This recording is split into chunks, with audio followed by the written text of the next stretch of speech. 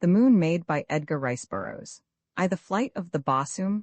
I had intended telling you my story of the days of the 22nd century, but it seems best, if you are to understand it, to tell first the story of my great-great-grandfather, who was born in the year 2000. I must have looked up at him quizzically, for he smiled and shook his head as one who is puzzled to find an explanation suited to the mental capacity of his auditor. My great-great-grandfather was, in reality, the great-great-grandson of my previous incarnation, which commenced in 1896. I married in 1916 at the age of 20. My son Julian was born in 1917. I never saw him. I was killed in France in 1918, on Armistice Day.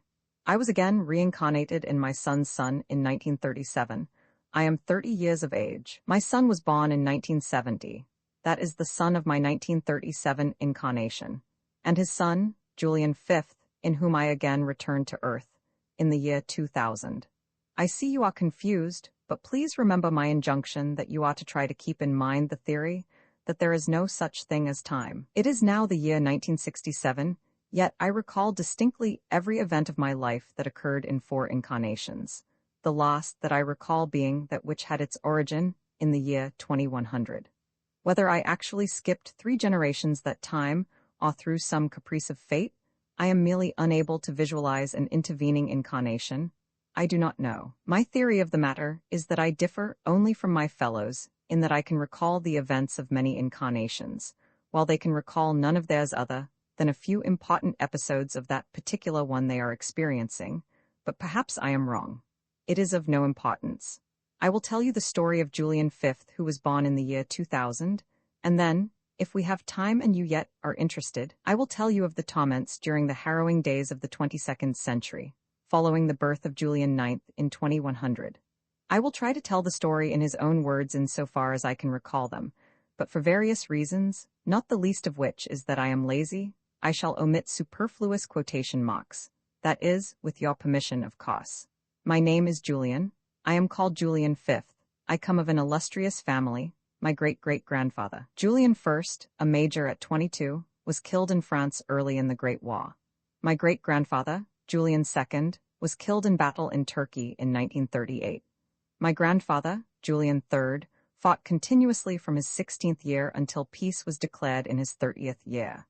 He died in 1992, and during the last 25 years of his life was an admiral of the air, being transferred at the close of the war to command of the International Peace Fleet, which patrolled and policed the world. He also was killed in line of duty, as was my father, who succeeded him in the service.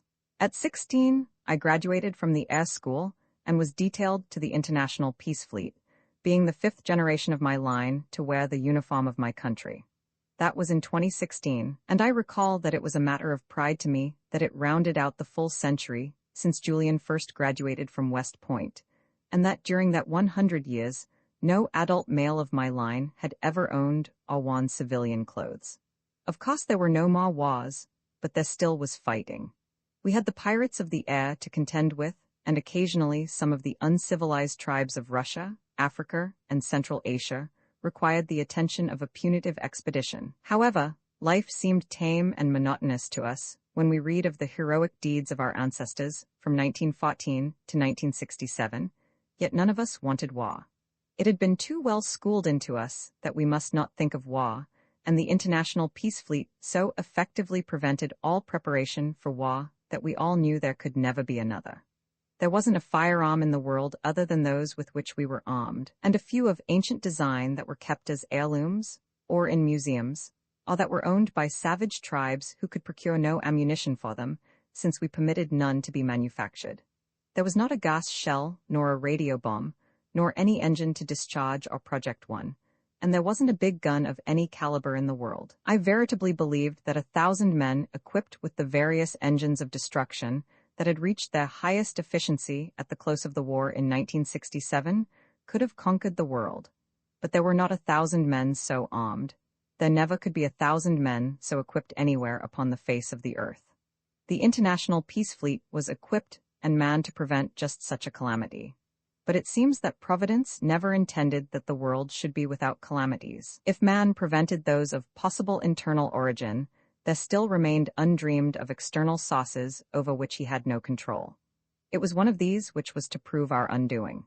Its seed was sown 33 years before I was born, upon that historic day, June 10th, 1967, that Earth received her first message from Mars, since which the two planets have remained in constant friendly communication, carrying on a commerce of reciprocal enlightenment. In some branches of the arts and sciences, the Martians, or Bosumians, as they call themselves, were far in advance of us, while in others, we had progressed more rapidly than they. Knowledge was thus freely exchanged to the advantage of both worlds. We learned of their history and customs, and they of ours, though they had for ages already known much more of us than we of them. Martian news held always a prominent place in our daily papers from the first. They helped us most, perhaps, in the fields of medicine and aeronautics, giving us in one, the marvelous healing lotions of Bosum, and in the other, knowledge of the eighth ray, which is more generally known on Earth as the Bosumian ray, which is now stored in the buoyancy tanks of every aircraft, and has made obsolete those ancient types of plane that depended upon momentum to keep them afloat.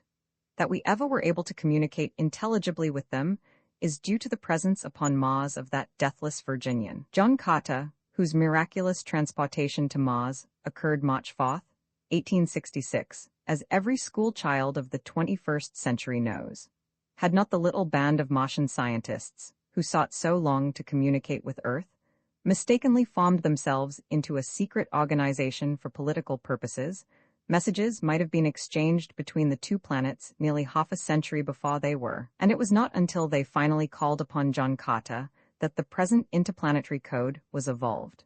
Almost from the first, the subject which engrossed us all the most was the possibility of an actual exchange of visits between Earthmen and Bosumians. Each planet hoped to be the first to achieve this, yet neither withheld any information that would aid the other in the consummation of the great fact. It was a generous and friendly rivalry, which about the time of my graduation from the air school seemed, in theory at least, to be almost ripe for successful consummation by one or the other. We had the eighth ray, the motors, the oxygenating devices, the insulating processes, everything to ensure the safe and certain transit of a specially designed aircraft to Mars, were Mars the only other inhabitant of space. But it was not, and it was the other planets and the sun that we feared. In 2015, Mars had dispatched a ship for Earth with a crew of 5 men provisioned for 10 years. It was hoped that with good luck, the trip might be made in something less than 5 years, as the craft had developed an actual trial speed of 1,000 miles per hour. At the time of my graduation, the ship was already off its course almost 1,000,000 miles and generally conceded to be hopelessly lost. Its crew, maintaining constant radio communication with both Earth and Mars, still hoped for success, but the best informed upon both worlds had given them up. We had had a ship about ready at the time of the sailing of the Martians, but the government at Washington had forbidden the venture when it became apparent that the Bosumian ship was doomed, a wise decision, since our vessel was no better equipped than theirs. Nearly 10 years elapsed before anything further was accomplished in the direction of assuring any greater hope of success for another interplanetary venture into space, and this was directly due to the discovery made by a former classmate of mine, Lieutenant Commander Orthies, one of the most brilliant men I have ever known, and at the same time one of the most unscrupulous, and to me at least, the most obnoxious. We had entered the air school together, he from New York and I from Illinois, and almost from the first day, we had seemed to discover a mutual antagonism that, upon his part at least, must have been considerably strengthened by numerous unfortunate occurrences during our 4 years beneath the same roof. In the first place, he was not popular with either the cadets, the instructors, or the officers of the school, while I was most fortunate in this respect. In those various fields of athletics in which he considered himself particularly expert, it was always I, unfortunately, who excelled him and kept him from major honors. In the classroom, he outshone us all. Even the instructors were amazed at the brilliancy of his intellect, and yet as we passed from grade to grade, I often topped him in the final examinations. I ranked him always as a cadet officer, and upon graduation, I took a higher grade among the new ensigns than he, a rank that had many years before been discontinued, but which had recently been revived. From then on I saw little of him, his services confining him principally to land service, while mine kept me almost constantly on the air in all parts of the world. Occasionally I heard of him, usually something unsavory. He had married a nice girl and abandoned her. There had been talk of an investigation of his accounts, and the last that there was a rumor that he was affiliated with a secret order that sought to overthrow the government. Some things I might believe of Eyes, but not this. And during these 9 years since graduation, as we had drifted apart in interests, so had the breach between us been widened by constantly increasing difference in rank. He was a lieutenant commander, and I a captain, when in 2024 he announced the discovery and isolation of the 8th solar ray, and within 2 months those of the Moon, Mercury, Venus, and Jupiter. The 8th Bosumian and the 8th earthly rays had already been isolated, and upon Earth the latter erroneously called by the name of the former. As discoveries were hailed upon 2 planets as the key to actual travel between the Earth and Bosum, since by means of these several rays the attraction of the Sun and the planets, with the exception of Saturn, Uranus, and Neptune, could be definitely overcome, and a ship steer a direct and unimpeded course through space to Mars. The effect of the pull of the 3 father planets was considered negligible, owing to their great distance from both Mars and Earth. Eyes wanted to equip a ship and start at once, but again, government intervened and forbade what it considered an unnecessary risk. Instead, Eyes was ordered to design a small radio-operated flyer, which would carry no one aboard, and which it was believed could be automatically operated for at least half the distance between the 2 planets. After his designs were completed, you may imagine his chagrin, and mine as well, when I was detailed to supervise construction. Yet I will say that Eyes hid his natural emotions well, and gave me perfect cooperation in the work we were compelled to undertake together, and which was as distasteful to me as to him. On my part, I made it as easy for him as I could, working with him rather than over him.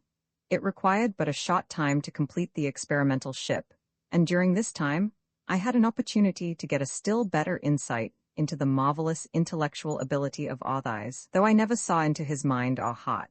It was late in 2024 that the ship was launched upon its strange voyage, and almost immediately, upon my recommendation, work was started upon the perfection of the larger ship that had been in course of construction in 2015 at the time that the loss of the Martian ship had discouraged our government in making any further attempt until the then seemingly insurmountable obstacles should have been overcome. Eyes was again my assistant, and with the means at our disposal, it was a matter of less than 8 months before the Bosum, as she was christened, was completely overhauled and thoroughly equipped for the interplanetary voyage.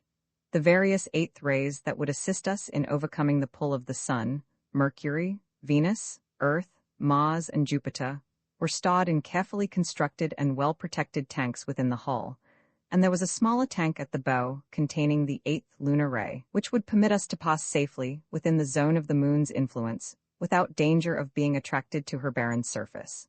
Messages from the original Martian ship had been received from time to time, and with diminishing strength for nearly 5 years after it had left Mars. Its commander in his heroic fight against the pull of the Sun had managed to fall within the grip of Jupiter, and was, when last heard from far out in the great void between that planet and Mars. During the past 4 years, the fate of the ship could be naught but conjecture. All that we could be certain of was that its unfortunate crew would never again return to Bosum. Our own experimental ship had been speeding upon its lonely way now for 8 months, and so accurate had Eyes' scientific deductions proven that the most delicate instrument could detect no slightest deviation from its prescribed course. It was then that Eyes began to importune the government to permit him to set out with the new craft that was now completed. The authorities held out, however, until the latter part of 2025 when, the experimental ship having been out a year and still showing no deviation from its course, they felt reasonably assured that the success of the venture was certain and that no useless risk of human life would be involved. The Bosum required 5 men properly to handle it, and as had been the custom through many centuries, when an undertaking of more than usual risk was to be attempted, volunteers were called for, with the result that fully half the personnel of the International Peace Fleet begged to be permitted to form the crew of 5. The government finally selected their men from the great number of volunteers, with the result that once more was I the innocent cause of disappointment and chagrin to Eyes, as I was placed in command, with Eyes, 2 lieutenants, and an ensign completing the roster. The Bosum was larger than the craft dispatched by the Martians, with the result that we were able to carry supplies for 15 years. We were equipped with more powerful motors, which would permit us to maintain an average speed of over 1,200 miles an hour, carrying in addition an engine recently developed by eyes which generated sufficient power from light to propel the craft at half speed in the event that our other engine should break down. None of us was married, eyes abandoned wife having recently died. Our estates were taken under trusteeship by the government. Our farewells were made at an elaborate ball at the White House on December 24, 2025, and on Christmas Day, we rose from the landing stage at which the Barsoom had been moored, and amid the blare of bands and the shouting of thousands of our fellow countrymen, we arose majestically into the blue. I shall not bore you with dry, technical descriptions of our motors and equipment. Suffice it to say that the former were of three types: those which propelled the ship through the air and those which propelled it through ether. The latter, of course, represented our most important equipment and consisted of powerful multiple exhaust separators which isolated the true Barsoomian eighth ray in great quantities, and by exhausting it rapidly earthward, propelled the vessel toward Mars. These separators were so designed that with equal facility they could isolate the earthly eighth ray, which would be necessary for our return voyage. The auxiliary engine, which I mentioned previously, and which was Arthi's latest invention, could be easily adjusted to isolate the eighth ray of any planet or satellite, or of the sun itself, thus ensuring us motive power in any part of the universe by the simple expedient of generating and exhausting the eighth ray of the nearest heavenly body. A fourth type of generator drew oxygen from the ether, while another emanated insulating rays, which ensured us a uniform temperature and external pressure at all times, their action being analogous to that of the atmosphere surrounding the Earth. Science had, therefore, permitted us to construct a little world, which moved at will through space, a little world inhabited by 5 souls. Had it not been for I's presence, I could have looked forward to a reasonably pleasurable voyage, for West and Jay were extremely likable fellows and sufficiently mature to be companionable, while young Naughton, the ensign, though but 17 years of age, endeared himself to all of us from the very start of the voyage by his pleasant manners, his consideration and his willingness in the performance of his duties. There were 3 staterooms aboard the Barsoom, one of which I occupied alone, while West and Arthi's had the second and Jay and Naughton the third. West and Jay were lieutenants and had been classmates at the air school. They would of course have preferred to room together, but could not unless I commanded it or Arthi's requested it. Not wishing to give Arthi's any grounds for offense, I hesitated to make the change, while Arthi's, never having thought a considerate thought or done a considerate deed in his life, could not, of course, have been expected to suggest it. We all messed together, West, Jay and Naughton taking turns at preparing the meals. Only in the actual operation of the ship were the lines of rank drawn strictly. Otherwise we associated as equals, nor would any other arrangement have been endurable upon such an undertaking, which required that we 5 be practically imprisoned together upon a small ship for a period of not less than 5 years. We had books and writing materials and games, and we were, of course, in constant radio communication with both Earth and Mars, receiving continuously the latest news from both planets. We listened to opera and oratory, and heard the music of 2 worlds, so that we were not lacking for entertainment. There was always a certain constraint in I's manner toward me, yet I must give him credit for behaving outwardly admirably. Unlike the others, we never exchanged pleasantries with one another, nor could I, knowing as I did that I's hated me, and feeling for him personally the contempt that I felt because of his character. Intellectually, he commanded my highest admiration, and upon intellectual grounds, we met without constraint or reserve, and many were the profitable discussions we had during the first days of what was to prove a very brief voyage. It was about the second day that I noticed with some surprise that I's was exhibiting a friendly interest in Naughton. It had never been I's way to make friends, but I saw that he and Naughton were much together, and that each seemed to derive a great deal of pleasure from the society of the other. Arthi's was a good talker. He knew his profession thoroughly, and was an inventor and scientist of high distinction. Naughton, though but a boy, was himself the possessor of a fine mind. He had been honor man in his graduating class, heading the list of ensigns for that year, and I could not help but notice that he was drinking in every word along scientific lines that I's vouchsafed. We had been out about 6 days when Eyes came to me and suggested that inasmuch as West and Jay had been classmates and chums, that they be permitted to room together, and that he had spoken to Naughton, who had said that he would be agreeable to the change, and would occupy West's bunk in Eyes' stateroom. I was very glad of this, for it now meant that my subordinates would be paired off in the most agreeable manner, and as long as they were contented, I knew that the voyage from that standpoint at least would be more successful.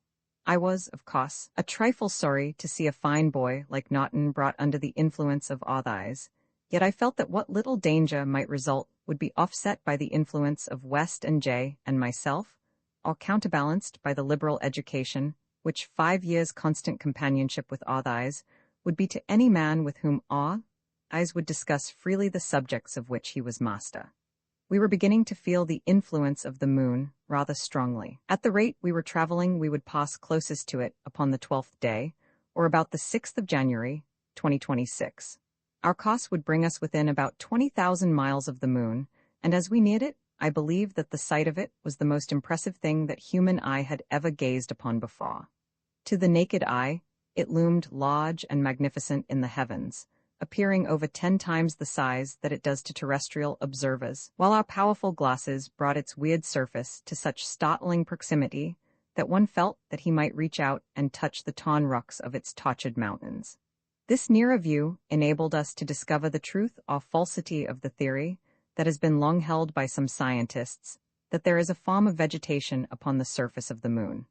Our eyes were first attracted by what appeared to be movement upon the surface of some of the valleys, and in the deeper ravines of the mountains. Naughton exclaimed that there were creatures there, moving about, but closer observation revealed the fact of the existence of a weird fungus-like vegetation, which grew so rapidly that we could clearly discern the phenomena. From the several days' observation which we had at close range, we came to the conclusion that the entire lifespan of this vegetation is encompassed in a single sidereal month. From the spore it developed in the short period of a trifle, over 27 days, into a mighty plant that is sometimes hundreds of feet in height. The branches are angular and grotesque, the leaves broad and thick, and in the plants which we discerned, the 7 primary colors were distinctly represented. As each portion of the moon passed slowly into shadow, the vegetation first drooped, then wilted, then crumbled to the ground, apparently disintegrating almost immediately into a fine, dust-like powder. At least insofar as our glasses revealed, it quite disappeared entirely. The movement which we discerned was purely that of rapid growth, as there is no wind upon the surface of the moon. Both Jay and Eyes were positive that they discerned some form of animal life, either insect or reptilian. These I did not myself see, though I did perceive many of the broad, flat leaves which seemed to have been partially eaten, which certainly strengthened the theory that there is other than vegetable life upon our satellite. I presume that one of the greatest thrills that we experienced in this adventure, that was to prove a veritable Pandora's box of thrills, was when we commenced to creep past the edge of the moon, and our eyes beheld for the first time that which no other human eyes had ever rested upon, portions of that 2/5 of the moon's surface which is invisible from the earth. We had looked with awe upon Mare Crisium and Lacus Somniarum, Cineus Rorus, Oceanus Procelarum, and the far great mountain ranges. We had viewed at close range the volcanoes of Apollonius, Secchi, Bada, Tycho, and their mates, but all these paled into insignificance as there unrolled before us the panorama of the vast unknown.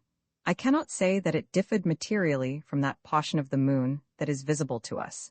It was merely the glamour of mystery which had surrounded it since the beginning of time that lent to it its thrill for us. Here we observed other great mountain ranges and wide undulating plains, towering volcanoes and mighty craters, and the same vegetation with which we were now become familiar. We were 2 days past the moon when our first trouble developed. Among our stores were 120 quarts of spirits per man, enough to allow us each a liberal 2 ounces per day for a period of 5 years. Each night, before dinner, we had drunk to the president in a cocktail which contained a single ounce of spirits, the idea being to conserve our supply in the event of our journey being unduly protracted, as well as to have enough in the event that it became desirable fittingly to celebrate any particular occasion. Toward the 3rd meal hour of the 13th day of the voyage, Eyes entered the mess room, noticeably under the influence of liquor. History narrates that under the regime of prohibition drunkenness was common, and that it grew to such proportions as to become a national menace. But with the repeal of the Prohibition Act, nearly 100 years ago, the habit of drinking to excess abated, so that it became a matter of disgrace for any man to show his liquor, and in the service it was considered as reprehensible as cowardice in action. There was therefore but one thing for me to do. I ordered Arthise to his quarters. He was drunker than I had thought him, and he turned upon me like a tiger. "You damned cur," he cried. "All my life you have stolen everything from me. The fruits of all my efforts you have garnered by chicanery and trickery, and even now, were we to reach Mars, it is you who would be lauded as the hero, not I whose labor and intellect have made possible this achievement. But by God, we will not reach Mars. Not again shall you profit by my efforts. You have gone too far this time, and now you dare to order me about like a dog and an inferior, I, whose brains have made you what you are." I held my temper, for I saw that the man was unaccountable for his words. "Go to your quarters, Arthise." I repeated my command. "I will talk with you again in the morning." Weston J. and Naughton were present. They seemed momentarily paralyzed by the man's condition and gross insubordination. Naughton, however, was the first to recover. Jumping quickly to Arthise's side, he laid his hand upon his arm. "Come, sir," he said, and to my surprise, Arthise accompanied him quietly to their stateroom. During the voyage, we had continued the fallacy of night and day, gauging them merely by our chronometers, since we moved always through utter darkness, surrounded only by a tiny nebula of light, produced by the sun's rays impinging upon the radiation from our insulating generator. Before breakfast, therefore, on the following morning, I sent for Arthise to come to my stateroom. He entered with a truculent swagger, and his first words indicated that if he had not continued drinking, he had at least been moved to no regrets for his unwarranted attack of the previous evening. "Well," he said, "what in hell are you going to do about it?" "I cannot understand your attitude, Arthise," I told him. "I have never intentionally injured you. When orders from government threw us together, I was as much chagrined as you. Association with you is as distasteful to me as it is to you. I merely did as you did, obeyed orders. I have no desire to rob you of anything, but that is not the question now. You have been guilty of gross insubordination and of drunkenness. I can prevent a repetition of the latter by confiscating your liquor and keeping it from you during the balance of the voyage, and an apology from you will atone for the former. I shall give you 24 hours to reach a decision. If you do not see fit to avail yourself of my clemency, Arthise, you will travel to Mars and back again in irons. Your decision now and your behavior during the balance of the voyage will decide your fate upon our return to Earth. And I tell you, Arthise, that if I possibly can do so, I shall use the authority which is mine upon this expedition and expunge from the log the record of your transgressions last night and this morning. Now go to your quarters. Your meals will be served there for 24 hours, and at the end of that time, I shall receive your decision. Meanwhile, your liquor will be taken from you." He gave me an ugly look, turned upon his heel, and left my stateroom. Naughton was on watch that night. We were 2 days past the moon. West, Jay, and I were asleep in our staterooms, when suddenly Naughton entered mine and shook me violently by the shoulder. "My God, Captain," he cried. "Come quick. Commander Arthise is destroying the engines." I leaped to my feet and followed Naughton amidships to the engine room, calling to West and Jay as I passed their stateroom. Through the bull's-eye in the engine room door, which he had locked, we could see Arthise working over the auxiliary generator which was to have proven our salvation in an emergency, since by means of it we could overcome the pull of any planet into the sphere of whose influence we might be carried. I breathed a sigh of relief as my eyes noted that the main battery of engines was functioning properly, since, as a matter of fact, we had not expected to have to rely at all upon the auxiliary generator, having stored sufficient quantities of the eighth ray of the various heavenly bodies by which we might be influenced, to carry us safely throughout the entire extent of the long voyage. West and Jay had joined us by this time, and I now called to Arthise, commanding him to open the door. He did something more to the generator and then arose, crossed the engine room directly to the door, unbolted it, and threw the door open. His hair was disheveled, his face drawn, his eyes shining with a peculiar light, but withal his expression denoted a drunken elation that I did not at the moment understand. "What have you been doing here, Arthise?" I demanded. "You are under arrest and supposed to be in your quarters." "You'll see what I've been doing," he replied truculently. "And it's done, it's done. It can't ever be undone. I've seen to that." I grabbed him roughly by the shoulder. "What do you mean?" Tell me what you have done, or by God I will kill you with my own hands. For I knew, not only from his words but from his expression, that he had accomplished something which he considered very terrible. The man was a coward and he quailed under my grasp. You wouldn't dare to kill me, he cried, and it don't make any difference for we'll all be dead in a few hours. Go and look at your damned compass. The Calcar city now, indeed.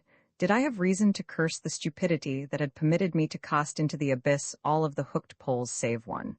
Since even this one was now lost to me, and I was utterly without means of escape from the tunnel. As the fellow approached me at a rapid run, I hurled my lance, but being unaccustomed to the weapon, I missed, and then he was upon me, dropping his own lance as he leaped for me, for it was evidently his desire to take me alive and unharmed. I thought that I was going to have him now, for I believed that I was more than a match for him, but there are tricks in every method of attack, and this Luna warrior was evidently well schooled in his own methods of offense.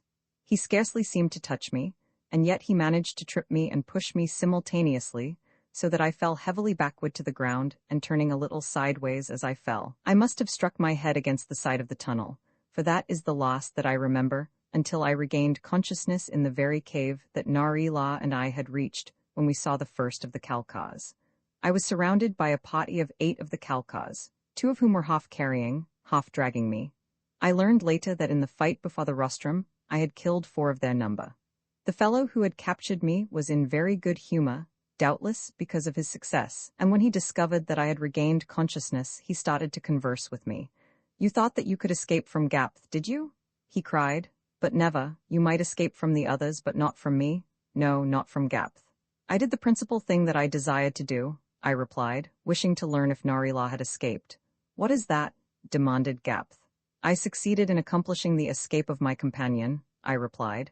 He made a wry face at that. If Gapth had been there a moment earlier she would not have escaped either, he said, and by that I knew that she had escaped, unless she had fallen back into the crater, and I was amply repaid for my own capture if it had won freedom for Nari-La. Although I did not escape this time, I said, I shall next time. He laughed a nasty laugh.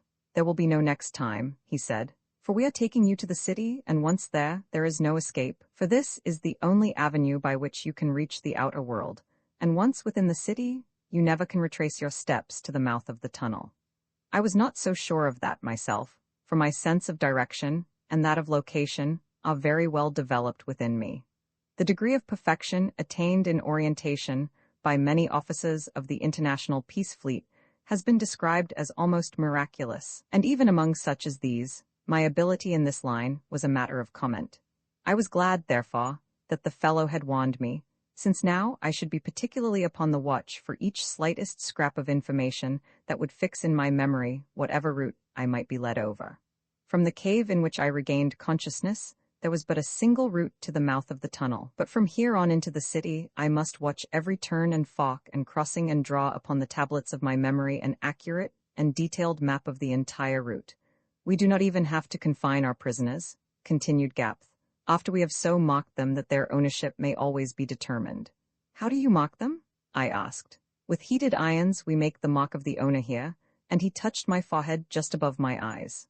Pleasant, I thought to myself, and then aloud. Shall I belong to you? I do not know, he replied, but you will belong to whomever the 24 allot you. We moved on after we left the cave for a considerable period of time in silence.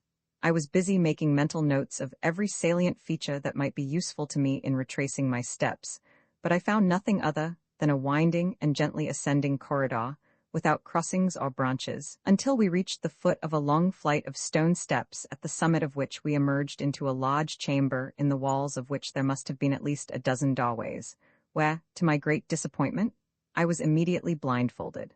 They whirled me around then, but evidently it was done perfunctorily, since it was exactly one full turn, and I was halted in my tracks facing precisely in the same direction that I had been before. This I was positive of, for our powers of orientation are often tested in this way in the air service. Then they marched me straight forward across the room, through a doorway directly opposite that at which I had entered the chamber. I could tell, when we left the larger chamber and entered the corridor, from the different sound which our footsteps made. We advanced along this corridor 97 paces, when we turned abruptly to the right, and at the end of 33 paces emerged into another chamber. As I could easily tell again from the sound of our footsteps, the instant we crossed the threshold.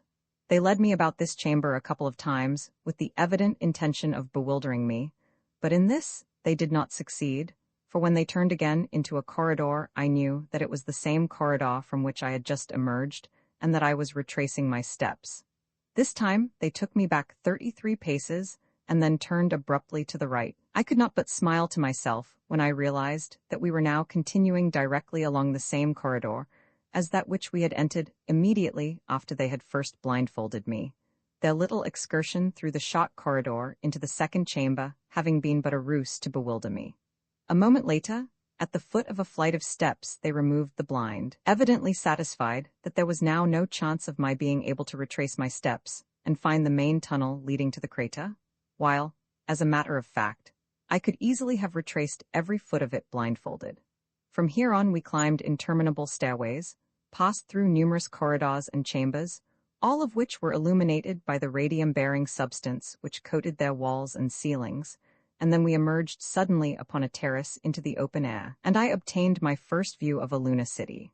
It was built around a crater, and the buildings were terraced back from the rim, the terraces being generally devoted to the raising of garden truck and the principal fruit-bearing trees and shrubs.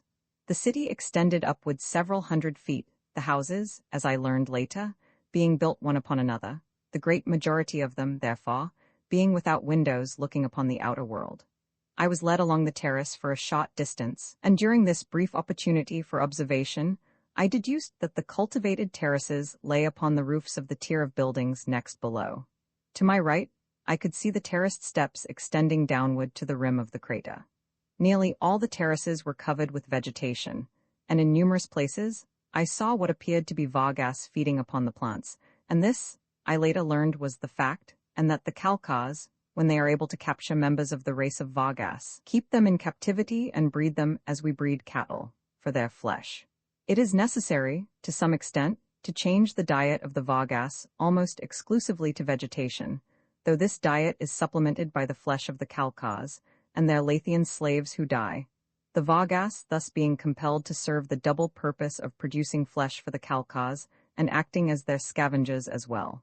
Upon my left were the faces of buildings, uniformly 2 stories in height, with an occasional slender tower rising 15, 20, or sometimes as high as 30 feet from the terraced roofs above. It was into one of these buildings that my captors led me after we had proceeded a short distance along the terrace, and I found myself in a large apartment in which were a number of male Kalkas, and at a desk facing the entrance a large, entirely bald man who appeared to be of considerable age. To this person I was led by Gapth, who narrated my capture and the escape of Narila. The fellow before whom I had been brought questioned me briefly.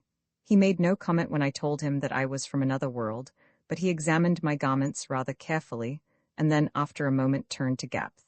"We will hold him for questioning by the 24," he said. "If he is not of Varna, he is neither Kalka nor Lathian, and consequently he must be flesh of a lower order, and therefore may be eaten." He paused a moment and fell to examining a large book, which seemed to be filled with plans upon which strange hieroglyphics appeared. He turned over several leaves, and finally coming evidently to the page he sought, he ran a forefinger slowly over it until it came to rest near the center of the plat. "You may confine him here," he said to Gapth, "in chamber 8 of the 24th section, at the 7th elevation, and you will produce him upon orders from the 24 when next they meet." And then to me, "It is impossible for you to escape from the city, but if you attempt it, it may be difficult for us to find you again immediately, and when we do you will be tortured to death as an example to other slaves. Go." I went, following Gapth and the others who had conducted me to the presence of this creature. They led me back into the very corridor from which we had emerged upon the terrace, and then straight into the heart of that amazing pile for fully half a mile, where they shoved me roughly into an apartment at the right of the corridor, with the admonition that I stay there until I was wanted. I found myself in a dimly lighted, rectangular room, the air of which was very poor, and at the first glance I discovered that I was not alone, for upon a bench against the opposite wall sat a man. He looked up as I entered, and I saw that his features were very fine and that he had black hair like Narila. He looked at me for a moment with a puzzled expression in his eyes, and then he addressed me. "You, too, are a slave?" he asked. "I am not a slave," I replied. "I am a prisoner." "It is all the same," he said. "But from whence come you?" I have never seen y'all like before in Vana. I do not come from Vana, I replied, and then I briefly explained my origin and how I came to be in his world. He did not understand me, I am sure, for though he seemed to be, and really was, highly intelligent, he could not conceive of any condition concerning which he had had no experience, and in this way he did not differ materially from intelligent and highly educated earthmen. And you, I asked at length, you are not a Kalka, from whence come you? I am from Lathe, he replied. I fell outside the city and was captured by one of their hunting parties. Why all this enmity, I asked, between the men of Lathe and the Kalkas? Who are the Kalkas, anyway? You are not of Vana, he said, that I can see, or you would not ask these questions. The Kalkas derive their name from a corruption of a word meaning the thinkers. Ages ago we were one race, a prosperous people living at peace with all the world of Vana. The Vagas we bred for flesh, as we do today within our own city of Lathe, and as the Kalkas do within their city. Our cities, towns, and villages covered the slopes of the mountains and stretched downward to the sea. No Connor of the three oceans but knew our ships, and our cities were joined together by a network of routes along which passed electrically driven trains. He did not use the word trains, but an expression which might be liberally translated as ships of the land, while other great carriers flew through the air. Our means of communication between distant points were simplified by science through the use of electrical energy, with the result that those who lived in one part of Vana could talk with those who lived in any other part of Vana, though it were to the remotest ends of the world. There were 10 great divisions, each ruled by its Jemadar, and each division vied with all the others in the service which it rendered to its people. There were those who held high positions and those who held low. There were those who were rich and those who were poor, but the favors of the state were distributed equally among them, and the children of the poor had the same opportunities for education as the children of the rich, and there it was that our troubles first started. There is a saying among us that no learning is better than a little, and I can well believe this true when I consider the history of my world, where, as the masses became a little educated, there developed among them a small coterie that commenced to find fault with everyone who had achieved greater learning or greater power than they. Finally, they organized themselves into a secret society called the Thinkers, but known more accurately to the rest of Vanar as those who thought that they thought. It is a long story, for it covers a great period of time, but the result was that, slowly at first, and later rapidly, the Thinkers, who did more talking than thinking, filled the people with dissatisfaction, until at last they arose and took over the government and commerce of the entire world. The Jemadars were overthrown, and the ruling class driven from power, the majority of them being murdered, though some managed to escape, and it was these, my ancestors, who founded the city of Lathe. It is believed that there are other similar cities in remote parts of Vanar, inhabited by the descendants of the Jemadar and noble classes, but Lathe is the only one of which we have knowledge. The Thinkers would not work, and the result was that both government and commerce fell into rapid decay. They not only had neither the training nor the intelligence to develop new things, but they could not carry out the old that had been developed for them. The arts and sciences languished and died with commerce and government, and Vana fell back into barbarism. The Vagas saw their chance and threw off the yoke that had held them through countless ages. As the Kalkas had driven the noble class into the lofty mountains, so the Vagas drove the Kalkas. Practically every vestige of the ancient culture and commercial advancement of Vana has been wiped from the face of the world. The Lathians have held their own for many centuries, but their numbers have not increased. Many generations elapsed before the Lathians found sanctuary in the city of Lathe, and during that period they, too, lost all touch with the science and advancement and the culture of the past. Nor was there any way in which to rebuild what the Kalkas had torn down, since they had destroyed every written record and every book in every library in Vana, and so occupied are both races in eking out a precarious existence that there is little likelihood that there will ever again be any advancement made along these lines. It is beyond the intellectual powers of the Kalkas, and the Lathians are too weak numerically to accomplish aught. It does look hopeless, I said, almost as hopeless as our situation. There is no escape, I imagine, from this Kalka city, is there? No, he said. None whatever. There is only one avenue, and we are so confused when we are brought into the city that it would be impossible for us to find our way out again through this labyrinth of corridors and chambers. And if we did win our way to the outer world, we would be as bad off, I presume, for we could never find Lathe, and sooner or later would be recaptured by the Kalkas or taken by the Vargas. Am I not right?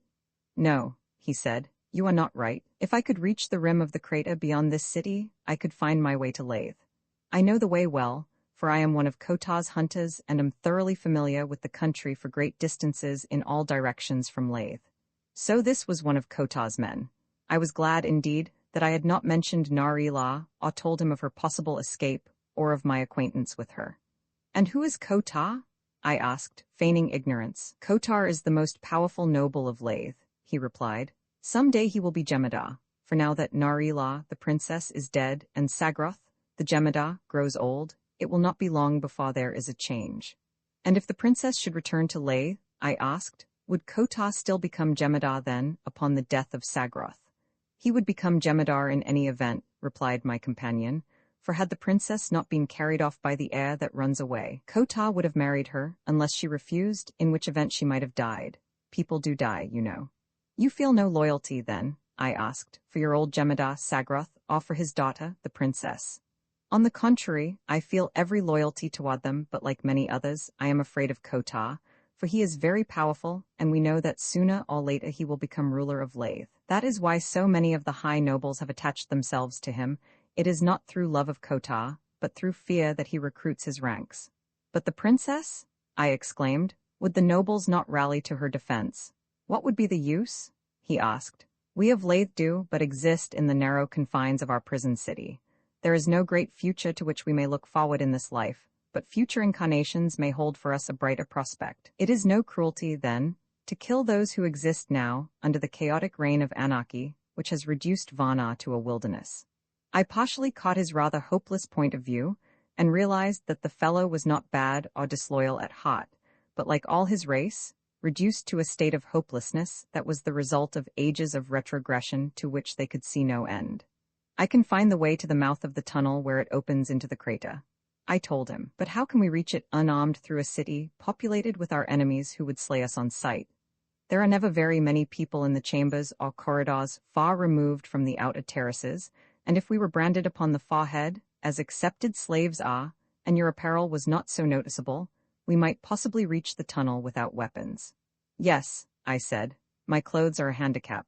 They would immediately call attention to us, yet it is worth risking, for I know that I can find my way back to the crater, and I should rather die than remain a slave of the Kalkas. The truth of the matter was that I was not prompted so much by abhorrence of the fate that seemed in store for me, as by a desire to learn if Nari-La had escaped.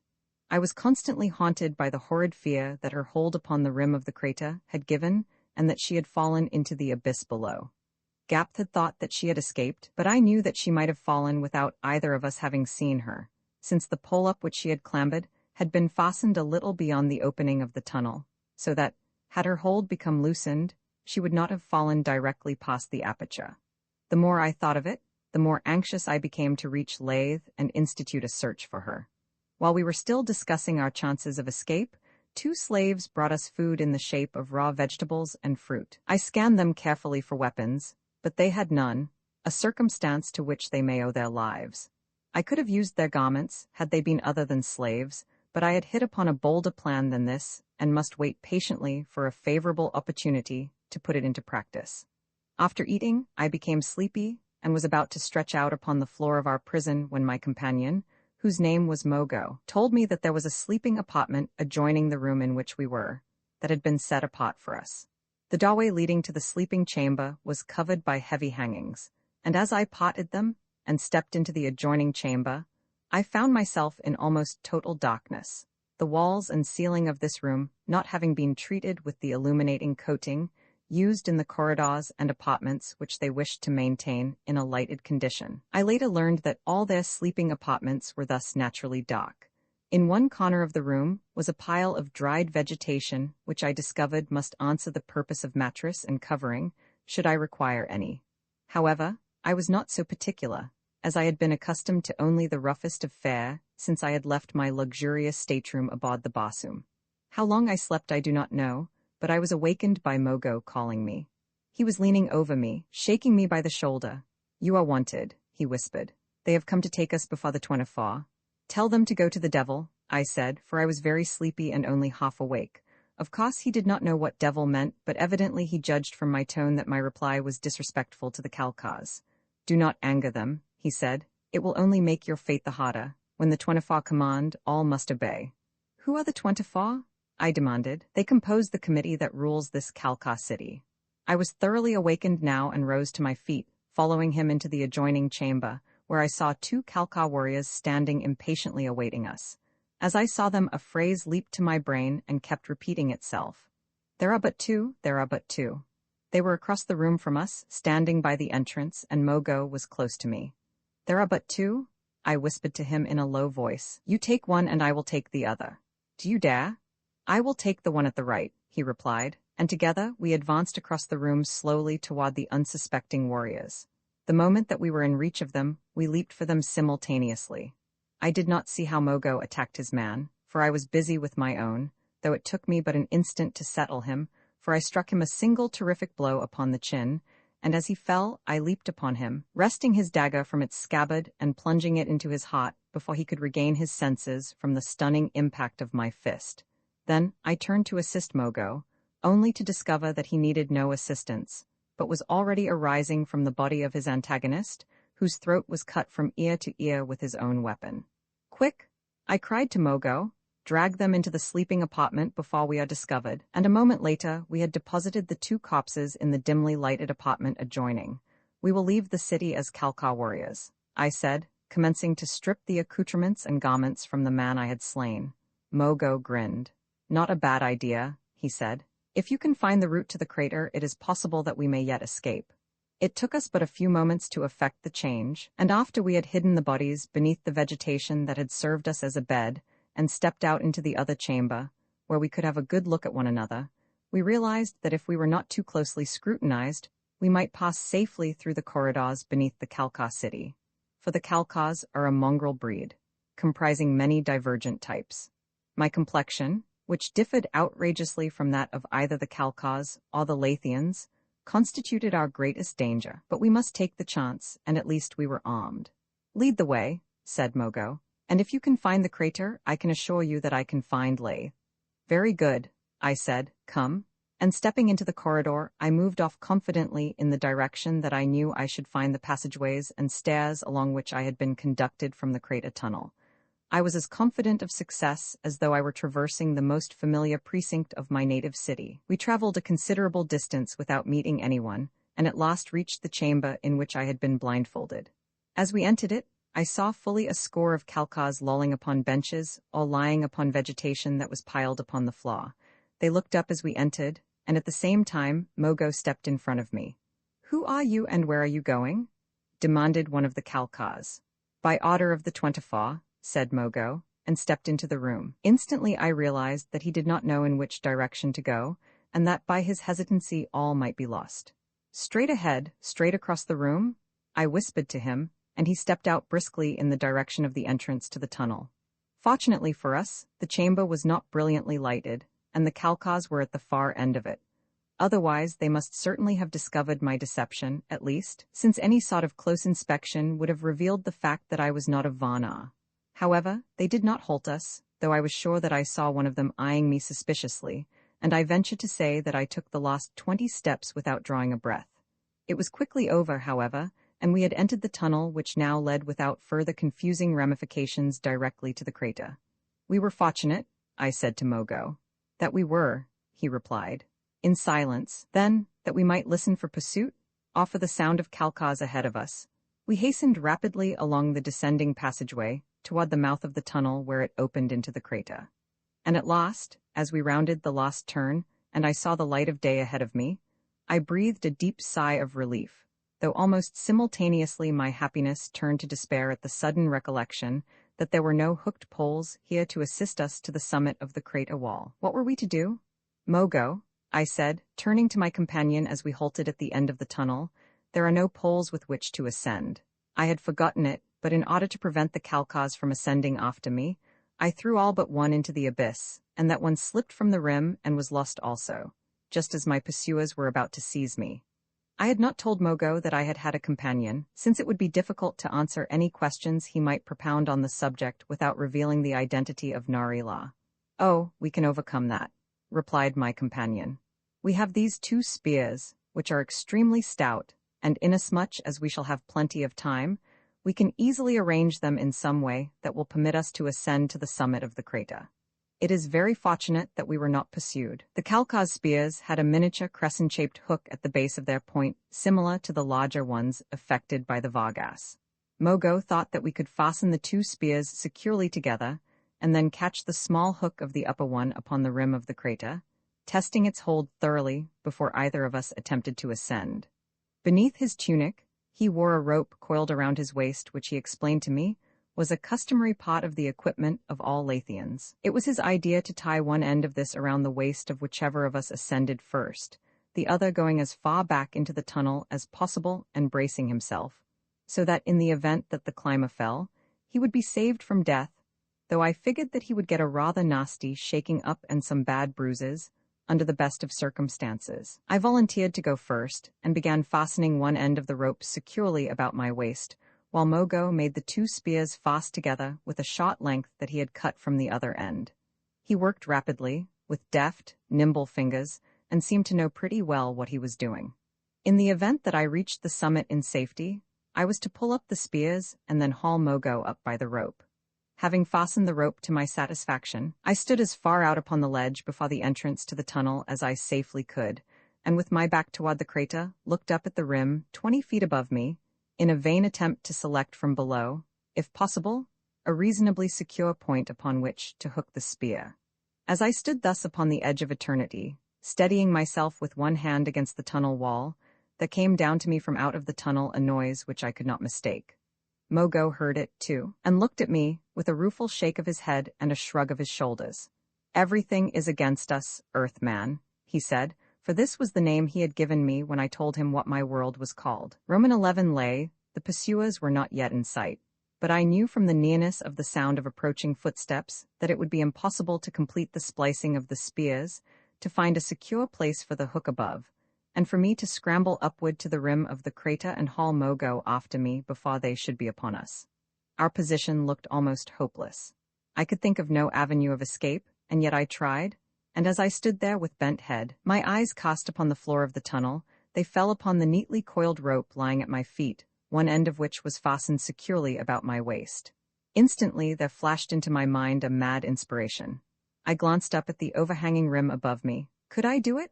There was a chance. The lesser gravity of the moon placed the thing within the realm of possibility, and yet by all earthly standards it was impossible.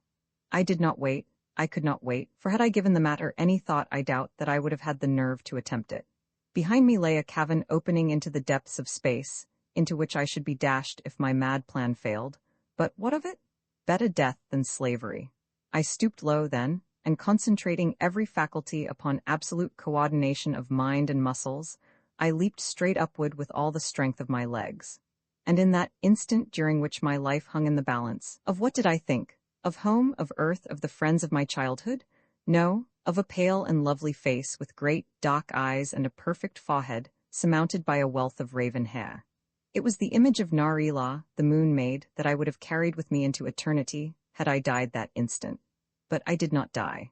My leap carried me above the rim of the crater, where I lunged forward and fell sprawling, my arms and upper body upon the surface of the ground. Instantly I turned about and lying upon my belly, seized the rope in both hands. "Quick, Mogo," I cried to my companion below, "make the rope fast about you, keep hold of the spears and I will drag you up."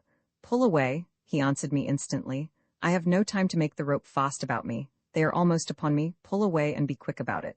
I did as he bade, and a moment later his hands grasped the rim of the crater, and with my assistance he gained the top, dragging the spears after him.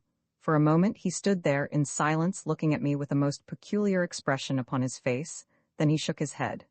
"I do not understand yet," he said, "how you did it, but it was very wonderful." "I scarcely expected to accomplish it in safety myself," I replied, "but anything is better than slavery." From below us came the voices of the Kalkaz in angry altercation. Mogo picked up a fragment of rock and, leaning over the edge of the crater, threw it down among them. "I got one," he said, turning to me with a laugh. "He tumbled off into nothing. They hate that. They believe that there is no reincarnation for those who fall into a crater." "Do you think that they will try to follow us?" I asked. No, he said, they will be afraid to use their hooked poles here for a long time, lest we should be in the neighborhood and shove them off into the crater. I will drop another rock down if any of them are in sight, and then we will go upon our way. I do not fear them here in the hills anyway. There is always plenty of broken stone upon the level places, and we of Lathe are trained to use it most effectively. Almost as far as I can throw, I can score a hit. The Kalkas had withdrawn into the tunnel, so Mogo lost his opportunity to dispatch another, and presently turned away from the crater and set out into the mountains, I following close behind. I can assure you that I felt much better, now that I was armed with a spear and a knife, and as we walked I practiced casting stones, at Mogo's suggestion and under his instruction, until I became rather proficient in the art. I shall not weary you with a narration of our journey to Lathe. How long it took, I do not know. It may have consumed a day, a week, or a month, for time seemed quite a meaningless term in Varna, but at length, after clambering laboriously from the bottom of a deep gorge, we stood upon the edge of a rolling plateau, and at some little distance beheld what at first appeared to be a cone-shaped mountain, rising fully a mile into the air above the surface of the plateau. There, cried Mogo, is Lathe. The crater where lies the entrance to the tunnel leading to the city is beyond it. As we approached the city, the base of which we must skirt in order to reach the crater beyond, I was able to obtain a better idea of the dimensions and methods of construction of this great interior lunar city, the base of which was roughly circular, and about 6 miles in diameter, ranging from a few hundred to 1,000 feet above the level of the plateau. The base of the city appeared to be the outer wall of an ancient, extinct volcano, the entire summit of which had been blown off during some terrific eruption of a bygone age. Upon this base, the ancient Lathians had commenced the construction of their city, the houses of which rose one upon another, as did those of the Kalka city from which we had just escaped. The great age of Lathe was attested by the tremendous height to which these superimposed buildings had arisen, the loftiest wall of Lathe now rising fully a mile above the floor of the plateau. Narrow terraces encircled the periphery of the towering city, and as we approached more closely, I saw doors and windows opening upon the terraces and figures moving to and fro, the whole resembling closely an enormous hive of bees. When we had reached a point near the base of the city, I saw that we had been discovered, for directly above us there were people at various points who were unquestionably looking down at us and commenting upon us. They have seen us from above, I said to Mogo. Why don't you hail them? They take us for Kalkas, he replied. It is easier for us to enter the city by way of the tunnel, where I shall have no difficulty in establishing my identity. If they think we are Kalkas, I said, will they not attack us? No, he replied. Kalkas often pass Lathe. If they do not try to enter the city, we do not molest them. Your people fear them then? I asked. It practically amounts to that, he replied. They greatly outnumber us, perhaps 1,000 to 1, and as they are without justice, mercy, or honor, we try not to antagonize them unnecessarily. We came at length to the mouth of the crater, and here Mogo looped his rope about the base of a small tree growing close to the rim, and slipped down to the opening of the tunnel directly beneath. I followed his example, and when I was beside him, Mogo pulled the rope in, coiled it about his waist, and we set off along the passageway leading toward Lathe. After my long series of adventures with unfriendly people in Varna, I had somewhat the sensation of one returning home after a long absence, for Mogo had assured me that the people of Lathe would receive me well and that I should be treated as a friend. He even assured me that he would procure for me a good berth in the service of Kota. My greatest regret now was for Narila, and that she was not my companion, instead of Mogo. I was quite sure that she was lost, for had she escaped, falling back into the crater outside the Kalka city, I doubted that she could successfully have found her way to Lathe. My heart had been heavy since we had been separated, and I had come to realize that the friendship of this little moon maid had meant a great deal more to me than I had thought. I could scarcely think of her now without a lump coming into my throat, for it seemed cruel, indeed, that one so young and lovely should have met so untimely an end. The distance between the crater and the city of Lathe is not great, and presently we came directly out upon the lower terrace within the city. This terrace is at the very rim of the crater around which Lathe is built, and here we ran directly into the arms of a force of about 50 warriors. Mogo emerged from the tunnel with his spear grasped in both hands high above his head, the point toward the rear, and I likewise, since he had cautioned me to do so. So surprised were the warriors to see any creatures emerge from this tunnel, which had been so long disused, that we were likely to have been slain before they realized that we had come before them with the signal of peace. The guard that is maintained at the inner opening of the tunnel is considered by the Lathians as more or less of an honorary assignment, the duties of which are performed perfunctorily. "What are you here, Calcars?" exclaimed the commander of the guard. "We are not Calcars," replied my companion. "I am Mogo the Paladar, and this be my friend.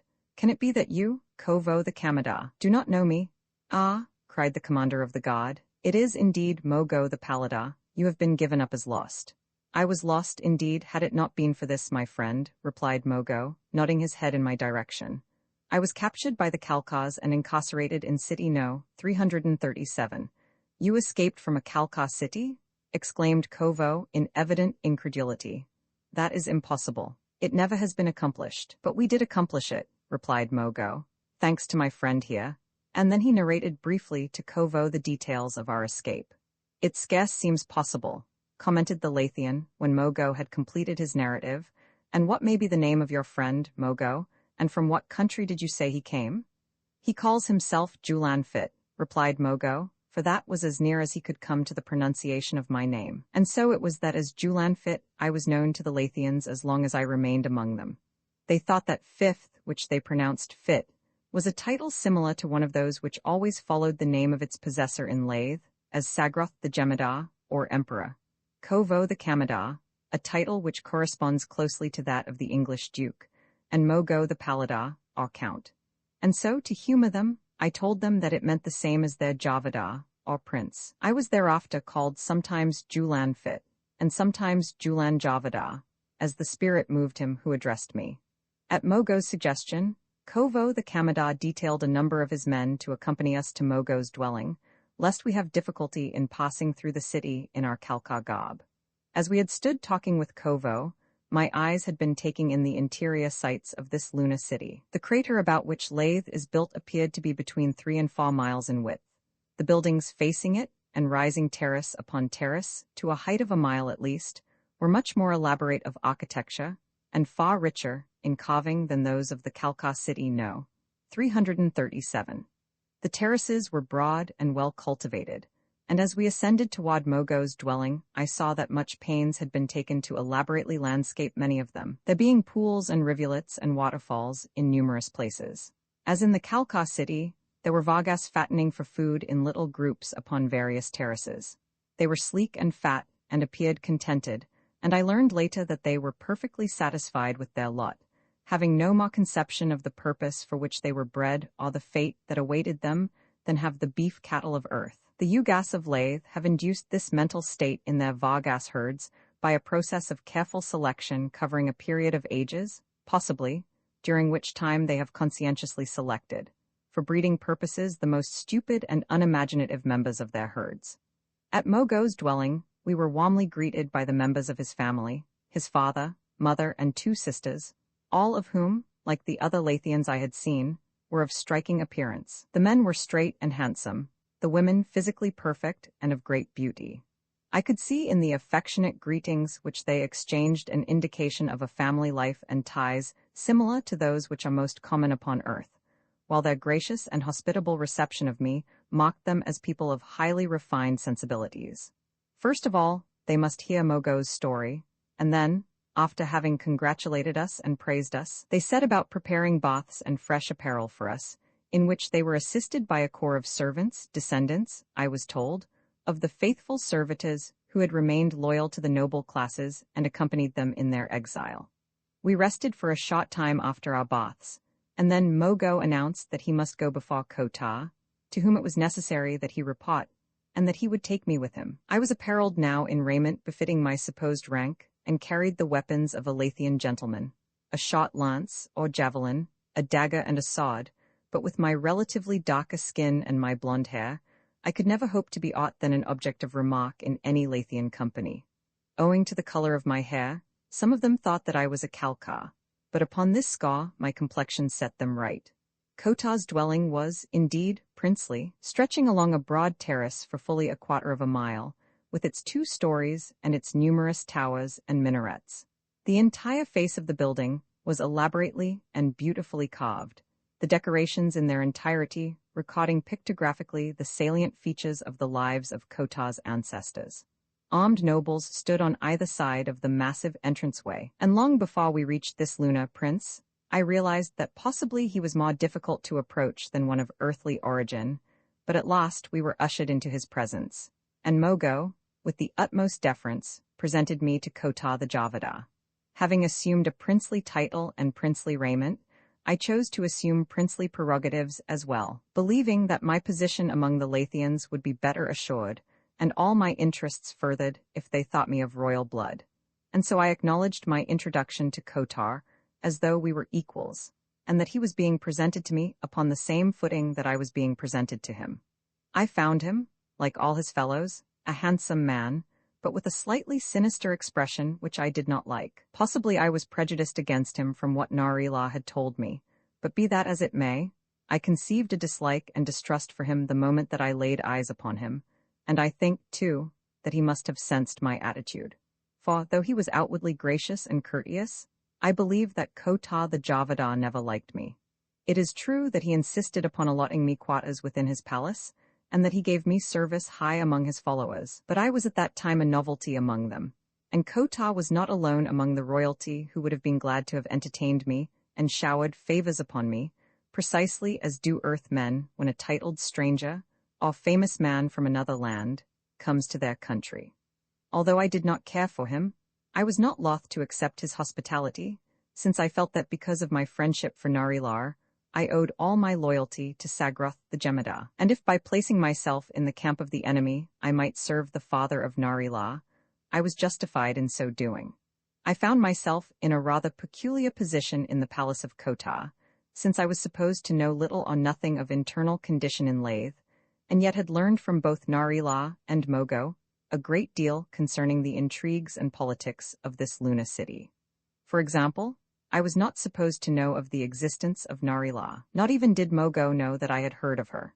And so until her name was mentioned, I could ask no questions concerning her, though I was anxious indeed to discover if, by any miracle of chance, she had returned in safety to Lathe, or if aught had been learned concerning her fate. Kota held me in conversation for a considerable period of time, asking many questions concerning Earth and my voyage from that planet to the moon. I knew that he was skeptical, and yet he was a man of such intelligence as to realize that there must be something in the universe beyond his understanding or his knowledge. His eyes told him that I was not a native of Vana, and his ears must have corroborated the testimony of his eyes, for try as I would, I never was able to master the Vanahan language so that I could pass for a native. At the close of our interview, Kotar announced that Mogo would also remain in quarters in the palace, suggesting that if it was agreeable to me, my companion should share my apartments with me. Nothing would give me greater pleasure, Kota the Javada, I said, than to have my good friend, Mogo the Palada, always with me. Excellent, exclaimed Kota. You must both be fatigued. Go, therefore, to your apartments and rest. Presently I will repair to the palace of the Jemada with my cot, and you will be notified in sufficient time to prepare yourselves to accompany me. The audience was at an end, and we were led by nobles of Kota's palace to our apartments, which lay upon the second floor in pleasant rooms overlooking the terraces down to the brink of the great, yawning crater below. Until I threw myself upon the soft mattress that served as a bed for me, I had not realized how physically exhausted I had been. Scarcely had I permitted myself to relax in the luxurious ease which precedes sleep ere I was plunged into profound slumber, which must have endured for a considerable time, since when I awoke, I was completely refreshed. Mogo was already up and in the bath, a marble affair fed by a continuous supply of icy water, which originated among the ice-clad peaks of the higher mountains behind Lathe.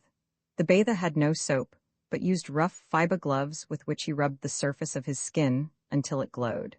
These baths rather took one's breath away, but amply repaid for the shock by the sensation of exhilaration and well-being which resulted from them. In addition to private baths in each dwelling, each terrace supported a public bath, in which men, women, and children disported themselves, recalling to my mind the ancient Roman baths which earthly history records. The baths of the Jemada, which I was later to see in the palace of Sagroth, were marvels of beauty and luxury. Here, when the emperor entertains, his guests amuse themselves by swimming and diving, which, from what I have been able to judge, are the national sports of the Lathians. The Khalkhas care less for the water, while the Vargas only enter it through necessity. I followed Mogo in the bath, in which my first sensation was that I was freezing to death. While we were dressing, a messenger from Kota summoned us to his presence, with instructions that we were to be prepared to accompany him to the palace of Sagroth, the Jemadar. Roman 12 Kota threatens the princess. The palace of the emperor stands, a magnificent pile, upon the loftiest terrace of Lathe, extending completely around the enormous crater. There are but 3 avenues leading to it from the terraces below, 3 magnificent stairways, each of which may be closed by enormous gates of stone, apparently wrought from huge slabs and intricately chiseled into marvelous designs, so that at a distance they present the appearance of magnificent lacework. Each gate is guarded by a company of 50 warriors, their tunics bearing the imperial design in a large circle over the left breast. The ceremony of our entrance to the imperial terrace was most gorgeous and impressive. Huge drums and trumpets blared forth a challenge as we reached the foot of the stairway which we were to ascend to the palace. High dignitaries in gorgeous trappings came down the steps to meet us, as if to formally examine the credentials of Kota and give official sanction to his entrance. We were then conducted through the gateway, across a broad terrace, beautifully landscaped and ornamented by statuary that was most evidently the work of finished artists. These works of art comprised both life-size and heroic figures of individuals and groups, and represented for the most part historic or legendary figures and events of the remote past, though there were also likenesses of all the rulers of Lathe, up to and including Sagroth, the present Jemadar. Upon entering the palace, we were led to a banquet hall, where we were served with food, evidently purely in accordance with ancient court ceremonial, since there was little to eat and the guests barely tasted of that which was presented to them. This ceremony consumed but a few minutes of earth time, following which we were conducted through spacious hallways to the throne room of the Jemadar, an apartment of great beauty and considerable size. Its decorations and lines were simple, almost to severity, yet suggesting regal dignity and magnificence. Upon a dais at the far end of the room were 3 thrones, that in the center being occupied by a man whom I knew at once to be Sagroth, while upon either side sat a woman. Kotar advanced and made his obeisance before his ruler, and after the exchange of a few words between them, Kotar returned and conducted me to the foot of Sagroth's throne. I had been instructed that it was in accordance with court etiquette that I keep my eyes upon the ground until I had been presented and Sagroth had spoken to me, and that then I should be introduced to the Gemadav, or Empress, when I might raise my eyes to her, also, and afterward to the occupant of the 3rd throne when I should be formally presented to her. Sagroth spoke most graciously to me, and as I raised my eyes, I saw before me a man of great size and evident strength of character. He was by far the most regal-appearing individual my eyes had ever rested upon, while his low, well-modulated, yet powerful voice accentuated the majesty of his mien. It was he who presented me to his Gemadav, whom I discovered to be a creature fully as regal in appearance as her imperial mate, and although doubtless well past middle age, still possessing remarkable beauty, in which was to be plainly noted Narilah's resemblance to her mother. Again, I lowered my eyes as Sagroth presented me to the occupant of the 3rd throne. Julan the Javada, he repeated the formal words of the presentation, raise your eyes to the daughter of Lathe, Narilah the Nonova. As my eyes, filled doubtless with surprise and incredulity, shot to the face of Narilah, I was almost upon the verge of an exclamation of the joy and happiness which I felt in seeing her again, and in knowing that she was safely returned to her parents and her city once more. But as my eyes met hers, the exuberance of my spirit was as effectually and quickly checked by her cold glance and haughty mien as if I had received a blow in the face. There was no hint of recognition in Narilah's expression. She nodded coldly in acknowledgement of the presentation, and then let her eyes pass above my head toward the opposite end of the throne room. My pride was hurt, and I was angry, but I would not let her see how badly I was hurt. I have always prided myself upon my control, and so I know that then I hid my emotion and turned once more to Sagroth, as though I had received from his daughter the Nonova precisely the favor that I had a right to expect. If the Jemadar had noticed aught peculiar in either Narilah's manner or mine, he gave no hint of it. He spoke again graciously to me, and then dismissed me, with the remark that we should meet again later. Having withdrawn from the throne room, Kotar informed me that following the audience I should have an opportunity to meet Sagroth less formally, since he had commanded that I remain in the palace as his guest during the meal which followed. "It is a mark of distinction," said Kotar, "but remember, Julan the Javadar, that you have accepted the friendship of Kotar and are his ally." "Do not embroil me in the political intrigues of Lathe," I replied. "I am a stranger, with no interest in the internal affairs of your country, for the reason that I have no knowledge of them." "One is either a friend or an enemy," replied Kotar. "I am not sufficiently well acquainted to be accounted either," I told him. "Nor shall I choose my friends in Lathe until I am better acquainted, nor shall another choose them for me." "You are a stranger here," said Kotar. "I speak in your best interests only.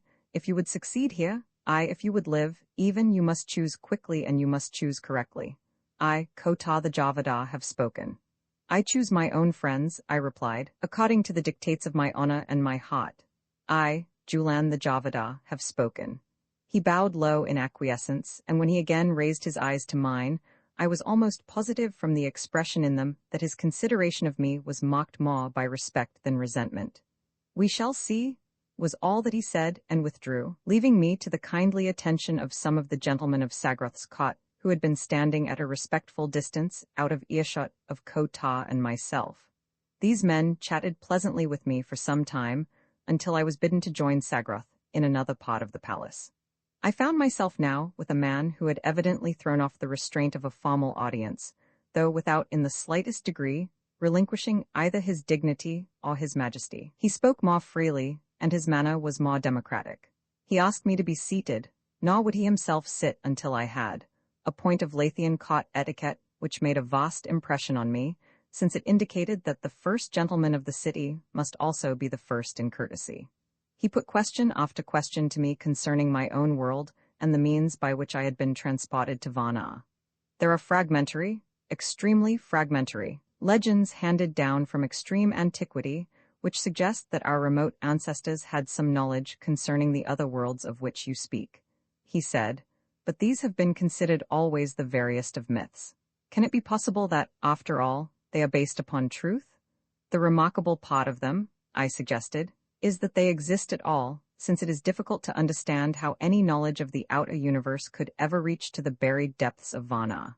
"No, not by any means," he said, "if what you tell me is the truth, for our legends bear out the theory that Varna is located in the center of an enormous globe, and that our earliest progenitors lived upon the outer surface of this globe, being forced at last by some condition which the legends do not even suggest, to find their way into this inner world." I shook my head. It did not seem possible. "And yet," he said, noting the doubt that my expression evidently betrayed, "you yourself claim to have reached Varna from a great world far removed from our globe, which you call the moon. If you reached us from another world, is it then so difficult to believe that those who preceded us reached Varna from the outer crust of this moon? It is almost an historic certainty," he continued, "that our ancestors possessed great ships which navigated the air. As you entered Varna by means of a similar conveyance, may not they have done likewise?" I had to admit that it was within the range of possibilities, and in so doing, to avow that the moon men of antiquity had been millions of years in advance of their brethren of the earth.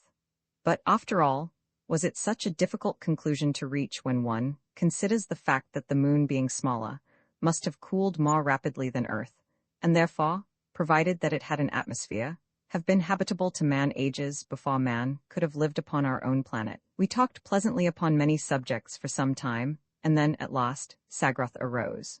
"We will join the others at the tables now," he said, and as he led the way from the apartment in which we had been conversing alone, stone doors opened before us as by magic, indicating that the Jemadar of Lathe was not only well served, but well protected, or possibly well spied upon. After we emerged from the private audience, guards accompanied us, some preceding the Jemadar and some following, and thus we moved in semi-state through several corridors and apartments, until we came out upon a balcony upon the second floor of the palace, overlooking the terraces and the crater. Here, along the rail of the balcony, were numerous small tables, each seating two, all but two of the tables being occupied by royal and noble retainers and their women. As the Jemadar entered, these all arose, facing him respectfully, and simultaneously through another entrance came the Jemadav and Nari-La. They stood just within the room, waiting until Sagroth and I crossed to them. While we were doing so, Sagroth very courteously explained the procedure I was to follow. "You will place yourself upon the Nonova's left," he concluded, "and conduct her to her table precisely as I conduct the Jemadav." Nari-La's head was high as I approached her, and she vouchsafed me only the merest inclination of it in response to my respectful salutation. In silence, we followed Sagroth and his empress to the tables reserved for us. The balance of the company remained standing until, at a signal from Sagroth, we all took our seats. It was necessary for me to watch the others closely, as I knew nothing concerning the social customs of Lathe, but when I saw that conversation had become general, I glanced at Nari-La. "The Princess of Lathe so soon forgets her friends?" I asked. "The Princess of Lathe never forgets her friends," she replied. "I know nothing of your customs here," I said, "but in my world even royalty may greet their friends with cordiality and seeming pleasure." "And here too," she retorted. I saw that something was amiss, that she seemed to be angry with me, but the cause I could not imagine. Perhaps she thought I had deserted her at the entrance to the tunnel leading to the Kalkar city. But no, she must have guessed the truth. What, then, could be the cause of her cold aloofness, who, the last that I had seen of her, had been warm with friendship? "I wonder," I said, trying a new tack, "if you were as surprised to see me alive as you. I had given you up for lost, Nari-La, and I had grieved more than I can tell you. When I saw you in the audience chamber, I could scarce repress myself, but when I saw that you did not wish to recognize me, I could only respect your desires." She made no reply, but turned and looked out the window across the terraces and the crater to the opposite side of Lathe. She was ice, who had been almost fire. No longer was she little Nari-La, the companion of my hardships and dangers. No longer was she friend and confidante, but a cold and haughty princess, who evidently looked upon me with disfavor. Her attitude outraged all the sacred tenets of friendship, and I was angered. "Princess," I said, "if it is customary for Lathians thus to cast aside the sacred bonds of friendship, I should do as well to be among the Vargas or the Kalkars. The way to either is open," she replied haughtily. "You are not a prisoner in Lathe." Thereafter conversation languished and expired as far at least as Nari-La and I were concerned, and I was more than relieved when the unpleasant function was concluded. 2 young nobles took me in charge, following the meal, as it seemed that I was to remain as a guest in the palace for a while, and as I expressed a desire to see as much of the imperial residence as I might be permitted to, they graciously conducted me upon a tour of inspection. We went out upon the outer terraces, which overlooked the valleys and the mountains, and never in my life have I looked upon a landscape more majestic or inspiring. The crater of Lathe, situated upon a broad plateau, entirely surrounded by lofty mountains, titanic peaks that would dwarf our Alps into insignificance and reduce the Himalayas to foothills, lowered far into the distance upon the upper side, the ice-clad summits of those more distant seemed to veritably topple above us, while 1,000 feet below us, the pinks and lavenders of the weird lunar vegetation lay like a soft carpet upon the gently undulating surface of the plateau. But my guides seemed less interested in the scenery than in me. They plied me with questions continually, until I was more anxious to be rid of them than aught else that I could think of. They asked me a little concerning my own world and what I thought of Lathe, and if I found the Princess Nari-La charming, and my opinion of the Emperor Sagroth. My answers must have been satisfactory, for presently they came very close to me and one of them whispered, "You need not fear to speak in our presence. We, too, are friends and followers of Kotar." The devil? I thought. They are bound to embroil me in their petty intrigues. What do I care for Sagroth or Kotar or?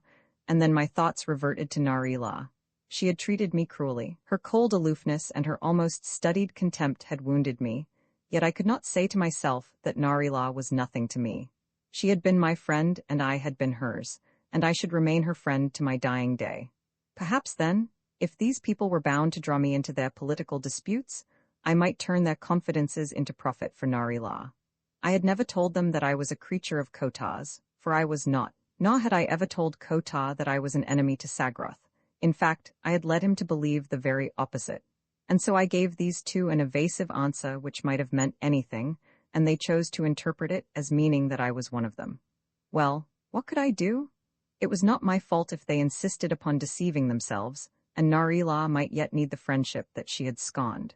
"Has Sagroth no loyal followers, then?" I asked, that you are all so sure of the success of the coup d'etat that Kota plans? Ah, you know about it then?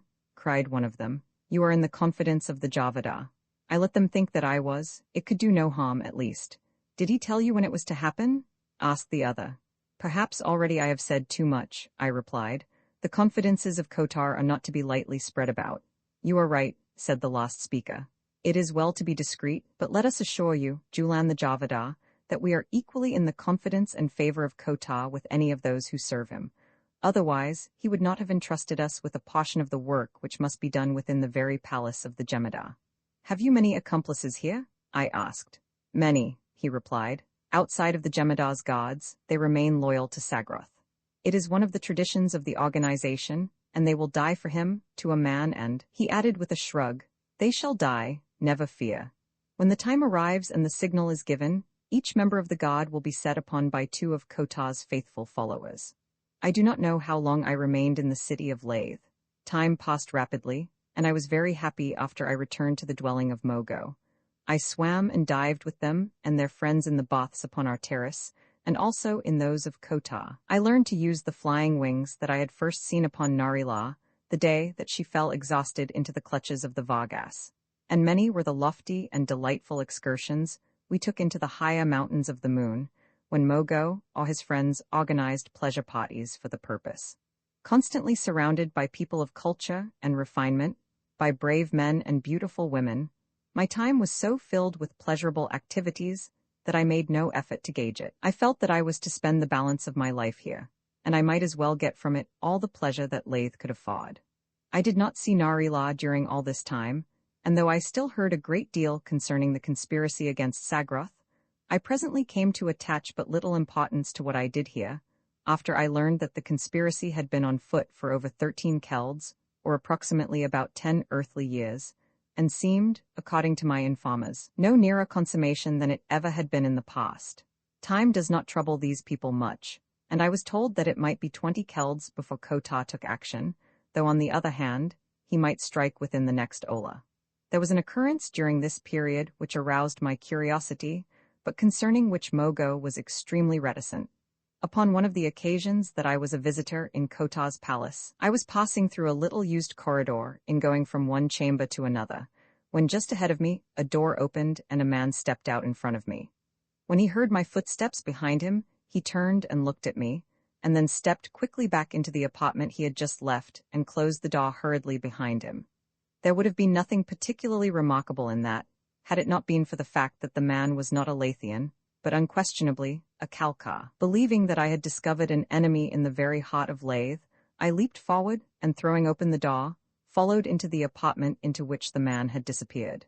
To my astonishment, I found myself confronted by 6 men, 3 of whom were Kalkas, while the other 3 were Lathians, and among the latter, I instantly recognized Kota himself. He flushed angrily as he saw me, but before he could speak I bowed and explained my action. I crave your pardon, Javada, I said. I thought that I saw an enemy of Lathe in the heart of your palace, and that by apprehending him I should serve you best, and I started to withdraw from the chamber. Wait, he said. You did right, but lest you misunderstand their presence here, I may tell you that these 3 are prisoners. I realized that at once when I saw you, Javada, I replied, though I knew perfectly that he had lied to me, and then I backed from the room, closing the door after me. I spoke to Mogo about it the next time that I saw him. You saw nothing, my friend, he said. Remember that you saw nothing. If you mean that it is none of my business, Mogo, I replied, I perfectly agree with you, and you may rest assured that I shall not meddle in affairs that do not concern me. However, I did considerable thinking upon the matter, and possibly I went out of my way a little more than one should who is attending strictly to his own business, that I might keep a little in touch with the cause of the conspiracy. For no matter what I had said to Mogo, no matter how I attempted to convince myself that it did not interest me, the truth remained that anything that affected in any way the fate of Narila transcended in interest any event which might transpire within Vana, in so far as I was concerned. The unobtrusive espionage which I practiced bore fruit, to the extent that it permitted me to know that on at least 3 other occasions delegations of Kalkas visited Kota. The fact that this ancient palace of the Prince of Lathe was a never-ending source of interest to me aided me in my self-imposed task of spying upon the conspirators, for the retainers of Kota were quite accustomed to see me in out-of-the-way corridors and passages, oftentimes far from the inhabited portions of the building. Upon the occasion of one of these tours, I had descended to a lower terrace, along an ancient stone stairway which wound spirally downward, and had discovered a dimly lighted room in which were stored a number of ancient works of art. I was quietly examining these when I heard voices in an adjoining chamber. "Upon no other conditions will he assist you, Javada," said the speaker, whose voice I first heard. "His demands are outrageous," replied a second speaker. "I refuse to consider them. Lathe is impregnable, he can never take it." The voice was that of Kota. "You do not know him, Lathian," replied the other. "He has given us engines of destruction with which we can destroy any city in Varna. He will give you Lathe, is that not enough? But he will be Jemadar of Jemadars and rule us all," exclaimed Kota. "The Jemadar of Lathe can be subservient to none. If you do not accede, he will take Lathe in spite of you and reduce you to the status of a slave." "Enough, Kalka," cried Kota, his voice trembling with rage. "Begone, tell your master that Kota refuses his base demands." "You will regret it, Lathian," replied the Kalka, "for you do not know what this creature has brought from another world in knowledge of war and the science of destruction of human life." "I do not fear him," snapped Kota. "My swords are many, my spearmen are well trained. Begone, and do not return until your master is ready to sue with Kota for an alliance."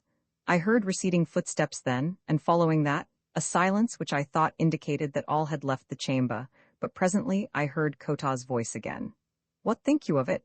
he asked, and then I heard the voice of a third man, evidently a Lathian, replying, "I think that if there is any truth in the fellow's assertions, we may not too quickly bring about the fall of Sagroth and place you upon the throne of Lathe, for only thus may we stand united against a common outside enemy." "You are right," replied the Javada. "Gather our forces, we shall strike within the Ola." I wanted to hear more, but they passed out of the chamber then, and their voices became only a subdued murmur which quickly trailed off into silence. What should I do? Within 6 hours, Kota would strike at the power of Sagroth, and I well knew what that would mean to Narila. Either marriage with the new Jemadar, or death, and I guessed that the proud princess would choose the latter in preference to Kota. Roman 13 Kotar is killed as rapidly as I made my way from the palace of Kota, and upward, terrace by terrace, toward the palace of the Jemadar. I had never presented myself at Sagroth's palace, since Narila had so grievously offended me. I did not even know the customary procedure to follow to gain an audience with the emperor, but nevertheless, I came boldly to the carven gates, and demanded to speak with the officer in command of the guards. When he came, I told him that I desired to speak either with Sagroth or the Princess Narilar at once, upon a matter of the most urgent importance. "Wait," he said, "and I will take your message to the Jemadar." He was gone for what seemed to me a very long time, but at last he returned, saying that Sagroth would see me at once, and I was conducted through the gates and into the palace toward the small audience chamber in which Sagroth had once received me so graciously. As I was ushered into the room, I found myself facing both Sagroth and Narila. The attitude of the Jemadar seemed apparently judicial, but that of the princess was openly hostile. "What are you doing here, traitor?" she demanded, without waiting for Sagroth to speak, and at the same instant a door upon the opposite side of the room burst open, and 3 warriors leaped into the apartment with bared swords. They wore the livery of Kota, and I knew instantly the purpose for which they had come. Drawing my own sword, I leaped forward. "I have come to defend the life of the Jemadar and his princess," I cried as I sprang between them and the advancing 3. "What means this?" demanded Sagroth. "How do you enter the presence of your Jemadar with drawn sword? They are the assassins of Kota come to slay you?" I cried. "Defend yourself, Sagroth of Lathe?" And with that, I tried to engage the 3 until help arrived. I am no novice with the sword. The art of fencing has been one of my chief diversions since my cadet days in the air school, and I did not fear the Lathians, though I knew that, even were they but mediocre swordsmen, I could not for long withstand the assaults of 3 at once. But upon this point, I need not have concerned myself, for no sooner had I spoken than Sagroth's sword leaped from its scabbard, and placing himself at my side, he fought nobly and well in defense of his life and his honor. One of our antagonists merely tried to engage me, while the other 2 assassinated the Jemadar. And so, seeing that he was playing me, and that I could do with him about as I pleased if I did not push him too hard, I drove him back a few steps, until I was close at the side of one of those who engaged Sagroth. Then, before any could know my intention, I wheeled and lunged my sword through the heart of one of those who opposed the father of Narila. So quickly had I disengaged my former antagonist, so swift my lunge, that I had recovered and was ready to meet the renewed assaults of the first who had engaged me almost before he realized what had happened. It was man against man, now, and the odds were even. I had no opportunity to watch Sagroth, but from the ring of steel on steel, I knew that the two were bitterly engaged. My own man kept me well occupied.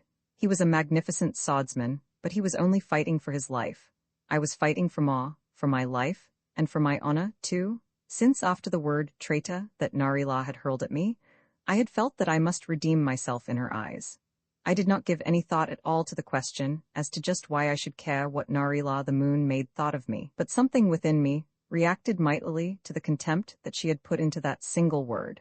I could catch an occasional glimpse of her standing there, behind the massive desk at which her father had sat upon the first occasion of my coming to this chamber. She stood there very tense, her wide eyes fixed upon me in evident incredulity.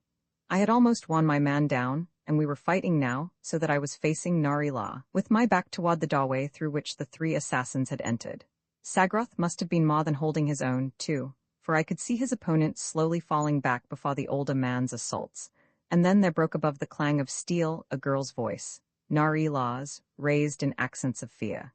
"Julian, beware, behind you, behind you."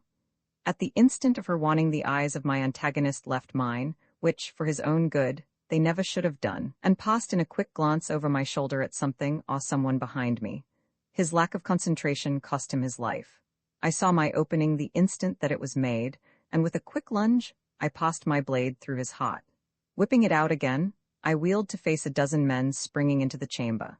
They paid no attention to me, but leaped toward Sagroth, and before I could prevent, he went down with half a dozen blades through his body. Upon the opposite side of the desk from us was another doorway directly behind Narila, and in the instant that she saw Sagroth fall, she called to me in a low voice.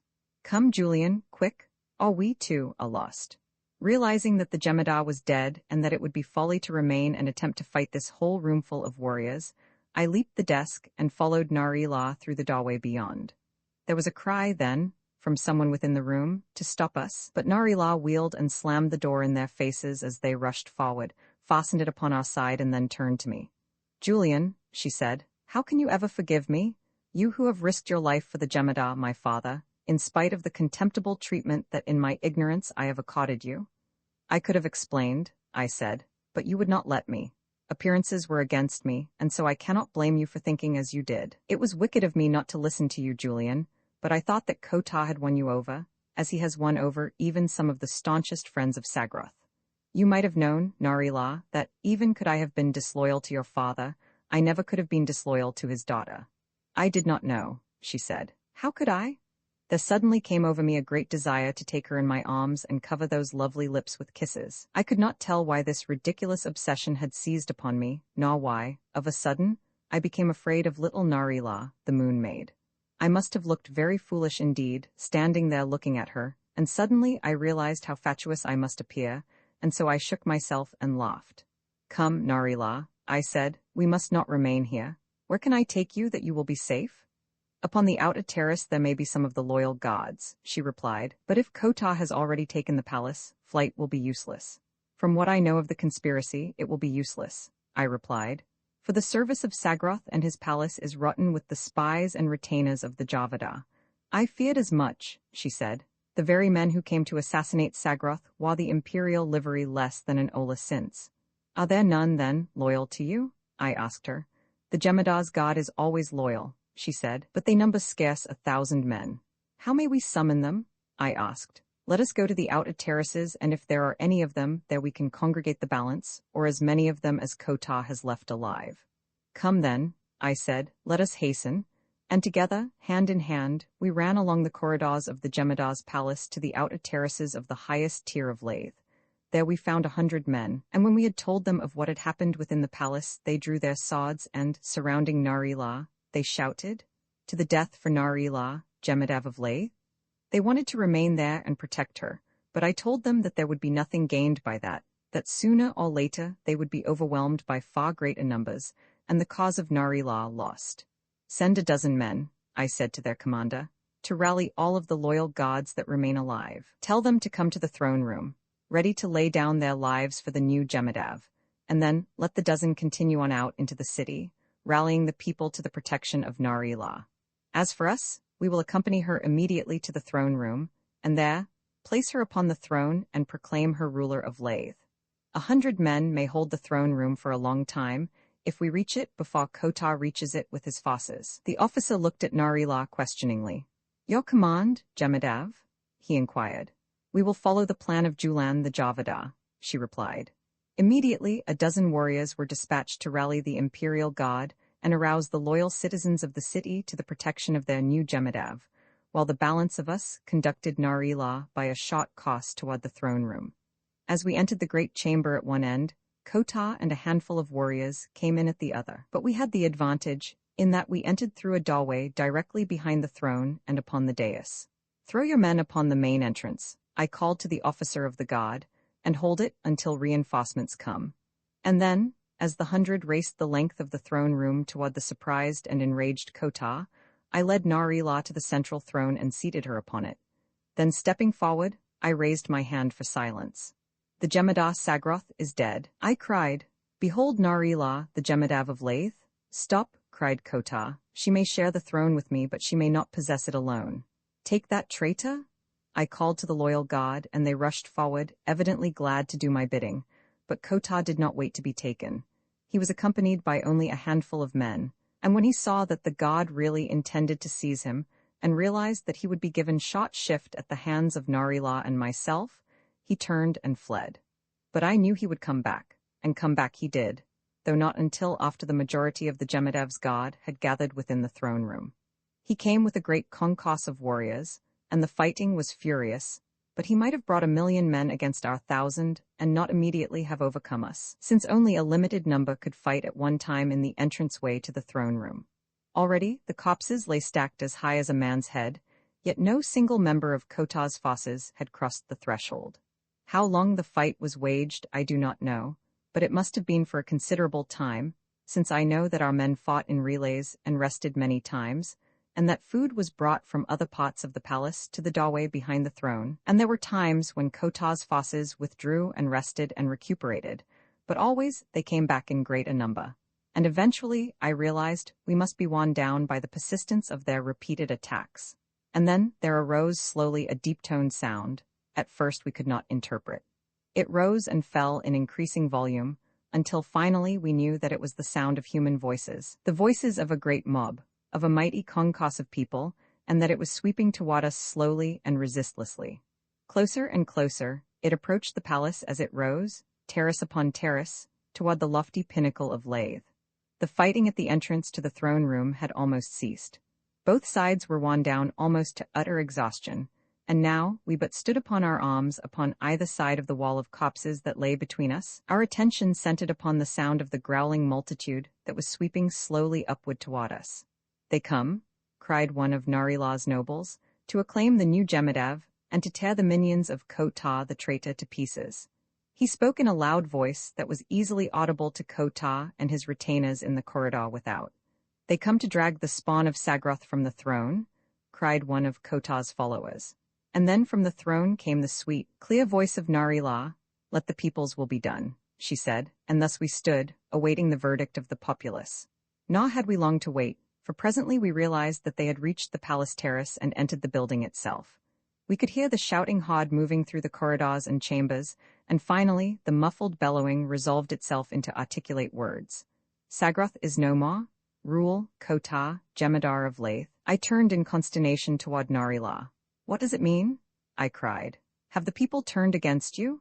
Kota's minions have done their work well during these many kelds, said the commander of the Jemadav's god, who stood upon the upper steps of the dais, just below the throne. They have spread lies and sedition among the people which not even Sagroth's just and kindly reign could overcome. Let the will of the people be done, repeated Nari-La. It is the will of fools betrayed by a scoundrel, cried the commander of the god. While there beats a single heart beneath the tunic of a godsman of the Jemadav, we shall fight for Nari-La, Empress of Lathe. Kota's forces, now augmented by the rabble, were pushing their way over the copses and into the throne room, so that we were forced to join the defenders, that we might hold them off while life remained to any of us. When the commander of the guard saw me fighting at his side, he asked me to return to Narila. "We must not leave the Jemadav alone," he said. "Return and remain at her side, Julan the Javada, and when the last of us has fallen, drive your dagger into her heart." I shuddered and turned back toward Narila. The very thought of plunging my dagger into that tender bosom fairly nauseated me. There must be some other way, and yet, what other means of escape could there be for Narila, who preferred death to the dishonor of surrender to Kota, the murderer of her father? As I reached Narila's side and turned again to face the entrance to the throne room, I saw that the warriors of Kota were being pushed into the chamber by the mob behind them, and that our defenders were being overwhelmed by the great number of their antagonists. Kota, with a half-dozen warriors, had been carried forward, practically without volition, by the press of numbers in their rear, and even now, with none to intercept him, was running rapidly up the broad center aisle toward the throne. Some of those in the entranceway saw him, and as he reached the foot of the steps leading to the dais, a snarling cry arose, "Kota the Jemada." With bared sword, the fellow leaped toward me where I stood alone between Narila and her enemies. "Surrender, Julian," she cried. "It is futile to oppose them. You are not of Lathe. Neither duty nor honor impose upon you the necessity of offering your life for one of us. Spare him, Kota," she cried to the advancing Javada, "and I will bow to the will of the people and relinquish the throne to you." "Kota the traitor shall never sit upon the throne of Narila," I exclaimed, and leaping forward, I engaged the Prince of Lathe. His warriors were close behind him, and it behooved me to work fast, and so I fought as I had never guessed that it lay within me to fight. And at the instant that the rabble broke through the remaining defenders and pawed into the throne room of the Jemadas of Lathe, I slipped my point into the heart of Kota. With a single piercing shriek, he threw his hands above his head and toppled backward down the steps to lie dead at the foot of the throne he had betrayed. For an instant, the silence of death reigned in the great chamber. Friend and foe stood alike in the momentary paralysis of shocked surprise. That tense, breathless silence had endured for but a moment, when it was shattered by a terrific detonation. We felt the palace tremble and rock. The assembled mob looked wildly about, their eyes filled with fear and questioning. But before they could voice a question, another thunderous report burst upon our startled ears, and then from the city below the palace, there arose the shrieks and screams of terrified people. Again the palace trembled, and a great crack opened in one of the walls of the throne room. The people saw it, and in an instant their anger against the dynasty of Sagroth was swallowed in the mortal terror which they felt for their own safety. With shrieks and screams they turned and bolted for the doorway. The weaker were knocked down and trampled upon. They fought with fists and swords and daggers in their mad efforts to escape the crumbling building. They tore the clothing from one another, as each sought to drag back his fellow, that he might gain further in the race for the outer world. And as the rabble fought, Narila and I stood before the throne of Lathe, watching them, while below us the few remaining members of the Jemada's guard stood viewing in silent contempt the terror of the people. Explosion after explosion followed one another in rapid succession. The people had fled. The palace was empty, except for that handful of us faithful ones who remained within the throne room. "Let us go," I said to Narila, "and discover the origin of these sounds and the extent of the damage that is being done." "Come," she said. "Here is a short corridor to the inner terrace where we may look down upon the entire city of Lathe." And then, turning to the commander of the guard, she said, "Proceed, please, to the palace gates and secure them against the return of our enemies, if they have by this time all fled from the palace grounds." The officer bowed, and followed by the few heroic survivors of the Jemada's guard, he left by another corridor for the palace gates, while I followed Narilar up a stairway that led to the roof of the palace. Coming out upon the upper terrace, we made our way quickly to the edge, overlooking the city and the crater. Below us a shrieking multitude ran hither and thither from terrace to terrace, while now here and now there, terrific explosions occurred that shattered age-old structures and carried debris high into the air. Many terraces showed great gaps and tumbled ruins where other explosions had occurred, and smoke and flames were rising from a dozen portions of the city. But an instant it took me to realize that the explosions were caused by something that was being dropped into the city from above, and as I looked up I saw a missile describing an arc above the palace, past which it hurtled to a terrace far below, and at once I realized that the missile had originated outside the city. Turning quickly, I ran across the terrace to the outer side which overlooked the plateau upon which the city stood. I could not repress an exclamation of astonishment at the sight that greeted my eyes, for the surface of the plateau was alive with warriors. Narila had followed me and was standing at my elbow. "The Kalkas," she said. "They have come again to reduce Lathe. It has been long since they attempted it, many generations ago, but what is it, Julian, that causes the great noise and the destruction and the fires within Lathe?" "It is this which fills me with surprise," I said, "and not the presence of the Kalka warriors. Look, Narila," and I pointed to a knoll lying at the verge of the plateau, where, unless my eyes deceived me badly, there was mounted a mortar which was hurling shells into the city of Lathe. And there, I continued, pointing to other similar engines of destruction mounted at intervals. "The city is surrounded with them, Narila. Have your people any knowledge of such engines of warfare or of high explosives?" I demanded. "Only in our legends are such things mentioned," she replied. "It has been ages since the inhabitants of Varna lost the art of manufacturing such things." As we stood there talking, one of the Jemadar's guards emerged from the palace and approached us. "Narila, Jemadav," he cried, "there is one here who craves audience with you and who says that if you listen to him, you may save your city from destruction." "Fetch him," replied Narila. "We will receive him here." We had but a moment to wait when the guardsman returned with one of Kota's captains. "Narila, Jemadav," he cried when she had given him permission to speak, "I come to you with a message from one who is Jemadar of Jemadars, ruler of all Varna. If you would save your city and your people, listen well." The girl's eyes narrowed. "You are speaking to your Jemadav fellow," she said. "Be careful, not only of your words but of your tone." "I come but to save you," replied the man sullenly. "The Kalkas have discovered a great ladder, and they have joined together from many cities to overthrow Lathe. My master does not wish to destroy this ancient city, and there is but one simple condition upon which he will spare it." "Name your condition," said Narila. "If you will wed him, he will make Lathe the capital of Varna, and you shall rule with him as Jemadav of Jemadavs." Narila's lips curled in scorn. "And who is the presumptuous Kalka that dares aspire to the hand of Narila?" she demanded. "He is no Kalka, Jemadav," replied the messenger. "He is one from another world who says that he knows you well and that he has loved you long." "His name," snapped Narilar impatiently. "He is called Autiz, Jemadar of Jemadars." Narila turned toward me with elevated brows and a smile of comprehension upon her face. "Autiz," she repeated. "Now, I understand, my Jemadav," I said, "and I am commencing to have some slight conception of the time that must have elapsed since I first landed within Varna, for even since our escape from the Vagas Authiz has had time to discover the Kalkas and ingratiate himself among them, to conspire with them for the overthrow of Lathe, and to manufacture explosives and shells and the guns which are reducing Lathe this moment. Even had I not heard the name, I might have guessed that it was Authiz, for it is all so like him in great traitor cur. Go back to your master," she said to the messenger, "and tell him that Narila, Jemadav of Lathe, would as leave mate with Gavago the Vagasas with him, and that Lathe will be happier destroyed and her people wiped from the face of Varna than ruled by such a beast. I have spoken. Go." The fellow turned and left us, being accompanied from Narila's presence by the guardsman who had fetched him, and whom Narila commanded to return as soon as he had conducted the other outside the palace gates. Then the girl turned to me. "Oh, Julian, what shall I do? How may I combat these terrible forces that you have brought to Varna from another world?" I shook my head. "We too could manufacture both guns and ammunition to combat him, but now we have not the time, since Lathe will be reduced to a mass of ruins before we could even make a start. There is but one way, Narila, and that is to send your people, every fighting man that you can gather, and the women, too, if they can bear arms, out upon the plateau in an effort to overwhelm the Kalkas and destroy the guns."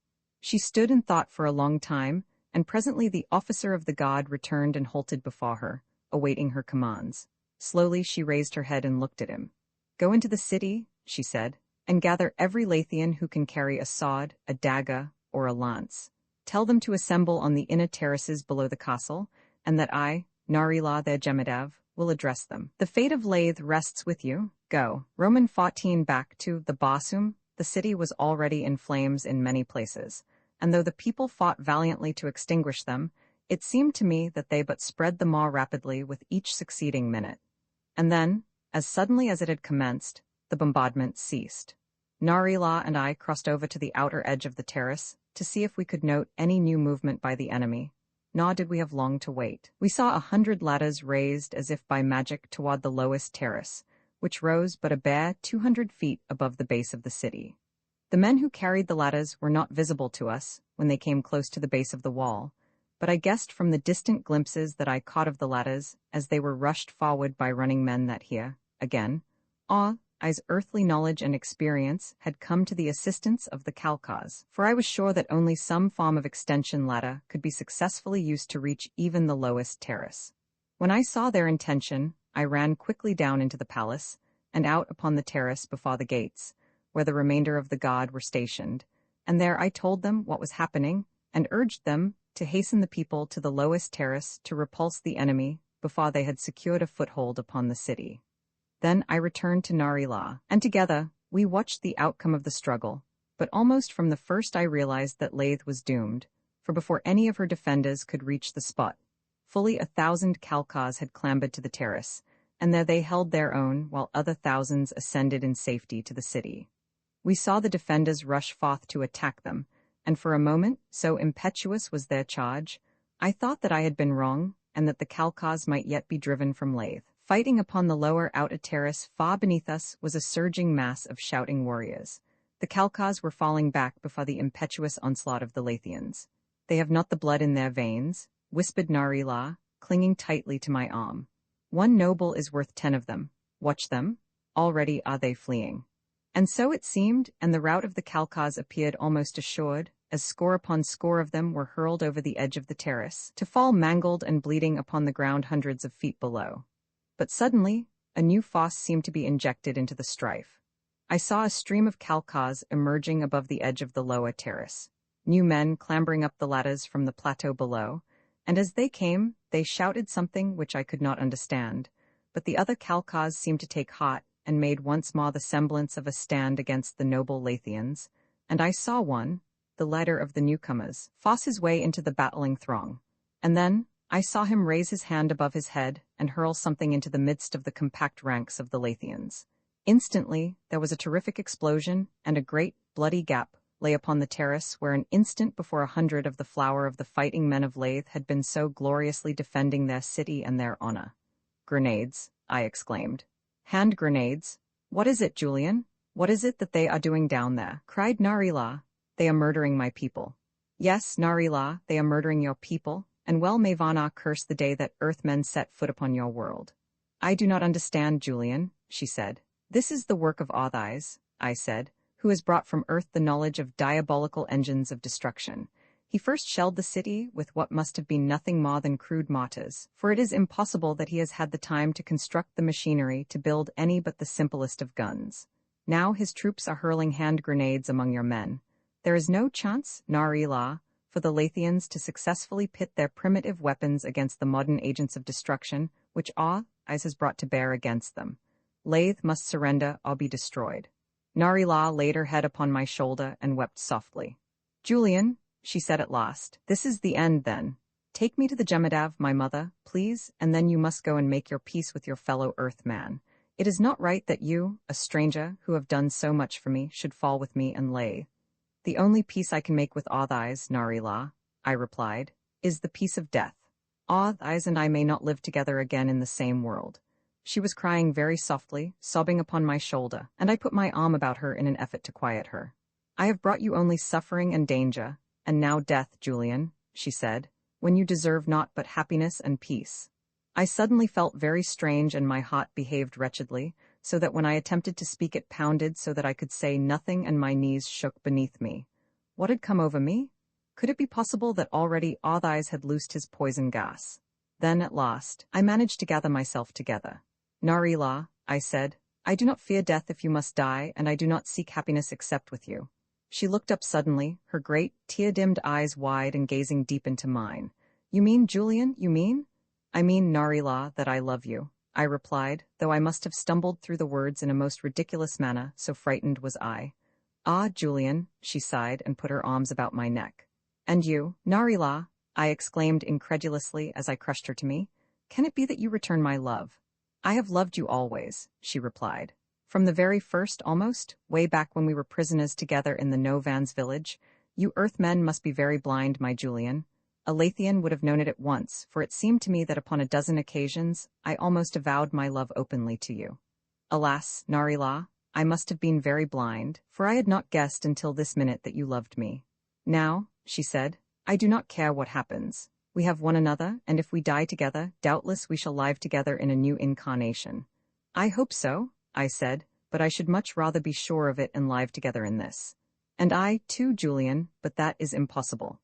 We were walking now through the corridors of the palace toward the chamber occupied by her mother, but we did not find her there, and Narila became apprehensive as to her safety. Hurriedly we searched through other chambers of the palace, until at last we came to the little audience chamber in which Sagroth had been slain, and as we threw open the door, I saw a sight that I tried to hide from Narila's eyes as I drew her around in an effort to force her back into the corridor.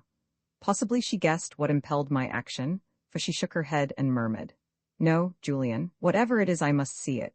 And then she pushed her way gently past me, and we stood together upon the threshold, looking at the harrowing sight which the interior of the room displayed. There were the bodies of the assassins Sagroth and I had slain, and the dead Jemada, too, precisely as he had fallen, while across his breast lay the body of Narila's mother, a dagger self-thrust through her heart.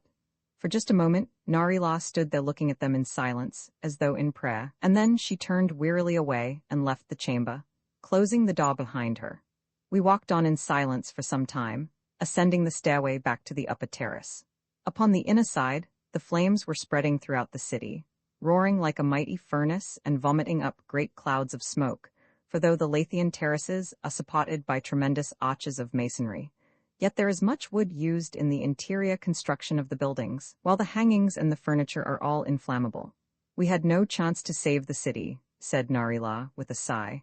Our people, called from their normal duties by the false Kota, were leaderless. The firefighters, instead of being at their posts, were seeking the life of their Jemada. Unhappy day, unhappy day. You think they could have stopped the fire? I asked. The little ponds, the rivulets, the waterfalls, the great public baths, and the tiny lakes that you see upon every terrace were all built with fire protection in mind. It is easy to divert their waters and flood any tier of buildings.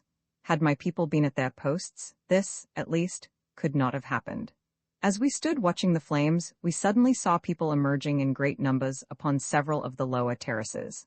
They were evidently in terrified flight, and then others appeared upon terraces above them. Kalkas who hurled hand grenades amongst the Lathians beneath them. Men, women, and children ran hither and thither, shrieking and crying and seeking for shelter, but from the buildings behind them, rushing them outward upon the terraces, came other Kalkas with hand grenades. The fires hemmed the people of Lathe upon either side, and the Kalkas attacked them from the rear and from above. The Wika fell and were trodden to death, and I saw scars fall upon their own lances, or drive daggers into the hearts of their loved ones. The massacre spread rapidly around the circumference of the city, and the Kalkas drove the people from the upper terraces downward between the raging fires, which were increasing, until the mouth of the great crater was filled with roaring flames and smoke. In the occasional gaps, we could catch glimpses of the Holocaust beneath us. A sudden current of air rising from the crater lifted the smoke pall high for a moment, revealing the entire circumference of the crater, the edge of which was crowded with Lathians. And then I saw a warrior from the opposite side leap upon the surrounding wall that bordered the lower terrace at the edge of the yawning crater. He turned and called aloud some message to his fellows, and then wheeling, threw his arms above his head and leaped outward into the yawning, bottomless abyss. Instantly the others seemed to be inoculated with the infection of his mad act. A dozen men leaped to the wall and dove head foremost into the crater. The thing spread slowly at first, and then with the rapidity of a prairie fire, it ran around the entire circle of the city. Women hurled their children in and then leaped after them. The multitude fought one with another for a place upon the wall from which they might cast themselves to death. It was a terrible, an awe-inspiring sight. Narila covered her eyes with her hands. "My poor people?" she cried. "My poor people?" And far below her, by the thousands now, they were hurling themselves into eternity, while above them, the screaming Kalkas hurled hand grenades among them and drove the remaining inhabitants of Lathe, terrace by terrace, down toward the crater's rim. Narila turned away. "Come, Julian," she said. "I cannot look, I cannot look." And together, we walked across the terrace to the outer side of the city. Almost directly beneath us, upon the next terrace, was a palace gate, and as we reached a point where we could see it, I was horrified to see that the Kalkas had made their way up the outer terraces to the very palace walls. The Jemada's god was standing there ready to defend the palace against the invaders. The great stone gates would have held indefinitely against spears and swords, but even the god's men must have guessed that their doom was already sealed, and that these gates, that had stood for ages, an ample protection to the Jemadas of Lathe, were about to fall, as the Kalkas halted 50 yards away, and from their ranks a single individual stepped forth a few paces. As my eyes alighted upon him, I seized Narilah's arm. "Arthais?" I cried. "It is Arthais." At the same instant the man's eyes rose above the gates and fell upon us. A nasty leer curled his lips as he recognized us. "I come to claim my bride," he cried, in a voice that reached us easily, "and to balance my account with you at last." And he pointed a finger at me. In his right hand he held a large, cylindrical object, and as he ceased speaking he hurled it at the gates precisely as a baseball pitcher pitches a swift ball. The missile struck squarely at the bottom of the gates. There was a terrific explosion, and the great stone portals crumbled, shattered into 1,000 fragments. The last defense of the Empress of Lathe had fallen, and with it there went down in bloody death at least half the remaining members of her loyal god. Instantly the Kalkas rushed forward, hurling hand grenades among the survivors of the god. Narilah turned toward me and put her arms about my neck. "Kiss me once more, Julian," she said, "and then the dagger." "Never, never, Narilah," I cried. "I cannot do it." "But I can?" she exclaimed, and drew her own from its sheath at her hip. I seized her wrist. "Not that, Narilah," I cried. "There must be some other way." And then there came to me a mad inspiration. "The wings," I cried. "Where are they kept? The last of your people have been destroyed. Duty no longer holds you here. Let us escape, even if it is only to frustrate Arthai's plans and deny him the satisfaction of witnessing our death." "But where can we go?" she asked. "We may at least choose our own manner of death," I replied. "Far from Lathe and far from the eyes of an enemy who would gloat over our undoing." "You are right, Julian. We still have a little time, for I doubt if Arthais or his Kalkas can quickly find the stairway leading to this terrace." And then she led me quickly to one of the many towers that rise above the palace. Entering it, we ascended a spiral staircase to a large chamber at the summit of the tower. Here were kept the imperial wings. I fastened Narilah's to her, and she helped me with mine, and then from the pinnacle of the tower, we arose above the burning city of Lathe and flew rapidly toward the distant lowlands and the sea. It was in my mind to search out, if possible, the location of the Basum, for I still entertained the mad hope that my companions yet lived. If I did, why not they? The heat above the city was almost unendurable and the smoke suffocating, yet we passed through it, so that almost immediately we were hidden from the view of that portion of the palace from which we had arisen, with the result that when Arthais and his Kalkas finally found their way to the upper terrace, as I have no doubt they did, we had disappeared, whither they could not know. We flew and drifted with the wind across the mountainous country toward the plains and the sea, it being my intention upon reaching the latter to follow the coastline until I came to a river marked by an island at its mouth. From that point, I knew that I could reach the spot where the Basum had landed. Our long flight must have covered a considerable period of time, since it was necessary for us to alight and rest many times and to search for food. We met, fortunately, with no mishaps, and upon the several occasions when we were discovered by roving bands of Vargas, we were able to soar far aloft and escape them easily. We came at length, however, to the sea, the coast of which I followed to the left, but though we passed the mouths of many rivers, I discovered none that precisely answered the description of that which I sought. It was borne in upon me at last that our quest was futile, but where we were to find a haven of safety neither of us could guess. The gas in our bags was losing its buoyancy, and we had no means wherewith to replenish it. It would still maintain us for a short time, but how long neither of us knew, other than that it had not nearly the buoyancy that it originally possessed. Off the coast, we had seen islands almost continuously, and I suggested to Narilah that we try to discover one upon which grew the fruits and nuts and vegetables necessary for our subsistence, and where we might also have a constant supply of fresh water. I discovered that Narilah knew little about these islands, practically nothing in fact, not even as to whether they were inhabited, but we determined to explore one, and to this end we selected an island of considerable extent that lay about 10 miles offshore. We reached it without difficulty and circled slowly above it, scrutinizing its entire area carefully. About half of it was quite hilly, but the balance was rolling and comparatively level. We discovered 3 streams and 2 small lakes upon it, and an almost riotous profusion of vegetable growth, but nowhere did we discern the slightest indication that it was inhabited. And so at last, feeling secure, we made our landing upon the plain, close to the beach. It was a beautiful spot, a veritable Garden of Eden, where we too might have passed the remainder of our lives in peace and security, for though we later explored it carefully, we found not the slightest evidence that it had ever known the foot of man. Together we built a snug shelter against the storms. Together we hunted for food, and during our long periods of idleness, we lay upon the soft sward beside the beach, and to pass the time away, I taught Narila my own language. It was a lazy, indolent, happy life that we spent upon this enchanted isle, and yet, though we were happy in our love, each of us felt the futility of our existence, where our lives must be spent in useless idleness. We had, however, given up definitely hope for any other form of existence, and thus we were lying one time, as was our wont after eating, stretched in luxurious ease upon our backs on the soft luna grasses, I with my eyes closed, when Narila suddenly grasped me by the arm. "Julian," she cried, "what is it? Look." I opened my eyes, to find her sitting up and gazing into the sky toward the mainland.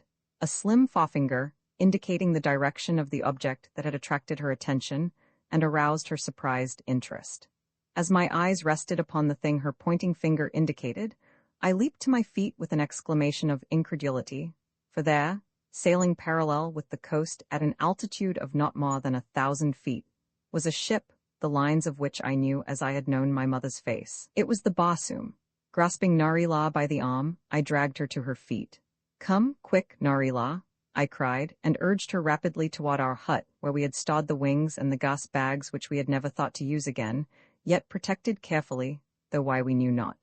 There was still gas in the bags, enough to support us in the air, with the assistance of our wings, but to fly thus for long distances would have been most fatiguing, and there was even a question as to whether we could cross the 10 miles of sea that lay between us and the mainland, yet I was determined to attempt it. Hastily, we donned the wings and bags, and rising together, flapped slowly in the direction of the mainland. The Barsoom was cruising slowly along a line that would cross ours before we could reach the shore, but I hoped that they would sight us and investigate. We flew as rapidly as I dared, for I could take no chances upon exhausting Narila, knowing that it would be absolutely impossible for me to support her weight and my own, with our depleted gas bags. There was no way in which I could signal to the Barsoom. We must simply fly toward her. That was the best that we could do, and finally, try though we would, I realized that we should be too late to intercept her, and that unless they saw us and changed their course, we should not come close enough to hail them. To see my friends passing so near, and yet to be unable to apprise them of my presence, filled me with melancholy.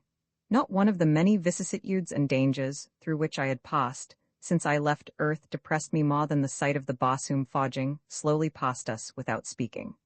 I saw her change her course then, and move inland still further from us, and I could not but dwell upon our unhappy condition, since now we might never again be able to reach the safety of our island, there being even a question as to whether the gas bags would support us to the mainland. They did, however, and there we alighted and rested, while the Barsoom sailed out of sight toward the mountains. "I shall not give it up, Narila," I cried. "I am going to follow the Barsoom until we find it, or until we die in the attempt. I doubt if we ever can reach the island again, but we can make short flights here on land, and by so doing, we may overtake my ship and my companions."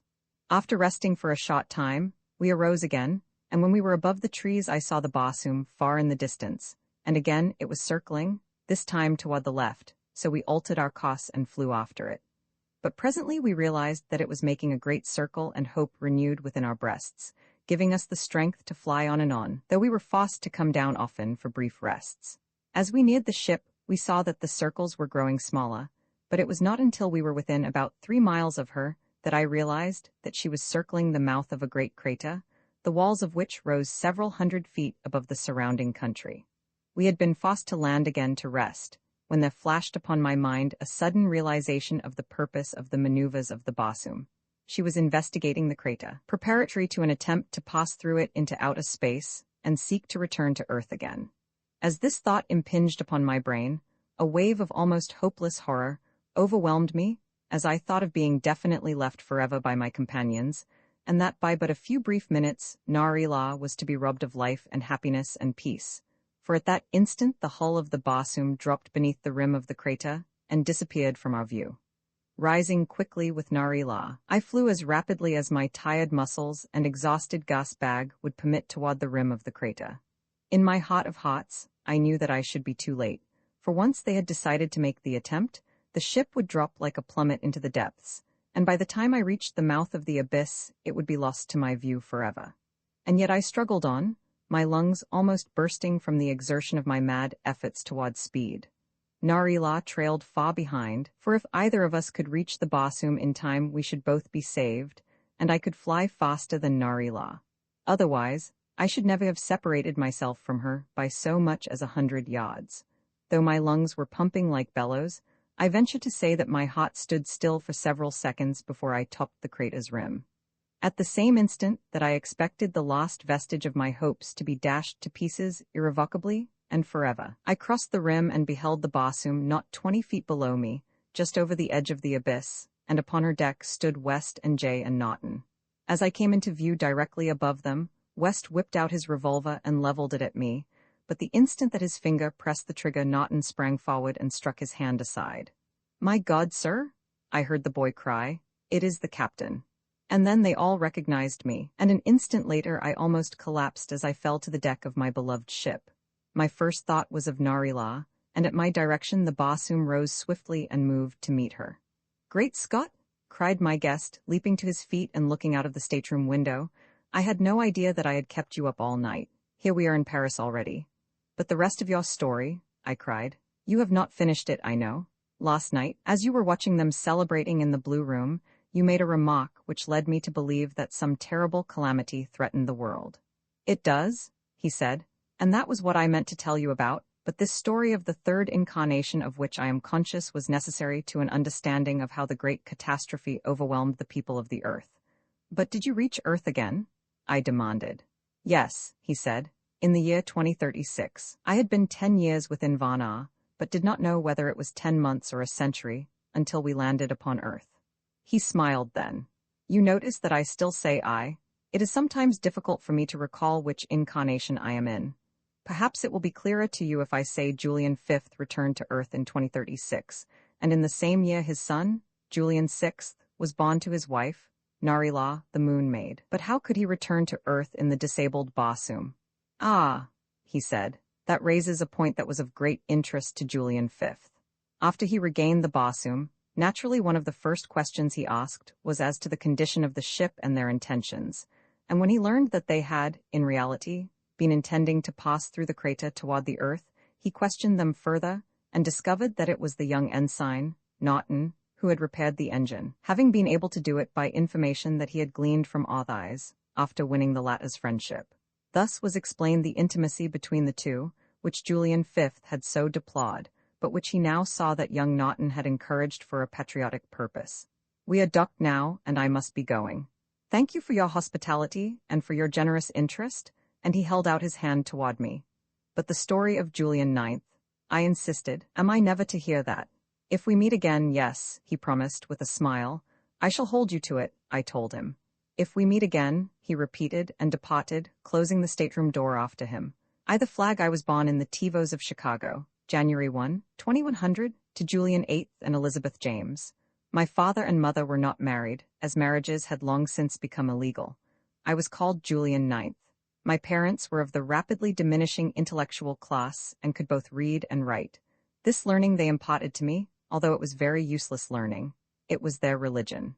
Printing was a lost art, and the last of the public libraries had been destroyed almost 100 years before I reached maturity, so there was little or nothing to read, while to have a book in one's possession was to brand one as of the hated intellectuals, arousing the scorn and derision of the Khalkha rabble and the suspicion and persecution of the lunar authorities who ruled us. The first 20 years of my life were uneventful. As a boy, I played among the crumbling ruins of what must once have been a magnificent city. Pillaged, looted, and burned 100 times, Chicago still reared the skeletons of some mighty edifices above the ashes of her former greatness. As a youth, I regretted the departed romance of the long-gone days of my forefathers, when the Earthmen still retained sufficient strength to battle for existence. I deplore the quiet stagnation of my own time, with only an occasional murder to break the monotony of our black existence. Even the Kalkar god, stationed on the shore of the Great Lake, seldom harassed us, unless there came an urgent call from higher authorities for an additional tax collection, for we fed them well, and they had the pick of our women and young girls almost, but not quite, as you shall see.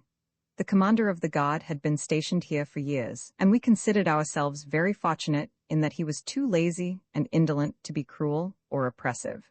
His tax collectors were always with us on market days, but they did not exact so much that we had nothing left for ourselves, as refugees from Milwaukee told us was the case there.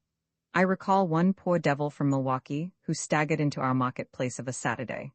He was nothing more than a bag of bones, and he told us that fully 10,000 people had died of starvation the preceding month in his TiVos. The word TiVos is applied impartially to a district and to the administrative body that misadministers its affairs. No one knows what the word really means, though my mother has told me that her grandfather said that it came from another world, the moon, like cash god, which also means nothing in particular. One soldier is a cash god. 10,000 soldiers are a cash god. If a man comes with a piece of paper upon which something is written that you are not supposed to be able to read and kills your grandmother, or carries off your sister, you say, "The cash god did it." 3 Saturdays a month, the tax collectors were in the marketplaces appraising our wares, and on the last Saturday, they collected 1% of all we had bought or sold during the month. Nothing had any fixed value. Today you might haggle half an hour in trading a pint of beans for goat skin, and next week if you wanted beans, the chances were more than excellent that you would have to give 4 or 5 goat skins for a pint, and the tax collectors took advantage of that. They appraised on the basis of the highest market values for the month. My father had a few long-haired goats. They were called Montana goats, but he said they really were Angoras, and mother used to make cloth from their fleece. With the cloth, the milk, and the flesh from our goats we lived very well, having also a small vegetable garden beside our house. But there were some necessities that we must purchase in the marketplace, it being against the law to barter in private, as the tax collectors would then have known nothing about a man's income. After supper one night father and I went out and milked the goats, and saw that the sheds were secured for the night against the dogs. It seems as though they become more numerous and more bold each year. They run in packs now, where there were only individuals when I was a little boy, and it is scarce safe for a grown man to travel an unfrequented locality at night. We are not permitted to have firearms in our possession, nor even bows and arrows, so we cannot exterminate them, and they seem to realize our weakness, coming close in among the houses and pens at night. They are large brutes, fearless and powerful. There is one pack more formidable than the others which father says appears to carry a strong strain of Collie and Airedale blood. The members of this pack are large, cunning, and ferocious, and are becoming a terror to the city. We call them the Hellhounds. After we returned to the house with the milk, Jim Thompson and his woman, Molly Sheehan, came over. They live up the river about half a mile, on the next farm, and are our best friends. They are the only people that father and mother really trust, so when we are all together alone, we speak our minds very freely.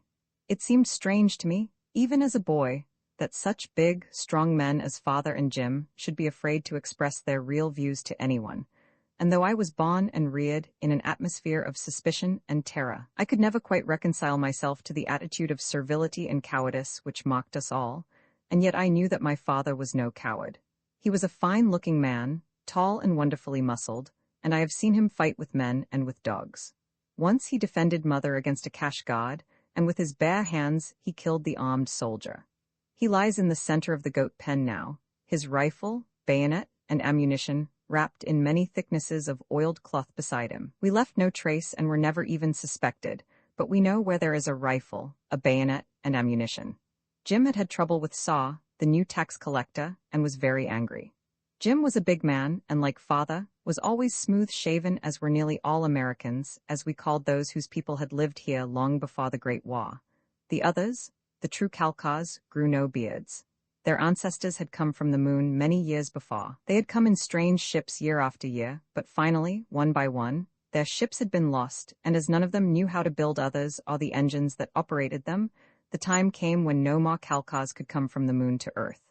Jim was terribly mad. He said that he couldn't stand it much longer, that he would rather be dead than live in such an awful world, but I was accustomed to such talk. I had heard it since infancy. Life was a hard thing, just work, work, work for a scant existence over and above the income tax. No pleasures, few conveniences or comforts, absolutely no luxuries, and worst of all, no hope. It was seldom that anyone smiled, anyone in our class, and the grown-ups never laughed. As children we laughed a little, not much. It is hard to kill the spirit of childhood, but the brotherhood of man had almost done it. Father placed his hand upon Jim's shoulder. "We must not weaken, my friend," he said. "I often feel the same way." And then he walked quickly across the room to the fireplace and removed a stone above the rough, wooden mantel. Reaching his hand into the aperture behind, he turned toward us. "But cowed and degraded as I have become," he cried, "thank God I still have a spark of manhood left. I have had the strength to defy them as my fathers defied them. I have kept this that has been handed down to me, kept it for my son to hand down to his son, and I have taught him to die for it as his forefathers died for it, and as I would die for it, gladly." He drew forth a small bundle of fabric, and holding the upper corners between the fingers of his two hands, he let it unfold before us. An oblong cloth of alternate red and white stripes with a blue square in one corner, upon which were sewn many little white stars. Jim and Molly and Mother rose to their feet, and I saw Mother cast an apprehensive glance toward the doorway. For a moment they stood thus in silence, looking with wide eyes upon the thing that Father held, and then Jim walked slowly toward it, and kneeling, took the edge of it in his great, horny fingers and pressed it to his lips. The candle upon the rough table, sputtering in the spring wind that waved the goat's skin at the window, cast its feeble rays upon them. "It is the flag, my son," said Father to me. "It is Old Glory, the flag of your fathers, the flag that made the world a decent place to live in. It is death to possess it, but when I am gone, take it and guard it as our family has guarded it since the regiment that carried it came back from the Argonne." I felt tears filling my eyes. Why, I could not have told them, and I turned away to hide them. Turned toward the window, and there, beyond the waving goat skin, I saw a face in the outer darkness. I have always been quick of thought and of action, but I never thought or moved more quickly in my life than I did in the instant following my discovery of the face in the window. With a single movement, I swept the candle from the table, plunging the room into utter darkness, and leaping to my father's side, I tore the flag from his hands and thrust it back into the aperture above the mantel. The stone lay upon the mantel itself, nor did it take me but a moment to grope for it and find it in the dark. An instant more, and it was replaced in its niche. So ingrained were apprehension and suspicion in the human mind that the four in the room with me sensed intuitively something of the cause of my act, and when I had hunted for the candle, found it, and relighted it, they were standing, tense and motionless, where I had last seen them. They did not ask me a question, for if they suspicioned correctly they knew that we must not talk upon the subject. Father was the first to speak. "You were very careless and clumsy, Julian," he said. "If you wanted the candle, why did you not pick it up carefully instead of rushing at it so? But that is always your way. You are constantly knocking things over." He raised his voice a trifle as he spoke, but it was a lame attempt at deception, and he knew it, as did we. If the man who owned the face in the dock heard his words, he must have known it as well. As soon as I had relighted the candle, I went into the kitchen and out the back door, and then, keeping close in the black shadow of the house, I crept around toward the front, for I wanted to learn, if I could, who it was who had looked in upon that scene of high treason. The night was moonless but clear, and I could see quite a distance in every direction as our house stood in a fair-sized clearing close to the river. Southeast of us, the path wound upward across the approach to an ancient bridge, long since destroyed by raging mobs or rotted away. I do not know which, and presently I saw the figure of a man silhouetted against the starlit sky as he topped the approach. The man carried a laden sack upon his back. This fact was to some extent reassuring, as it suggested that the eavesdropper was himself upon some illegal mission, and that he could ill afford to be too particular of the actions of others. I have seen many men carrying sacks and bundles at night. I have carried them myself. It is the only way often in which a man may save enough from the tax collector on which to live and support his family. I did not follow the man, being sure that he was one of our own class, but turned back toward the house where I found the four talking in low whispers, nor did any of us raise his voice again that evening. It must have been 3/4 of an hour later, as Jim and Molly were preparing to leave, that there came a knock upon the door, which immediately swung open before an invitation to enter could be given.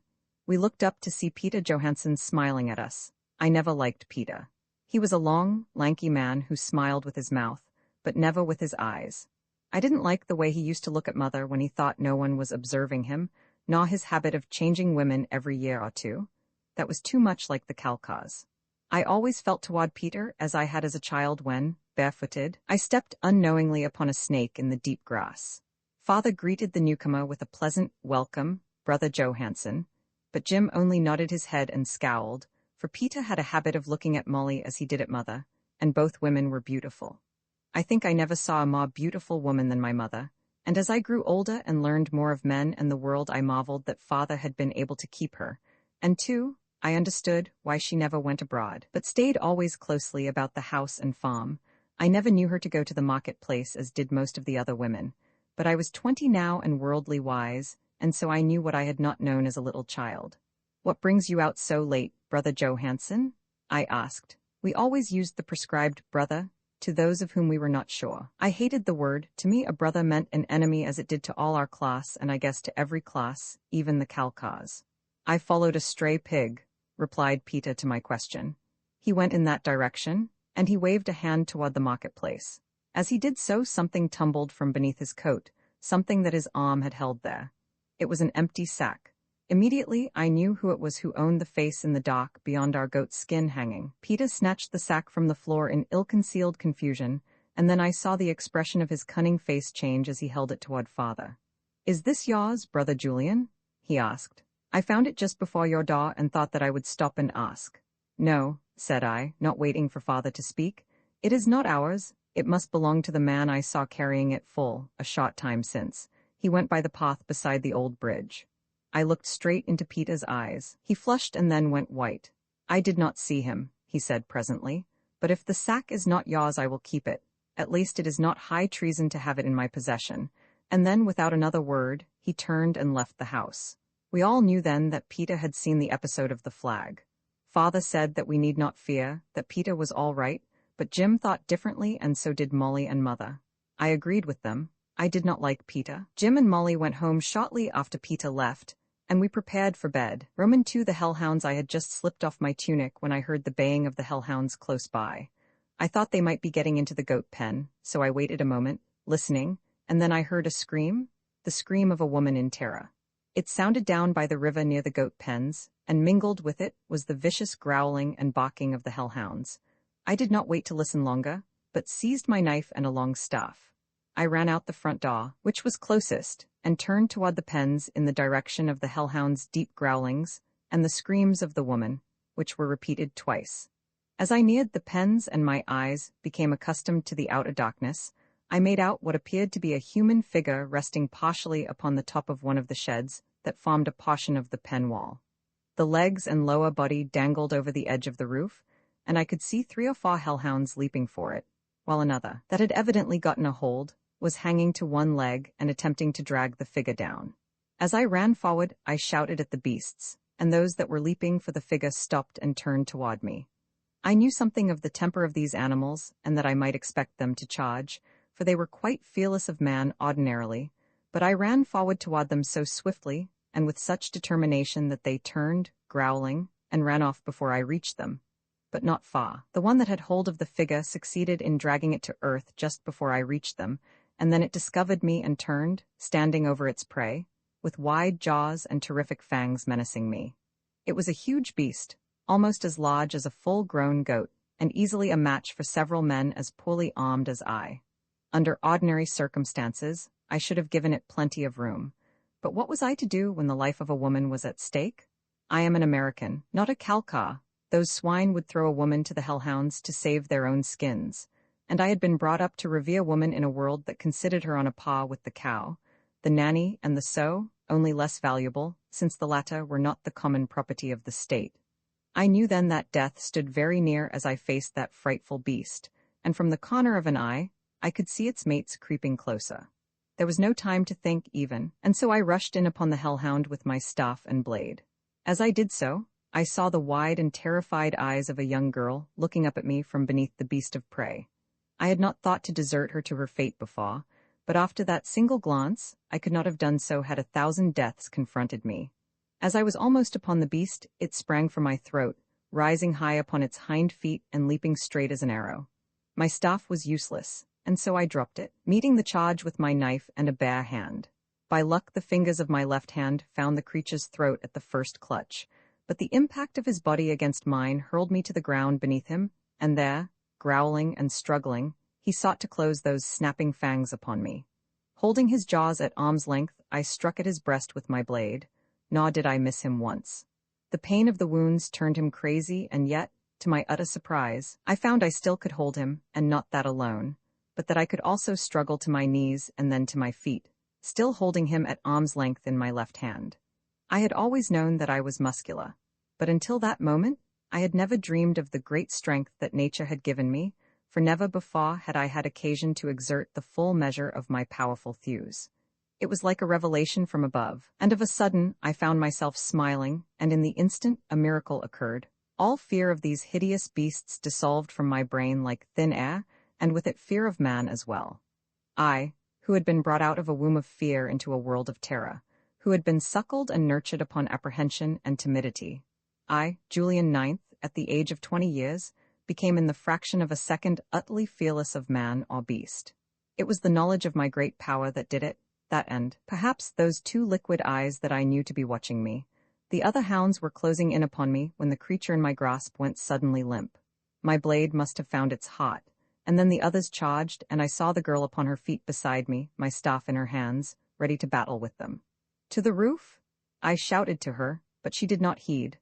Instead, she stood her ground, striking a vicious blow at the leader as he came within range. Swinging the dead beast above my head, I hurled the carcass at the others, so that they scattered and retreated again. And then I turned to the girl, and without more parley lifted her in my arms and tossed her lightly to the roof of the goat shed. I could easily have followed to her side in safety, had not something filled my brain with an effect similar to that which I imagine must be produced by the vile concoction brewed by the Calcars, and which they drink to excess, while it would mean imprisonment for us to be apprehended with it in our possession. At least, I know that I felt a sudden exhilaration, a strange desire to accomplish wonders before the eyes of this stranger, and so I turned upon the far remaining hellhounds who had now bunched to renew the attack, and without waiting for them, I rushed toward them. They did not flee, but stood their ground, growling hideously, their hair bristling upon their necks and along their spines, their great fangs bared and slavering. But among them, I tore, and by the very impetuosity of my attack, I overthrew them. The first sprang to meet me and him. I seized by the neck, and clamping his body between my knees, I twisted his head entirely around until I heard the vertebrae snap. The other three were upon me then, leaping and tearing, but I felt no fear. One by one I took them in my mighty hands, and lifting them high above my head hurled them violently from me. Two only of the hellhounds returned to the attack, and these I vanquished with my bare hands, disdaining to use my blade upon such carrion. It was then that I saw a man running toward me from up the river and another from our house. The first was Jim, who had heard the commotion and the girl's screams, and the other was my father. Both had seen the last part of the battle, and neither could believe that it was I, Julian, who had done this thing. Father was very proud of me, and Jim was, too, for he had always said that having no son of his own, father must share me with him. And then I turned toward the girl who had slipped from the roof and was approaching us. She moved with the same graceful dignity that was mother's, not at all like the clumsy clods that belonged to the Calcars, and she came straight to me and laid a hand upon my arm. "Thank you," she said, "and God bless you. Only a very brave and powerful man could have done what you have done." And then, all of a sudden, I did not feel brave at all, but very weak and silly, for all I could do was finger my blade and look at the ground. It was father who spoke, and the interruption helped to dispel my embarrassment. "Who are you?" he asked, "and from where do you come? It is strange to find a young woman wandering about alone at night, but stranger still to hear one who dares invoke the forbidden deity." I had not realized until then that she had used his name, but when I did recall it, I could not but glance apprehensively about to see if any others might be around who could have heard. Father and Jim, I knew to be safe, for there was a common tie between our families that lay in the secret religious rites we held once each month. Since that hideous day that had befallen even before my father's birth, that day, which none dared mention above a whisper, when the clergy of every denomination, to the last man, had been murdered by order of the 24, it had been a capital crime to worship God in any form, whatsoever. We took the girl to the house, and when my mother saw her and how young and beautiful she was, and took her in her arms, the child broke down and sobbed and clung to mother, nor could either speak for some time. In the light of the candle, I saw that the stranger was of wondrous beauty. I have said that my mother was the most beautiful woman I had ever seen, and such is the truth. But this girl who had come so suddenly among us was the most beautiful girl. She was about 19, delicately molded and yet without weakness. There were strength and vitality apparent in every move she made as well as in the expression of her face, her gestures, and her manner of speech. She was girlish, and at the same time filled one with an impression of great reserve strength of mind and character. She was very brown, showing exposure to the sun, yet her skin was clear, almost translucent. Her garb was similar to mine, the common garmenture of people of our class, both men and women. She wore the tunic and breeches and boots just as Mother and Molly and the rest of us did, but somehow there was a difference. I had never before realized what a really beautiful costume it was. The band about her forehead was wider than was generally worn, and upon it were sewn numerous tiny shells, set close together and forming a pattern. It was her only attempt at ornamentation. But even so, it was quite noticeable in a world where women strove to make themselves plain rather than beautiful, some going even so far as to permanently disfigure their faces and those of their female offspring, while others, many others, killed the latter in infancy. Molly had done so with two.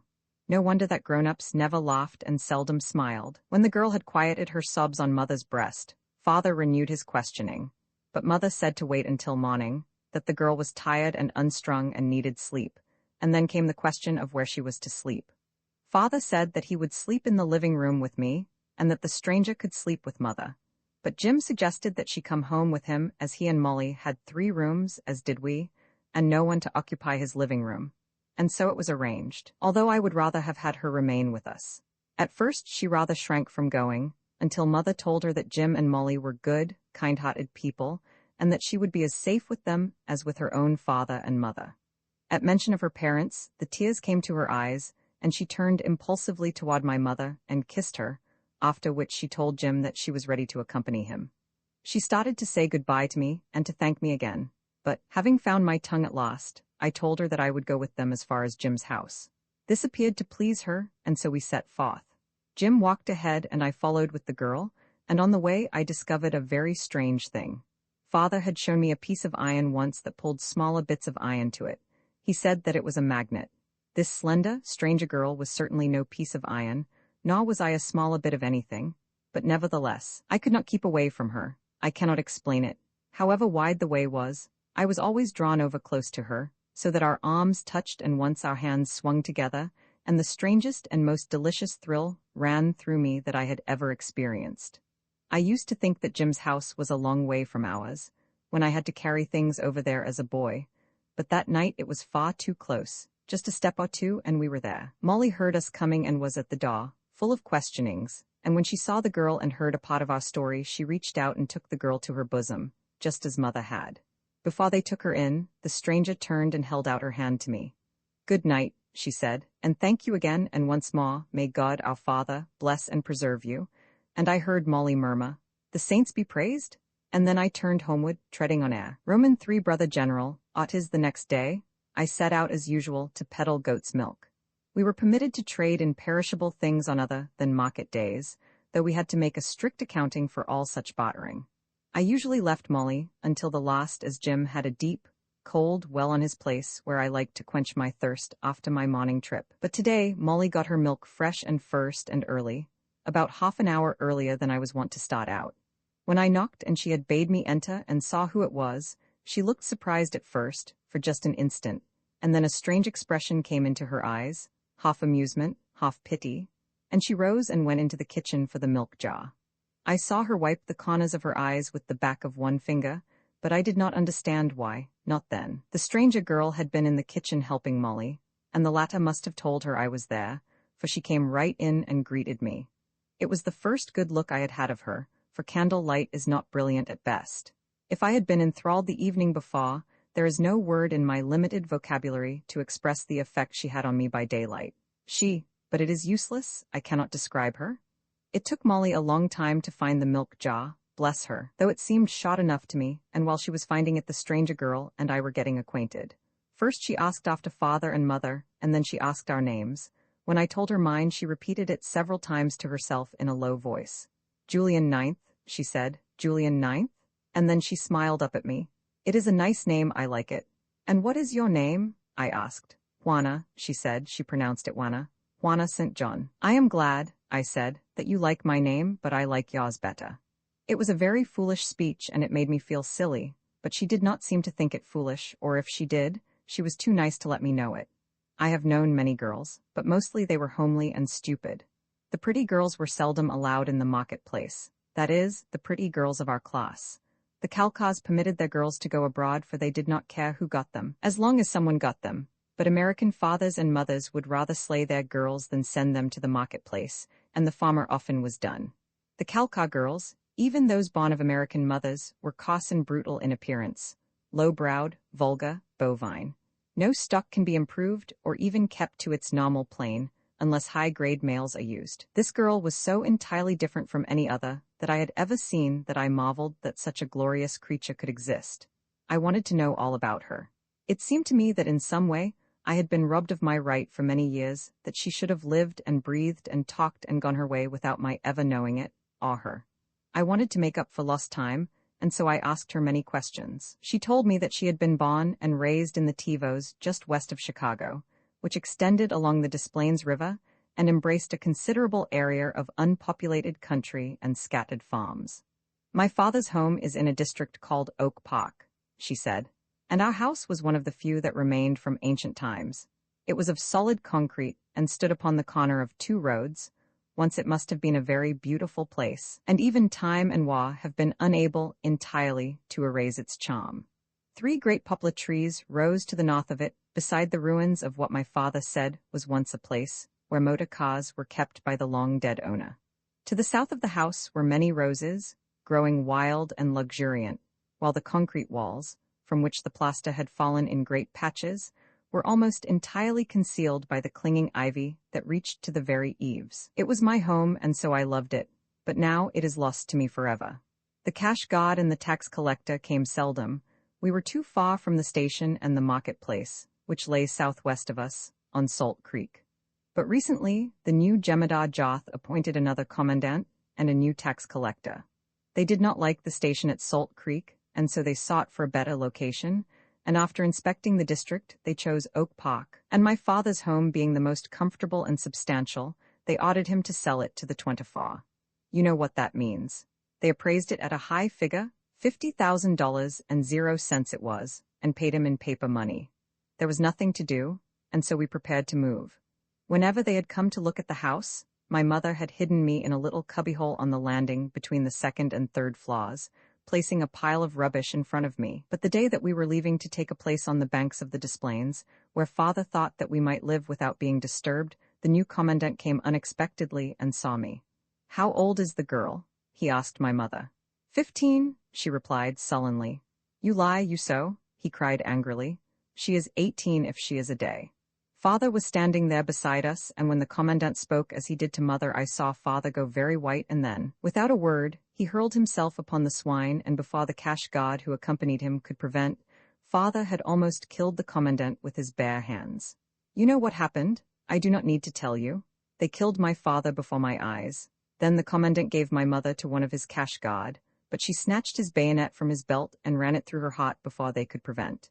I tried to follow her example, but they seized me. I was carried to my own bedroom on the 2nd floor of my father's house and locked there. The commandant said that he would come and see me in the evening and that everything would be all right with me. I knew what he meant, and I made up my mind that he would find me dead. My heart was breaking for the loss of my father and mother, and yet the desire to live was strong within me. I did not want to die. Something urged me to live, and in addition was the teaching of my father and mother. They were both from Quaker stock and very religious. They educated me to fear God and to do no wrong by thought or violence to another, and yet I had seen my father attempt to kill a man, and I had seen my mother slay herself. My world was all upset. I was almost crazed by grief and fear and uncertainty as to what was the right thing for me to do. And then darkness came, and I heard someone ascending the stairway. The windows of the 2nd story, are too far from the ground for one to risk a leap, but the ivy is old and strong. The commandant was not sufficiently familiar with the place to have taken the ivy into consideration, and before the footsteps reached my door, I had swung out of the window, and clinging to the ivy, made my way to the ground down the rough and strong old stem. That was 3 days ago. I hid and wondered. I did not know in what direction I went. Once an old woman took me in overnight and fed me, and gave me food to carry for the next day. I think that I must have been almost mad, for mostly the happenings of the past 3 days are only indistinct and jumbled fragments of memory in my mind. And then the hellhounds? Oh, how frightened I was. And then, you? I don't know what there was about the way she said it, but it seemed to me as though it meant a great deal more than she knew herself. Almost like a prayer of thanksgiving, it was, that she had at last found a safe haven of refuge, safe and permanent. Anyway, I liked the idea. And then Molly came in, and as I was leaving she asked me if I would come that evening, and Juana cried, "Oh, yes, do?" And I said that I would. When I had finished delivering the goat's milk, I started for home, and on the way I met old Samuels, the Jew. He made his living, and a scant one it was, by tanning hides. He was a most excellent tanner, but as nearly everyone else knew how to tan, there were not many customers. But some of the Calcars used to bring him hides to tan.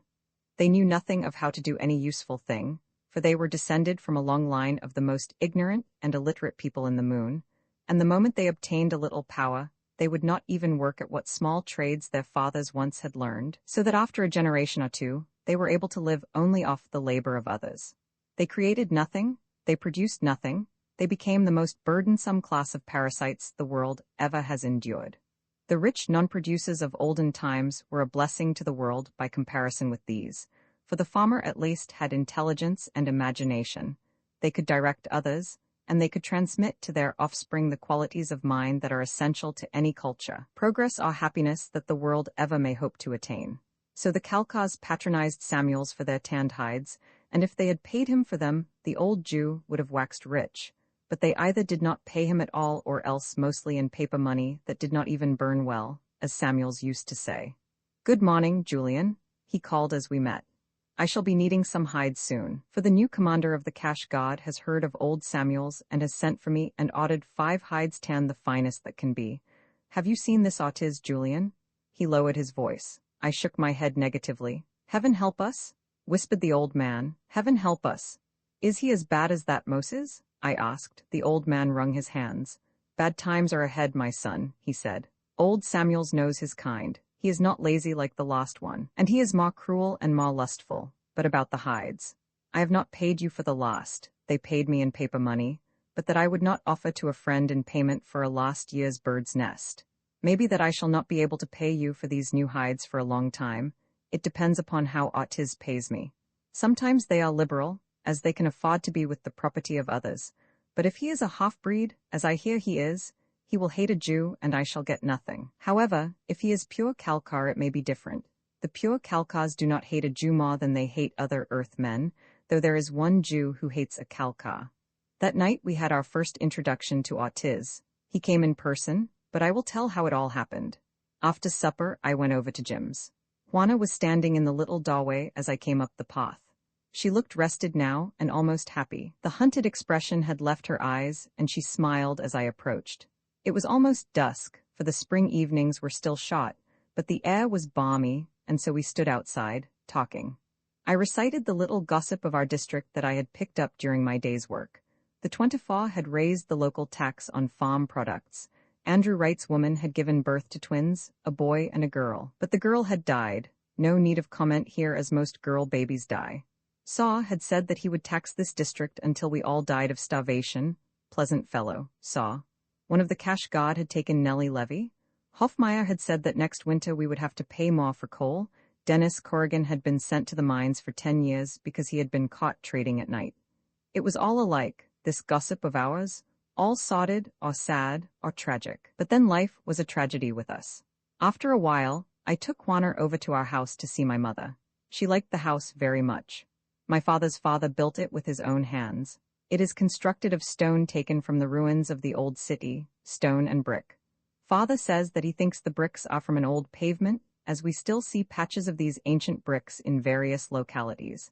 Nearly all our houses are of this construction, for timber is scarce. The foundation and the walls above the ground for about 3 feet are of rough stones of various sizes, and above this are the bricks.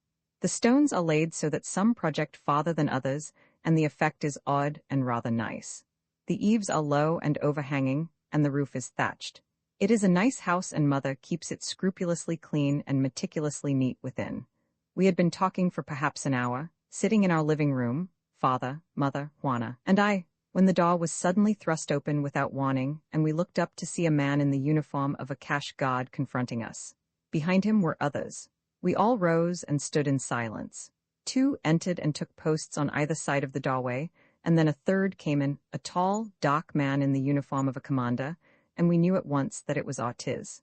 At his heels were 6 more. Ortiz looked at each of us, and then singling out father, he said, "You are brother Julian 8th. Father nodded. Ortiz eyed him for a moment, and then his gaze wandered to mother and Juana, and I saw a new expression lessen the fierce scowl that had clouded his face from the moment of his entry. He was a large man. His nose was thin and rather fine, his eyes cold, gray, and piercing. He was very different from the fat swine that had preceded him, very different and more dangerous. Even I could see that. I could see a thin, cruel upper lip and a full and sensuous lower. If the other had been a pig, this one was a wolf, and he had the nervous restlessness of the wolf, and the vitality to carry out any wolfish designs his crafty brain might entertain. "So you are brother Julian 8th?" he repeated. "I do not have good reports of you. I have come for 2 reasons tonight. One is to warn you that the cash god is commanded by a different sort of man from him whom I relieved. I will stand no trifling and no treason. There must be unquestioned loyalty to the Jemadar at Washington. Every national and local law will be enforced.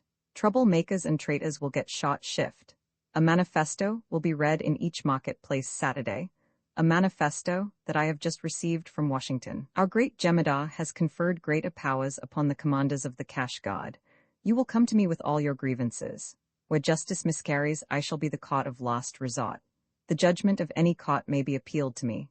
On the other hand, let wrongdoers beware, as under the new law, any cause may be tried before a summary military court over which the commander of the cash guard must preside. And, continued Ortiz, I have come for another reason, a reason that looks bad for you, brother Julian, but we shall see what we shall see." And turning to the men behind him, he issued a curt command. "Search the place?"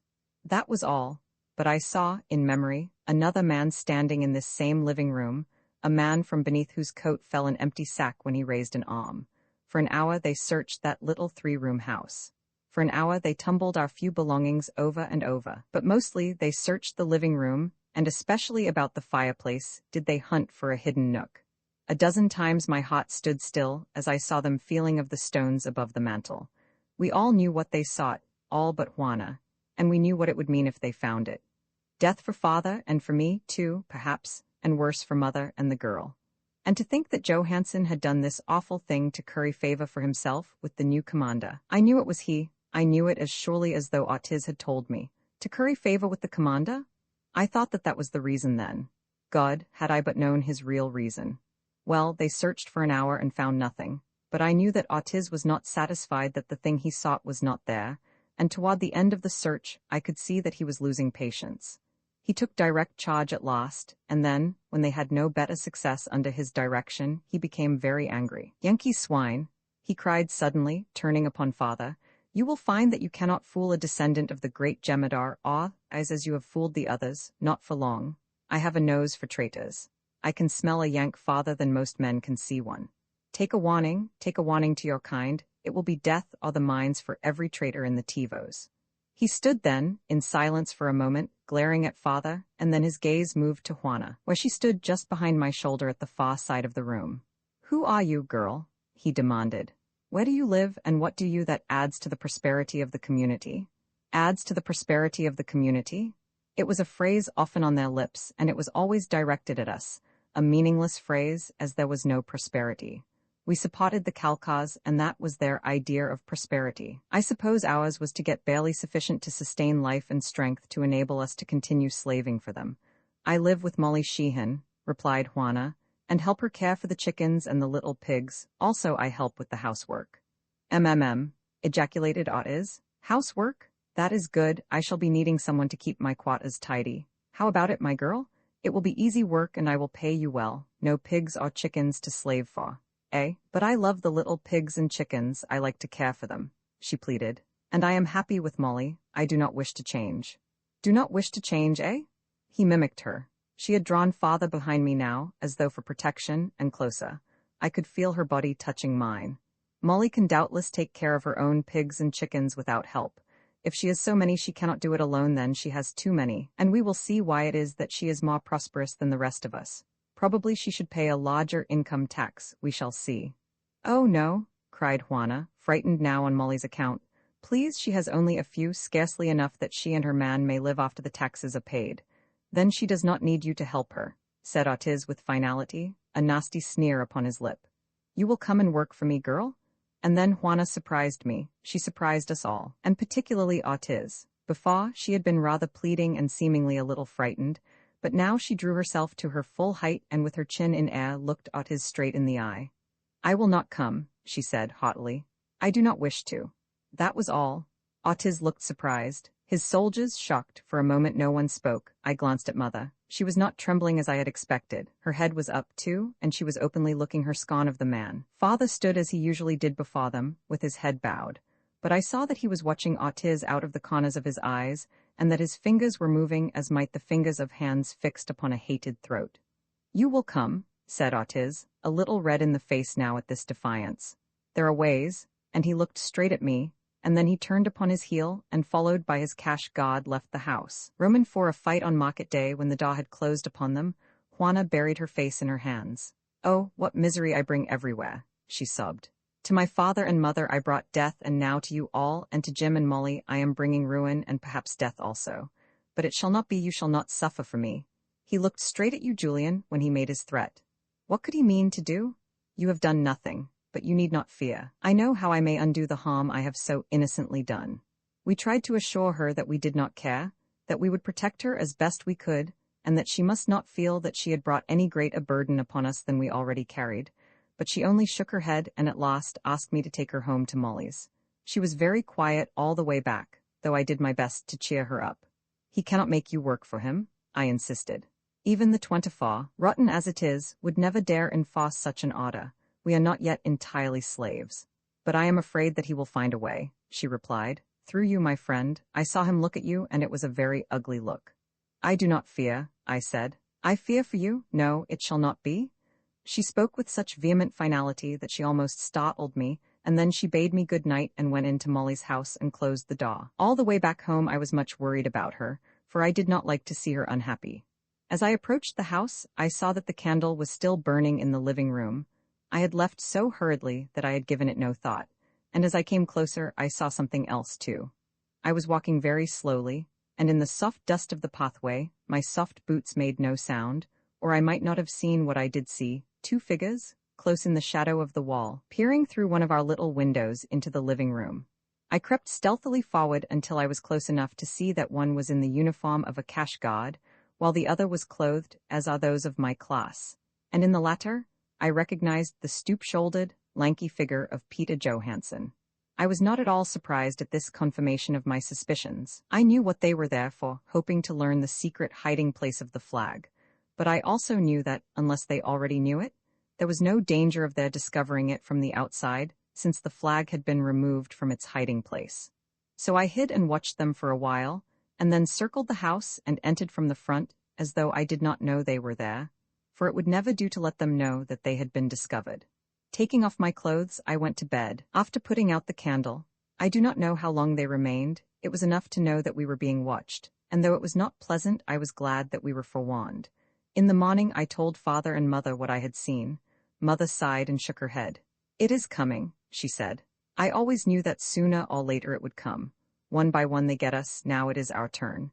It was market day, and I went in with a few wethers, some hides and cheese. Father did not come along. In fact, I advised him not to, as Saw would be there and also Hoffmeyer. One cheese I took as tribute to Saw. God, how I hated to do it. But both Mother and Father thought it best to propitiate the fellow, and I suppose they were right. A lifetime of suffering does not incline one to seek further trouble. The marketplace was full, for I was a little late. There were many cash gods in evidence, more than usual. It was a warm day, the first really warm day we had had, and a number of men were sitting beneath a canopy at one side of the marketplace in front of Hofmeier's office. As I approached, I saw that Ortiz was there, as well as Pithav the coal baron, and Hofmeier of Kos with several others, including some Kalkar women and children.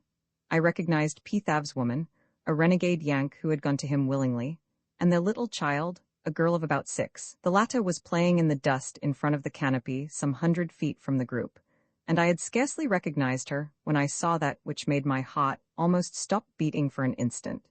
2 men were driving a small bunch of cattle into the marketplace upon the other side of the canopy, when suddenly I saw one of the creatures, a great bull, break away from the herd, and with lowered head charge toward the tiny figure playing, unconscious of danger, in the dust. The men tried to head the beast off, but their efforts were futile.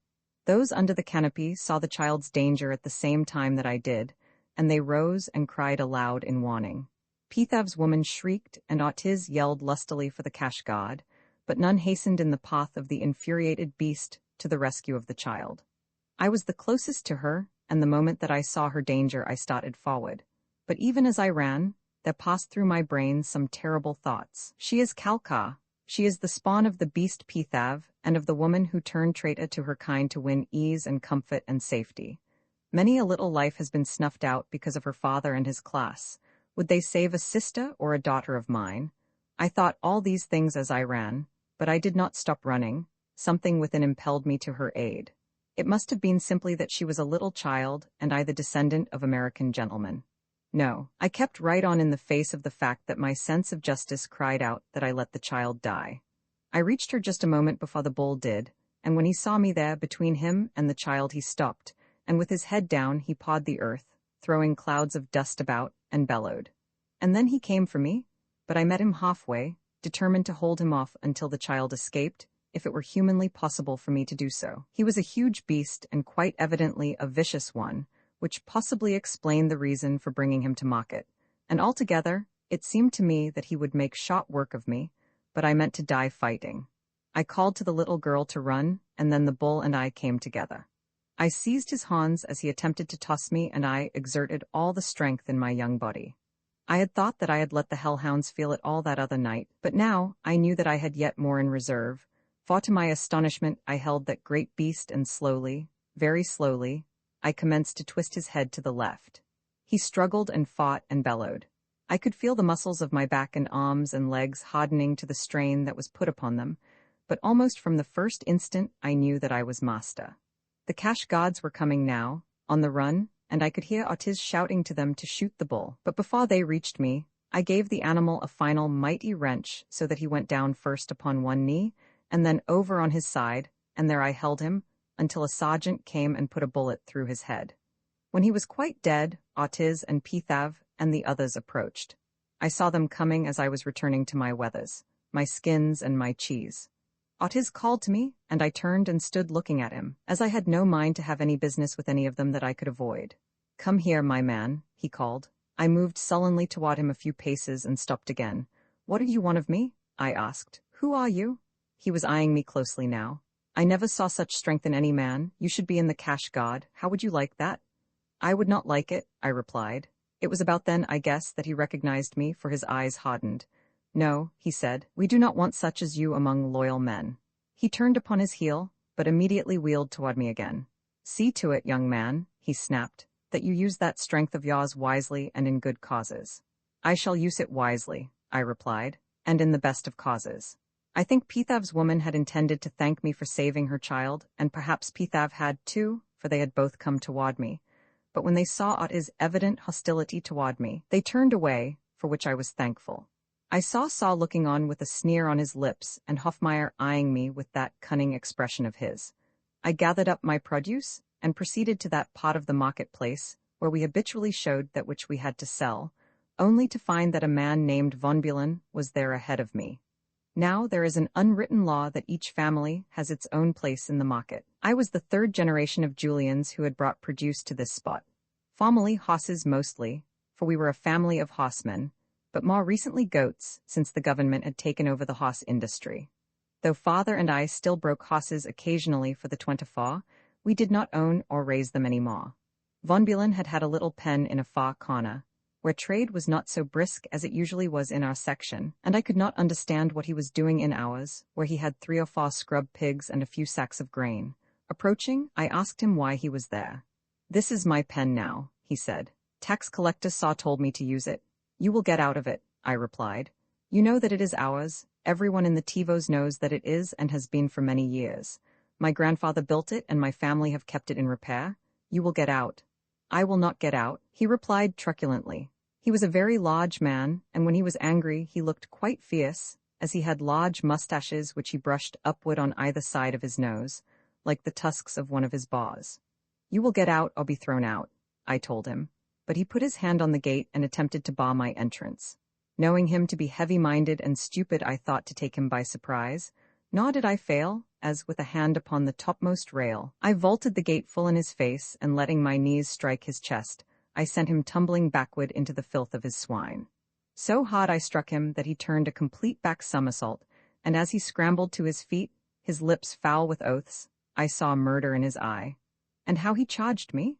It was for all the world like the charge of the great bull I had just vanquished, except that I think that Von Bulow was angrier than the bull, and not so good-looking. His great fists were flailing about in a most terrifying manner, and his mouth was open just as though he intended eating me alive.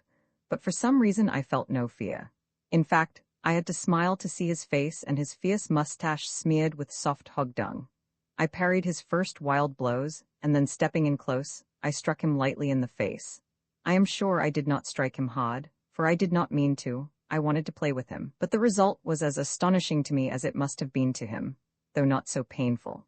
He rebounded from my fist fully 3 feet, and then went over on his back again, spitting blood and teeth from his mouth.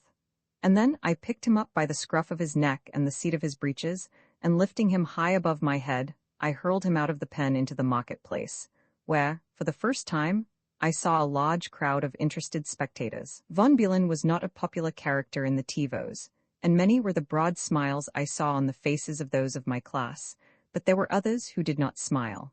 They were Khalkhas and half-breeds. I saw all this in a single glance, and then I returned to my work, for I was not through. Von Bulow lay where he had alighted, and after him and onto him, one by one, I threw his sacks of grain and his scrub pigs, and then I opened the gate and started out to bring in my own produce and livestock. As I did so, I almost ran into Saw, standing there eyeing me with a most malignant expression upon his face. "What does this mean?" He fairly screamed at me. "It means," I replied, "that no one can steal the place of a Julian as easily as Von Bulow thought." "He did not steal it," yelled Saw. "I gave it to him. Get out, it is his." "It is not yours to give," I replied. "I know my rights and no man shall take them from me without a fight. Do you understand me?"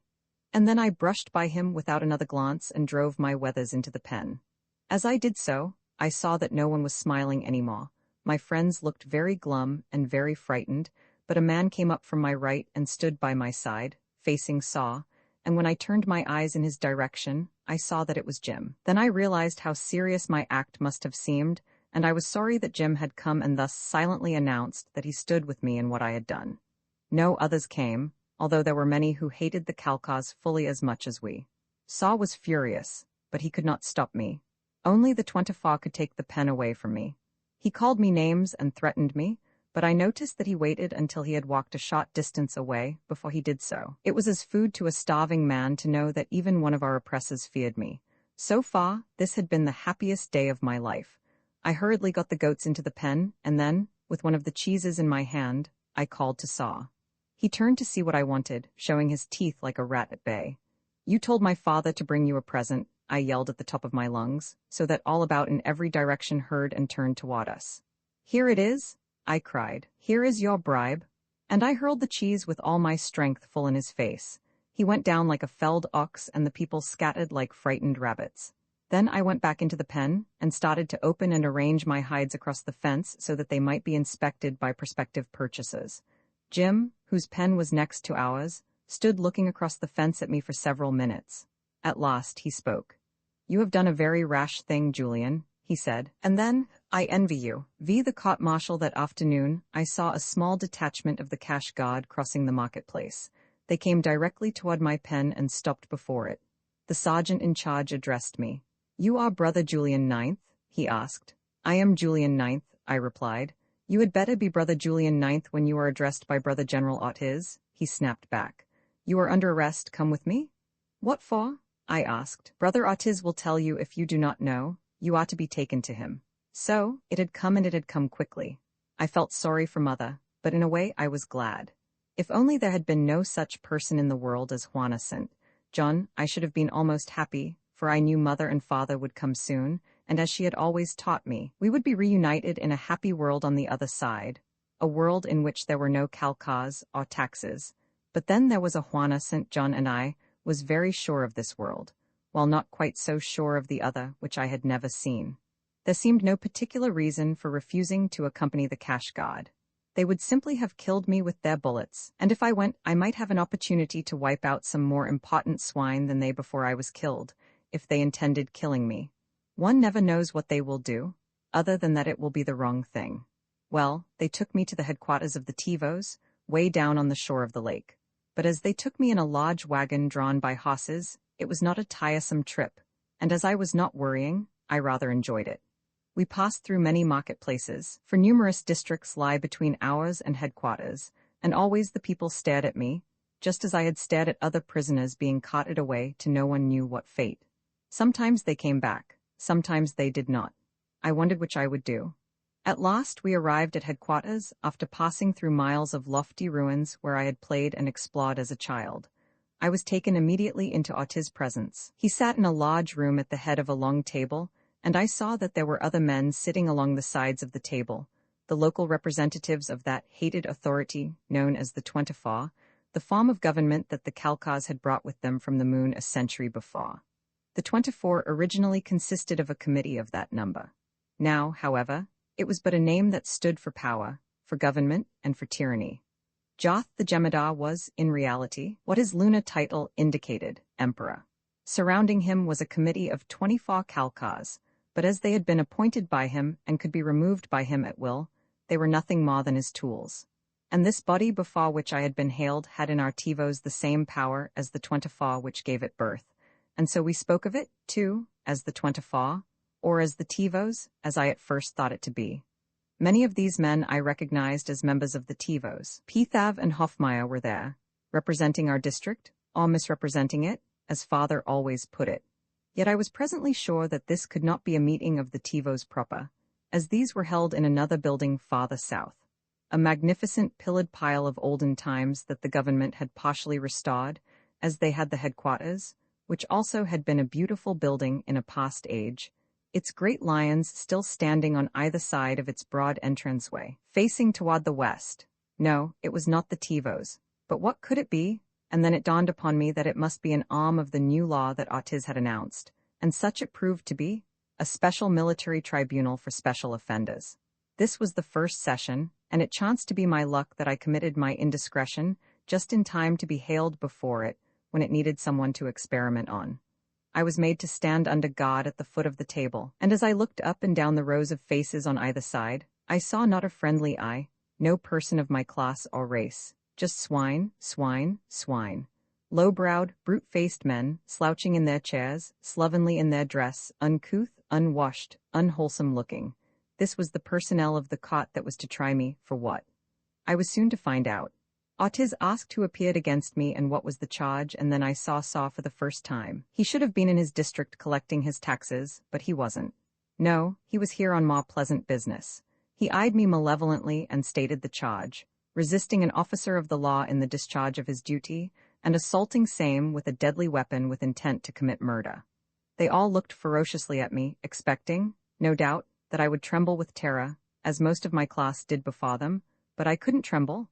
The charge struck me as so ridiculous. As a matter of fact, I am afraid that I grinned. I know I did. What is it? Asked Otis. That amuses you so? The charge? I replied. What is there funny about that? He asked again. Men have been shot for less, men who were not suspected of treasonable acts. I did not resist an officer in the discharge of his duty, I said. It is not one of a tax collector's duties to put a family out of its pen at the marketplace, is it? A pen they have occupied for 3 generations. I ask you, Otis, is it? Otis half rose from his chair. How dare you address me thus? He cried. The others turned scowling faces upon me, and beating the table with their dirty fists they all shouted and bellowed at me at once, but I kept my chin up as I had sworn to do until I died, and I laughed in their faces. Finally, they quieted down, and again I put my question to Ortiz, and I'll give him credit for answering it fairly. "No," he said. "Only the Tivos may do that. The Tivos are the commandant." Then I did not resist an officer in the discharge of his duty. I shot back at them, for I only refuse to leave the pen that is mine. And now another question. Is a cheese a deadly weapon? They had to admit that it was not. He demanded a present from my father, I explained, and I brought him a cheese. He had no right under the law to demand it, and so I threw it at him, and it hit him in the face. I shall deliver thus every such illegal tithe that is demanded of us. I have my rights under the law, and I intend to see that they are respected. They had never been talked to thus before, and suddenly I realized that by merest chance I had stumbled upon the only way in which to meet these creatures. They were moral as well as physical cowards. They could not face an honest, fearless man. Already they were showing signs of embarrassment. They knew that I was right, and while they could have condemned me had I bowed the knee to them, they hadn't the courage to do it in my presence. The natural outcome was that they sought a scapegoat, and Ortiz was not long in finding one. His baleful eye alighted upon Saw. "Does this man speak the truth?" he cried at the tax collector. "Did you turn him out of his pen? Did he do no more than throw a cheese at you?" Saw, a coward before those in authority over him, flushed and stammered. "He tried to kill me," he mumbled lamely, "and he did almost kill Brother Von Buren." Then I told them of that, and always I spoke in a tone of authority, and I held my ground. I did not fear them, and they knew it. Sometimes I think they attributed it to some knowledge I had of something that might be menacing them, for they were always afraid of revolution. That is why they ground us down so. The outcome of it was that I was let go with a warning that if I did not address my fellows as brother I would be punished, and even then I gave the parting shot, for I told them I would call no man brother unless he was. The whole affair was a farce, but all trials were farces. Only as a rule the joke was on the accused. They were not conducted in a dignified or proper manner, as I imagined trials in ancient times to have been. There was neither order nor system. I had to walk all the way home, another manifestation of justice, and I arrived there an hour or two after supper time. I found Jim and Molly and Juana at the house, and I could see that Mother had been crying. She started again when she saw me, poor Mother. I wonder if it has always been such a terrible thing to be a mother. But no, it cannot have been, else the human race would long since have been extinct, as the Calcars will rapidly make it anyway. Jim had told them of the happenings in the marketplace, the episode of the bull, the encounter with Von Buren, and the matter of Saw. For the first time in my life, and the only time, I heard my father laugh aloud. Juana laughed too, but there was still an undercurrent of terror that I could feel, and which Molly finally voiced. "They will get us yet, Julian," she said, "but what you have done is worth dying for." "Yes," cried my father, "I can go to the butcher with a smile on my lips after this. He has done what I always wanted to do, but dared not. If I am a coward, I can at least thank God that there sprang from my loins a brave and fearless man." "You are not a coward?" I cried, and Mother looked at me and smiled.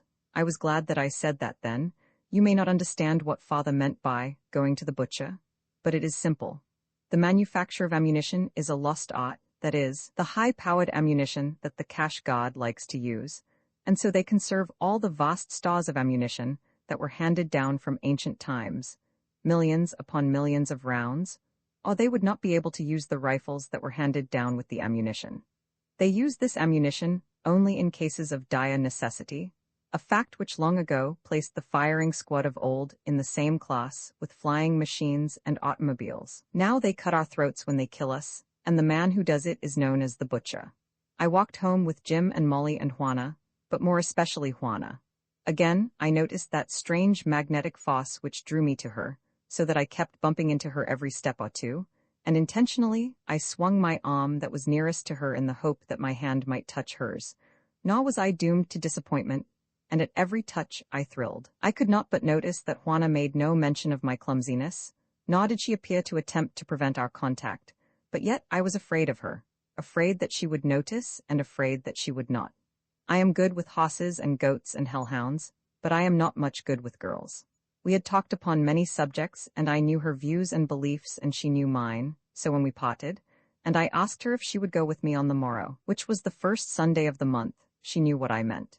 She said that she would, and I went home very happy, for I knew that she and I were going to defy the common enemy side by side, that hand in hand we would face the grim reaper for the sake of the greatest cause on earth. On the way, I overtook Peter Johansson going in the direction of our home. I could see that he had no mind to meet me, and he immediately fell to explaining lengthily why he was out at night. For the first thing I did was to ask him what strange business took him abroad so often lately after the sun had set. I could see him flush even in the dark. "Why," he exclaimed, "this is the first time in months that I have gone out after supper," and then something about the man made me lose my temper, and I blurted out what was in my heart. "You lie," I cried. "You lie, you damned spy." And then Peter Johansson went white, and suddenly whipping a knife from his clothes he leaped at me, striking wildly for any part of me that the blade might reach. At first he liked to have got me, so unexpected and so venomous was the attack, but though I was struck twice on the arm and cut a little, I managed to ward the point from any vital part, and in a moment I had seized his knife wrist. That was the end. I just twisted it a little. I did not mean to twist hard, and something snapped inside his wrist. Peter let out an awful scream, his knife dropped from his fingers, and I pushed him from me and gave him a good kick as he was leaving. A kick that I think he will remember for some time. Then I picked up his knife and hurled it as far as I could in the direction of the river, and went on my way toward home, whistling. When I entered the house, Mother came out of her room, and putting her arms about my neck she clung closely to me. "Dear boy," she murmured, "I am so happy because you are happy. She is a dear girl and I love her as much as you do." "What is the matter?" I asked. "What are you talking about?" "I heard you whistling," she said, and I knew what it meant. Grown men whistle but once in their lives. I picked her up in my arms and tossed her to the ceiling. "Oh, Mother dear," I cried. "I wish it were true, and maybe it will be some day, if I am not too much of a coward, but not yet." "Then why were you whistling?" she asked, surprised and a bit skeptical too, I imagine. "I whistled," I explained, "because I just broke the wrist of a spy and kicked him across the road." "Peter?" she asked, trembling. "Yes, Mother, Peter. I called him a spy and he tried to knife me." "Oh, my son," she cried, "you did not know. It is my fault. I should have told you. Now he will fight no more in the dark, but will come out in the open, and when he does that I am lost." "What do you mean?" I asked. "I do not mind dying," she said, "but they will take your father first because of me." "What do you mean? I can understand nothing of what you are driving at."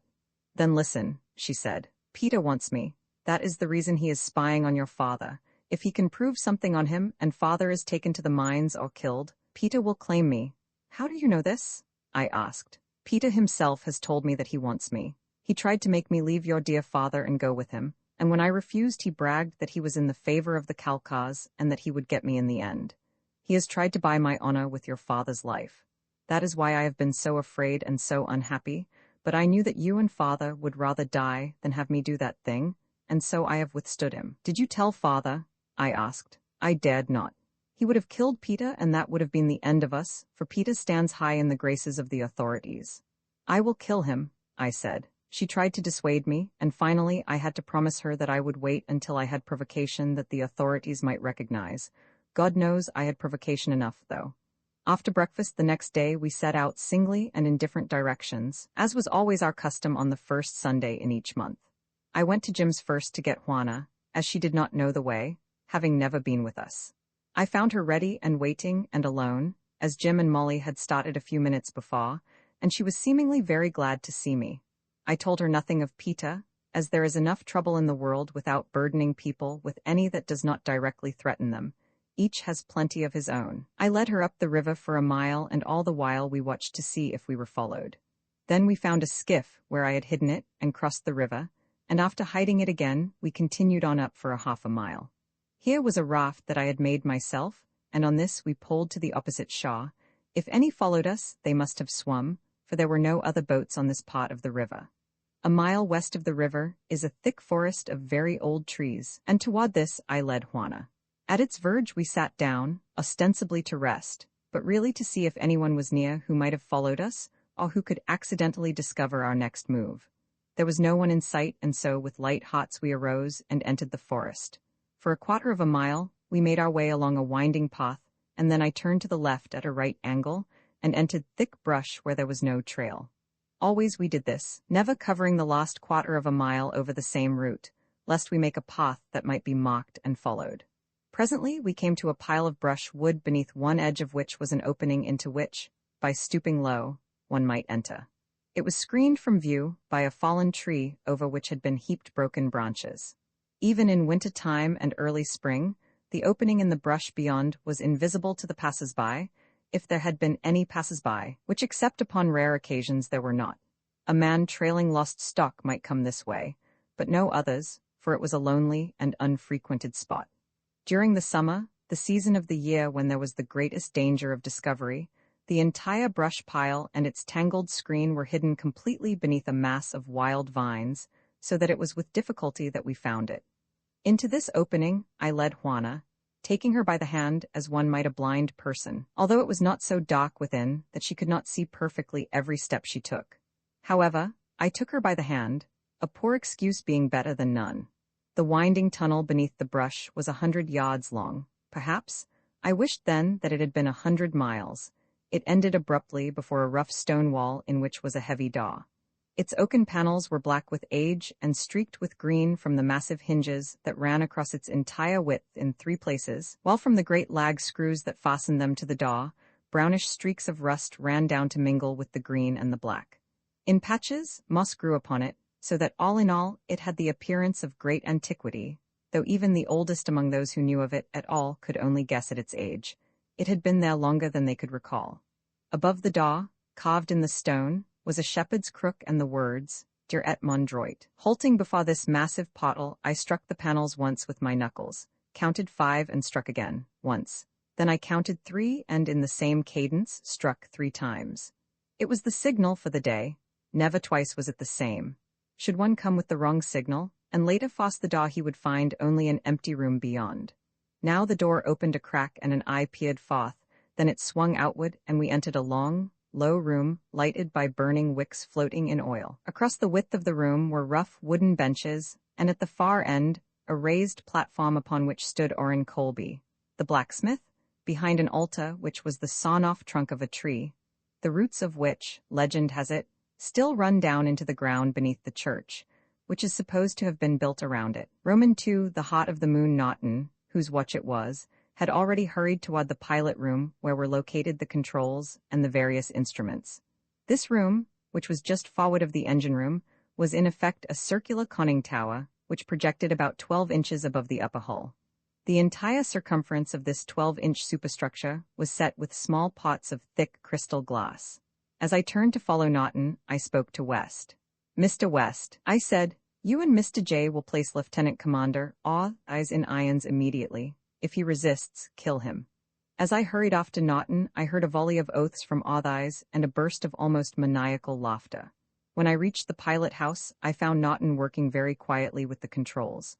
There was nothing hysterical in his movements, but his face was absolutely ashen. "What is wrong, Mr. Naughton?"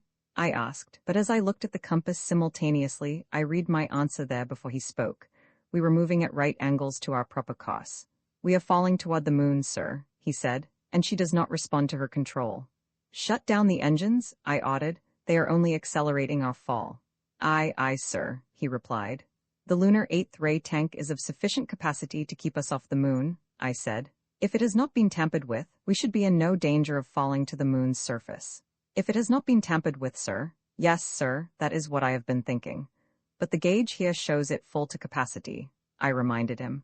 "I know, sir," he replied, "but if it were full to capacity, we should not be falling so rapidly."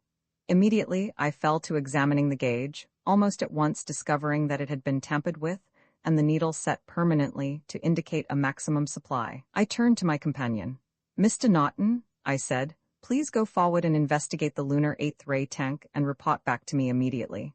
The young man saluted and departed. As he approached the tank, it was necessary for him to crawl through a very restricted place beneath the deck. In about 5 minutes Naughton returned. He was not so pale as he had been, but he looked very haggard. "Well?" I inquired as he halted before me. "The exterior intake valve has been opened, sir," he said. "The rays were escaping into space. I have closed it, sir." The valve to which he referred was used only when the ship was in dry dock, for the purpose of refilling the buoyancy tank, and because it was so seldom used and as a further precaution against accident, the valve was placed in an inaccessible part of the hull where there was absolutely no likelihood of its being accidentally opened. Naughton glanced at the instrument. "We are not falling quite so rapidly now," he said. "Yes," I replied. "I had noted that, and I have also been able to adjust the lunar eighth ray gauge. It shows that we have about half the original pressure." "Not enough to keep us from going aground," he commented. "No, not here, where there is no atmosphere. If the moon had an atmosphere, we could at least keep off the surface if we wished to. As it is, however, I imagine that we will be able to make a safe landing, though, of course, that will do us little good. You understand, I suppose, Mr. Naughton, that this is practically the end?" He nodded. "It will be a sad blow to the inhabitants of two worlds," he remarked, his entire forgetfulness of self indicating the true nobility of his character. "It is a sad report to broadcast," I remarked, "but it must be done, and at once. You will please send the following message to the Secretary of Peace. U.S.S. The Basum, January 6, 2026, about 20,000 miles off the moon. Lieutenant Commander Othies, while under the influence of liquor, has destroyed auxiliary engine and opened exterior intake valve lunar 8th ray buoyancy tank. Ship sinking rapidly. Will keep you?" Naughton, who had seated himself at the radio desk, leaped suddenly to his feet and turned toward me. "My God, sir," he cried.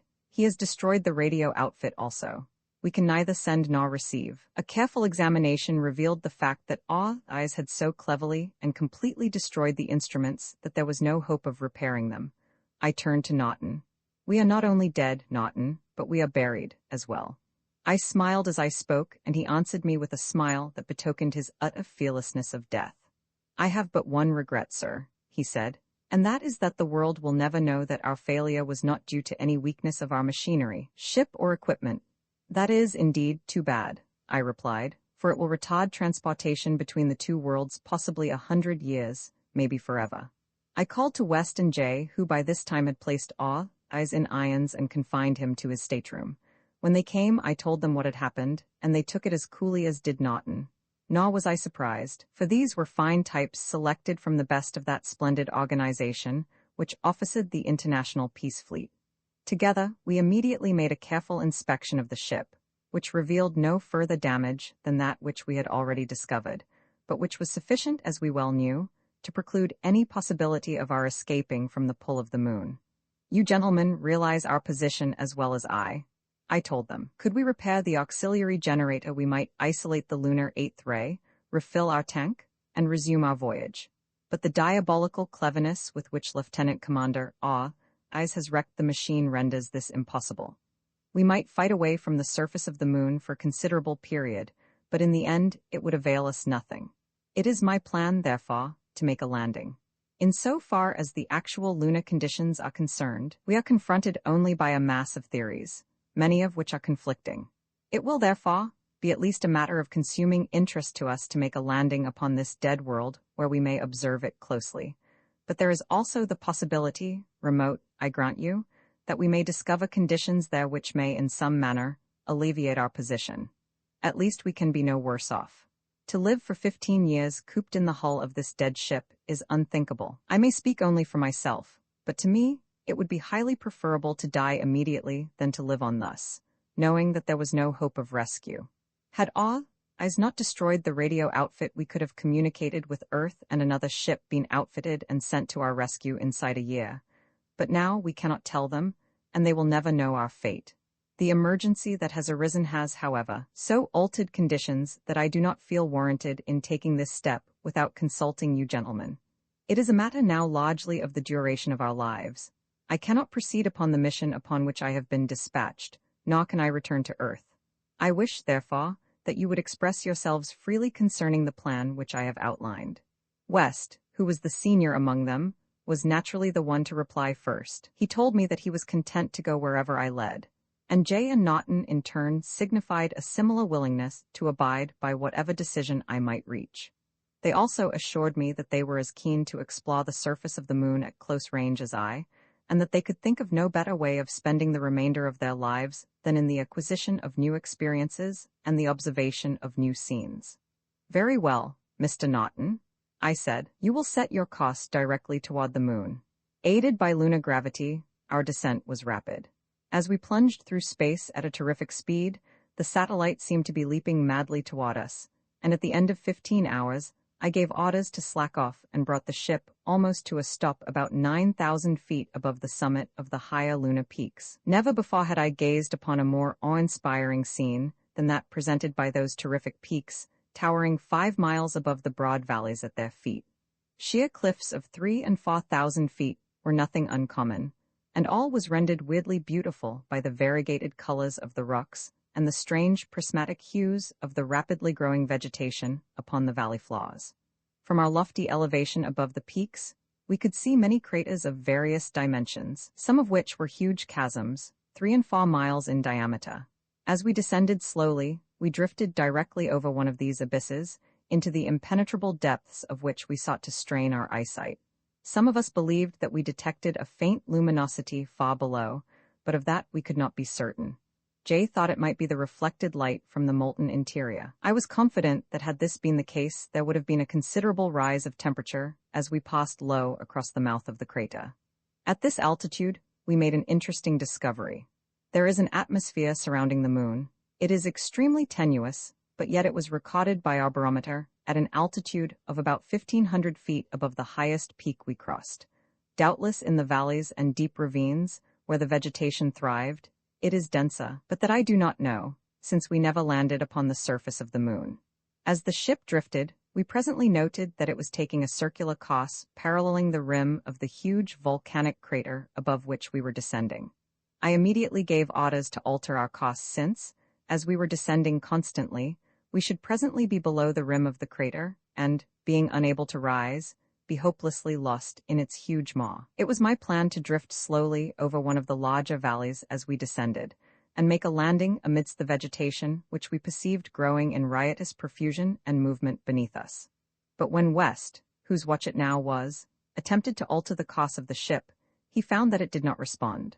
Instead, it continued to move slowly in a great circle around the inside rim of the crater. At the moment of this discovery, we were not much more than 500 feet above the summit of the volcano, and we were constantly, though slowly, dropping. West looked up at us, smiled, and shook his head. "It is no use, sir," he said, addressing me. "It is about all over, sir, and there won't even be any shouting. We seem to be caught in what one might call a lunar whirlpool, for you will have noticed, sir, that our circles are constantly growing smaller. Our speed does not seem to be increasing," I remarked, as would follow were we approaching the vortex of a true whirlpool. "I think I can explain it, sir," said Naughton. "It is merely due to the action of the lunar eighth ray, which still remains in the forward buoyancy tank.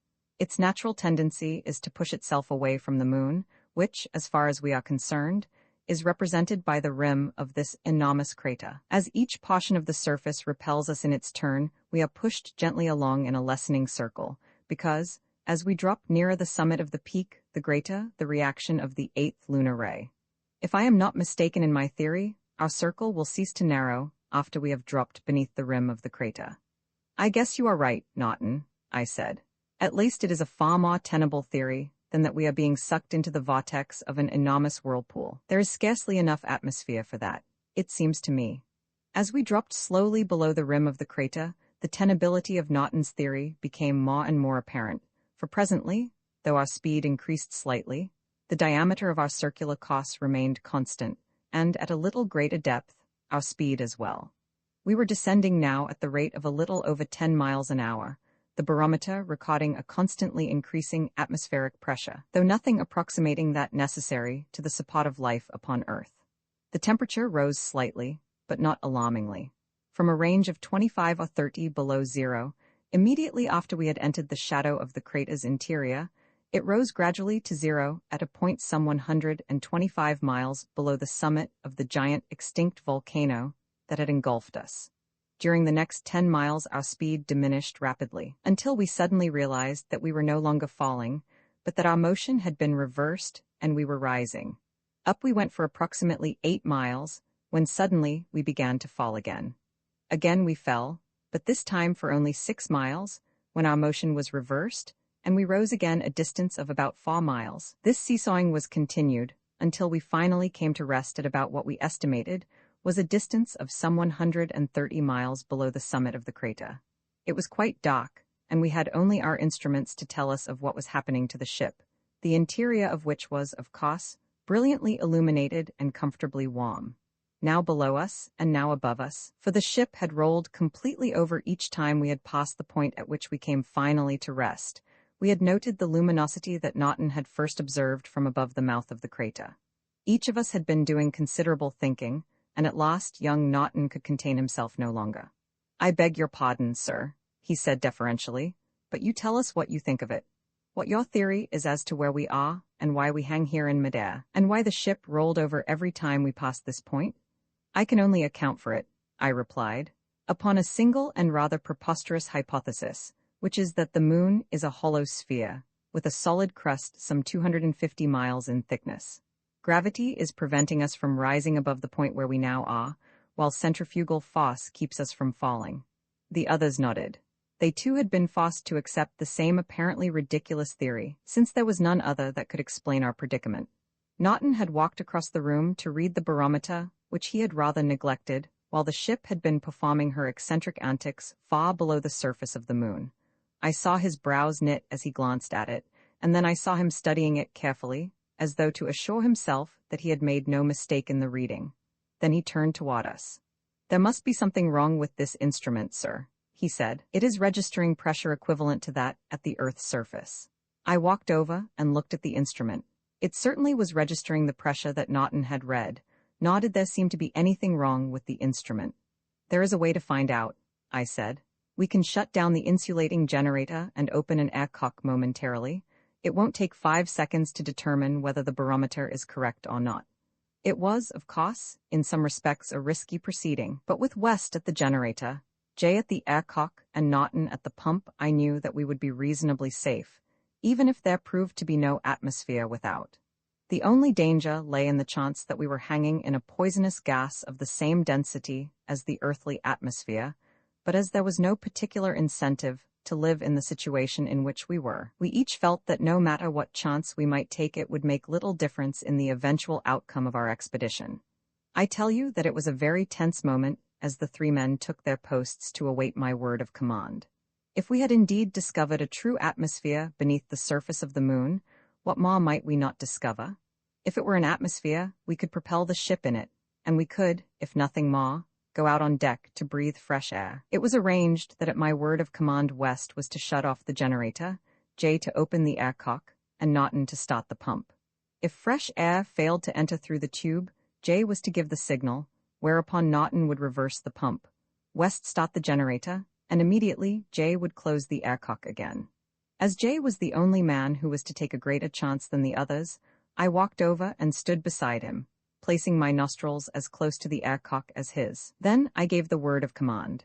Everything worked perfectly, and an instant later a rush of fresh, cold air was pouring into the hull of the Barsoom. West and Naughton had been watching the effects upon our faces closely, so that they knew almost as soon as we did that the result of our test had been satisfactory. We were all smiles, though just why we were so happy I am sure none of us could have told. Possibly it was just because we had found a condition that was identical with an earthly condition, and though we might never see our world again, we could at least breathe air similar to hers. I had them start the motors again then, and presently we were moving in a great spiral upward toward the interior of the moon. Our progress was very slow, but as we rose the temperature rose slowly, too, while the barometer showed a very slightly decreasing atmospheric pressure. The luminosity, now above us, increased as we ascended, until finally the sides of the great well through which we were passing became slightly illuminated. All this time, eyes had remained in irons in his stateroom. I had given instructions that he was to be furnished food and water, but no one was to speak to him, and I had taken Naughton into my stateroom with me. Knowing eyes to be a drunkard, a traitor, and a potential murderer, I had no sympathy whatsoever for him. I had determined to court-martial him, and did not intend to spend the few remaining hours or years of my life cooped up in a small ship with him, and I knew that the verdict of any court, whether composed of the remaining crew of the Barsoom or appointed by the Judge Advocate General of the Navy, could result in but one thing, and that was death for eyes. I had left the matter, however, until we were not pressed with other matters of greater importance, and so he still lived, though he shared neither in our fears, our hopes, nor our joys. About 26 hours after we entered the mouth of the crater at the surface of the moon, we suddenly emerged from its opposite end to look upon a scene that was as marvelous and weird, by comparison with the landscape upon the surface of the moon, as the latter was in comparison with that of our own Earth. A soft, diffused light revealed to us in turn mountains, valleys, and sea, the details of which were more slowly encompassed by our minds.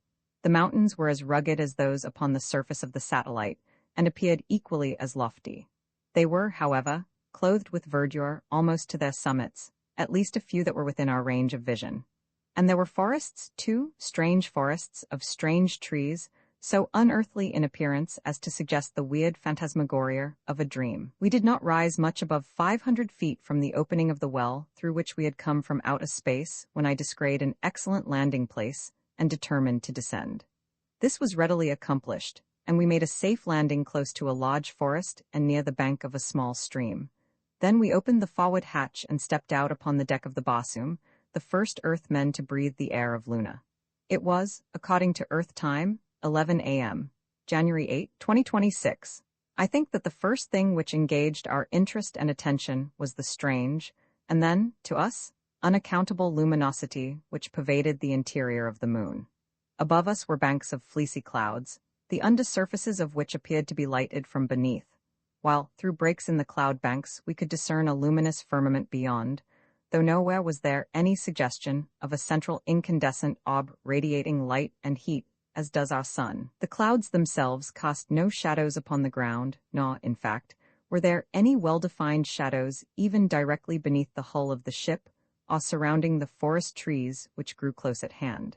The shadows were vague and nebulous, blending off into nothingness at their edges. We ourselves cast no more shadows upon the deck of the Barsoom than would have been true upon a cloudy day on Earth. Yet the general illumination surrounding us approximated that of a very slightly hazy Earth day. This peculiar lunar light interested us profoundly, but it was some time before we discovered the true explanation of its origin.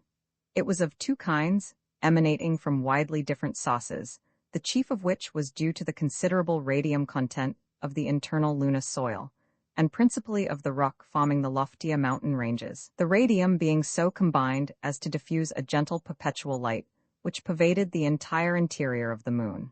The secondary source was sunlight, which penetrated to the interior of the moon through the hundreds of thousands of huge craters penetrating the lunar crust. It was this sunlight which carried heat to the inner world, maintaining a constant temperature of about 80 degrees Fahrenheit. Centrifugal force, in combination with the gravity of the moon's crust, confined the internal lunar atmosphere to a blanket which we estimated at about 50 miles in thickness over the inner surface of this buried world.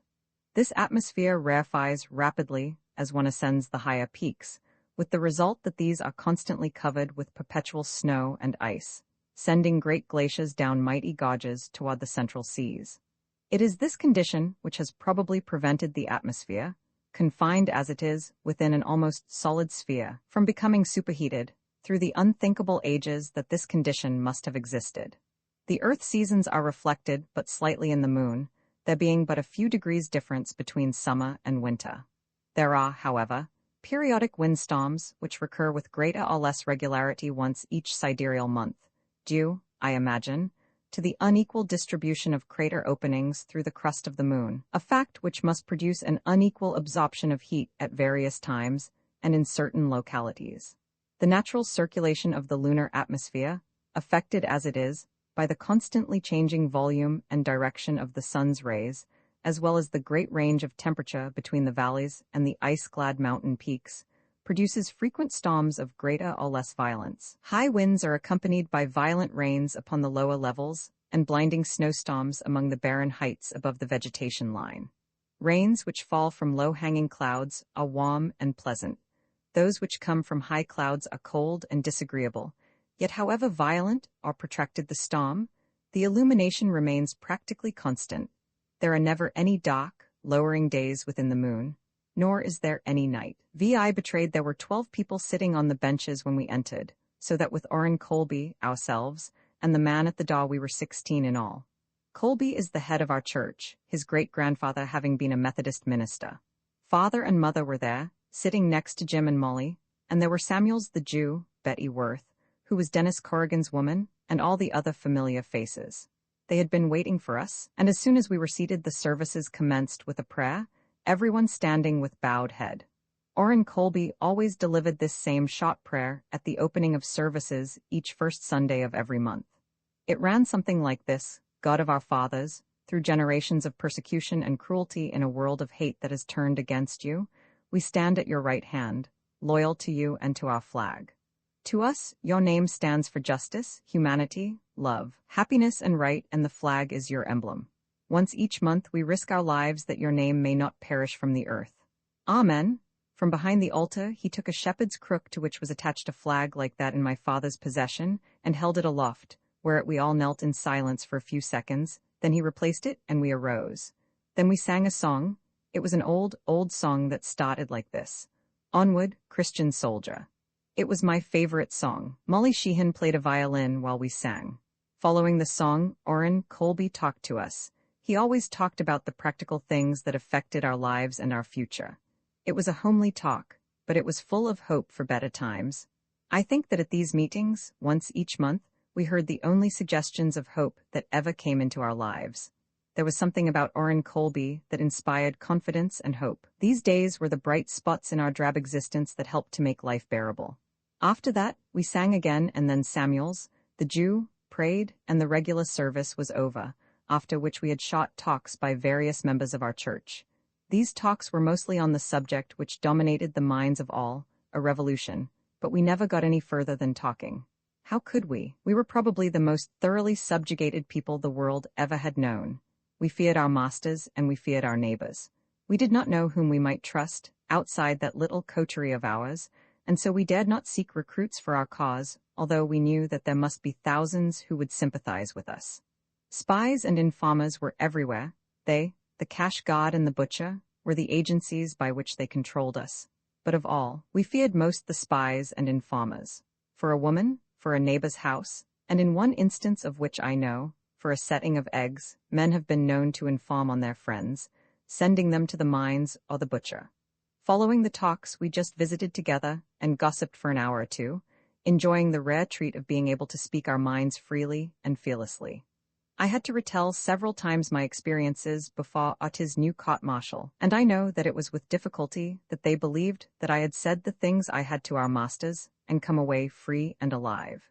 They simply could not understand it. All were warned of Peter Johansson, and the names of others, under suspicion of being informers, were passed around that we might all be on our guard against them.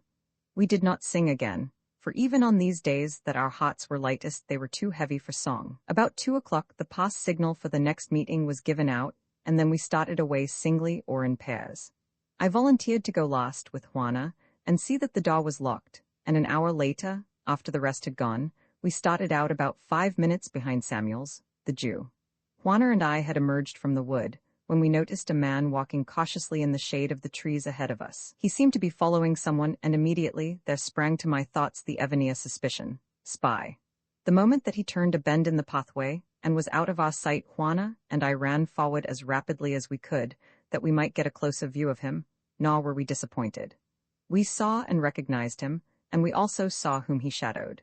It was Peter Johansson, carrying one arm in a sling, sneaking along behind Samuel's. Casting about in my mind for some plan to throw Peter off the track, I finally hit upon a scheme which I immediately put into execution. I knew the way that the old man followed to and from church, and that presently he would make a wide detour that would bring him back to the river about 1/4 of a mile below. Juana and I could walk straight to the spot and arrive long before Samuel's did. And this we proceeded to do. About half an hour after we reached the point at which we knew he would strike the river, we heard him coming and withdrew into some bushes.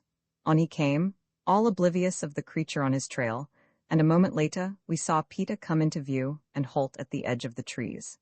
Then Juana and I stepped out and hailed Samuel's. "Did you see nothing of them?" I asked in a tone of voice loud enough to be distinctly heard by Peter, and then, before Samuel's could reply, I added, "We have searched far up the river, and never a sign of a goat about. I do not believe that they came this way after all, but if they did the hellhounds will get them off to dock. Come, now, we might as well start for home and give the search up as a bad job." I had talked so much and so rapidly that Samuel's had guessed that I must have some reason for it, and so he held his peace, other than to say that he had seen nothing of any goats. Not once had Juana or I let our glances betray that we knew of Peter's presence, though I could not help but see him dodge behind a tree the moment that he saw us. The three of us then continued on toward home in the shortest direction, and on the way I whispered to Samuels what we had seen. The old man chuckled, for he thought, as I did, that my ruse must have effectually baffled Johansen. Unless he had followed Moses' father, then we guessed. Very cautiously during the ensuing week, the word was passed around by means with which we were familiar that Johansen had followed Samuels from church. But as the authorities paid no more attention to Moses than before, we finally concluded that we had thrown Peter off the trail. The Sunday following church, we were all seated in Jim's yard, under one of his trees that had already put forth its young leaves and afforded shade from the sun. We had been talking of homely things, the coming crops, the newborn kids, Molly's little pigs. The world seemed unusually kindly. The authorities had not persecuted us of late, rather they had left us alone. A respite of 2 weeks seemed like heaven to us. We were quite sure by this time that Peter Johansen had discovered nothing, and our hearts were freer than for a long time past. We were sitting thus in quiet and contentment, enjoying a brief rest from our lives of drudgery, when we heard the pounding of horses' hoofs upon the hard earth of the path that leads down the river in the direction of the marketplace. Suddenly, the entire atmosphere changed, relaxed nerves became suddenly taut, peaceful eyes resumed their hunted expression. Why, the cash guard rides. And so they came, 50 of them, and at their head rode Brother General Ortiz. At the gateway of Jim's house, they drew rein and Ortiz dismounted and entered the yard. He looked at us as a man might look at carrion, and he gave us no greeting, which suited us perfectly. He walked straight to Juana, who was seated on a little bench beside which I stood leaning against the bole of the tree. None of us moved. He halted before the girl. "I have come to tell you," he said to her, "that I have done you the honor to choose you as my woman, to bear my children, and keep my house in order." He stood then looking at her, and I could feel the hair upon my head rise, and the corners of my upper lip twitched. I know not why. I only know that I wanted to fly at his throat and kill him, to tear his flesh with my teeth, to see him die. And then he looked at me and stepped back, after which he beckoned to some of his men to enter. When they had come, he again addressed Juana, who had risen and stood swaying to and fro, as might one who has been dealt a heavy blow upon the head and half stunned. "You may come with me now," he said to her, and then I stepped between them and faced him, and again he stepped back a pace. "She will not come with you now, or ever," I said, and my voice was very low, not above a whisper. "She is my woman, I have taken her." It was a lie, the last part, but what is a lie to a man who would commit murder in the same cause? He was among his men now. They were close around him, and I suppose they gave him courage, for he addressed me threateningly. "I do not care who she is," he cried. "I want her and I shall have her. I speak for her now, and I speak for her when she is a widow. After you are dead, I have first choice of her, and traitors do not live long." "I am not dead yet," I reminded him. He turned to Juana. "You shall have 30 days as the law requires, but you can save your friends trouble if you come now. They will not be molested then, and I will see that their taxes are lowered." Juana gave a little gasp and looked around at us, and then she straightened her shoulders and came close to me. "No," she said to Ortiz, "I will never go. This is my man, he has taken me. Ask him if he will give me up to you. You will never have me alive." "Don't be too sure of that," he growled. "I believe that you are both lying to me, for I have had you watched, and I know that you do not live under the same roof. And you," he glared at me, "tread carefully, for the eyes of the law find traitors where others do not see them." Then he turned and strode from the yard. A minute later they were gone in a cloud of dust. Now our happiness and peace had fled. It was always thus, and there was no hope. I dared not look at Juana after what I had said, but then, had she not said the same thing? We all talked lamely for a few minutes, and then father and mother rose to go, and a moment later Jim and Molly went indoors. I turned to Juana. She stood with her eyes upon the ground and a pretty flush upon her cheek. Something surged up in me, a mighty force that I had never known, possessed me, and before I realized what it impelled me to do, I had seized Juana in my arms and was covering her face and lips with kisses. She fought to free herself, but I would not let her go. "You are mine," I cried. "You are my woman. I have said it, you have said, you are my woman. God, how I love you."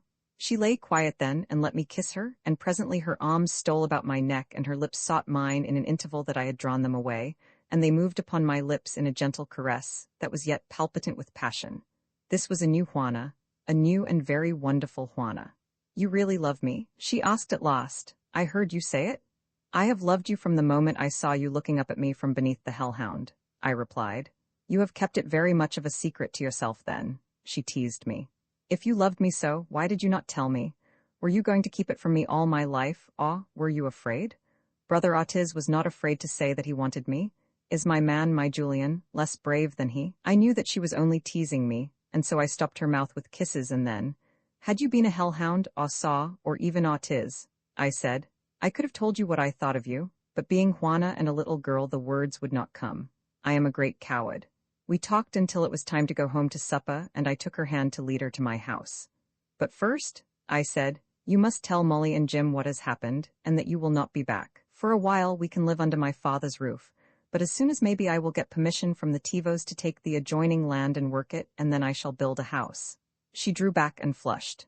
I cannot go with you yet, she said. What do you mean? I asked. You are mine? We have not been married, she whispered. But no one is married, I reminded her. Marriage is against the law. My mother was married, she told me. You and I can be married. We have a church and a preacher.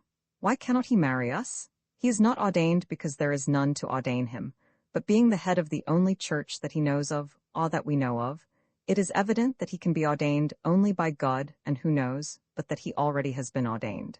I tried to argue her out of it, as now that heaven was so near, I had no mind to wait 3 weeks to attain it, but she would not argue. She just shook her head, and at last I saw that she was right and gave in, as I would have had to do in any event. I went to Pethav, who was one of our representatives in the Tivos, and asked him to procure for me permission to work the vacant land adjoining my father's. The land all belonged to the community, but each man was allowed what he could work as long as there was plenty, and there was more than plenty for us all. Pethav was very ugly. He seemed to have forgotten that I had saved his child's life, and said that he did not know what he could do for me, that I had acted very badly to General Ortiz, and was in disfavor, beside being under suspicion in another matter. What has General Ortiz to do with the distribution of land by the Tivos? I asked. Because he wants my woman, will the Tivos deny me my rights? Pethav's woman came in while I was talking and recognized me, but she said nothing to me other than to mention that the child had asked for me. Pethav scowled at this and ordered her from the room, just as a man might order a beast around. It was nothing to me, though, as the woman was a renegade anyway. Finally, I demanded of Pethav that he obtain the concession for me, unless he could give me some valid reason for refusing. I will ask it, he said, finally. But you will not get it, be sure of that. As I was leaving the house, Pethav's woman stopped me. I will do what I can for you, she whispered. She must have seen me draw away instinctively as from an unclean thing, for she flushed and then said, Please don't, I have suffered enough. I have paid the price of my treachery. But no, Yank, and she put her lips close to my ear, that at heart I am more Yank than I was when I did this thing. And she continued, I have never spoken a word that could harm one of you. Tell them that, please tell them. I do not want them to hate me so, and God of our fathers, how I have suffered, the degradation, the humiliation. It has been worse than what you are made to suffer. The creatures are lower than the beasts of the forest. When his friends come, he serves them food and drink, and me? Ugh, I could kill him if I were not such a coward. I have seen and I know how they can make one suffer before death. I could not but feel sorry for her, and I told her so. The poor creature appeared very grateful and assured me that she would aid me. I know a few things about Pethav that he would not want Ortiz to know, she said, and even though he beats me for it, I will make him get the land for you. Again, I thanked her and departed, realizing that there were others worse off than we, that the closer one came to the Calcas, the more hideous life became. At last the day came and we set out for the church. As before, I took Juana, though she tried to order it differently, but I would not trust her to the protection of another. We arrived without mishap, 16 of us, and after the religious services were over, Juana and I stood before the altar and were married, much after the fashion of the ancients, I imagine. Juana was the only one of us who was at all sure about the ceremony, and it had been she who trained Orrin Colby, making him memorize so much that he said his head ached for a week. All I can recall of it is that he asked me if I would take her to be my lawfully wedded wife. I lost my voice and only squeaked a weak yes, and that he pronounced us man and wife, and then something about not letting anyone put asunder what God had joined together. I felt very much married and very happy, and then just as it was all nicely over and everybody was shaking hands with us, there came a loud knocking at the door and the command, "Open, in the name of the law." We looked at one another and gasped. Orrin Colby put a finger to his lips for silence and led the way toward the back of the church, where a rough niche was built in, containing a few shelves upon which stood several rude candlesticks. We knew our pots and followed him in silence, except one who went quickly about putting out the lights. All the time the pounding on the door became more insistent, and then we could hear the strokes of what must have been an axe beating at the panels. Finally, a shot was fired through the heavy wood, and we knew that it was the cash guard. Taking hold of the lower shelf, Oren pulled upward with all his strength, with the result that all the shelving and woodwork to which it was attached slid upward, revealing an opening beyond. Through this, we filed, one by one, down a flight of stone steps into a dark tunnel. When the last man had passed, I lowered the shelving to its former place, being careful to see that it fitted tightly. Then I turned and followed the others, Juana's hand in mine. We groped our way for some little distance in the Stygian darkness of the tunnel, until Oren halted and whispered to me to come to him. I went and stood at his side while he told me what I was to do. He had called upon me because I was the tallest and the strongest of the men. Above us was a wooden trap. I was to lift this and push it aside. It had not been moved for generations, and was very heavy with earth and growing things above.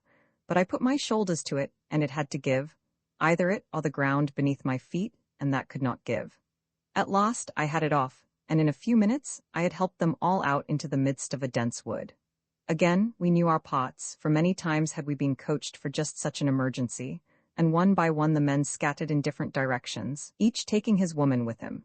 Suiting our movements to a prearranged plan, we reached our homes from different directions, and at different times, some arriving after sundown, to the end that where we watched. None might be sure that we had been upon the same errand, or to the same place. Romans 7, the arrest of Julian 8 a week later, Pethav sent for me, and very gruffly told me that the Tivos had issued the permit for me to use the land adjoining that allotted to my father. As before, his woman stopped me as I was leaving. It was easier than I thought, she told me, for Ortiz has angered the Tivos by attempting to usurp all its powers, and knowing that he hates you, they were glad to grant your petition over his objection. During the next 2 or 3 months, I was busy building our home and getting my place in order. I had decided to raise horses and obtained permission from the Tivos to do so, again over Ortiz's objections. Of course, the government controlled the entire horse traffic, but there were a few skilled horsemen permitted to raise them, though at any time their herds could be commandeered by the authorities. I knew that it might not be a very profitable business, but I loved horses and wanted to have just a stallion and 2 or 3 mares. These I could use in tilling my fields and in the heavier work of hauling, and at the same time, I would keep a few goats, pigs, and chickens to ensure us a living. Father gave me half his goats and a few chickens, and from Jim, I bought 2 young sows and a baa. Later I traded a few goats to the Tivos for 2 old mares that they thought were no longer worth keeping, and that same day I was told of a stallion, a young outlaw, that Hofmeier had. The beast was 5 years old and so vicious that none dared approach him, and they were on the point of destroying him. I went to Hofmeier and asked if I could buy the animal. I offered him a goat for it, which he was glad to accept, and then I took a strong rope and went to get my property. I found a beautiful bay with the temper of a hellhound. When I attempted to enter the pen, he rushed at me with ears back and jaws distended, but I knew that I must conquer him now or never, and so I met him with only a rope in my hand, nor did I wait for him. Instead, I ran to meet him, and when he was in reach, I struck him once across the face with the rope, at which he wheeled and let both hind feet fly out at me. Then I cast the noose that was at one end of the rope and caught him about the neck, and for half an hour we had a battle of it. I never struck him unless he tried to bite or strike me, and finally, I must have convinced him that I was master, for he let me come close enough to stroke his glossy neck, though he snorted loudly all the while that I did so. When I had quieted him a bit, I managed to get a half hitch around his lower jaw, and after that I had no difficulty in leading him from the pen. Once in the open, I took the coils of my rope in my left hand, and before the creature knew what I was about, had vaulted to his back. He fought fair, I'll say that for him, for he stood on his feet, but for 15 minutes he brought into play every artifice known to horsekind for unseating a rider. Only my skill and my great strength kept me on his back, and at that even the Kalkas who were looking on had to applaud my horsemanship. After that it was easy. I treated him with kindness, something he had never known before, and as he was an unusually intelligent animal, he soon learned that I was not only his master but his friend, and from being an outlaw, he became one of the kindest and most tractable animals I have ever seen, so much so in fact that Juana used to ride him bareback. I love all horses and always have, but I think I never loved any animal as I did Red Lightning, as we named him. The authorities left us pretty well alone for some time because they were quarreling among themselves. Jim said there was an ancient saying about honest men getting a little peace when thieves fell out, and it certainly fitted our case perfectly. But the peace didn't last forever, and when it broke the bolt that fell, was the worst calamity that had ever come to us. One evening, Father was arrested for trading at night and taken away by the cash god. They got him as he was returning to the house from the goat pens and would not even permit him to bid goodbye to Mother. Juana and I were eating supper in our own house about 300 yards away and never knew anything about it until Mother came running over to tell us. She said that it was all done so quickly that they had Father and were gone before she could run from the house to where they arrested him. They had a spare horse and hustled him onto it. Then they galloped away toward the lake front. It seems strange that neither Juana nor I heard the hoof beats of the horses, but we did not. I went immediately to Peath Ave and demanded to know why Father had been arrested, but he professed ignorance of the whole affair. I had ridden to his place on Red Lightning, and from there, I started to the Cash God barracks where the military prison is. It is contrary to law to approach the barracks after sunset without permission, so I left Red Lightning in the shadow of some ruins 100 yards away and started on foot toward that part of the post where I knew the prison to be located. The latter consists of a high stockade around the inside of which are rude shelters upon the roofs of which armed guards patrol. The center of the rectangle is an open cot where the prisoners exercise, cook their food, and wash their clothing, if they care to. There are seldom more than 50 confined here at a time, as it is only a detention camp where they hold those who are awaiting trial and those who have been sentenced to the mines. The latter are usually taken away when there are from 25 to 40 of them. After I reached the stockade, I was at a loss to communicate with my father, since any noise I might make would doubtless attract the attention of the guard. But finally, through a crack between two boards, I attracted the attention of a prisoner. The man came close to the stockade, and I whispered to him that I wished to speak with Julian VIII. By luck I had happened upon a decent fellow, and it was not long before he had brought Father, and I was talking with him, in low whispers. He told me that he had been arrested for trading by night, and that he was to be tried on the morrow. I asked him if he would like to escape, that I would find the means if he wished me to, but he said that he was innocent of the charge as he had not been off our farm at night for months, and that doubtless it was a case of mistaken identity, and that he would be freed in the morning. I had my doubts, but he would not listen to escape as he argued that it would prove his guilt, and then they would have him for sure. "Where may I go?" he asked. "If I escape, I might hide in the woods, but what a life! I could never return to your mother, and so sure am I that they can prove nothing against me that I would rather stand trial than face the future as an outlaw." I think now that he refused my offer of assistance, not because he expected to be released, but rather that he feared that evil might befall me were I to connive at his escape. At any rate, I did nothing, since he would not let me, and went home again with a heavy heart and dismal forebodings. Trials before the TiVos were public, or at least were supposed to be, though they made it so uncomfortable for spectators that few, if any, had the temerity to attend. But under Joth's new rule, the proceedings of the military courts were secret, and Father was tried before such a court. Roman 8, I horsewhip an officer. We passed days of mental anguish, hearing nothing, knowing nothing, and then one evening a single cash god rode up to Father's house. Juana and I were there with Mother. The fellow dismounted and knocked at the door, a most unusual courtesy from one of these. He entered at my bidding and stood there a moment looking at Mother. He was only a lad, a big, overgrown boy, and there was neither cruelty in his eyes nor the mark of the beast in any of his features. His mother's blood evidently predominated, and he was unquestionably not all Calcar. Presently he spoke. "Which is Julian VIII's woman?" he asked, but he looked at Mother as though he already guessed. "I am," said Mother. The lad shuffled his feet and caught his breath. It was like a stifled sob. "I am sorry," he said, "that I bring you such sad news," and then we guessed that the worst had happened. "The mines?" Mother asked him, and he nodded affirmatively. 10 years, he exclaimed, as one might announce a sentence of death, for such it was. He never had a chance, he volunteered. It was a terrible thing. They are beasts? I could not but show my surprise that a cash god should speak so of his own kind, and he must have seen it in my face. "We are not all beasts," he hastened to exclaim. I commenced to question him then, and I found that he had been a sentry at the door during the trial, and had heard it all. There had been but one witness, the man who had informed on Father, and Father had been given no chance to make any defense. I asked him who the informer was.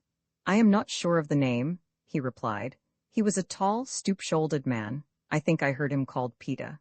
But I had known even before I asked. I looked at Mother and saw that she was dry-eyed and that her mouth had suddenly hardened into a firmness of expression such as I had never dreamed it could assume. Is that all? She asked. No, replied the youth. It is not. I am instructed to notify you that you have 30 days to take another man or vacate these premises. And then he took a step toward Mother. I am sorry, madam, he said. It is very cruel, but what are we to do? It becomes worse each day. Now they are grinding down even the cash god so that there are many of us who... But he stopped suddenly, as though realizing that he was on the point of speaking treason to strangers, and turning on his heel he quit the house and a moment later was galloping away. I expected Mother to break down then, but she did not. She was very brave, but there was a new and terrible expression in her eyes, those eyes that had shone forth always with love. Now they were bitter, hate-filled eyes. She did not weep, I wish to God she had. Instead she did that which I had never known her to do before, she laughed aloud. Upon the slightest pretext, or upon no pretext at all, she laughed. We were afraid for her. The suggestion dropped by the cash god started in my mind a train of thought of which I spoke to Mother and Juana, and after that Mother seemed more normal for a while, as though I had aroused hope, however feeble, where there had been no hope before. I pointed out that if the cash god was dissatisfied, the time was ripe for revolution, for if we could get only a part of them to join us, there would surely be enough of us to overthrow those who remained loyal to the flag. Then we would liberate all prisoners and set up a republic of our own such as the ancients had had. It took time to develop my plan. I talked with everyone I could trust and found them all willing to join me when we had enough. In the meantime, I cared for my own place in Father's as well. I was very busy and time flew rapidly. About a month after Father was taken away, I came home one day with Juana, who had accompanied me upriver in search of a goat that had strayed. We had found its carcass, or rather its bones, where the hellhounds had left them. Mother was not at our house, where she now spent most of her time, so I went over to Father's to get her. As I approached the door, I heard sounds of an altercation and scuffling that made me cover the few remaining yards at a rapid run. Without waiting to knock, as Mother had taught me always to do, I burst into the living room to discover Mother in the clutches of Peter Johansson. She was trying to fight him off, but he was forcing her slowly toward her bedroom, for he was a large and powerful man. He heard me just as I leaped for him and turning, grappled with me. He tried to hold me off with one hand then, while he drew his knife, but I struck him in the face with one fist and knocked him from me, way across the room. He was up again in an instant, bleeding from nose and mouth, and back at me with his knife in his hand, slashing furiously. Again I struck him and knocked him down, and when he arose and came again, I seized his knife hand and tore the weapon from him. He had no slightest chance against me, and he saw it soon, for he commenced to back away and beg for mercy. "Kill him, Julian," said Mother. "Kill the murderer of your father." I did not need her appeal to influence me, for the moment that I had seen Peter there, I knew my long-awaited time had come to kill him. He commenced to cry then. Great tears ran down his cheeks, and he bolted for the door and tried to escape. It was my pleasure to play with him as a cat plays with a mouse. I kept him from the door, seizing him and hurling him bodily across the room, and then I let him reach the window, through which he tried to crawl, and I permitted him to get so far that he thought he was about to escape, and then I seized him again and dragged him back to the floor, and lifting him to his feet, I made him fight. I struck him lightly in the face many times, and then I laid him on his back across the table, and kneeling on his chest, I spoke to him, softly. "You had my friend, old Samuels, murdered, and my father, too, and now you come to befoul my mother. What did you expect? Swine, but this, have you no intelligence? You must have known that I would kill you. Speak." "They said that they would get you today," he whimpered. "They lied to me. They went back on me.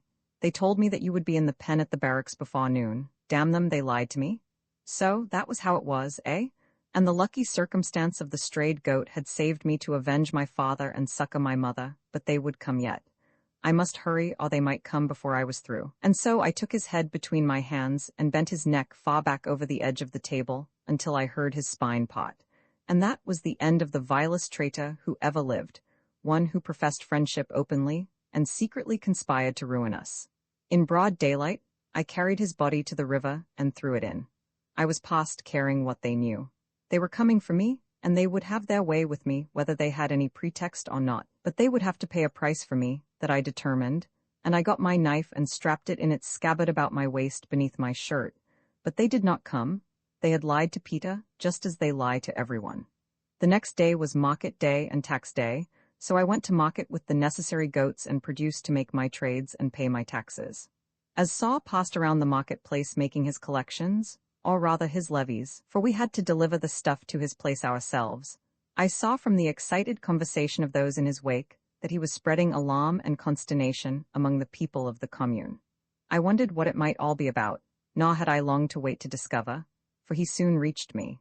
He could neither read nor write, but he had a farm furnished by the government upon which were numbers that the agents were taught how to read, and which stood for various classes of produce, livestock and manufactures. In columns beneath these numbers, he made marks during the month for the amounts of my trades in each item.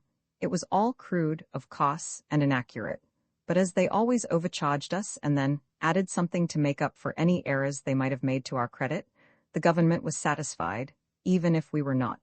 Being able to read and write, as well as to figure, I always knew to a dot just what was due for me in tax, and I always had an argument with Saw, from which government emerged victorious every time. This month I should have owed him 1 goat, but he demanded 3. "How is that?" I asked. "Under the old rate you owed me the equivalent of 1.5 goats, but since the tax had been doubled under the new law you owe me 3 goats. Then, it was I knew the cause of the excitement in other parts of the marketplace. "How do you expect us to live if you take everything from us?" I asked. "The government does not care whether you live or not," he replied, "as long as you pay taxes while you do live." "I will pay the 3 goats, I said, "because I have to, but next market day I will bring you a present of the hottest cheese I can find." He did not say anything, for he was afraid of me unless he was surrounded by cash guards, but he looked ugly. The commander of the cash guard company must have noticed the crowd around us, for he rode straight toward me alone. I would not give him the satisfaction of thinking that I feared him, and so I stood there waiting. The officer reined in before me. "What are you doing here?" he barked. "Minding my own business, as you had better do," I replied. "You swine are becoming insufferable," he cried. "Get to your pen where you belong. I will stand for no mobs and no insolence." I just stood there looking at him, but there was murder in my heart. He loosened the bull-hide whip that hung at the pommel of his saddle. "You have to be driven, do you?" He was livid with sudden anger and his voice almost a scream. Then he struck at me, a vicious blow, with the heavy whip struck at my face. I dodged the lash and seized it, wrenching it from his puny grasp, and then I caught his bridle, and though his horse plunged and fought, I lashed the rider with all my strength 12 times, before he tumbled from the saddle to the trampled earth of the marketplace. Then his men were upon me, and I went down from a blow on the head. They bound my hands while I was unconscious, and then hustled me roughly into a saddle. I was half dazed during the awful ride that ensued. We rode to the military prison at the barracks, and all the way that fiend of a captain rode beside me and lashed me with his bull-hide whip. Roman IX revolution, then they threw me into the pen where the prisoners were kept, and after they had left, I was surrounded by the other unfortunates incarcerated there. When they learned what I had done, they shook their heads and sighed. It would be all over with me in the morning, they said, nothing less than the butcher for such an offense as mine.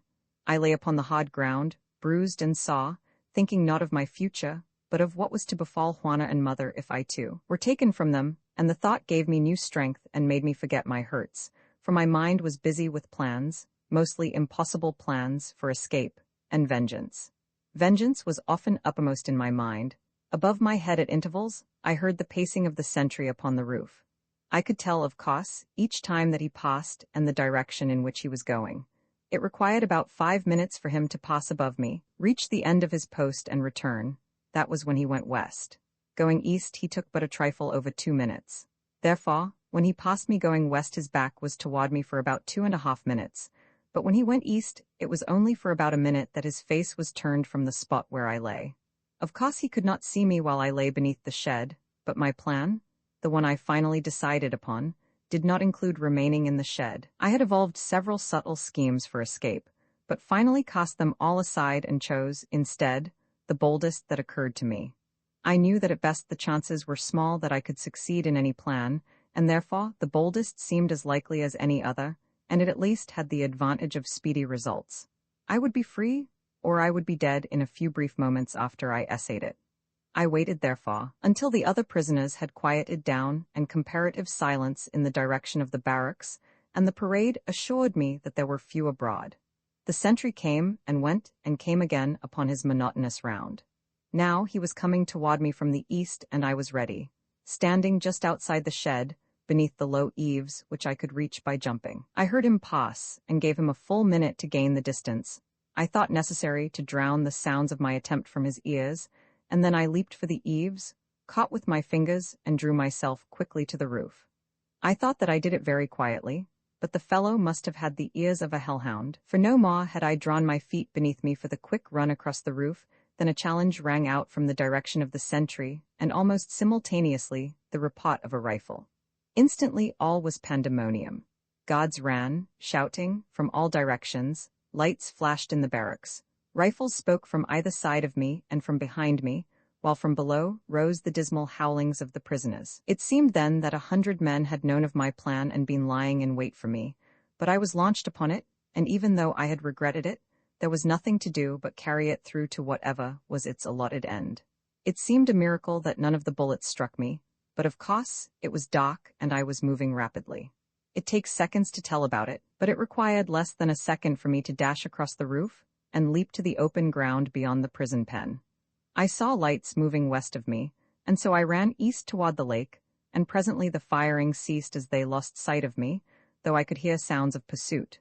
Nevertheless, I felt that I had succeeded, and was congratulating myself upon the ease with which I had accomplished the seemingly impossible, when there suddenly rose before me out of the black night the figure of a huge soldier pointing a rifle point-blank at me. He issued no challenge nor asked any question, just pulled the trigger. I could hear the hammer strike the firing pin, but there was no explosion. I did not know what the reason was, nor did I ever know. All that was apparent was that the rifle missed fire, and then he brought his bayonet into play while I was springing toward him. Foolish man, but then he did not know that it was Julian IX he faced. Pitifully, futilely he thrust at me, and with one hand I seized the rifle and tore it from his grasp.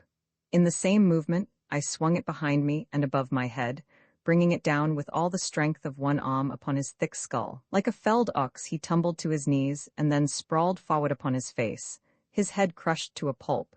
He never knew how he died. Behind me I heard them coming closer, and they must have seen me, for they opened fire again, and I heard the beat of horses' hoofs upon my right and left. They were surrounding me upon 3 sides, and upon the 4th was the great lake. A moment later, I was standing upon the edge of the ancient breakwater, while behind me rose the triumphant cries of my pursuers. They had seen me, and they knew that I was theirs. At least they thought they knew so. I did not wait for them to come closer, but raising my hands above me, I dove head foremost into the cool waters of the lake, and swimming rapidly beneath the surface, I kept close in the shadows and headed north. I had spent much of my summer life in the water of the river, so that I was as much at home in that liquid element as in air. But this, of course, the cash god did not know, for even had they known that Julian IX could swim, they could not at that time have known which prisoner it was who had escaped, and so I think they must have thought what I wanted them to think, that I had chosen self-drowning to recapture. However, I was sure they would search the shore in both directions, and so I kept to the water after I came to the surface, and when I was sure that no one was directly above me, I swam farther out until I felt there was little danger of being seen from shore, for it was a dark night. And thus I swam on until I thought I was opposite the mouth of the river, when I turned toward the west, searching for it. Luck was with me. I swam directly into it, and a short distance up the sluggish stream before I knew that I was out of the lake. But even then, I did not take to the shore, preferring to pass the heart of the ancient city before trusting myself to land. At last, I came out upon the north bank of the river, which is farthest from the cash god barracks, and made my way as swiftly as possible upstream in the direction of my home. Here, hours later, I found an anxious Juana awaiting me, for already she had heard what had transpired in the marketplace. I had made my plans and had soon explained them to Juana and Mother. There was nothing for them but to acquiesce, as only death could be our lot if we remained in our homes another day. I was astonished even that they had not already fallen upon Juana and Mother. As it was, they might come any minute. There was no time to lose. Hastily wrapping up a few belongings, I took the flag from its hiding place above the mantel and tucked it in my shirt. Then we were ready.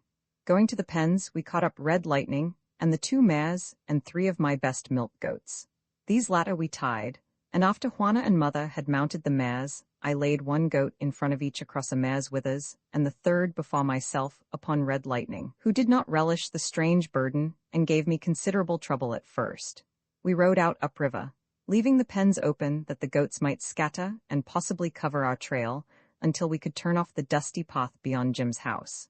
We dared not stop to bid Jim and Molly goodbye, lest we be apprehended there by our enemies and bring trouble to our good friends. It was a sad occasion for poor Mother, leaving thus her home and those dear neighbors who had been as close to her as her own people. But she was as brave as Juana, nor once did either of them attempt to dissuade me from the wild scheme I had outlined to them. Instead, they encouraged me, and Juana laid her hand upon my arm as I rode beside her, saying, "I would rather that you died thus than that we lived on as downtrodden serfs, without happiness and without hope." "I shall not die," I said, "until my work is done at least, and then if die I must, I shall be content to know that I leave a happier country for my fellow men to live in." "Amen," whispered Juana. That night I hid them in the ruins of the old church which we found had been partially burned by the Khalkhas. For a moment I held them in my arms, my mother and my wife, and then I left them to ride toward the southwest and the coal mines. The mines lie about 50 miles away, those to which our people are sent, and west of south, according to what I had heard.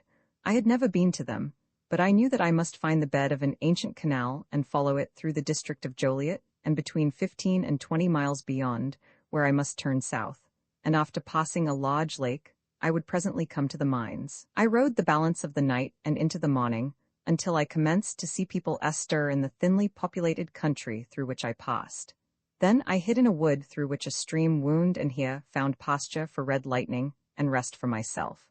I had brought no food, leaving what little bread and cheese we had brought from the house for Mother and Juana. I did not expect to be gone over a week, and I knew that with goat's milk, and what they had on hand in addition to what they could find growing wild, there would be no danger of starvation before I returned, after which we expected to live in peace and plenty for the rest of our days.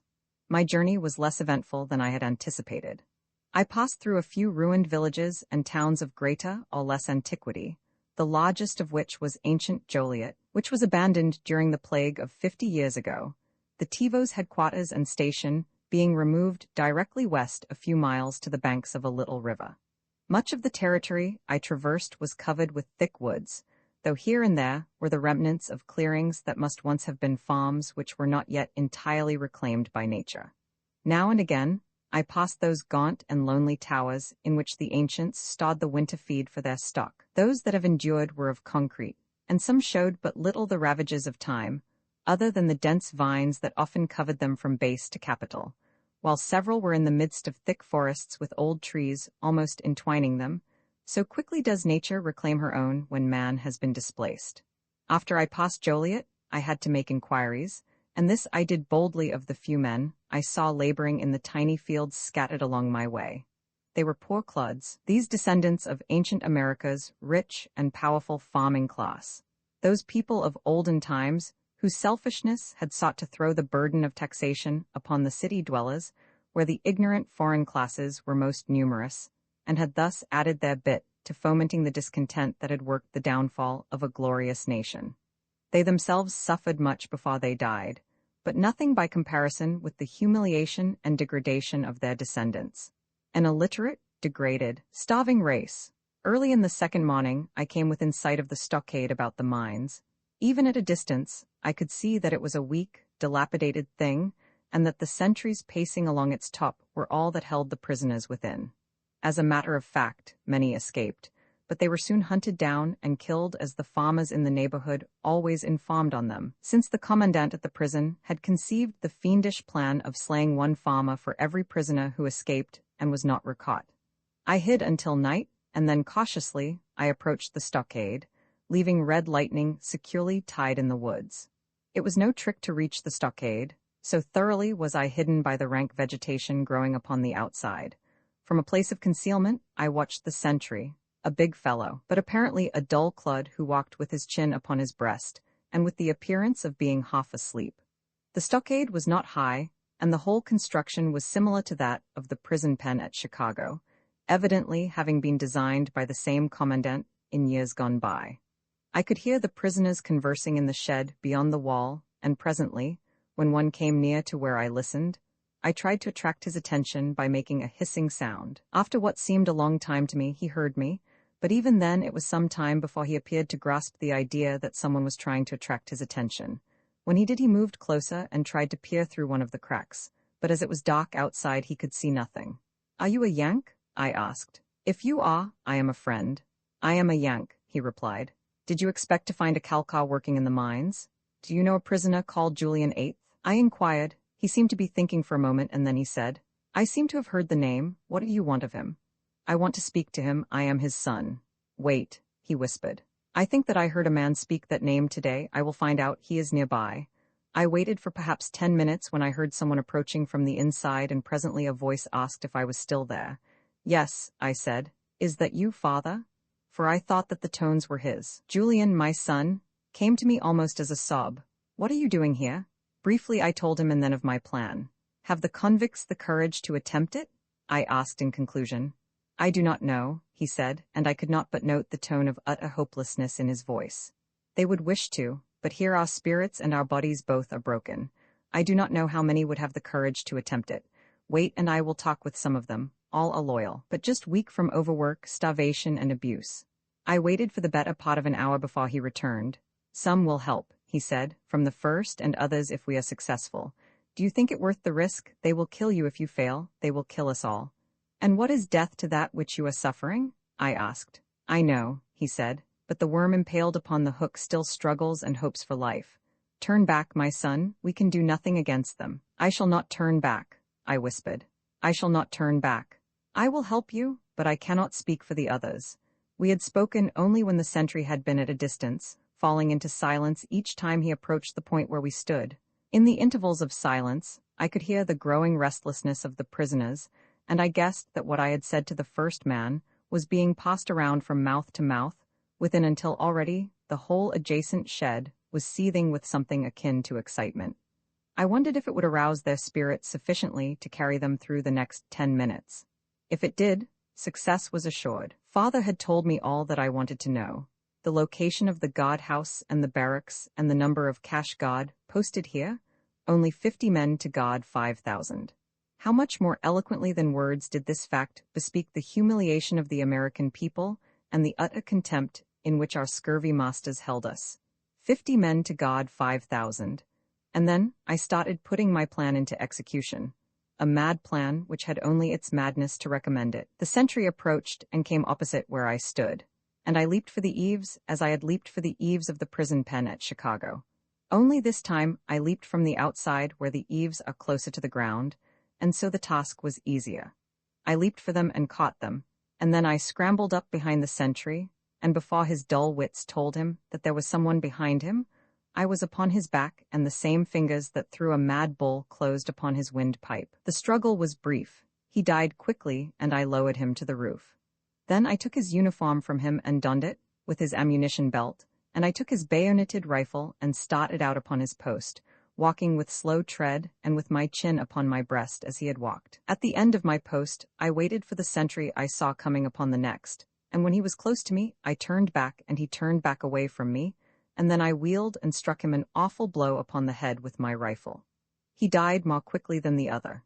Instantly, I should say. I took his rifle and ammunition from him, and lowered them inside the pen to waiting hands, and then I went on to the next sentry and the next, until I had slain 5 more, and passed their rifles to the prisoners below, and while I was doing this, 5 prisoners who had volunteered to father climbed to the roof of the shed, and stripped the dead men of their uniforms and donned them. It was all done quietly, and in the black night none might see what was going on 50 feet away. I had to stop when I came near to the guardhouse. There I turned back, and presently slid into the pen with my accomplices, who had been going among the other prisoners with father, arousing them to mutiny. Now were most of them ready to follow me, for so far my plan had proven successful. With equal quietness, we overcame the men at the guardhouse, and then moved on in a silent body toward the barracks. So sudden and so unexpected was our attack that we met with little resistance, and we were almost 5,000 to 40 now. We swarmed in upon them like wild bees upon a foe, and we shot them and bayoneted them until none remained alive. Not one escaped. And now we were flushed with success, so that the most spiritless became a veritable lion for courage. We who had taken the uniforms of the cash god discarded them for our own garb, as we had no mind to go abroad in the hated livery of our oppressors. That very night, we saddled their horses with the 50 saddles that were there, and 50 men rode the balance of the horses bareback. That made 100 mounted men, and the others were to follow on foot, on to Chicago. On to Chicago was our first slogan. We traveled cautiously, though I had difficulty in making them do so. So intoxicated were they with their first success. I wanted to save the horses, and also, I wanted to get as many men into Chicago as possible, so we let the weakest ride, though I had a time of it getting Red Lightning to permit another on his sleek back. Some fell out upon the way, from exhaustion or from fear, for the nearer Chicago we approached the more their courage ebbed. The very thought of the feared Calcars and their cash gods took the marrow from the hearts of many. I do not know that one may blame them, for the spirit of man can endure only so much, and when it is broken, only a miracle can mend it in the same generation. We reached the ruined church a week from the day I left Mother and Juana there, and we reached it with less than 2,000 men. So rapid had been the desertions in the last few miles before we entered the district. Father and I could scarcely wait to see our loved ones, and so we rode on ahead to greet them. And inside the church we found 3 dead goats and a dying woman, my mother with a knife protruding from her breast. She was still conscious when we entered, and I saw a great light of happiness in her eyes as they fell upon Father and upon me. I looked around for Juana, and my heart stood still, fearing that I would not find her, and fearing that I would. Mother could still speak, and as we leaned over her as Father held her in his arms, she breathed a faint story of what had befallen them. They had lived in peace until that very day when the cash god had stumbled upon them, a large detachment under Ortiz himself. They had seized them to take them away, but Mother had had a knife hidden in her clothing and had utilized it, as we saw, rather than suffer the fate she knew awaited them. That was all, except that Juana had had no knife and Ortiz had carried her off. I saw Mother die then, in Father's arms, and I helped him bury her after our men came, and we had shown them what the beasts had done, though they knew well enough, and had suffered themselves enough to know what was to be expected of the swine. The butcher we went on then, Father and I filled with grief and bitterness and hatred even greater than we had known before. We marched toward the marketplace of our district, and on the way we stopped at Jim's and he joined us. Molly wept when she heard what had befallen Mother and Juana, but presently she controlled herself and urged us on and Jim with us, though Jim needed no urging. She kissed him goodbye with tears and pride mingled in her eyes, and all he said was, "Goodbye, girl, keep your knife with you always." And so we rode away with Molly's, "May the saints be with you," in our ears. Once again we stopped at our abandoned goat pens, and there we dug up the rifle, belt, and ammunition of the soldier Father had slain years before. These we gave to Jim. Before we reached the marketplace, our force commenced to dwindle again. Most of them could not brave the terrors of the cash god upon which they had been fed in whispered story and in actual experience since infancy. I do not say that these men were cowards. I do not believe that they were cowards, and yet they acted like cowards. It may be that a lifetime of training had taught them so thoroughly to flee the cash god that now no amount of urging could make them face it. The terror had become instinctive, as is man's natural revulsion for snakes. They could not face the cash god any more than some men can touch a rattler, even though it may be dead. It was market day, and the place was crowded. I had divided my force so that we marched in from 2 directions in wide fronts, about 500 men in each party, and surrounded the marketplace. As there were only a few men from our district among us, I had given orders that there was to be no killing other than that of cash gods, until we who knew the population could pick out the right men. When the nearest people first saw us, they did not know what to make of it, so complete was the surprise. Never in their lives had they seen men of their own class armed, and there were 100 of us mounted. Across the plaza, a handful of cash god were lolling in front of Hofmeier's office. They saw my party first, as the other was coming up from behind them, and they mounted and came toward us. At the same moment, I drew the flag from my breast and waving it above my head, urged Red Lightning forward, shouting as I rode, "Death to the cash god, death to the Calcars." And then, of a sudden, the cash god seemed to realize that they were confronted by an actual force of armed men, and their true color became apparent, all yellow. They turned to flee, only to see another force behind them. The people had now caught the idea and the spirit of our purpose, and they flocked around us, shouting, screaming, laughing, crying. Death to the cash god! Death to the Calcas! The flag, I heard more than once, and Old Glory, from some who, like myself, had not been permitted to forget. A dozen men rushed to my side, and grasping the streaming banner pressed it to their lips while tears coursed down their cheeks. The flag, they cried. The flag of our fathers? It was then, before a shot had been fired, that one of the cash god rode toward me with a white cloth above his head. I recognized him immediately as the youth who had brought the cruel order to mother, and who had shown sorrow for the acts of his superiors. "Do not kill us," he said, "and we will join with you. Many of the cash god at the barracks will join too." And so the dozen soldiers in the marketplace joined us, and a woman ran from her house carrying the head of a man stuck upon a shot pole, and she screamed forth her hatred against the Calcas, the hatred that was the common bond between us all. As she came closer, I saw that it was Pethav's woman, and the head upon the shot pole was the head of Pethav. That was the beginning. That was the little spark that was needed. Like maniacs, laughing horribly, the people charged the houses of the Calcas and dragged them forth to death. Above the shrieking and the groans and the din could be heard shouts for the flag and the names of loved ones who were being avenged. More than once I heard the name of Samuels the Jew. Never was a man more thoroughly avenged than he that day. Dennis Corrigan was with us, freed from the mines, and Betty Worth, his woman, found him there, his arms red to the elbows with the blood of our oppressors. She had never thought to see him alive, and when she heard his story, and of how they had escaped, she ran to me and nearly pulled me from Red Lightning's back, trying to hug and kiss me. It was she who started the people shouting for me until a mad, swirling mob of joy-crazed people surrounded me. I tried to quiet them, for I knew that this was no way in which to forward our cause, and finally I succeeded in winning a partial silence, and then I told them that this madness must cease, that we had not yet succeeded, that we had won only a single small district, and that we must go forward quietly and in accordance with a sensible plan if we were to be victorious. Remember, I admonished them, that there are still thousands of armed men in the city, and that we must overthrow them all. And then there are other thousands that the 24 will throw in upon us, for they will not surrender this territory until they are hopelessly defeated from here to Washington, and that will require months and maybe years. They quieted down a little then, and we formed plans for marching immediately upon the barracks that we might take the cash god by surprise. It was about this time that Father found Saw and killed him. "I told you," said Father, just before he ran a bayonet through the tax collector, "that someday I would have my little joke, and this is the day."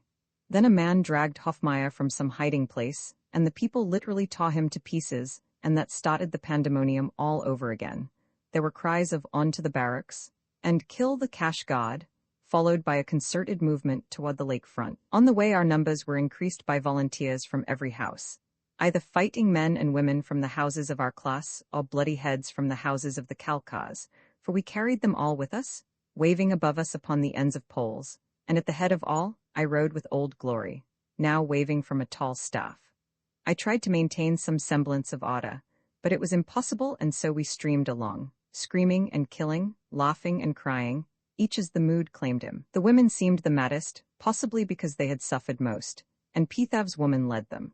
I saw others there with one hand clutching a suckling baby to a bare breast while the other held aloft the dripping head of a Calca, an informer, or a spy. One could not blame them who knew the lives of terror and hopelessness they had led, they and their mothers before them. We had just crossed the new bridge over the river into the heart of the great, ruined city when the cash god fell upon us from ambush with their full strength. They were poorly disciplined, but they were armed, while we were not disciplined at all nor scarcely armed. We were nothing but an angry mob into which they poured volley after volley at close range. Men, women, and babies went down, and many turned and fled, but there were others who rushed forward and grappled hand to hand with the cash god, tearing their rifles from them. We who were mounted rode among them. I could not carry the flag and fight, so I took it from the staff and replaced it inside my shirt, and then I clubbed my rifle, and guiding Red Lightning with my knees, I drove into them.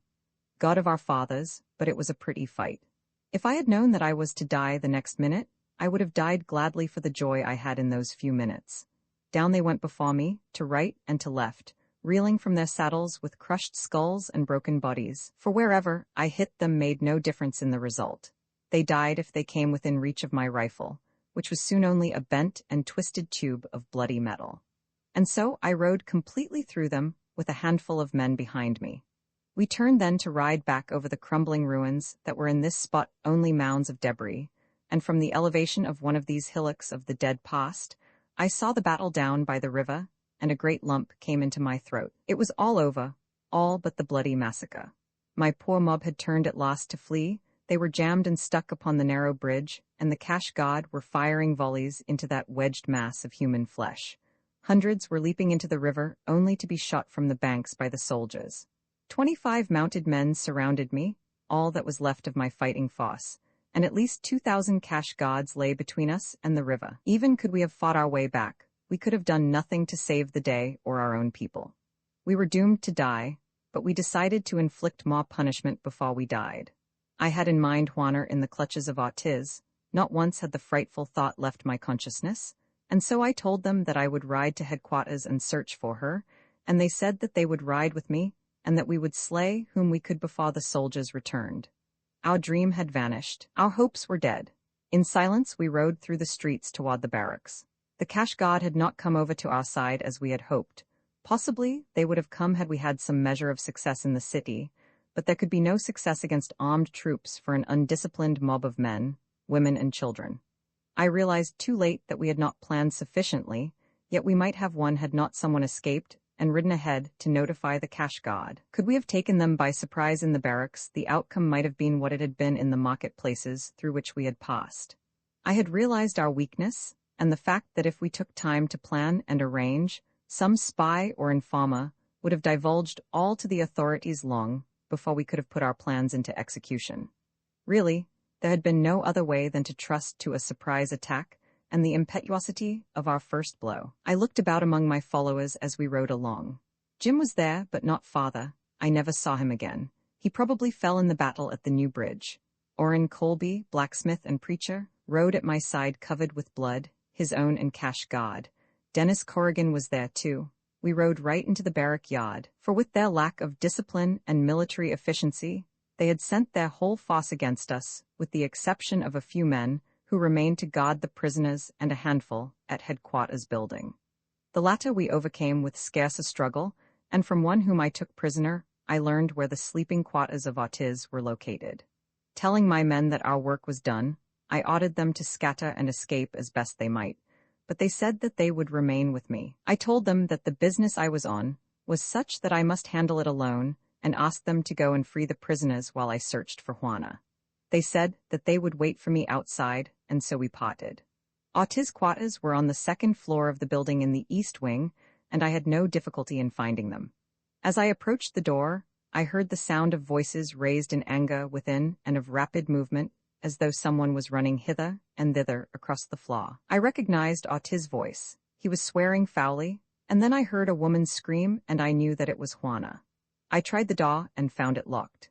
It was a massive door, such as the ancients built in their great public buildings, such as this had originally been, and I doubted my ability to force it. I was mad with apprehension and lust for revenge, and if maniacs gain tenfold in strength when the madness is upon them, I must have been a maniac that moment, for when, after stepping back a few feet, I hurled myself against the door, the shot bolt tore through the splintering frame, and the barrier swung in upon its hinges with a loud bang. Before me, in the center of the room, stood Ortiz with Juana in his clutches. He had her partially upon a table, and with one hairy hand he was choking her.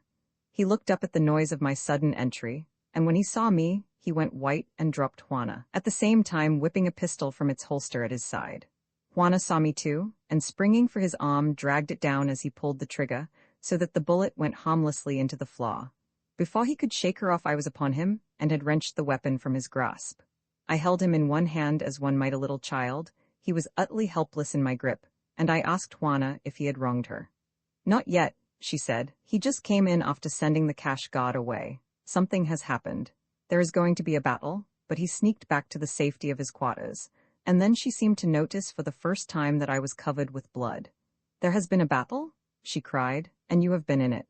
I told her that I had, and that I would tell her about it after I had finished Ortiz.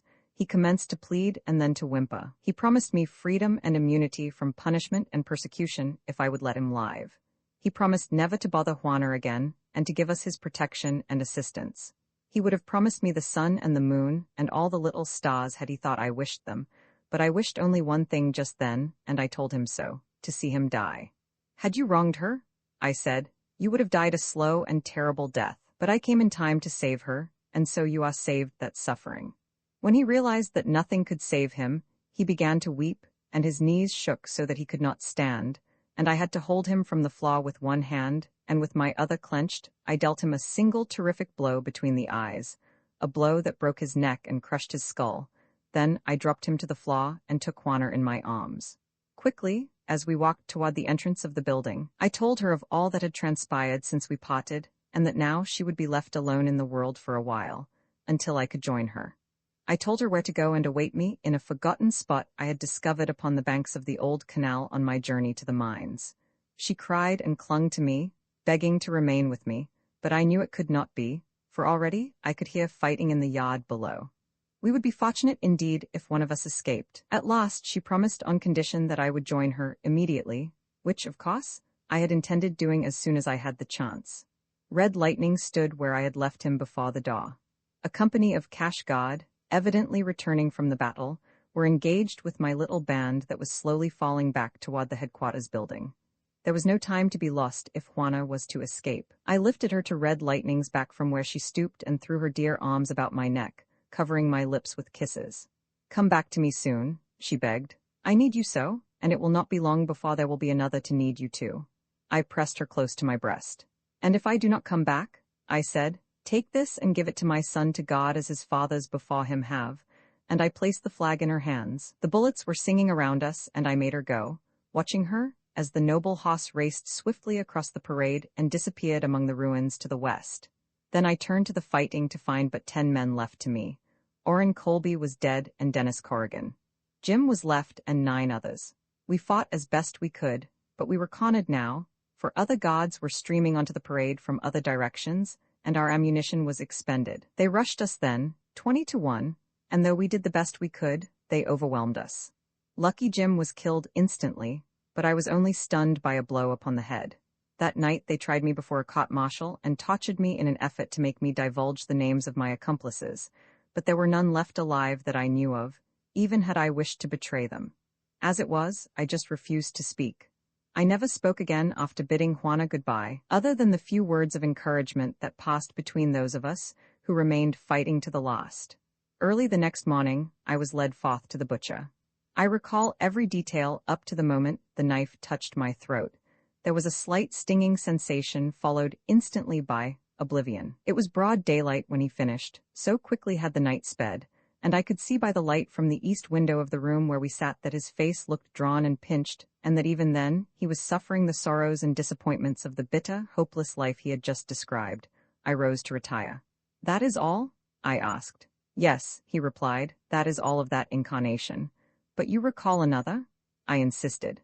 He only smiled as I was closing the door. The desert clans, the January sun beat hotly down upon me as I rained Red Lightning in upon the summit of a barren hill, and looked down upon the rich land of plenty that stretched away below me as far as the eye could see toward the mighty sea that lay a day's ride, perhaps, to the westward, the sea that none of us had ever looked upon, the sea that had become as fabulous as a legend of the ancients during the almost 400 years since the moon men had swept down upon us and overwhelmed the earth in their mad and bloody carnival of revolution.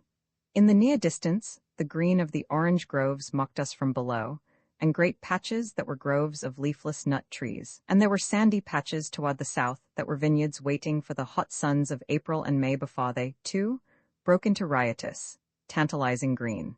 And from this garden spot of plenty, a curling trail wound up the mountainside to the very level where we sat gazing fiercely down upon this lost stronghold of our foes. When the ancients built that trail, it must have been wide and beautiful indeed, but in the centuries that have elapsed man and the elements have sadly defaced it. The rains have washed it away in places, and the Kalkas have made great gashes in it to deter us, their enemies, from invading their sole remaining lands and driving them into the sea, and upon their side of the gashes they have built forts where they keep warriors always, and well for them that they do. It is so upon every pass that lades down into their country. Since fell my great ancestor, Julian IX, in the year 2122, at the end of the first uprising against the Kalkas, we have been driving them slowly back across the world. That was over 300 years ago. For 100 years they have held us here, a day's ride from the ocean. Just how far it is we do not know, but in 2408 my grandfather, Julian 18th, rode alone almost to the sea. He had won back almost to safety when he was discovered, and pursued almost to the tents of his people. There was a battle, and the Khalkhas who had dared invade our country were destroyed, but Julian 18th died of his wounds without being able to tell more than that a wondrous rich country lay between us and the sea, which was not more than a day's ride distant. A day's ride, for us, might be anything under 100 miles. We are desert people. Our herds range a vast territory where feed is scarce, that we may be always near the goal that our ancestors set for us 3 centuries ago, the shore of the western sea into which it is our destiny to drive the remnants of our former oppressors.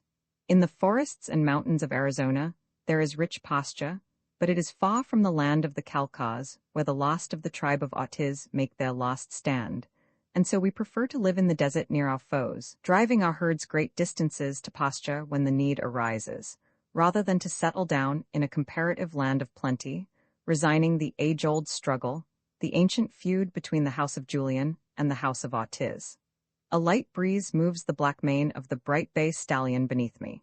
It moves my own black mane, where it falls loose below the buckskin thong that encircles my head and keeps it from my eyes. It moves the dangling ends of the great chief's blanket, where it is strapped behind my saddle. On the 12th day of the 8th month of the year, just gone, this great chief's blanket covered the shoulders of my father, Julian 19th, from the burning rays of the summer's desert sun. I was 20 on that day, and on that day, my father fell before the lance of an Otiz in the great feud, and I became the chief of chiefs. Surrounding me today, as I sit looking down upon the land of my enemies, are 50 of the fierce chieftains of the 100 clans that swear allegiance to the House of Julian. They are bronzed and, for the most part, beardless men. The insignias of their clans are painted in various colors upon their foreheads, their cheeks, their breasts. Ochre they use, and blue and white and scarlet.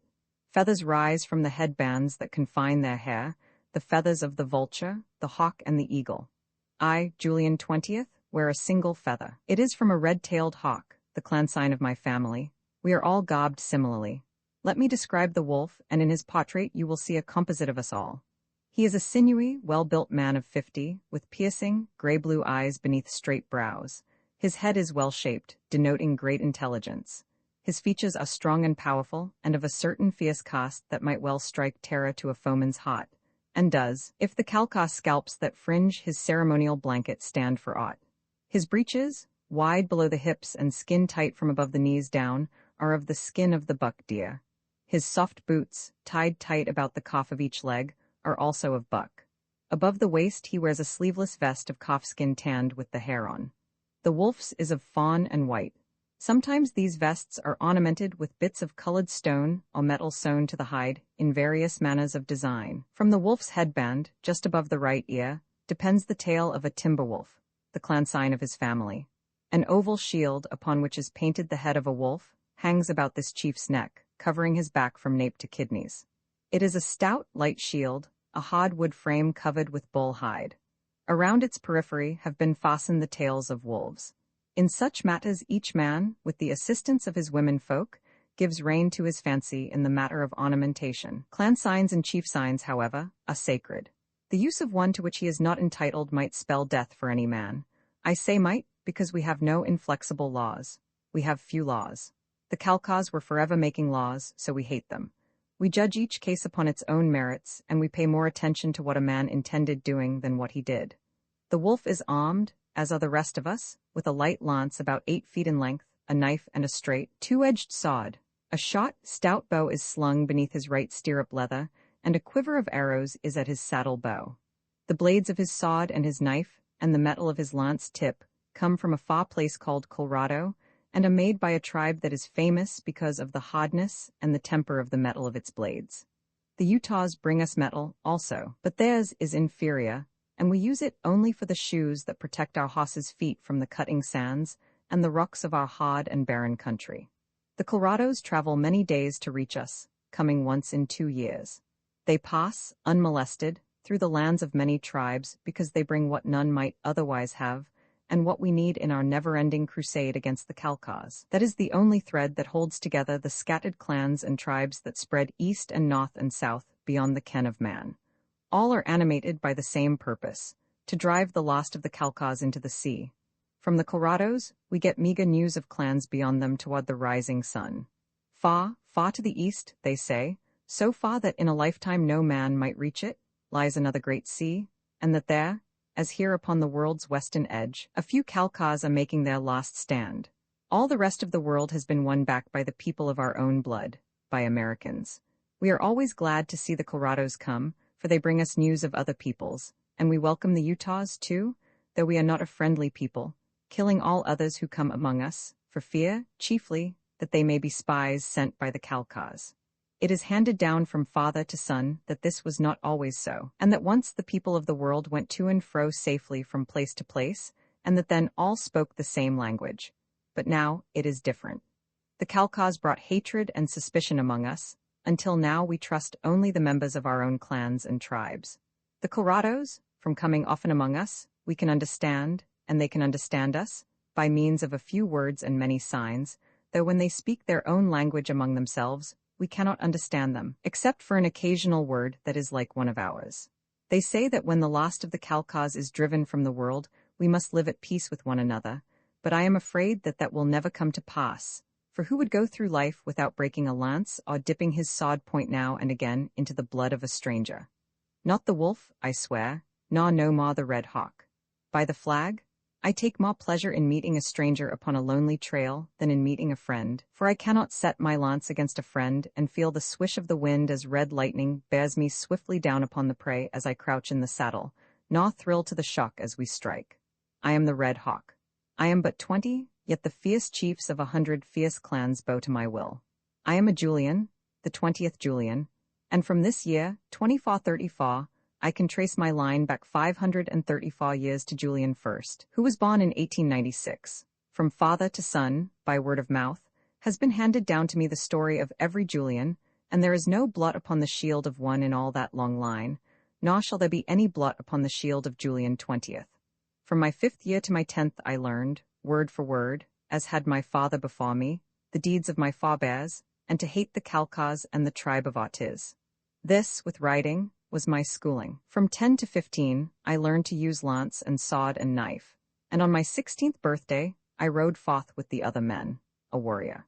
As I sat there this day, looking down upon the land of the accursed Kalkas, my mind went back to the deeds of the 15th Julian, who had driven the Kalkas across the desert, and over the edge of these mountains into the valley below just 100 years before I was born, and I turned to the wolf and pointed down toward the green groves and the distant hills and off beyond to where the mysterious ocean lay. For 100 years they have held us here, I said. It is too long. It is too long, replied the wolf. When the rains are over, the red hawk leads his people into the land of plenty. The rock raised his spear and shook it savagely toward the valley far below. The scalplock fastened just below its metal-shod tip trembled in the wind. When the rains are over, cried the rock. His fierce eyes glowed with the fire of fanaticism. The green of the groves we will dye red with their blood, cried the rattlesnake. With our swords, not our mouths, I said, and wheeled red lightning toward the east. The coyote laughed and the others joined with him as we wound downward out of the hills toward the desert. On the afternoon of the following day, we came within sight of our tents where they were pitched beside the yellow flood of the river. 5 miles before that we had seen a few puffs of smoke rise from the summit of a hill to the north of us. It told the camp that a body of horsemen was approaching from the west. It told us that our sentry was on duty and that doubtless all was well. At a signal, my warriors formed themselves in 2 straight lines, crossing one another at their centers. A moment later another smoke signal arose informing the camp that we were friends, and us that our signal had been rightly read. Presently, in a wild charge, whooping and brandishing our spears, we charged down among the tents. Dogs, children, and slaves scampered for safety, the dogs barking, the children and the slaves yelling and laughing. As we swung ourselves from our mounts before our tents, slaves rushed out to seize our bridle reins, the dogs leaped, growling, upon us in exuberant welcome, while the children fell upon their sires, their uncles or their brothers, demanding the news of the ride or a share in the spoils of conflict or chase. Then we went in to our women. I had no wife, but there were my mother and my 2 sisters, and I found them awaiting me in the inner tent, seated upon a low couch that was covered, as was the floor, with the bright blankets that our slaves weave from the wool of sheep. I knelt and took my mother's hand and kissed it, and then I kissed her upon the lips, and in the same fashion I saluted my sisters, the elder first. It is custom among us, but it is also our pleasure, for we both respect and love our women. Even if we did not, we should appear to, if only for the reason that the Khalkhas do otherwise. They are brutes and swine. We do not permit our women a voice in the councils of the men, but none the less do they influence our councils from the seclusion of their inner tents. It is indeed an unusual mother among us who does not make her voice heard in the council ring, through her husband or her sons, and she does it through the love and respect in which they hold her, and not by scolding and nagging. They are wonderful, our women. It is for them and the flag that we have fought the foe across a world for 300 years. It is for them that we shall go forth and drive him into the sea. As the slaves prepared the evening meal, I chatted with my mother and my sisters. My two brothers, the Vulture and Rain Cloud, lay also at my mother's feet. The Vulture was 18, a splendid warrior, a true Julian. Rain Cloud was 16 then, and I think the most beautiful creature I had ever seen. He had just become a warrior, but so sweet and lovable was his disposition that the taking of human life seemed a most incongruous calling for him, yet he was a Julian and there was no alternative. Everyone loved him and respected him too, even though he had never excelled in feats of arms for which he seemed to have no relish. But they respected him because they knew that he was brave and that he would fight as courageously as any of them, even though he might have no stomach for it. Personally, I considered Rain Cloud braver than I, for I knew that he would do well the thing he hated, while I would be only doing well the thing I loved. The Vulture resembled me in looks and the love of blood, so we left Rain Cloud at home to help guard the women and the children, which was no disgrace since it is a most honorable and sacred trust, and we went forth to the fighting when there was likely to be any, and when there wasn't we went forth and searched for it. How often have I ridden the trails leading in across our vast frontiers, longing for sight of a strange horseman, against whom I might bend my lance. We asked no questions then, when we had come close enough to see the clan sign of the stranger, and to know that he was of another tribe, and likely he was as keen for the fray as we, otherwise he would have tried to avoid us. We each drew rein at a little distance and set his lance, and each called aloud his name, and then with a mighty oath each bore down upon the other.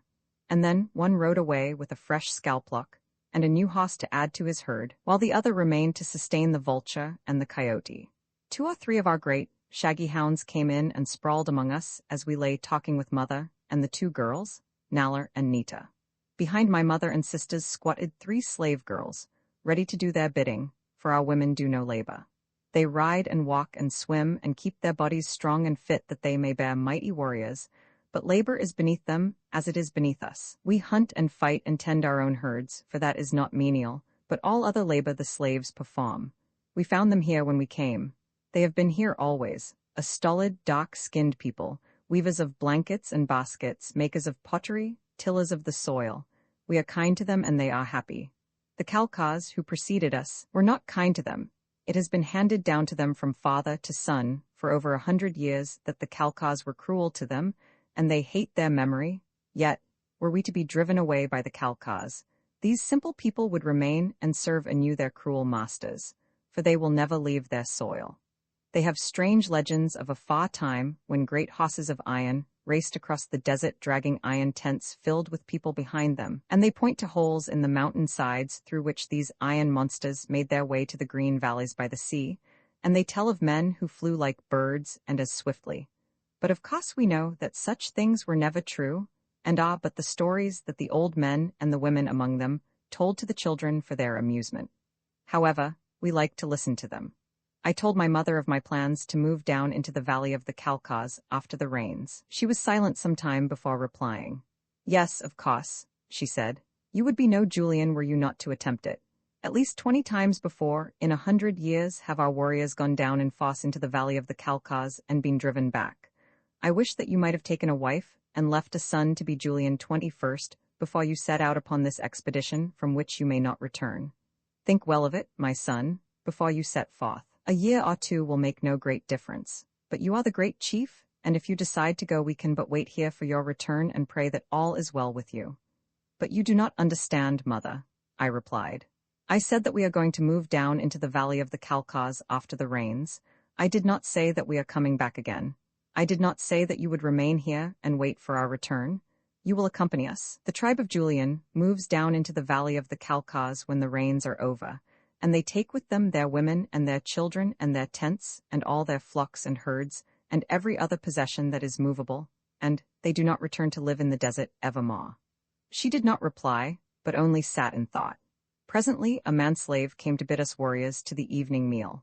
The women and the children eat this meal within their tents, but the warriors gather around a great, circular table called the council ring. There were 100 of us there that night. Flares in the hands of slaves gave us light, and there was light from the cooking fire that burned within the circle formed by the table. The others remained standing until I had taken my seat, which was the signal that the eating might begin. Before each warrior was an earthenware vessel containing beer and another, filled with wine, and there were slaves whose duty it was to keep these filled, which was no small task, for we are haughty men and great drinkers, though there is no drunkenness among us as there is among the Caucasus. Other slaves brought meat and vegetables, beef and mutton, both boiled and broiled, potatoes, beans and corn, and there were bowls of figs and dried grapes and dried plums. There were also venison and bear meat and fish. There was a great deal of talk and a great deal of laughter, loud and boisterous, for the evening meal in the home camp is always a gala event. We ride hard and we ride often, and we ride long. Often we are fighting and much of the time away from home. Then we have little to eat and nothing to drink but water, which is often warm and unclean and always scarce in our country. We sit upon a long bench that encircles the outer periphery of the table, and as I took my seat, the slaves, bearing platters of meat, passed along the inner rim of the table, and as they came opposite each warrior, he rose, and leaning far across the board, seized a portion of meat with a thumb and finger, and cut it deftly away with his sharp knife.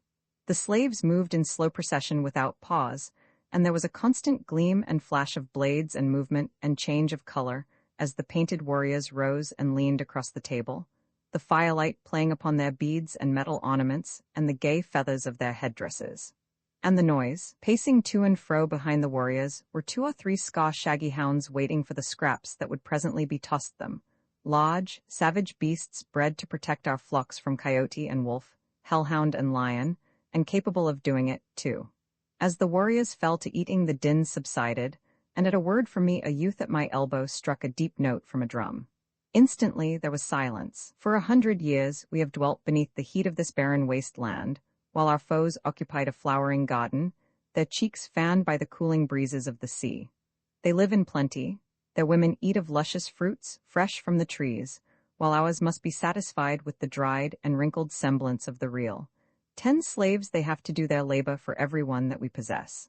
Their flocks and herds find lush pasture and sparkling water beside their masters' tents, while ours pick a scant existence across 40,000 square miles of sandy, rock-bound desert. But these things gall the soul of the red hawk least of all. The wine turns bitter in my mouth, when in my mind's eye I look out across the rich valleys of the Caucasus, and I recall that here alone, in all the world, that we know there flies not the flag. A great growl rose from the fierce throats. Since my youth, I have held one thought sacred in my breast against the day, that the blanket of the great chief should fall upon my shoulders. That day has come, and I but await the time that the rains shall be safely over, before making of that thought a deed. 20 times in 100 years have the Julian warriors ridden down into the Caucasus country and fosse, but their women and their children and their flocks remained behind in the desert. An unescapable argument for their return. It shall not be so again. In April the tribe of Julian leaves the desert forever. With our tents and our women and all our flocks and herds we shall descend and live among the orange groves. This time there shall be no turning back. I, the Red Hawk, have spoken. Roman 2 Exodus April arrived, and with it the clans, coming at my bidding. Soon there would be little danger of heavy rains in the coast valleys.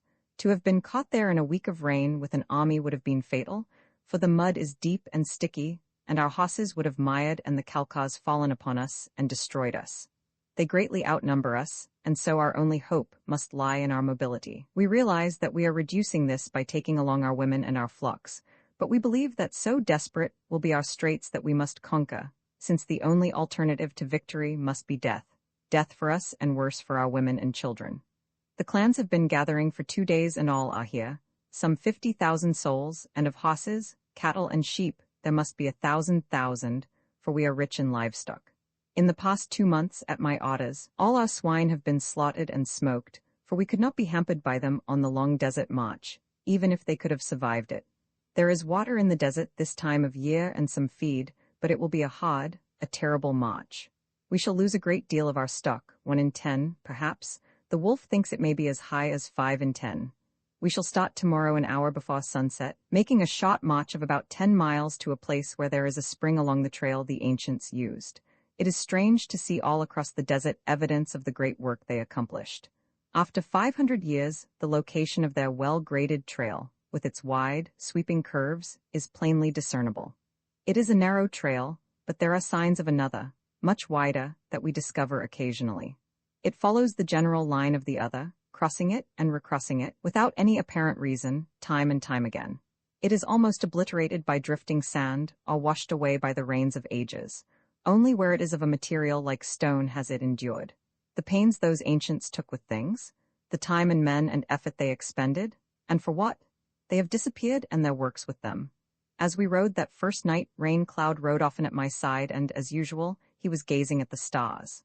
There is so much that we do not know, sighed Rain Cloud, yet all that we can spare the time for is thoughts of fighting.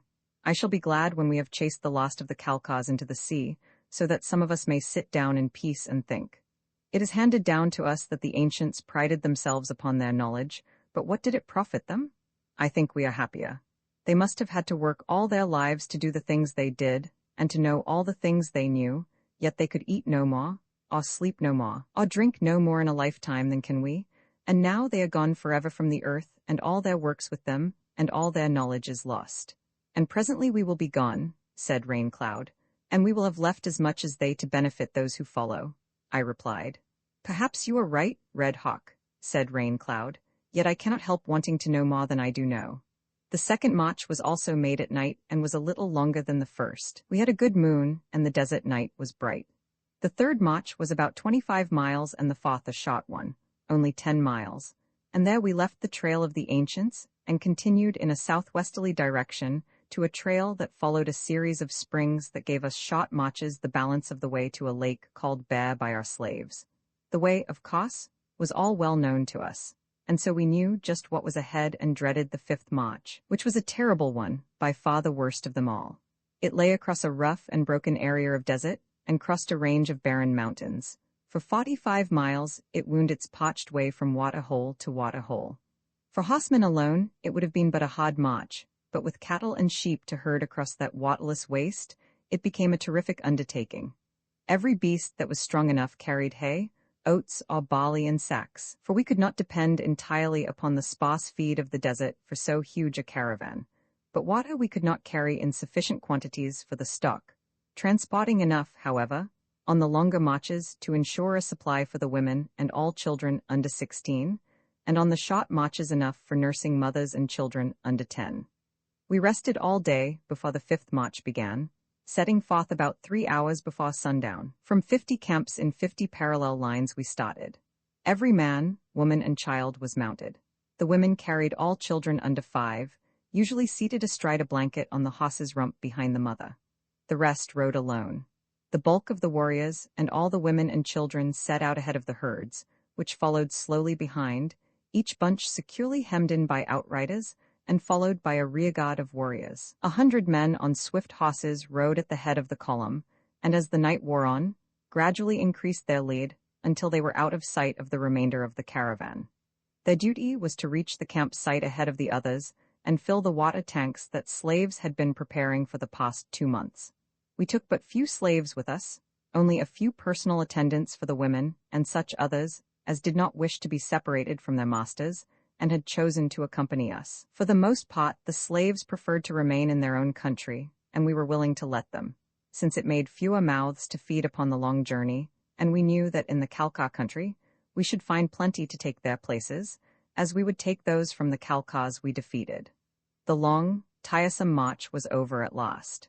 The years of thought that I had given it, the 2 months of preparation that had immediately preceded it, the splendid condition of all our stock, the training and the temper of my people bore profitable fruit, and we came through without the loss of a man, woman, or child, and with the loss of less than 2 in 100 of our herds and flocks. The mountain crossing on that memorable 5th March took the heaviest toll, fully 10,000 head, mostly lambs and calves, falling by the trail side. With 2 days out for rest, we came, at the end of the 10th March and the 12th day, to the lake called Bear, and into a rich mountain country, lush with feed and game. Here deer and wild goats and wild sheep abounded, with rabbit and quail and wild chicken, and the beautiful wild cattle, that the legends of our slaves say, are descended from the domestic stock of the ancients. It was not my plan to rest here longer than was necessary, to fully restore the strength and spirits of the stock. Our horses were not jaded, as we had had sufficient to change often. In fact, we warriors had not ridden our war horses once upon the journey. Red Lightning had trotted into the lost camp fat and sleek. To have remained here long would have been to have apprised the enemy of our plans, for the Khalkhas and their slaves hunt in these mountains which adjoin their land, and should a single hunter see this vast concourse of Julians, our coming would have been known throughout the valleys in a single day, and our purpose guessed by all. So, after a day of rest, I sent the wolf and 1,000 warriors westward to the main pass of the ancients with orders to make it appear that we were attempting to enter the valley there in force. For 3 days, he would persist in this false advance, and in that time, I felt that I should have drawn all the Khalkha fighting men from the valley, lying southwest of the Lake of the Bear. My lookouts were posted upon every eminence that gave view of the valleys and the trails between the main pass of the ancients, and that through which we should paw down from the Bear, out into the fields and groves of the Khalkhas. The 3rd day was spent in preparation. The last of the arrows were finished and distributed. We looked to our saddle leathers and our bridles. We sharpened our swords and knives once more, and put keener points upon our lances. Our women mixed the war paint and packed our belongings again for another march. The herds were gathered in and held in close, compact bunches. Riders reported to me at intervals from the various lookouts, and from down the trail to the edge of the Khalkha farms. No enemy had seen us, but that they had seen the wolf and his warriors. We had the most reassuring evidence in the reports from our outposts that every trail from south and west was streaming with Khalkha warriors, converging upon the pass of the ancients. Point 1 During the 3rd day, we moved leisurely down the mountain trails, and as night fell our vanguard of 1,000 warriors debouched into the groves of the Khalkhas. Leaving 4,000 warriors, mostly youths, to guard the women, the children, the flocks and the herds, I set out rapidly, in a northwesterly direction, toward the pass of the ancients, at the head of full 20,000 warriors. Our war horses we had led all day, as we came slowly out of the mountains riding other animals, and not until we were ready to start upon the 25-mile march to the pass of the ancients, did we saddle and mount the fleet beasts upon which the fate of the Julians might rest this night. In consequence, our horses were fresh from a 2 weeks' rest. 3 hours of comparatively easy riding should see us upon the flanks of the enemy. The Rock, a brave and seasoned warrior, I had left behind to guard the women, the children, and the stock.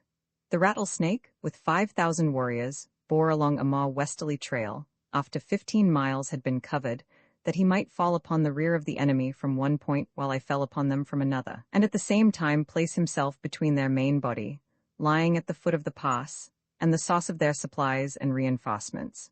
With the wolf, the mountains and the desert upon one side, and the Rattlesnake, and I blocking them upon the south and the southeast, the position of the Khalkhas appeared to me to be hopeless. Toward midnight, I called a halt to await the report of scouts who had preceded us, and it was not long before they commenced to come in. From them, I learned that the camp fires of the Khalkhas were visible from an eminence less than a mile ahead. I gave the signal to advance. Slowly, the great mass of warriors moved forward. The trail dipped down into a little valley, and then wound upward to the crest of a low ridge, where a few minutes later, I brought Red Lightning to a halt. Before me spread a broad valley bathed in the soft light of moon and stars. Dark masses in the nearer foreground I recognized as orange groves, even without the added evidence of the sweet aroma of their blossoms that was heavy on the still night air. Beyond, to the northwest, a great area was dotted with the glowing embers of 1,000 dying campfires. I filled my lungs with the cool, sweet air. I felt my nerves tingle. A wave of exultation surged through me. Red Lightning trembled beneath me. After nearly 400 years, a Julian stood at last. Upon the threshold of complete revenge, Roman III Armageddon. Very quietly, we crept down among the orange groves, nearer, ever nearer to the sleeping foe. Somewhere to the west of us, beneath the silvery moon, the rattlesnake was creeping stealthily forward to strike. Presently the stillness of the night would be broken by the booming of his war drums and the hoarse war cries of his savage horde. It would be the signal that would send the wolf down from the mountain heights above them, and the red hawk from the orange groves below them, to sink fang and talon into the flesh of the hated Calcars, and ever the rattlesnake would be striking at their heels. Silently, we awaited the signal from the rattlesnake. 1,000 bowmen unslung their bows and loosened arrows in their quivers. Swords were readjusted, their hilts ready to the hand. Men spat upon their right palms that their lance grip might be the surer. The night dragged on toward dawn. The success of my plan depended upon a surprise attack while the foe slept. I knew that the rattlesnake would not fail me, but something must have delayed him. I gave the signal to advance silently. Like shadows, we moved through the orange groves and deployed along a front 2 miles in length. 1,000 bowmen in the lead, and behind these, line after line of lances and swordsmen. Slowly we moved forward toward the sleeping camp. How like the lazy, stupid Calcars that no sentries were posted at their rear. Doubtless there were plenty of them on the front exposed to the wolf, where they could see an enemy they could prepare for him, but they have not imagination enough to foresee aught. Only the desert, and their great numbers, have saved them from extermination during the past 100 years. Scarce a mile away now, we could catch occasional glimpses of the dying embers of the nearest fires, and then from the east there rolled across the valley the muffled booming of distant war drums. A momentary silence followed, and then faintly, there broke upon our ears the war cries of our people. At my signal, our own drums shattered the silence that had surrounded us. It was the signal for the charge. From 20,000 savage throats rose the awful cries of battle. 20,000 pairs of reins were loosed, and 80,000 iron-shod hoofs set the earth a-tremble as they thundered down upon the startled enemy, and from the heights above came the growl of the drums of the wolf and the eerie howls of his painted horde. It was dawn as we smote the camp. Our bowmen, guiding their mounts with their knees and the swing of their bodies, raced among the bewildered Calcars, loosing their barbed shafts into the cursing, shrieking mob that fled before them, only to be ridden down and trampled by their horses' feet. Behind the bowmen came the lances and the swordsmen thrusting and cutting at those who survived. From our left came the tumult of the rattlesnake's assault, and from far ahead and above us, the sounds of battle proclaimed that the wolf had fallen on the foe. Ahead, I could see the tents of the Calcar leaders, and toward these, I spurred red lightning. Here would be the representatives of the House of Ortiz, and here would the battle's center. Ahead, the Calcars were forming in some semblance of order to check and repel us. They are huge men and ferocious fighters, but I could see that our surprise attack had unnerved them. They gave before us, before their chiefs could organize them for resistance, yet again and again they reformed and faced us. We were going more slowly now. The battle had become largely a matter of hand-to-hand combats. They were checking us, but they were not stopping us. So great were their numbers that even had they been unarmed, it would have been difficult to force our horses through their massed ranks. Back of their front line, they were saddling and mounting their horses, which those who had borne the brunt of our first onslaught had been unable to do. We had cut the lines to which their animals had been tethered and driven them, terrified, ahead of us to add to the confusion of the enemy. Riderless horses were everywhere, those of the Calcars and many of our own, whose riders had fallen in battle. The tumult was appalling, for to the shrieks of the wounded and the groans of the dying were added the screams of stricken horses and the wild, hoarse war cries of battle-maddened men, and underlying all, the dull booming of the war drums. Above us waved the flag, and here were the drums and a massed guard of picked men. The flag and the drums moved forward as we moved, and near me was the clan flag of my family with the red hawk upon it, and with it were its drums.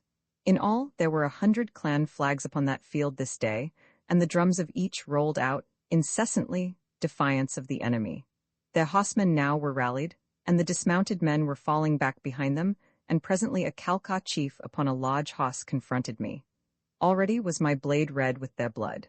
I had thrown away my lance long since, for we were fighting in too close quarters for its effective use, but the Calcar had his spear, and there was a little open space between us.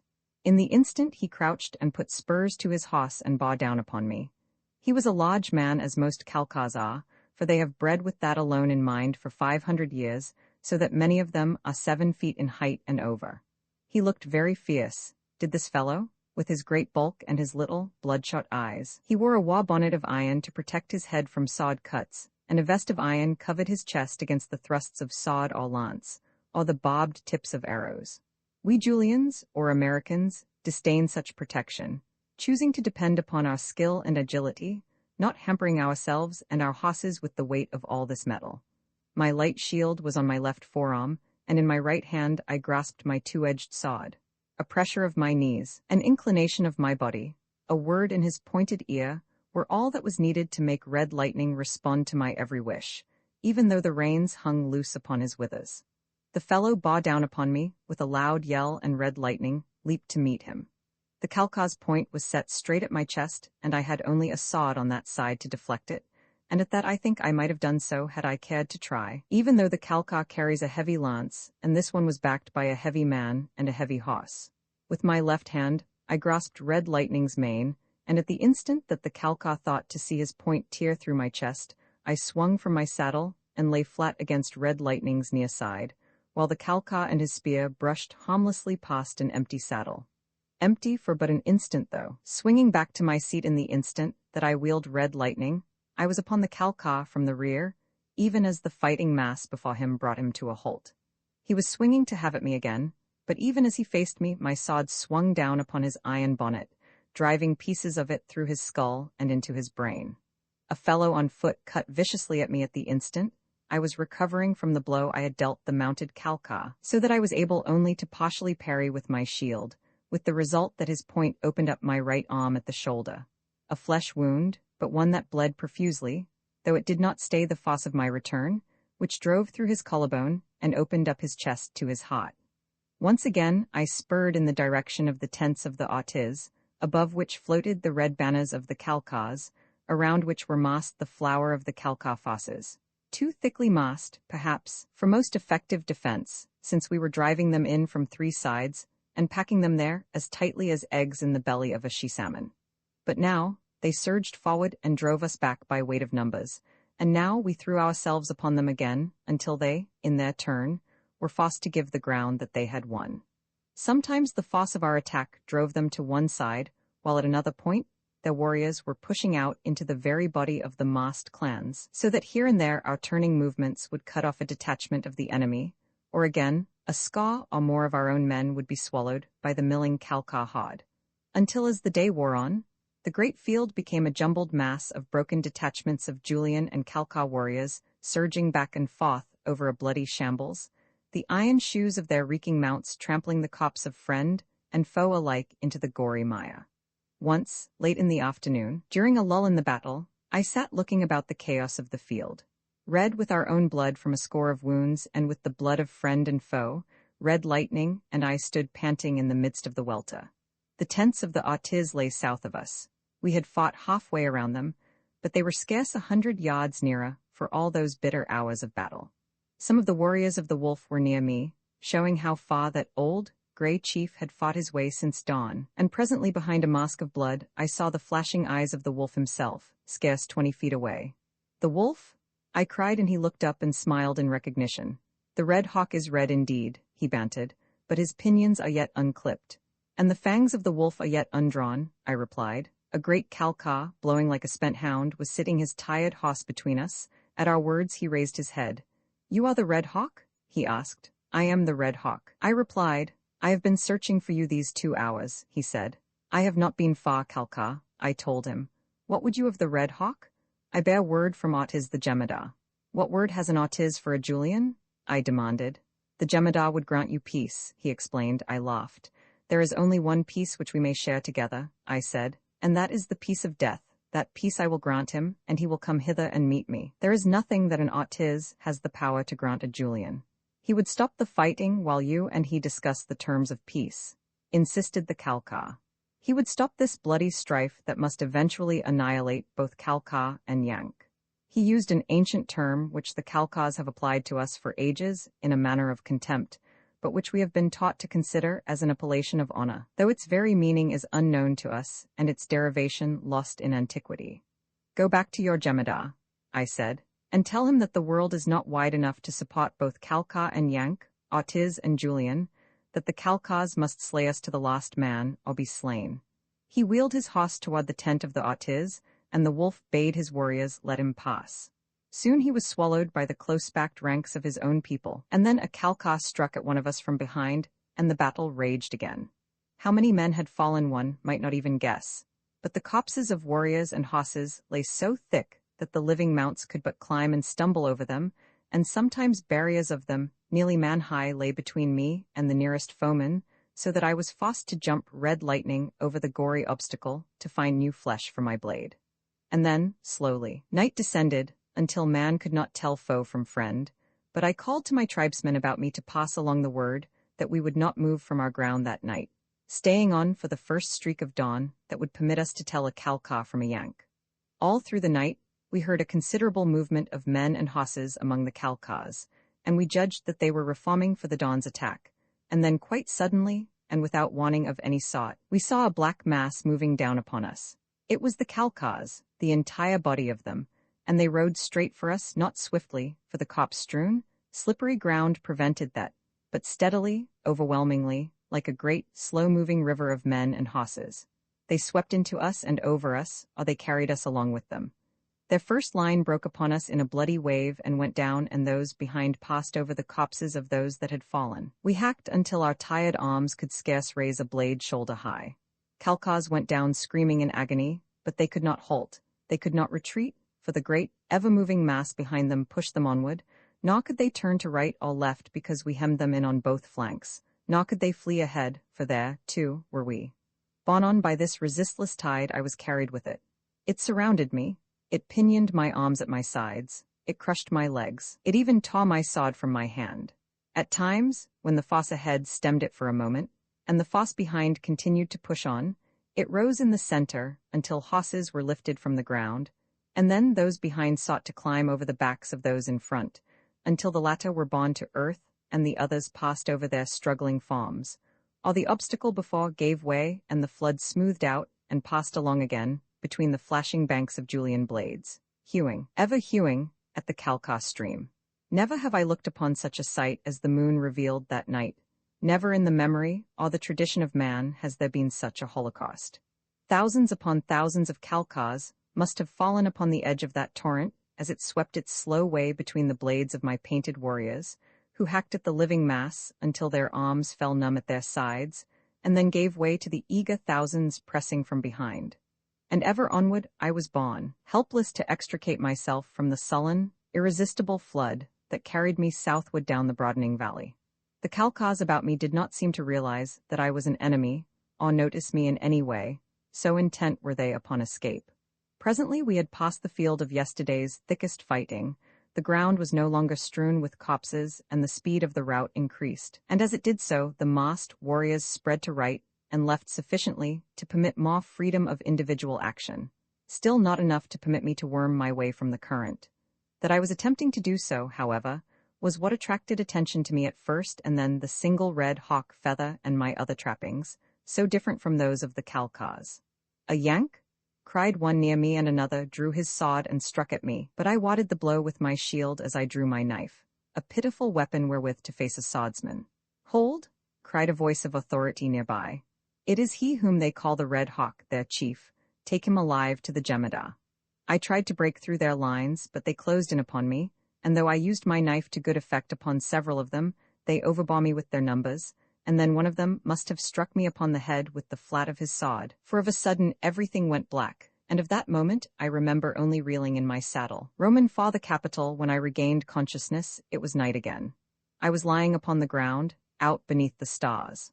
For a moment I experienced a sense of utter comfort, but as my tired nerves awoke, they spoke to me of pain and stiffness from many wounds, and my head throbbed with pain.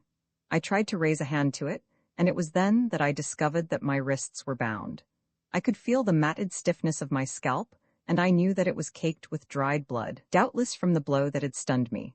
In attempting to move, that I might ease my cramped muscles, I found that my ankles were fastened together as well as my wrists, but I managed to roll over, and raising my head a little from the ground, I looked about and saw that I was surrounded by sleeping Kalkas, and that we lay in a barren hollow ringed by hills. There were no fires, and from this fact and the barrenness and seclusion of the camp I guessed that we were snatching a brief rest in hiding from a pursuing foe. I tried to sleep, but could do so only fitfully, and presently I heard men moving about, and soon they approached and awakened the warriors sleeping near me. The thongs were removed from my ankles shortly thereafter, and red lightning was brought, and I was helped into the saddle. Immediately after, we resumed the march. A glance at the stars showed me that we were moving west. Our way led through hills and was often rough, evidencing that we were following no beaten trail, but rather that the Kalkas were attempting to escape by a devious route. I could only guess at the numbers of them, but it was evident that there was not the great horde that had set forth from the battlefield below the pass of the ancients. Whether they had separated into smaller bands, or the balance had been slain, I could not even conjecture, but that their losses must have been tremendous I was sure. We traveled all that day, stopping only occasionally when there was water for the horses and the men. I was given neither food nor water, nor did I ask for either. I would die rather than ask a favor of an artiz. In fact, I did not speak all that day, nor did any of the Kalkas address me. I had seen more Kalkas in the past 2 days than in all my life before, and was now pretty familiar with the appearance of them. They range in height from 6 to 8 feet, the majority of them being midway between these extremes. There is a great variety of physiognomy among them, for they are a half-caste race, being the result of hundreds of years of interbreeding between the original moon men and the women of the earth, whom they seized for slaves when they overran and conquered the world. Among them, there is occasionally an individual who might pass anywhere for a Yank, insofar as external appearances are concerned, but the low, coarse, brutal features of the Kalka preponderate. They wear a white blouse and breeches of cotton woven by their slaves and long, woolen cloaks fabricated by the same busy hands. Their women help in this work as well as in the work of the fields, for the Kalka women are no better than slaves, with the possible exception of those who belong to the families of the Jemadar and his nobles. Their cloaks are of red, with collars of various colors, or with borders or other designs to denote rank. Their weapons are similar to ours, but heavier. They are but indifferent horsemen. That, I think, is because they ride only from necessity and not, as we, from love of it. That night after dark, we came to a big Kalka camp. It was one of the camps of the ancients, the first that I ever had seen. It must have covered a great area, and some of the huge stone tents were still standing. It was in these that the Kalkas lived, or in dirt huts leaning against them. In some places, I saw where the Kalkas had built smaller tents from the building materials salvaged from the ruins of the ancient camp, but as a rule, they were satisfied with hovels of dirt, or the half-fallen and never-repaired structures of the ancients. This camp lies about 45 or 50 miles west of the battlefield, among beautiful hills and rich groves, upon the banks of what must once have been a mighty river. So deeply has it scoured its pathway into the earth in ages gone. 2, I was hustled into a hut where a slave woman gave me food and water. There was a great deal of noise and excitement outside, and through the open doorway, I could hear snatches of conversation as Kalkas passed to and fro. From what I heard, I gathered that the defeat of the Kalkas had been complete, and that they were flying toward the coast and their principal camp, called the capital, which the slave woman told me lay a few miles southwest. This, she said, was a wonderful camp, with tents reaching so high into the heavens that often the moon brushed against their tops as she made her way through the sky. They had released my hands, but my feet were still bound, and 2 Kalkas squatted just outside the door of the hut to see that I did not escape. I asked the slave woman for some warm water to wash my wounds, and she prepared it for me. Not only that, the kindly soul saw to my wounds herself, and after they had been cleansed, she applied a healing lotion which greatly soothed them, and then she bound them as best she could. I felt much refreshed by this, and with the food and drink in me was quite happy, for had I not accomplished what my people had been striving after for 100 years, a foothold on the western coast? This first victory had been greater than I had dared to hope, and if I could but escape and rejoin my people, I felt that I could lead them to the waters of the ocean with scarce a halt, while the Kalkas still were suffering the demoralization of defeat. It was while I was thinking these thoughts that a Kalka chief entered the hut. Beyond the doorway, the score of warriors that had accompanied him waited. "Come," commanded the Kalka, motioning me to arise. I pointed to my tethered ankles. "Cut his bonds," he directed the slave woman. When I was free, I arose and followed the Kalka without. Here the gods surrounded me, and we marched away between avenues of splendid trees such as I never had seen before, to a tent of the ancients, a partially ruined structure of imposing height that spread over a great area of ground. It was lighted upon the inside by many flares, and there were guards at the entrance and slaves holding other flares. They led me into a great chamber that must be much as the ancients left it, though I had seen from the outside that in other places the roof of the tent had fallen in and its walls were crumbling. There were many Kalkas in this place, and at the far end of the room, upon a platform, one sat alone on a huge, carved bench, a bench with a high back and arms. I was led before this man. He had a thin face and a long, thin nose and cruel lips and crafty eyes. His features, however, were good. He might have passed in any company as a full-blood Yank. My god halted me in front of him. "This is he, Jemadar," said the chief who had fetched me. "Who are you?" demanded the Jemadar, addressing me. His tone did not please me. It was unpleasant and dictatorial. I am not accustomed to that, even from equals, and a Julian has no superiors. I looked upon him as scum, therefore I did not reply. He repeated his question angrily. I turned to the Kalka chief who stood at my elbow.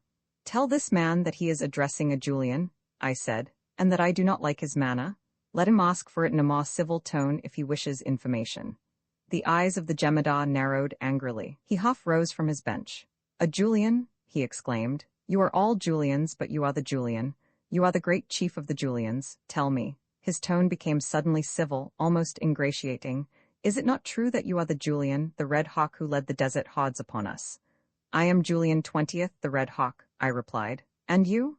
"I am Ortiz, the Jemadar," he replied. "It has been long since an Ortiz and a Julian met," I said. "Heretofore they always have met as enemies," he replied. "I have sent for you to offer peace and friendship. For 500 years we have fought uselessly and senselessly because two of our forebears hated one another. You are the 20th Julian, I am the 16th Ortiz. Never before have we seen one another, yet we must be enemies. How silly? There can be no friendship between a Julian and an Ortiz," I replied, coldly. "There can be peace," he said, "and friendship will come later, maybe long after you and I are dead. There is room in this great, rich country for us all. Go back to your people. I will send an escort with you and rich presents. Tell them that the Kalkas would share their country with the Yanks. You will rule half of it and I will rule the other half. If the power of either is threatened, the other will come to his aid with men and horses. We can live in peace and our people will prosper. What say you?" "I sent you my answer yesterday," I told him. "It is the same today. The only peace that you and I can share is the peace of death. There can be but one ruler for this whole country, and he will be a Julian, if not I, the next in line. There is not room in all the world for both Kalka and Yank. For 300 years we have been driving you toward the sea. Yesterday we started upon the final drive that will not stop until the last of you has been driven from the world you ruined. That is my answer, Kalka." "Take him away," cried the Jemadar. "Send this message to his people. I offer them peace on these terms. They may have all the country east and southeast of a straight line drawn from the pass of the ancients south to the sea. We will occupy the country to the west and northwest of that line. If they accept, I will send back their great chief. If they refuse, he will go to the butcher, and remind them that he will not be the first Julian that an Ortiz has sent to the butcher. If they accept, there are to be no more wars between our people." They took me back then to the hut of the old slave woman, and there I slept until early morning, when I was awakened by a great commotion without. Men were shouting orders and cursing as they ran hurriedly to and fro. There was the trampling of horses' feet, the clank and clatter of trappings of war.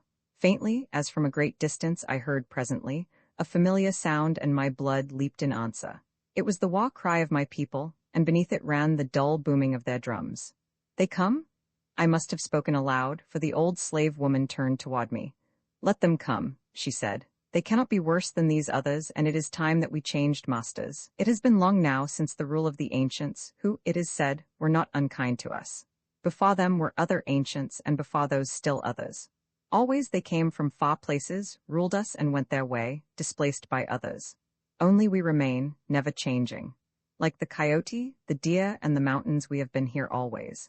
We belong to the land, we are the land. When the last of our rulers has passed away, we shall still be here, as we were in the beginning, unchanged. They come and mix their blood with ours, but in a few generations the lost traces of it have disappeared, swallowed up by the slow, unchanging flood of ours. You will come and go, leaving no trace, but after you are forgotten, we shall still be here." Now Kalkas entered the hovel. They came hurriedly and as hurriedly departed, taking me with them.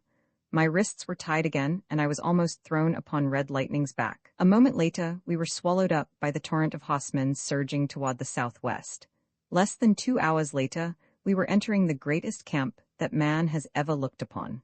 For miles we rode through it, our party now reduced to the score of warriors who guarded me. The others had halted at the outskirts of the camp to make a stand against my people, and as we rode through the strange trails of the camp, we passed thousands upon thousands of Kalkars rushing past us to defend the capital. We passed vast areas laid out in squares, as was the custom of the ancients, a trail upon each side of the square, and within, the grass-grown mounds that covered the fallen ruins of their tents. Now and again, a crumbling wall raised its ruin above the desolation. Also, Ma's sturdily constructed structure remained almost intact, except for fallen roof and flaws. As we advanced, we encountered more and more of the latter, built of that strange, rock-like substance, the secret of which has vanished with the ancients. My god turned in beneath the high arched entrance of a mighty structure. From the filth of its spacious floor rose mighty columns of polished stone, richly variegated. The tops of the columns were carved and decorated in colors and in gold. The place was filled with horses, tied to long lines that stretched almost the length of the room, from column to column. At one end, a broad flight of stone steps led upward to the second floor. After we had dismounted, I was led up these steps. There were many Kalkars coming and going. We passed them as I was conducted along a narrow avenue of polished white stone upon either side of which were openings in the walls leading to other chambers. Through one of these openings we turned into a large chamber, and there I saw again the artisan whom I had seen the night before. He was standing before one of the openings overlooking the trail below, talking with several of his nobles. One of the latter glanced up and saw me as I entered, calling the Jemadar's attention to me. Artisan faced me. He spoke to one near him who stepped to another opening in the chamber and motioned to someone without. Immediately, a Kalkar god entered bringing a youth of one of my desert clans. At sight of me, the young warrior raised his hand to his forehead in salute. "I give you another opportunity to consider my offer of last night," said the artisan, addressing me. "Here is one of your own men who can bear your message to your people, if you still choose to condemn them to a futile and bloody struggle, and with it, he will bear a message from me, that you go to the butcher in the morning if your warriors do not retire, and your chiefs engage to maintain peace hereafter. In that event, you will be restored to your people. If you give me this promise yourself, you may carry your own message to the tribes of Julian." "My answer," I replied, "is the same as it was last night, as it will be tomorrow." Then I turned to the Yank warrior. "If you are permitted to depart, go at once to the vulture and tell him that my last command is that he carry the flag onward to the sea. That is all."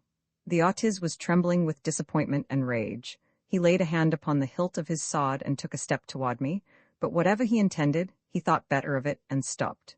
"Take him above," he snapped to my god, "and to the butcher in the morning.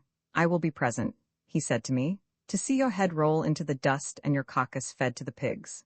They took me from the chamber then, and led me up and up along an endless stairway, or at least it seemed endless before we finally reached the highest floor of the great tent. There they pushed me into a chamber, the doorway to which was guarded by 2 giant warriors. Squatted upon the floor of the chamber, his back leaning against the wall, was a Kalkar. He glanced up at me as I entered, but said nothing.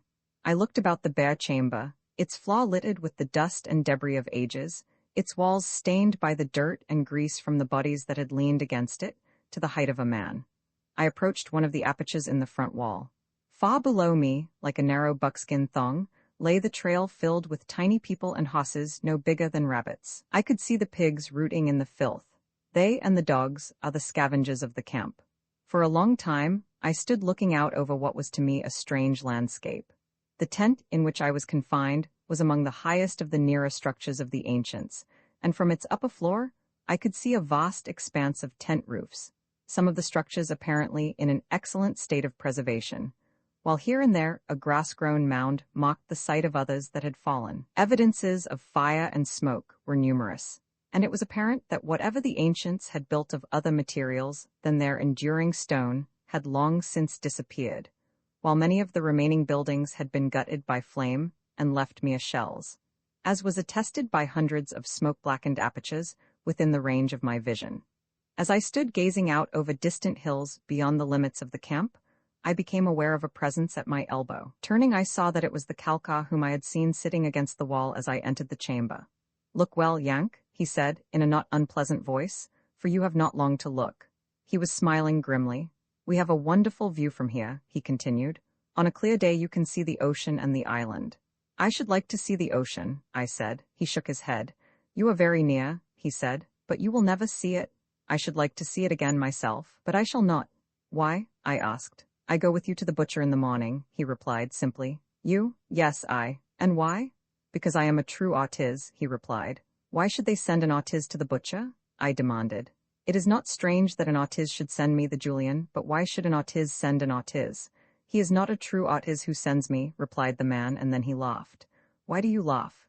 Is it not a strange joke of fate," he cried, "that sees the Julian and the artist going to the butcher together?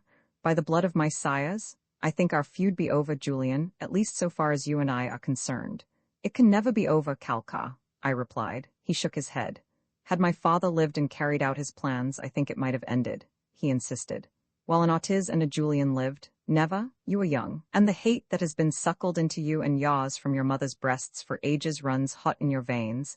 But my father was old, and he saw things as few of my kind, I imagine, ever have seen them. He was a kindly man and very learned, and he came to hate the Kalkas and the horrid wrong the first artists did the world and our people, when he brought them hither from the moon, even as you and yours have hated them always. He knew the wrong, and he wished to right it. Already he had planned means whereby he might get into communication with the Julians and join with them in undoing the crime that our ancestor committed upon the world. He was Jemada, but he would have renounced his throne to be with his own kind again. Our blood strain is as clear as yours. We are Americans. There is no Kalka or half-breed blood in our veins. There are perhaps 1,000 others among us who have brought down their birthright unsullied. These he would have brought with him, for they all were tired of the Kalka beasts. But some of the Kalka nobles learned of the plan, and among them was he who calls himself Otiz and Jemada. He is the son of a Kalka woman by a renegade uncle of mine. There is Otiz blood in his veins, but a drop of Kalka makes one all Kalka, therefore he is no Otiz.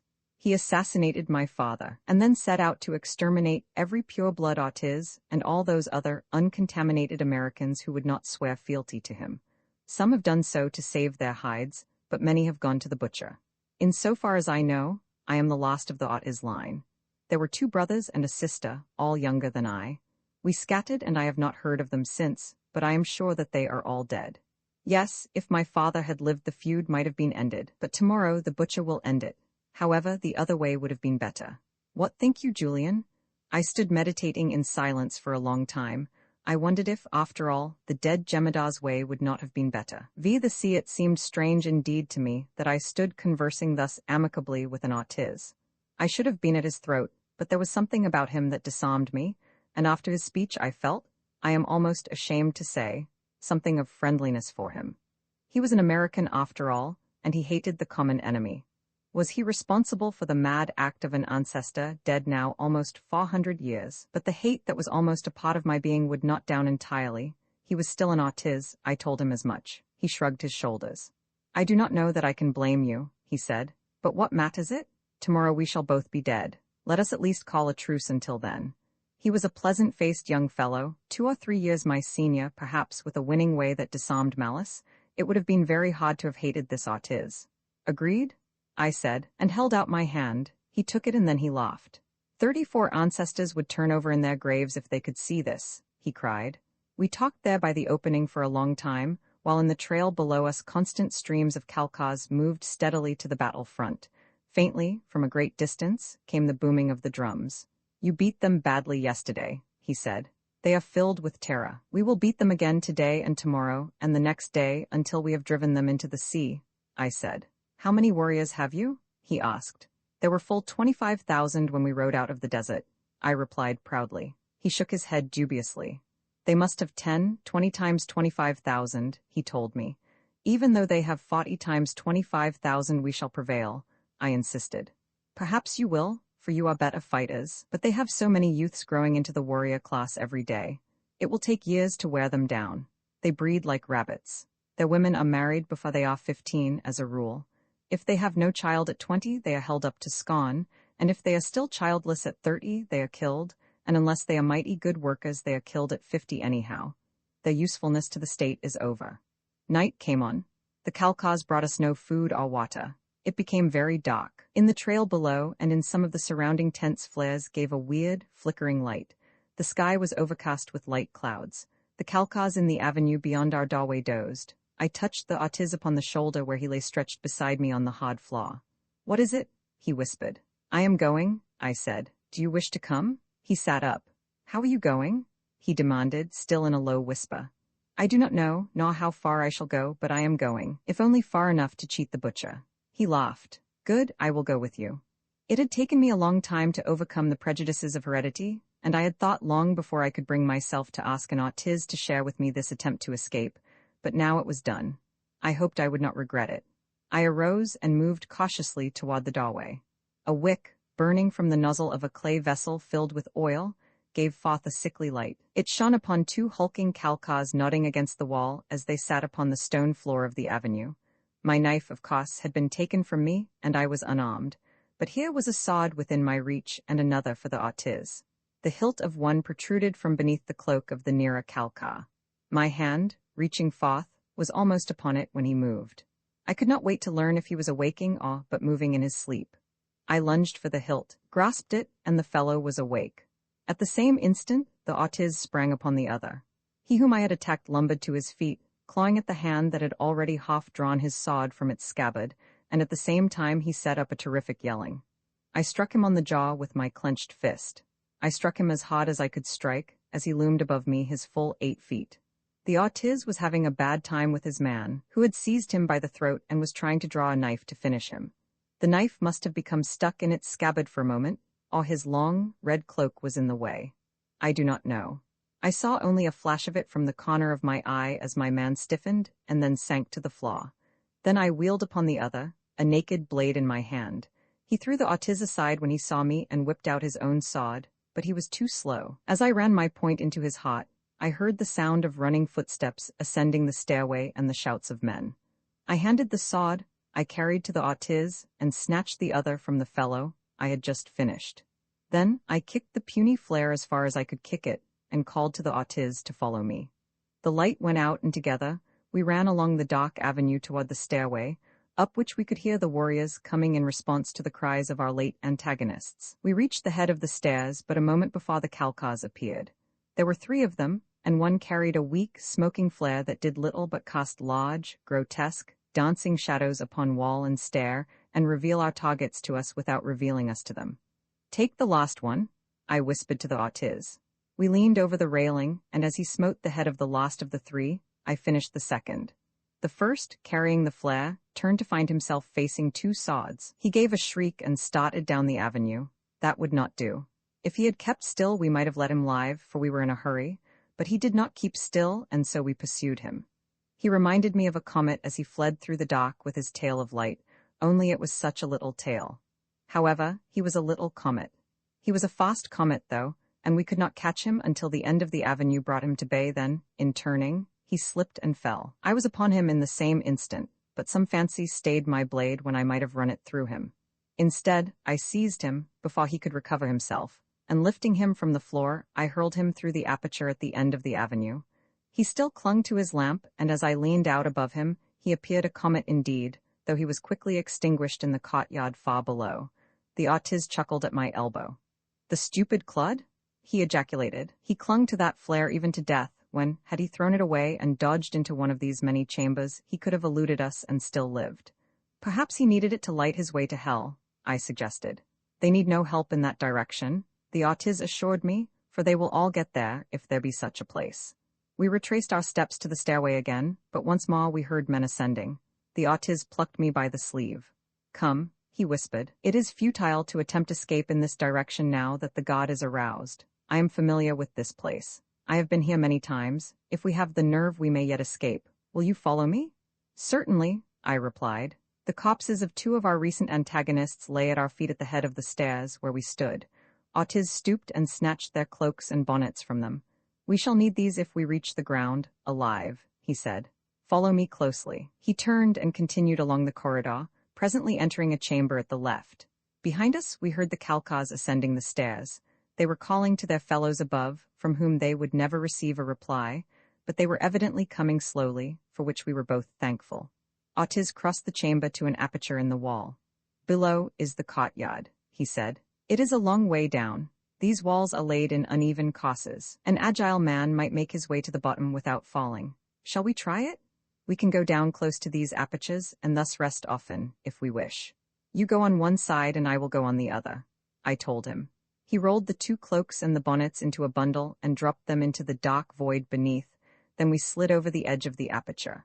Clinging with my hands, I found a foothold, and then another below the first. The ledges were about half the width of my hand. Some of them were rounded by time and the weather. These did not afford a very good hold. However, I reached the aperture below without mishap, and there, I am free to confess, I was glad to pause for a moment, as I was panting as though I had run a mile. Ortiz came down in safety, too. "The butcher appears less terrible," he said. I laughed. "He would have it over quicker," I replied. The next stage we descended 2 floors before we halted. I like to have slipped and fallen twice in that distance. I was wet with sweat as I took a seat beside my companion. I do not like to recall that adventure. It sends the shivers through me always, even now, but at last it was over.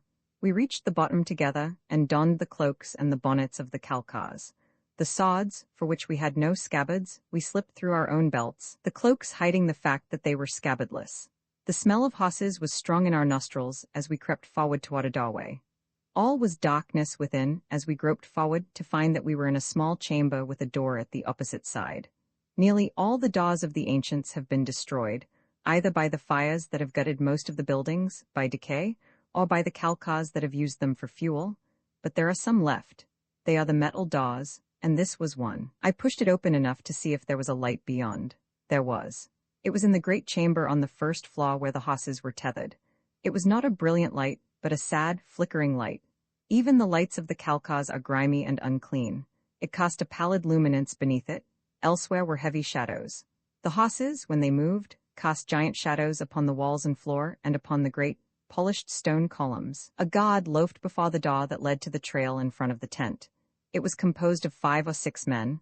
I suppose there were others in some nearby chamber. The doorway through which we peered was in shadow. I pushed it open far enough to admit our bodies, and we slipped through. In an instant, we were hidden from the sight of the god, among the horses. Some of them moved restlessly as we approached them. If I could but find Red Lightning. I had searched along one line almost the full length of the chamber, and had started along a second when I heard a low nicker close by. It was he, love of the flag. It was like finding my own brother. In the slovenly manner of the Calcars, the saddles and bridles lay in the dirt in the aisle behind the horses. Fortunately, I found my own, more easily, of course, because it is unlike those of the Calcars, and while I slipped them quietly upon Red Lightning, the Ortiz, selecting a mount haphazard, was saddling and bridling it. After a whispered consultation, we led our horses to the rear of the room and mounted among the shadows, unobserved by the god. Then we rode out from behind the picket lines and moved slowly toward the entrance, talking and laughing in what we hoped might appear an unconcerned manner, the Ortiz riding on the side near the god and a little in advance, that Red Lightning might be hidden from them, for we thought that they might recognize him more quickly than they would us. As they saw us coming, they ceased their chatter and looked up, but we paid no attention to them, riding straight on for the aperture that led into the trail outside the structure. I think we might have passed them without question had there not suddenly burst from the doorway of what was, I judge, the godroom, an excited figure who shouted lustily to all within hearing of his voice.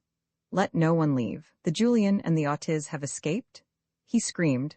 The god threw themselves across the entrance, and at the same instant I put spurs to Red Lightning, whipped out my sword, and bore down upon them, the Ortiz following my example. I cut at one upon my left front, and Red Lightning bore down another beneath his iron hoofs. We were out upon the trail, and the Ortiz was beside us. Reining to the left, we bore south a few yards, and then turned west upon another trail, the shouts and curses of the Calcars ringing in our ears. With free rein, we led our mounts out to far greater speed than the darkness and the lighted trail gave warrant, and it was not until we had put a mile behind us that we drew into a slower gait. The Ortiz spurred to my side. "I had not thought it could be done, Julian," he said. "Yet here we ride, as free as any men in all the country wide." "But still within the shadow of the butcher," I replied. "Listen, they are following hotfoot." The pounding of the hoofs of our pursuers' horses rose louder and louder behind us as we listened. Again we spurred on, but presently we came to a place where a ruined wall had fallen across the trail. "May the butcher get me?" cried the artiz. "That I should have forgotten that this trail is blocked. We should have turned north or south at the last crossing. Come, we must ride back quickly, if we are to reach it before they." Wheeling, we put our mounts to the run back along the trail over which we had but just come. It was but a short distance to the cross trail, yet our case looked bad, for even in the darkness the pursuing Kalkas could now be seen, so close were they. It was a question as to which would reach the crossing first. "You turn to the south," I cried to the artiz, "and I will turn to the north. In that way one of us may escape." "Good," he agreed. "There are too many of them for us to stand and fight." He was right. The trail was packed with them, and we could hear others coming far behind the van. It was like a young army. I hugged the left-hand side of the trail, and Artiz the right. We reached the crossing not a second in advance of the leaders of the pursuit, and Artiz turned to the south, and I to the north. Into the blackness of the new trail, I plunged, and behind me came the Kalkas. I urged Red Lightning on, and he responded as I knew he would. It was madness to ride through the black night along a strange trail at such speed, yet it was my only hope. Quickly my fleet stallion drew away from the clumsy, ill-bred mounts of my pursuers. At the first crossing, I turned again to the west, and though here I encountered a steep and winding hill, it was fortunately but a short ride to the top, and after that the way was along a rolling trail, but mostly downhill. The structures of the ancients that remained standing became fewer and fewer as we proceeded, and in an hour they had entirely disappeared. The trail, however, was fairly well marked, and after a single, short turn to the south, it continued westward over rolling country in almost a straight line. I had reduced my speed to conserve Red Lightning's strength, and as no sign of pursuit developed, I jogged along at a running walk, a gait which Red Lightning could keep up for hours without fatigue. I had no idea where the trail was leading me, and at the time, I did not even know that it was bearing west, for the heavens were still overcast, though I judged that this must be the fact. My first thought was to put as much distance as possible between me and the Kalka camp, and at the first streak of dawn take to the hills, and then work my way north and east in an attempt to rejoin my people. And so I moved on, through country that was now level and now rolling, for the better part of 3 hours. A cool breeze sprang up and blew in my face. It had a damp freshness and a strange odor with which I was entirely unfamiliar. I was tired from my long exertions, from loss of sleep, and from lack of food and water, yet this strange breeze revived me and filled me with new strength and life. It had become very dark, although I knew that dawn must be near. I wondered how Red Lightning could pick his way through the utter blackness. This very thought was in my mind when he came to a sudden halt. I could see nothing, yet I could tell that Red Lightning had some good reason for his action. I listened, and there came to my ears a strange, sullen roar, a deep pounding, such as I never had heard before. What could it be? I dismounted to rest my beloved friend while I listened and sought for an explanation of this monotonously reiterated sound. At length I determined to await dawn before continuing. With the bridle reins about my wrist I lay down, knowing that if danger threatened, Red Lightning would warn me. In an instant I was asleep. How long I slept I do not know, an hour, perhaps, but when I awoke it was daylight, and the first thing that broke upon my sensibilities was the dull, monotonous booming, the pounding that had lulled me to sleep so quickly. Never shall I forget the scene that burst upon my astonished eyes as I rose to my feet.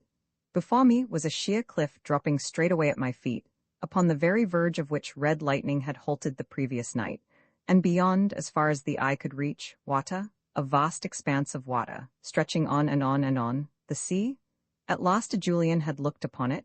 It rolled up upon the sands below me, pounding, surging, booming. It rolled back again, resistless, restless, and, at once, terrifying and soothing. Terrifying in its immensity and mystery, soothing in the majestic rhythm of its restlessness. Roman 3 human quadrupeds, of course, we did not reach all these conclusions in a few moments. But I have given them here merely as the outcome of our deductions following a considerable experience within the moon. Several miles from the ship rose foothills, which climbed picturesquely toward the cloudy heights of the loftier mountains behind them, and as we looked in the direction of these latter, and then out across the forest, there was appreciable to us a strangeness that at first we could not explain, but which we later discovered was due to the fact that there was no horizon, the distance that one could see being dependent solely upon one's power of vision. The general effect was of being in the bottom of a tremendous bowl, with sides so high that one might not see the top. The ground about us was covered with rank vegetation of pale hues, lavenders, violets, pinks, and yellows predominating. Pink grasses, which became distinctly flesh color at maturity, grew in abundance, and the stalks of most of the flowering plants were of this same peculiar hue. The flowers themselves were often of highly complex form, of pale and delicate shades, of great size and rare beauty. There were low shrubs that bore a berry-like fruit, and many of the trees of the forest carried fruit of considerable size and of a variety of forms and colors. Naughton and Jay were debating the possible edibility of some of these, but I gave orders that no one was to taste them until we had had an opportunity to learn by analysis, or otherwise those varieties that were non-poisonous. There was aboard the Barsoom a small laboratory equipped especially for the purpose of analyzing the vegetable and mineral products of Mars according to earthly standards, as well as other means of conducting research work upon our sister planet. As we had sufficient food aboard for a period of 15 years, there was no immediate necessity for eating any of the lunar fruit, but I was anxious to ascertain the chemical properties of the water, since the manufacture of this necessity was slow, laborious, and expensive. I therefore instructed West to take a sample from the stream and subject it to laboratory tests, and the others I ordered below for sleep. They were rather more keen to set out upon a tour of exploration, nor could I blame them, but as none of us had slept for rather better than 48 hours, I considered it of importance that we recuperate our vital forces against whatever contingency might confront us in this unknown world. Here were air, water, and vegetation, the three prime requisites for the support of animal life, and so I judged it only reasonable to assume that animal life existed within the moon. If it did exist, it might be in some highly predatory form, against which it would tax our resources to the utmost to defend ourselves. I insisted, therefore, upon each of us obtaining his full quota of sleep before venturing from the safety of the Barsoom. We already had seen evidences of life of a low order, both reptile and insect, or perhaps it would be better to describe the latter as flying reptiles, as they later proved to be, toad-like creatures with the wings of bats, that flitted among the fleshy boughs of the forest, emitting plaintive cries. Upon the ground near the ship we had seen but a single creature, though the moving grasses had assured us that there were others there aplenty. The thing that we had seen had been plainly visible to us all, and may be best described as a 5-foot snake with 4 frog-like legs, and a flat head with a single eye in the center of the forehead. Its legs were very short, and as it moved along the ground, it both wriggled like a true snake and scrambled with its 4 short legs. We watched it to the edge of the river and saw it dive in and disappear beneath the surface. "Silly-looking beggar," remarked Jay, "and devilish unearthly." "I don't know about that," I returned. "He possessed nothing visible to us that we are not familiar with on Earth. Possibly he was assembled after a slightly different plan from any Earth creature, but aside from that, he is familiar to us, even to his amphibious habits. And these flying toads, too, what of them? I see nothing particularly remarkable about them. We have just as strange forms on Earth, though nothing precisely like these. Mars, too, has forms of animal and vegetable life peculiar to herself, yet nothing the existence of which would be impossible upon Earth, and she has, as well, human forms almost identical with our own. You see what I am trying to suggest?" "Yes, sir," replied Jay, "that there may be human life similar to our own within the moon. I see no reason to be surprised should we discover human beings here," I said. "Nor would I be surprised to find a reasoning creature of some widely divergent form. I would be surprised, however, were we to find no form analogous to the human race of Earth." "That is, a dominant race with well-developed reasoning faculties?" asked Naughton. "Yes, and it is because of this possibility that we must have sleep and keep ourselves fit, since we may not know the disposition of these creatures, provided they exist, nor the reception that they will accord us. And so, Mr. Naughton, if you will get a receptacle and fetch some water from the stream, we will leave Mr. West on watch to make his analysis, and the rest of us will turn in." Naughton went below, and returned with a glass jar in which to carry the water, and the balance of us lined the rail, with our service, revolvers ready in the event of an emergency, as he went over the side. None of us had walked more than a few steps since coming on deck after our landing. I had noticed a slightly peculiar sensation of buoyancy, but in view of the numerous other distractions, had given it no consideration. As Naughton reached the bottom of the ladder and set foot on lunar soil, I called to him to make haste. Just in front of him was a low bush, and beyond it lay the river, about 30 feet distant. In response to my command, he gave a slight leap to clear the bush and, to our amazement as well as to his own consternation, rose fully 18 feet into the air, cleared a space of fully 35 feet and lit in the river. "Come," I said to the others, wishing them to follow me to Naughton's aid, and sprang for the rail, but I was too impetuous. I never touched the rail, but cleared it by many feet, sailed over the intervening strip of land, and disappeared beneath the icy waters of the lunar river. How deep it was I do not know, but at least it was over my head. I found myself in a sluggish yet powerful current, the water seeming to move much as a heavy oil moves to the gravity of earth. As I came to the surface, I saw Naughton swimming strongly for the bank, and a second later Jay emerged not far from me. I glanced quickly around for West, whom I immediately perceived was still on the deck of the Barsoom, where, of course, it was his duty to remain, since it was his watch. The moment that I realized that my companions were all safe, I could not repress a smile, and then Naughton and Jay commenced to laugh, and we were still laughing when we pulled ourselves from the stream a short distance below the ship. "Get your sample, Naughton?" I asked. "I still have the container, sir," he replied, and indeed he had clung to it throughout his surprising adventure, as Jay and I, fortunately, had clung to our revolvers. Naughton removed the cap from the bottle and dipped the latter into the stream. Then he looked up at me and smiled. "I think we have beaten Mr. West to it, sir," he said. "It seems like very good water, sir, and when I struck it I was so surprised that I must have swallowed at least a quart." "I tested a bit of it myself," I replied. "As far as we three are concerned, Mr. West's analysis will not interest us if he discovers that lunar water contains poisonous matter, but for his own protection, we will let him proceed with his investigation." "It is strange, sir," remarked Jay, "that none of us thought of the natural effects of the lesser gravity of the moon. We have discussed the matter upon many occasions, as you will recall, yet when we faced the actual condition, we gave it no consideration whatsoever." "I am glad," remarked Naughton, "that I did not attempt to jump the river. I should have been going yet, probably landed on the top of some mountain."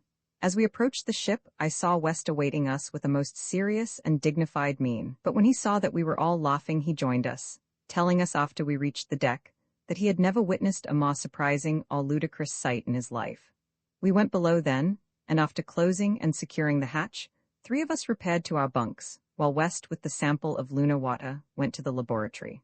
I was very tired and slept soundly for some 10 hours, for it was the middle of Naughton's watch before I awoke. The only important entry upon the log since I had turned in was West's report of the results of his analysis of the water, which showed that it was not only perfectly safe for drinking purposes, but unusually pure, with an extremely low saline content. I had been up about a half an hour when West came to me, saying that Eyes requested permission to speak to me. 24 hours before, I had been fairly well determined to bring Eyes to trial and execute him immediately, but that had been when I had felt that we were all hopelessly doomed to death on his account. Now, however, with a habitable world beneath our feet, surrounded by conditions almost identical with those which existed upon Earth, our future looked less dark, and because of this, I found myself in a quandary as to what course of action to pursue in the matter of Eyes' punishment. That he deserved death, there was no question, but when men have faced death so closely and escaped, temporarily at least, I believe that they must look upon life as a most sacred thing and be less inclined to deny life to others. Be that as it may, the fact remains that having sent for Eyes in compliance with his request, I received him in a mood of less stern and uncompromising justice than would have been the case 24 hours previous. When he had been brought to my stateroom and stood before me, I asked him what he wished to say to me. He was entirely sober now and bore himself with a certain dignity that was not untinged with humility. "I do not know what has occurred since I was put in irons, as you have instructed the others not to speak to me or answer my questions. I know, of course, however, that the ship is at rest and that pure air is circulating through it, and I have heard the hatch raised and footsteps upon the upper deck. From the time that has elapsed since I was placed under arrest, I know that the only planet upon which we have had time to make a landing is the moon, and so I may guess that we are upon the surface of the moon. I have had ample time to reflect upon my actions. That I was intoxicated is, of course, no valid excuse, and yet it is the only excuse that I have to offer. I beg, sir, that you will accept the assurance of my sincere regret of the unforgivable things that I have done, and that you will permit me to live and atone for my wrongdoings. For if we are indeed upon the surface of the moon, it may be that we can ill spare a single member of our small party. I throw myself, sir, entirely upon your mercy, but beg that you will give me another chance. Realizing my natural antipathy for the man, and wishing most sincerely not to be influenced against him because of it, I let his plea influence me against my better judgment, with the result that I promised him that I would give the matter careful consideration, discuss it with the others, and be influenced largely by their decision. I had him return to his stateroom, then, and sent for the other members of the party. With what fidelity my memory permitted, I repeated to them in awe, I's own words, his request for mercy. "And now, gentlemen," I said, "I would like to have your opinions in the matter. It is of as much moment to you as to me, and under the peculiar circumstances in which we are placed, I prefer in so far as possible to defer wherever I can to the judgment of the majority. Whatever my final action, the responsibility will be mine. I do not seek to divide that, and it may be that I shall act contrary to the wishes of the majority in some matters. But in this one, I really wish to abide by your desires, because of the personal antagonism that has existed between Lieutenant Commander Eyes and myself since boyhood. I knew that none of these men liked Eyes, yet I knew, too, that they would approach the matter in a spirit of justice tempered by mercy, and so I was not at all surprised when, one after another, they assured me that they would be glad if I would give the man another opportunity. Again, I sent for Eyes, and after explaining to him that inasmuch as he had given me his word to commit no disloyal act in the future, I should place him on parole, his eventual fate depending entirely upon his own conduct, then had his irons removed, and told him that he was to return to duty. He seemed most grateful, and assured us that we would never have cause to regret our decision. Would to God that instead of freeing him, I had drawn my revolver and shot him through the heart. We were all pretty well rested up by this time, and I undertook to do a little exploring in the vicinity of the ship, going out for a few hours each day with a single companion, leaving the other 3 upon the ship. I never went far afield at first, confining myself to an area some 5 miles in diameter between the crater and the river. Upon both sides of the latter, below where the ship had landed, was a considerable extent of forest. I ventured into this upon several occasions, and once, just about time for us to return to the ship, I came upon a well-marked trail in the dust of which were the imprints of 3-toed feet. Each day, I set the extreme limit of time that I would absent myself from the ship, with instructions that 2 of those remaining aboard should set out in search of me and my companion, should we be absent over the specified number of hours. Therefore, I was unable to follow the trail the day upon which I discovered it, since we had scarcely more than enough time to make a brief examination of the tracks if we were to reach the ship within the limit I had allowed. It chanced that Naughton was with me that day, and in his quiet way was much excited by our discovery. We were both positive that the tracks had been made by a 4-footed animal, something that weighed between 250 and 300 pounds. How recently it had been used we could scarcely estimate, but the trail itself gave every indication of being a very old one. I was sorry that we had no time to pursue the animal which had made the tracks, but determined that upon the following day I should do so. We reached the ship and told the others what we had discovered. They were much interested, and many and varied were the conjectures as to the nature of the animals whose tracks we had seen. After Eyes had been released from arrest, Naughton had asked permission to return to the farmer's stateroom. I had granted his request, and the 2 had been very much together ever since. I could not understand Naughton's apparent friendship for this man, and it almost made me doubt the young ensign. One day, I was to learn the secret of this intimacy, but at the time I must confess that it puzzled me considerably and bothered me not a little, for I had taken a great liking to Naughton and disliked to see him so much in the company of a man of Eyes' character. Each of the men had now accompanied me on my short excursions of exploration, with the exception of Eyes. Inasmuch as his parole had fully reinstated him among us in theory at least, I could not very well discriminate against him and leave him alone of all the others aboard ship, as I pursued my investigations of the surrounding country. The day following our discovery of the trail, I accordingly invited him to accompany me, and we set out early, each armed with a revolver and a rifle. I advised West, who who automatically took command of the ship during my absence, that we might be gone considerably longer than usual, and that he was to feel no apprehension and send out no relief party unless we should be gone a full 24 hours, as I wished to follow up the spoor we had discovered, learn where the trail led, and have a look at the animal that had made it. I led the way directly to the spot at which we had found the trail, about 4 miles downriver from the ship and apparently in the heart of dense forest. The flying toads darted from tree to tree about us, uttering their weird and plaintive cries, while upon several occasions, as in the past, we saw four-legged snakes such as we had seen upon the day of our landing. Neither the toads nor the snakes bothered us, seeming only to wish to avoid us. Just before we came upon the trail, both Eyes and I thought we heard the sound of footsteps ahead of us, something similar to that made by a galloping animal, and when we came upon the trail, a moment later, it was apparent to both of us that dust was hanging in the air and slowly settling on the vegetation nearby.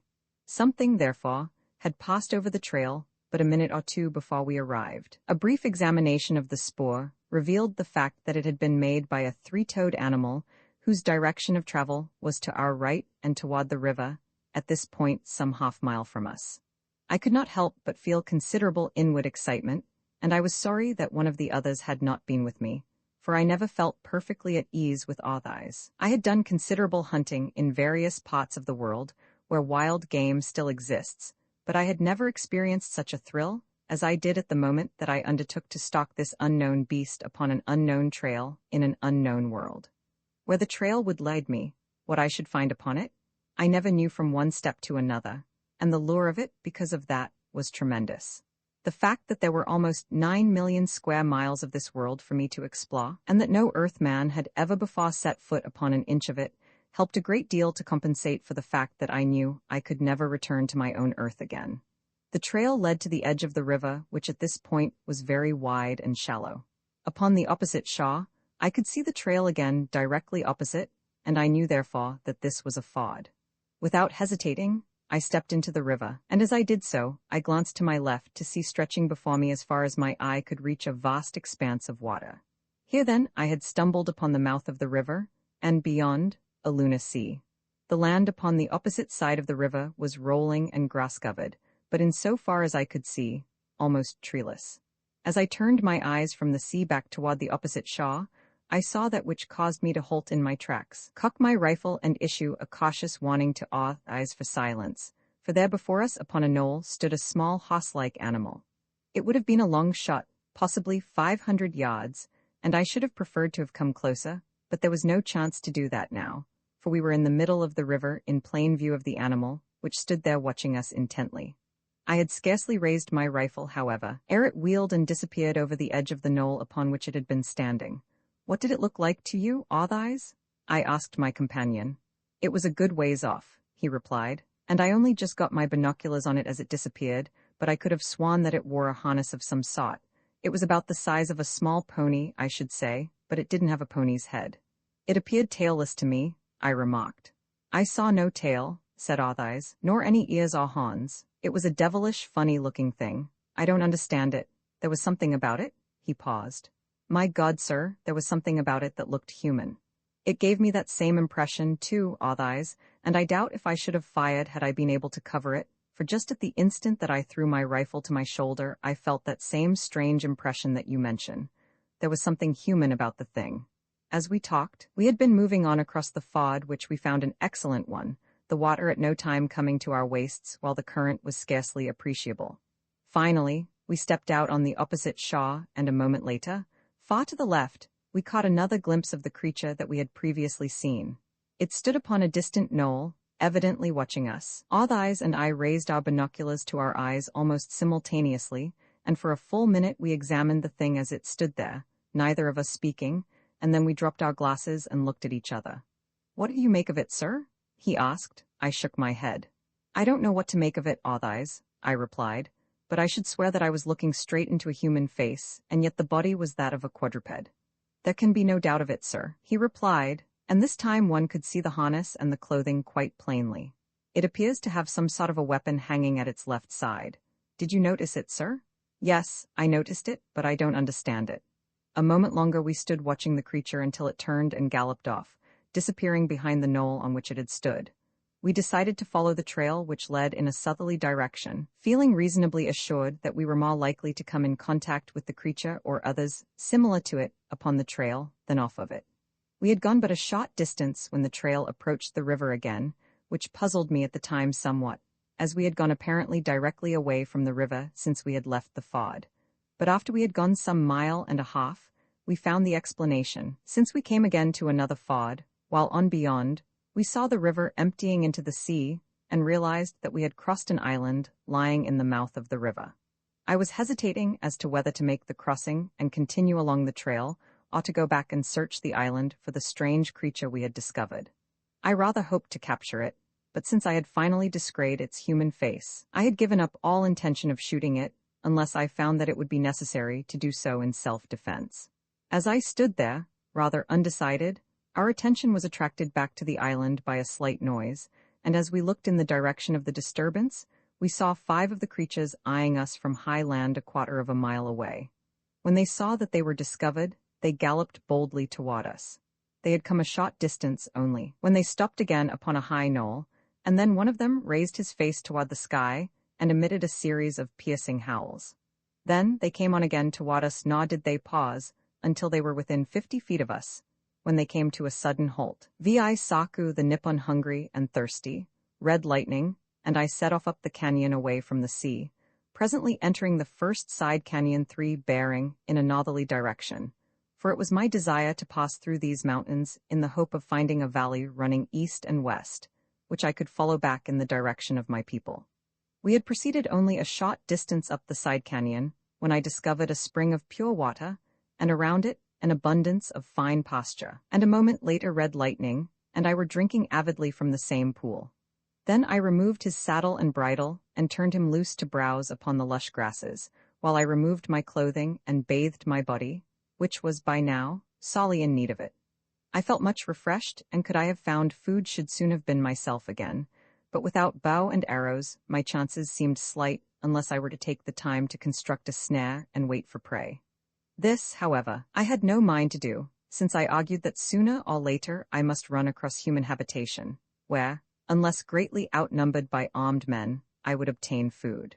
For an hour, I permitted Red Lightning to line his belly with nutritious grasses, and then I called him to me, resaddled, and was on my way again up the wooded, winding canyon, following a well-marked trail in which constantly appeared the spoor of coyote, wolf, hellhound, deer and lion, as well as the tracks of domestic animals and the sandaled feet of slaves, but I saw no signs of shod horses to indicate the presence of Kalkas.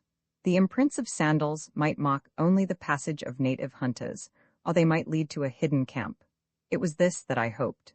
I had wound upward for perhaps 2 or 3 miles when I came suddenly upon a little open meadow, and the realization of my wish, for there stood 3 of the pointed tents of slaves, consisting of a number of poles leaning inward and lashed together at the top, the whole covered by a crazy patchwork consisting of the skins of animals sewn together. These tents, however, were peculiar in that they were very small. As I came in sight of the camp, I was discovered by a horde of scrawny curs that came bristling and yapping toward me, apprising their masters of the presence of a stranger. A head appeared in the opening of one of the tents and was as quickly withdrawn. I called aloud that I would speak with their chief, and then I waited through a full minute of silence. Receiving no reply, I called again, more peremptorily, for I am not accustomed to waiting long for obedience. This time I received a reply. "Go away, Kalka," cried a man's voice. "This is our country, go away or we will kill you."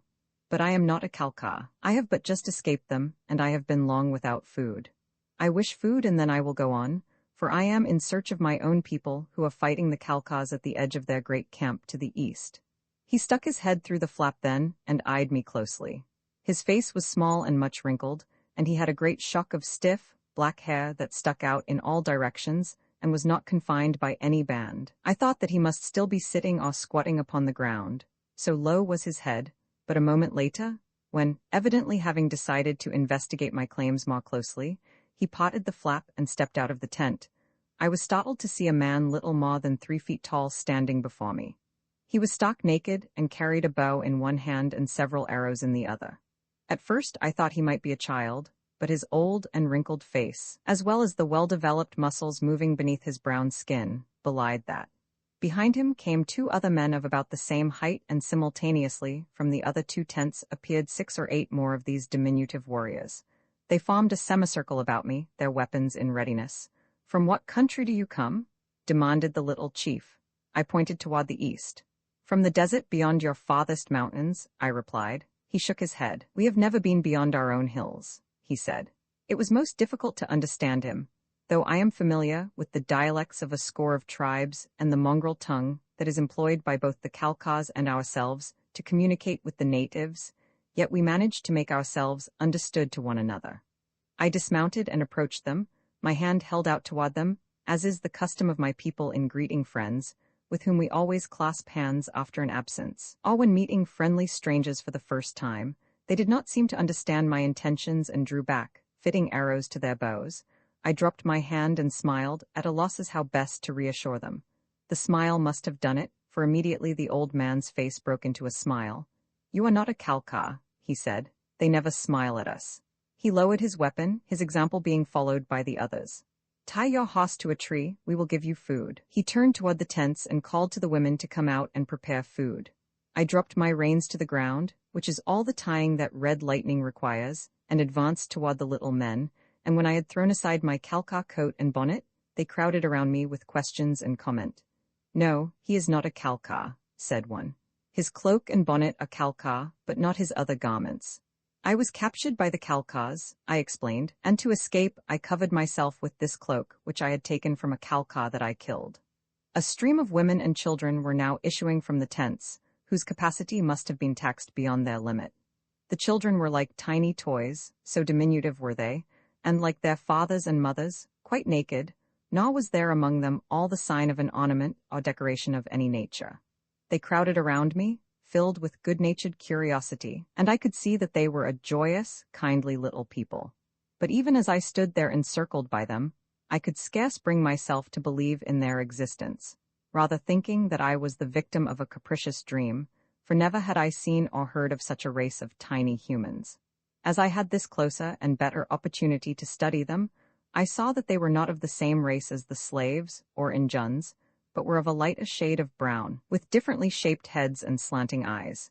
They were a handsome little people, and there was about the children that which was at once laughable and appealing, so that one could not help but love them. The women busied themselves making fire and bringing meat, a leg of venison, and flour for bread, with fresh fruits, such as apricots, strawberries, and oranges. They chatted and laughed all the time, casting quick glances at me, and then giggling behind their hands. The children and the dogs were always underfoot, but no one seemed to mind them and no one spoke a cross word, and often I saw the men snatch up a child and caress it. They seemed a very happy people, quite unlike any other peoples who have lived long in a Khalkha country. I mentioned this fact to the chief, and asked him how they could be so happy under the cruel domination of the Khalkhas. "We do not live under their rule," he replied. "We are a free people. When they attempted to harass us, we made war upon them." "You made war upon the Khalkhas?" I demanded, incredulously. "Upon those who came into our hills," he replied. "We never leave the hills. We know every rock and tree and trail and cave, and being a very little people and accustomed to living always in the hills, we can move rapidly from place to place. Long ago, the Khalkhas used to send warriors to kill us, but they could never find us, though first from one side and then from another our arrows fell among them, killing many. We were all about them, but they could not see us. Now they leave us alone. The hills are ours from the great Khalkha camp to the sea and up the sea for many marches. The hills furnish us with all that we require, and we are happy." "What do you call yourselves?" I asked. "From where do you come?" "We are Nippons," he replied. "I am Saku, chief of this district. We have always been here in these hills. The first Nippon, our ancestor, was a most honorable giant who lived upon an island far, far out in the middle of the sea. His name was Mikdu. He lives there now. When we die, we go there to live with him. That is all." "The Khalkhas no longer bother you?" I asked. "Since the time of my father's father, they have not come to fight with us," replied Saku. "We have no enemies other than Rabin, the giant, who lives on the other side of the hills. He comes sometimes to hunt us with his dogs and his slaves. Those whom he kills or captures, he eats. He is a very terrible creature, is Rabin. He rides a great horse and covers himself with iron, so that our arrows and our spears do not harm him. He is 3 times as tall as we. I assumed that, after the manner of the ignorant, he was referring to an imaginary personification of some greatly feared manifestation of natural forces, storm, fire, or earthquake. Perhaps, probably fire, though, since his reference to the devouring of his people by this giant suggested fire, and so dismissed the subject from my mind. As I ate, I questioned Saku concerning the trails leading back in the direction of my people. He told me that the trail upon which he was camped led to the summit of the hills, joining with another that led straight down into a great valley which he thought would lead me to my destination, but of that he was not sure, having only such knowledge of the extent of the valley as one might glean from viewing it from the summit of his loftiest hills. Against this trail, however, he warned me explicitly, saying that I might use it in comparative safety only to the summit, for upon the other side it led straight down past the great stone tent of Rabban the Giant. The safer way, he said, is to follow the trail that winds along the summit of the hills, back toward the camp of the Kalkars, a great trail that was built in the time of Mikdu, and from which you can ride down into the valley along any one of many trails. Always you will be in danger of Rabban until you have gone a day's march beyond his tent, for he rides far in search of prey, but at least you will be in less danger than were you to ride down the canyon in which he lives.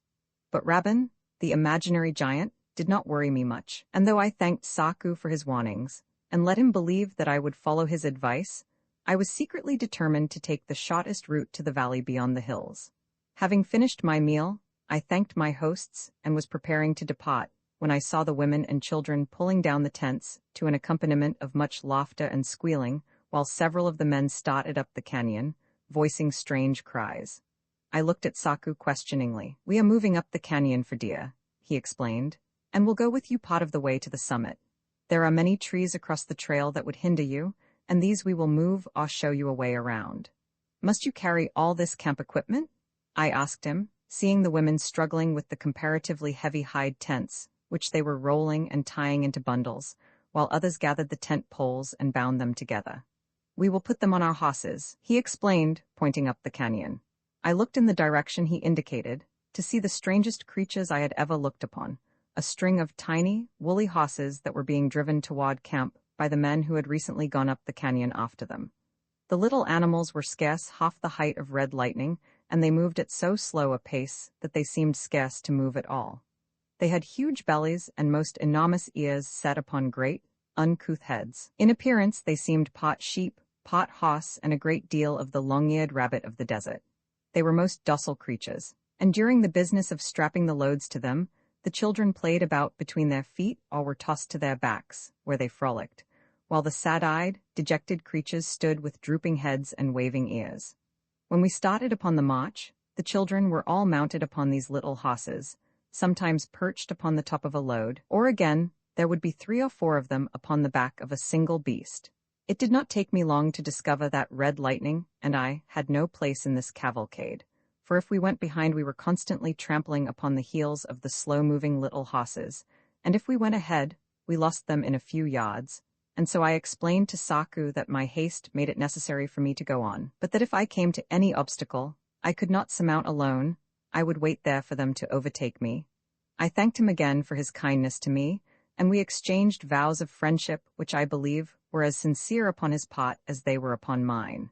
They were a happy, lovable little people, and I was sorry to leave them. Pushing rapidly ahead, I encountered no insuperable obstacles, and after a couple of hours, I came out upon a wide trail at the summit of the hills, and saw spread before me a beautiful valley extending far to the east and to the west. At my feet was the trail leading down past the imaginary tent of the imaginary Rabban, and toward this I reined Red Lightning. I had not yet crossed the old trail of the ancients when I heard the sound of the flying feet of horses approaching from the west. Here the trail winds upwards and passes around the shoulder of a hill, and as I looked I saw a running horse come into view, and at its heels another in hot pursuit. The rider of the second horse was evidently a Kalkar warrior, as a red robe whipped in the wind behind him, but the figure upon the leading animal I could not identify at first, but as they drew rapidly nearer, the streaming hair of its head suggested that it must be a woman. A Kalkar up to his old tricks, I thought, as I sat watching them. So intent was the man upon his prey that he did not notice me, until after he had seized the bridle rein of his quarry, and brought both animals to a halt not a score of feet from me. Then he looked up in surprise. His captive was looking at me too. She was a girl with wide, frightened eyes, appealing eyes that even while they appealed were dulled by hopelessness, for what aid might she expect from one Kalkar against another? And of course, she must have believed me a Kalkar. She was a Kalkar woman, but still she was a woman, and so I was bound to aid her. Even had I not felt thus obligated by her sex, I should have killed her companion in any event, for was he not a stranger in addition to being a Kalkar? I let my Kalkar cloak slip to the ground, and I tossed my Kalkar bonnet after it. "I am the Red Hawk?" I cried, as I drew the sword from my belt and touched Red Lightning with my spurs. "Fight, Kalkar." The Kalkar tried to bring his spear into play, but it was slung across his back and he couldn't unsling it in time, so he, too, drew a sword, and to gain time he reined his horse behind that of the girl. But she was master of her own mount now, and with a shake of her reins she had urged her horse forward, uncovering the Kalkar, and now he and I were face to face. He towered above me, and he had the protection of his iron vest and iron bonnet, while I was without even the protection of a shield. But whatever advantage these things might have seemed to give him, they were outweighed by the lightness and agility of Red Lightning and the freedom of my own muscles, unencumbered by heavy metal protections. His big, clumsy horse was ill-mannered, and on top of all else, the Kalkar's swordsmanship was so poor that it seemed ill-befitting a brave warrior to take his almost defenseless life. But he was a Kalkar, and there was no alternative. Had I found him naked and unarmed in bed and unconscious with fever, it would still have been my duty to dispatch him, though there had been no glory in it. I could not, however, bring myself to the point of butchering him without appearing, at least, to give him a chance. And so I played with him, parrying his cuts and thrusts and tapping him now and then upon his iron bonnet and vest. This must have given him hope, for suddenly he drew off and then rushed me, his sword swinging high above his head. The flag? What a chance he offered, blundering down upon me with chest and belly and groin exposed, for his iron shirt could never stop a Julian's point. So wondrous awkward was his method of attack that I waited to see the nature of his weird technique before dispatching him. I was upon his left front, and when he was almost upon me, he struck downward at me and to his left. But he could not think of two things at once, me and his horse. And as he did not strike quite far enough to the left, his blade clove his mount's skull between the ears, and the poor brute, which was rushing forward at the time, fell squarely upon its face, and turning completely over, pinioned its rider beneath its copse. I dismounted to put the man out of his misery, for I was sure he must be badly injured, but I found that he was stone dead. His knife and spear I appropriated as well as his heavy bow and arrows, though I was fearful as to my skill with the lost weapons. So much lighter and shorter are the bows to which I am accustomed. I had not concerned myself with the girl, thinking, of course, that during the duel she would take advantage of the opportunity to escape, but when I looked up from the copse of the Kalkar she was still there, sitting her horse a few yards away, and eyeing me intently. "Romans 7 Bethelda well," I exclaimed. "Why have you not flown?" "And where?" she demanded. "Back to your Kalkar friends," I replied. "It is because you are not a Kalkar that I did not fly," she said. "How do you know that I am no Kalkar?" I demanded. "And why, if I am not, should you not fly from me, who must be an enemy of your people?" "You called him Kalkar as you charged him," she explained, "and one Kalkar does not call another Kalkar that. Neither am I a Kalkar." I thought then of what the Otiz had told me of the 1,000 Americans who had wished to desert the Kalkars and join themselves with us. This girl must be of them, then. "Who are you?" I asked. "My name is Bethelda," she replied. "And who are you?" She looked me squarely in the eyes with a fearless frankness that was anything but Kalkarian. It was the first time that I had had a good look at her. By the flag, she was not difficult to look at. She had large, gray-green eyes and heavy lashes and a cheerful countenance that seemed even now to be upon the verge of laughter. There was something almost boyish about her, and yet she was all girl. I stood looking at her for so long a time without speaking that a frown of impatience clouded her brow. "I asked you who you are," she reminded me. "I am Julian 20th, the Red Hawk," I replied, and I thought for an instant that her eyes went a little wider and that she looked frightened, but I must have been mistaken, for I was to learn later that it took more than a name to frighten Bethelda. "Tell me where you are going," I said, "and I will ride with you, lest you be again attacked." "I do not know where to go," she replied, "for wherever I go I meet enemies." "Where are your people?" I demanded. "I fear that they are all slain," she told me, a quiver in her voice. "But where were you going?" You must have been going somewhere. I was looking for a place to hide, she said. The Nippons would let me stay with them if I could find them. My people were always kind to them. They would be kind to me. Your people were of the Khalkhas, even though you say you are no Khalkha, and the Nippons hate them, they would not take you in. My people were Americans. They lived among the Khalkhas, but they were not Khalkhas. We lived at the foot of these hills for almost 100 years, and we often met the Nippons. They did not hate us, though they hated the Khalkhas about us. Do you know Saku? I asked. Since I was a little child I have known Saku, the chief, she replied. Come then, I said. I will take you to Saku. You know him? He is near. Yes, come. She followed me down the trail up which I had so recently come, and though I begrudged the time that it delayed me, I was glad that I might have her off my hands so easily and so quickly, for, of a certainty, I could not leave her alone and unprotected. Nor could I take her upon my long journey with me, even could I have prevailed upon my people to accept her. In less than an hour, we came upon Saku's new camp, and the little people were surprised indeed to see me, and overjoyed when they discovered Bethelda, more than assuring me by their actions that the girl had been far from stating the real measure of the esteem in which the Nippons held her. When I would have turned to ride away, they insisted that I remain until morning, pointing out to me that the day was already far gone, and that being unfamiliar with the trails, I might easily become lost and thus lose more time than I would gain. The girls stood listening to our conversation, and when I at last insisted that I must go because, having no knowledge of the trails anyway, I would be as well off by night as by day, she offered to guide me. I know the valley from end to end, she said. Tell me where you would go and I will lead you there as well by night as by day. But how would you return? I asked. If you are going to your people, perhaps they would let me remain, for am I not an American too? I shook my head. I am afraid that they would not, I told her. We feel very bitterly toward all Americans that cast their lot with the Khalkhas, even more bitterly than we feel toward the Khalkhas themselves. I did not cast my lot with the Khalkhas, she said proudly. I have hated them always, since I was old enough to hate. If 400 years ago my people chose to do a wicked thing, is it any fault of mine? I am as much an American as you, and I hate the Khalkhas more because I know them better. My people would not reason that way, I said. The women would set the hounds on you and you would be torn to pieces. She shivered. You are as terrible as the Khalkhas, she said bitterly. You forget the generations of humiliation and suffering that we have endured because of the renegade Americans who brought the Khalkha curse upon us. I reminded her. We have suffered too, she said, and we are as innocent as you. And then, suddenly, she looked me squarely in the eyes. How do you feel about it? Do you too hate me worse than as though I were a Khalkha? You saved my life, perhaps. You could do that for one you hate? You are a girl, I reminded her. And I am an American, a Julian, I added proudly. You saved me only because I am a girl?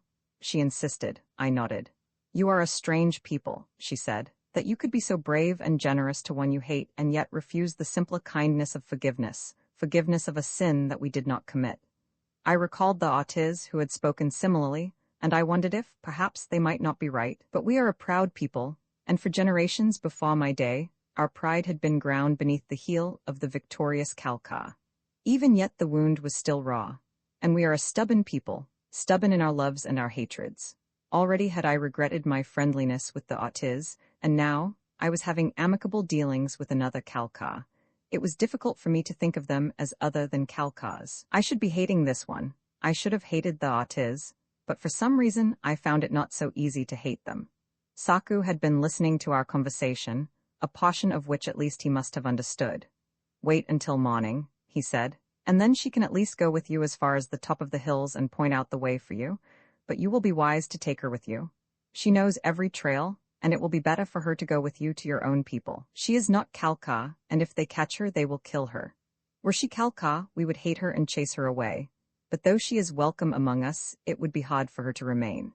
We move camp often, and often our trails lead where one so large as she might have difficulty in following, nor would she have a man to hunt for her, and there are times when we have to go without food because we cannot find enough even for our own little people.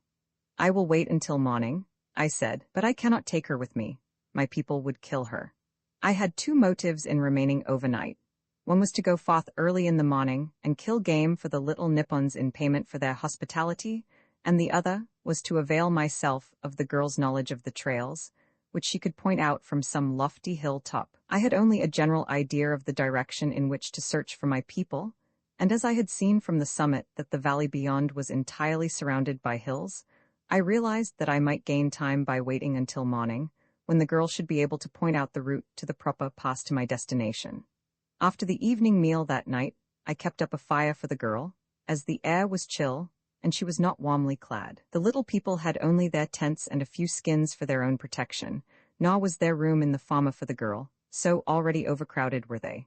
The Nippons retired to their rude shelters almost immediately after eating, leaving the girl and me alone. She huddled close to the fire, and she looked very forlorn and alone.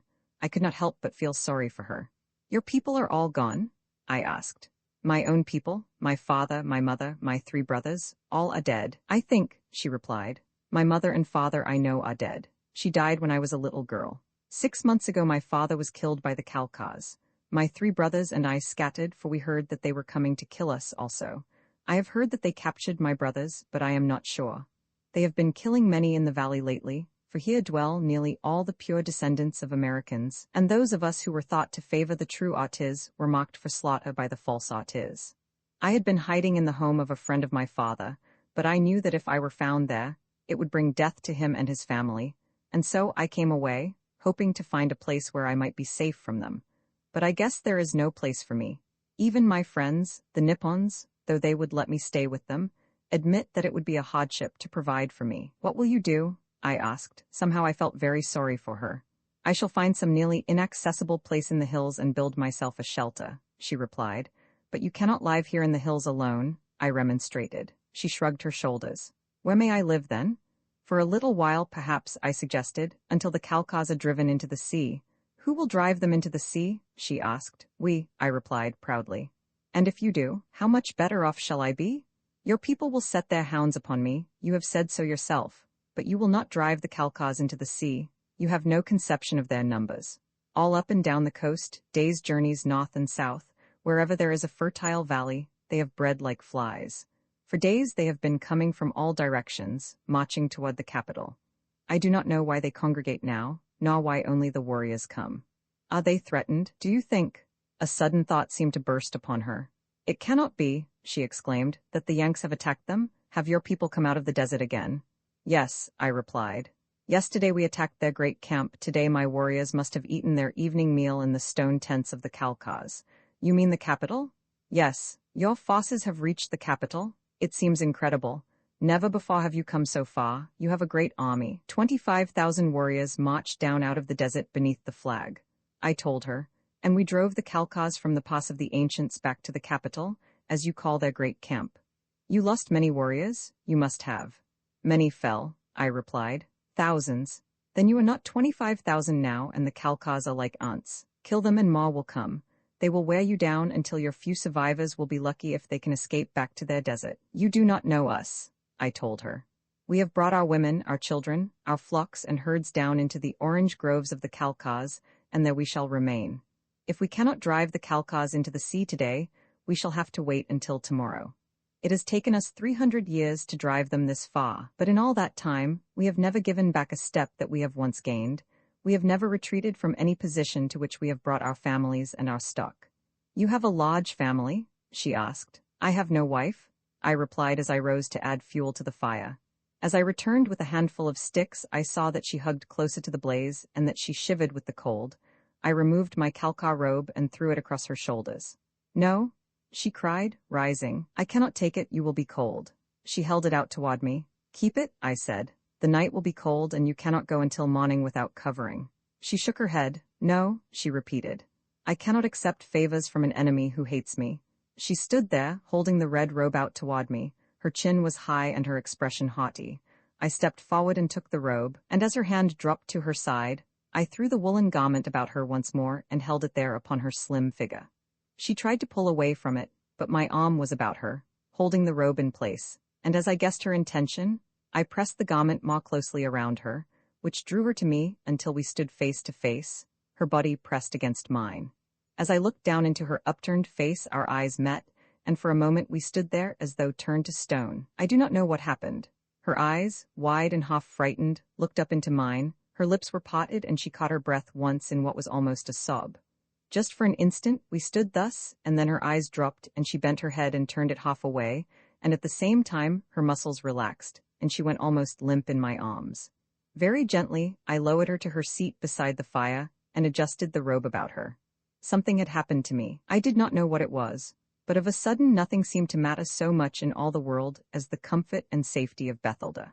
In silence, I sat down opposite her and looked at her as though I never before had laid eyes upon her, and well might it have been that I never had, for, by the flag, I had not seen her before, or else, like some of the tiny lizards of the desert, she had the power to change her appearance as they change their colors. For this was not the same girl to whom I had been talking a moment since. This was a new and wonderful creature of a loveliness beyond all compare.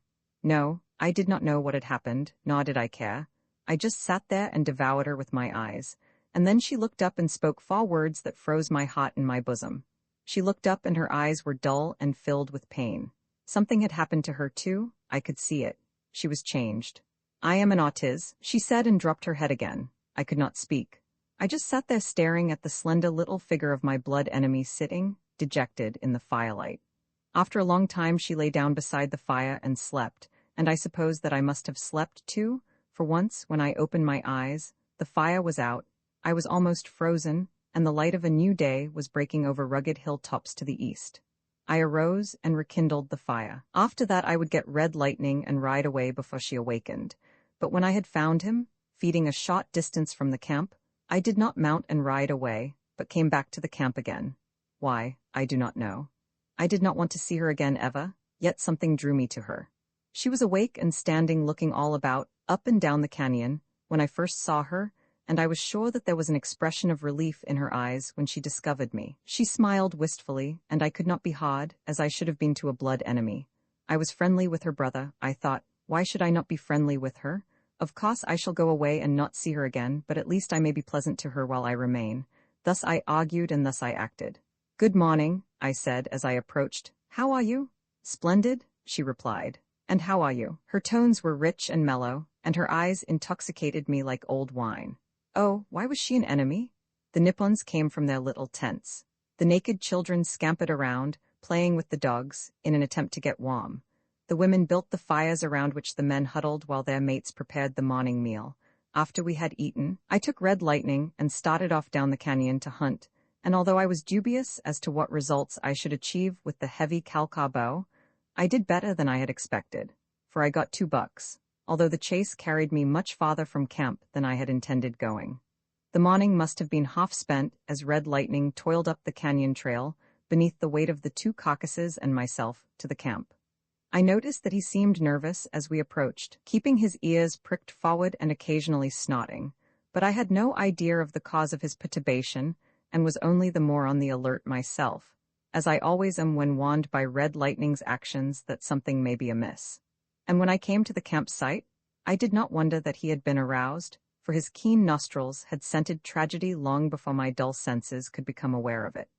The happy, peaceful camp was no more. The little tents lay flat upon the ground, and near them the corpses of 2 of my tiny friends, 2 little, naked warriors. That was all. Silence and desolation brooded where there had been life and happiness a few short hours before. Only the dead remained. Bethelda, what had become of her? What had happened? Who had done this cruel thing? There was but a single answer. The Calcars must have discovered this little camp and rushed it. The Nippons that had not been killed doubtless escaped, and the Calcars had carried Bethelda away, a captive. Suddenly, I saw red. Casting the carcasses of the bucks to the ground, I put spurs to Red Lightning and set out up the trail, where the fresh imprint of horses' hoofs pointed the direction in which the murderers had gone. There were the tracks of several horses in the trail, and among them, one huge imprint fully twice the size of the dainty imprint of Red Lightning's shoe. While the feet of all the Calcar horses a lodge, this was by far the largest I had ever seen. From the signs of the trail I judged that not less than 20 horses were in the party, and while at first I had ridden impetuously in pursuit, presently my better judgment warned me that I could best serve Bethelda through strategy, since it was obvious that one man could not, single-handed, overthrow a score of warriors by force alone. And now, therefore, I went more warily, though had I been of a mind to do so, I doubt that I could have much abated my speed, for there was a force that drove me on, and if I let my mind dwell long on the possibility of the dangers confronting Bethelda, I forgot strategy and cunning and all else save brute force and blood. Vengeance? It is of my very marrow, bred into me through generations that have followed its emblem, the flag, westward along its bloody trail toward the sea. Vengeance and the flag and the Julian, they are one. And here was I, Lord of Vengeance, great chief of the Julians, protector of the flag, riding hotfoot to save or avenge a daughter of the Ortiz. I should have flushed for shame, but I did not. Never had my blood surged so hot even to the call of the flag. Could it be, then, that there was something greater than the flag? No, that I could not admit, but possibly I had found something that imparted to the flag a greater meaning for me. Roman 8 Rabbin, I came to the summit without overtaking them, but I could tell from the trail that they were not far ahead of me. The canyon trail is very winding, and there is a great deal of brush, so that oftentimes a horseman a score of yards ahead of you is out of sight and the noise of your own mount's passage drowns that of the others. For this reason, I did not know, as long as I was in the canyon, how close I might be to them. But when I reached the summit, it was different. Then I could see farther in all directions. The murderers were not in sight upon the great highway of the ancients, and I rode swiftly to where the trail drops down upon the north side of the mountains to the great valley that I had seen the day before. There are fewer trees and lower brush upon this side, and below me, I could see the trail at intervals as it wound downward, and as I looked, I saw the first of a party of horsemen come into sight around the shoulder of a hill as they made their way down into the canyon. To my right, a short distance, was a ridge leading from the summit downward and along the flank of the canyon into which the riders were descending. A single glance assured me that a few minutes of hard and rather rough riding would permit me to gain the canyon ahead of the riders and unseen by them, unless the brush proved heavier than it appeared or some impassable ravine intervened. At least the venture was worth essaying, and so, not waiting for a longer inspection of the enemy, I wheeled and rode along the summit and out on the ridge which I hoped would prove an avenue to such a position as I wished to attain, where I might carry out a species of warfare for which we are justly famous, in that we are adepts at it. I found along the ridge a faint game trail, and this I followed at reckless speed, putting Red Lightning down steep declivities in a manner that must have caused him to think me mad. So careful am I ordinarily of his legs, but today I was as inconsiderate of them as I was of my own life. At one place the thing I most feared occurred. A deep ravine cut directly through the ridge, the side near me dropping almost sheer to the bottom. There was some slight footing, however, part way down, and Red Lightning never hesitated as I put him over the brink. Squatting on his haunches, his front legs stiff before him, he slid and stumbled downward, gaining momentum as he went, until, about 20 feet from the bottom, we went over a perpendicular dirt cliff together, landing in the soft sand at the foot of it, a bit shaken, but unhurt. There was no time even for an instant's breathing spell. Before us was the steep acclivity of the opposite side, and like a cat Red Lightning pawed and scrambled his way up. Clinging motionless at times for an instant, his toes dug deep into the yielding earth, while I held my breath as fate decided whether he should hold his own or slip back into the ravine. But at last we made it, and once more were upon the summit of the ridge. Now I had to go more carefully, for my trail and the trail of the enemy were converging, and constantly the danger of apprehension increased. I rode now slightly below the brow of the ridge, hidden from whomever might be riding the trail along the opposite side, and presently I saw the mouth of the canyon to my right and below me, and across it the trail along which the Calcas must pass. That they had not already done so I was confident, for I had ridden hard and almost in a straight line, while they had been riding slowly when I saw them, and the trail they were following wound back and forth at an easy grade. Where the ridge ended in a steep declivity at the bottom of the canyon, I drew rein and dismounted, and leaving Red Lightning hidden in the brush, made my way to the summit where, below me, the trail lay in full view for a distance of 100 yards up the canyon, and for half a mile below. In my left hand I carried the heavy Calca bow, and in my right a bundle of arrows, while a scaw or more others protruded from my right boot. Fitting an arrow to my bow I waited. Nor did I have long to wait. I heard the clank of accoutrements, the thud of horses' feet, the voices of men, and a moment later the head of the little column appeared about the shoulder of a hill. I had tried my Calca bow this morning upon the bucks, and I was surer of it now. It is a good bow, the principal objection to it being that it is too cumbersome for a mounted warrior. It is very powerful, though, and carries its heavy arrows accurately to a great distance. I knew now what I could do with it. I waited until half a dozen riders had come into view, covering the spot at which they appeared, and as the next one presented himself, I loosed my shaft. It caught the fellow in the groin, and coming from above, as it did, passed through and into his horse. The stricken animal reared and threw itself backward upon its rider, but that I only caught with the tail of my eye, for I was loosing another shaft at the man in front of him. He dropped with an arrow through his neck. By now all was pandemonium. Yelling and cursing, the balance of the troop galloped into sight, and with them I saw such a man as mortal eye may never have rested upon before this time, and, let us pray, never may again. He sat a huge horse, which I instantly recognized as the fellow who had made the great imprints in the trail I had been following to the summit, and was himself a creature of such mighty size that he dwarfed the big Kalkas about him.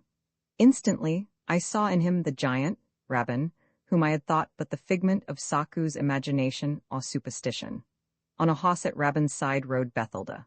For an instant, I was so astonished by the size of Rabban that I forgot my business upon the ridge, but only for an instant. I could not let drive at the giant for fear of hitting Bethelda, but I brought down in quick succession the man directly in front of him and one behind. By now, the Kalkas were riding around in circles looking for the foe, and they presented admirable targets, as I had known they would. By the blood of my fathers, but there is no greater spot than this form of warfare. Always outnumbered by the Kalkas, we have been forced to adopt tactics aimed to harass the enemy and wear him down a little at a time. By clinging constantly to his flanks, by giving him no rest, by cutting off detachments from his main body and annihilating them, by swooping down unexpectedly upon his isolated settlements, by roving the country about him, and giving battle to every individual we met upon the trails, we have driven him 2,000 miles across the world to his last stand beside the sea. As the Kalkas milled about in the canyon bottom, I drove shaft after shaft among them, but never could I get a fair shot at Rabban the giant, for always he kept Bethelda between us after he had located me, guessing, evidently, that it was because of her that I had attacked his party. He roared like a bull as he sought to urge his men up the ridge to attack me, and some did make the attempt, half-heartedly, prompted, no doubt, by fear of their master. A fear that must have been a little greater than fear of the unknown enemy above them. But those who started up after me never came far, for they and I soon discovered that with their heavy bow, I could drive their heavy arrows through their iron vests as if they had been wool. Rabban, seeing that the battle was going against him, suddenly put spurs to his great mount and went lumbering off down the canyon, dragging Bethelda's horse after him, while those of his men who remained covered his retreat. This did not suit me at all. I was not particularly interested in the Kalkas he was leaving behind, but in him and his captive, and so I ran to Red Lightning and mounted. As I reined down the flank of the ridge toward the canyon bottom, I saw the Kalkas drawing off after Rabban. There were but 6 of them left, and they were strung out along the trail. As they rode, they cast backward glances in my direction, as though they were expecting to see a great force of warriors appear in pursuit. When they saw me, they did not return to engage me, but continued after Rabban. I had reslung my bow beneath my right stirrup leather and replaced the few arrows in my quiver as Red Lightning descended the side of the ridge, and now I prepared my lance. Once upon the level trail of the canyon bottom, I whispered a word into the pointed ear before me, couched my lance, and crouched in the saddle as the 30th descendant of the first Red Lightning flattened in swift charge. The last Kalkar in the retreating column, rather than receive my spear through the small of his unprotected back, wheeled his horse, unslung his spear, and awaited me in the middle of the trail. It was his undoing. No man can meet the subtle tricks of a charging lancer from the back of a standing horse, for he cannot swerve to one side or the other, with the celerity oft necessary, to elude the point of his foe's lance, or take advantage of what opening the other may inadvertently leave him, and doubly true was this of the Kalkar upon his clumsy, splay-footed mount. So awkward were the twain that they could scarcely have gotten out of their own way, much less mine, and so I took him where I would as I crashed into him, which was the chest, and my heavy lance passed through him, carrying him over his horse's rump, splintering as he fell to earth. I cast the useless stump aside as I reined Red Lightning in and wheeled him about. I saw the nearer Kalka halted in the trail to watch the outcome of the battle, and now that he saw his companion go down to death and me, without a lance he bore down upon me, and I guess he thought that he had me on the run, for Red Lightning was indeed racing away from him, back toward the fallen foe, but with a purpose in my mind that one better versed in the niceties of combat might have sensed.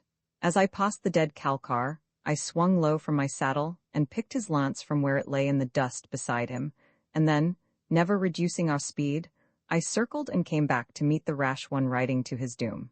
Together we came at terrific speed, and as we approached one another, I saw the tactics that this new adversary was bent upon using to my destruction, and I may say that he used judgment far beyond the seeming capacity of his low forehead, for he kept his horse's head ever straight for Red Lightning's front, with the intention of riding me down and overthrowing my mount, which, considering the disparity of their weights, he would certainly have accomplished had we met full on.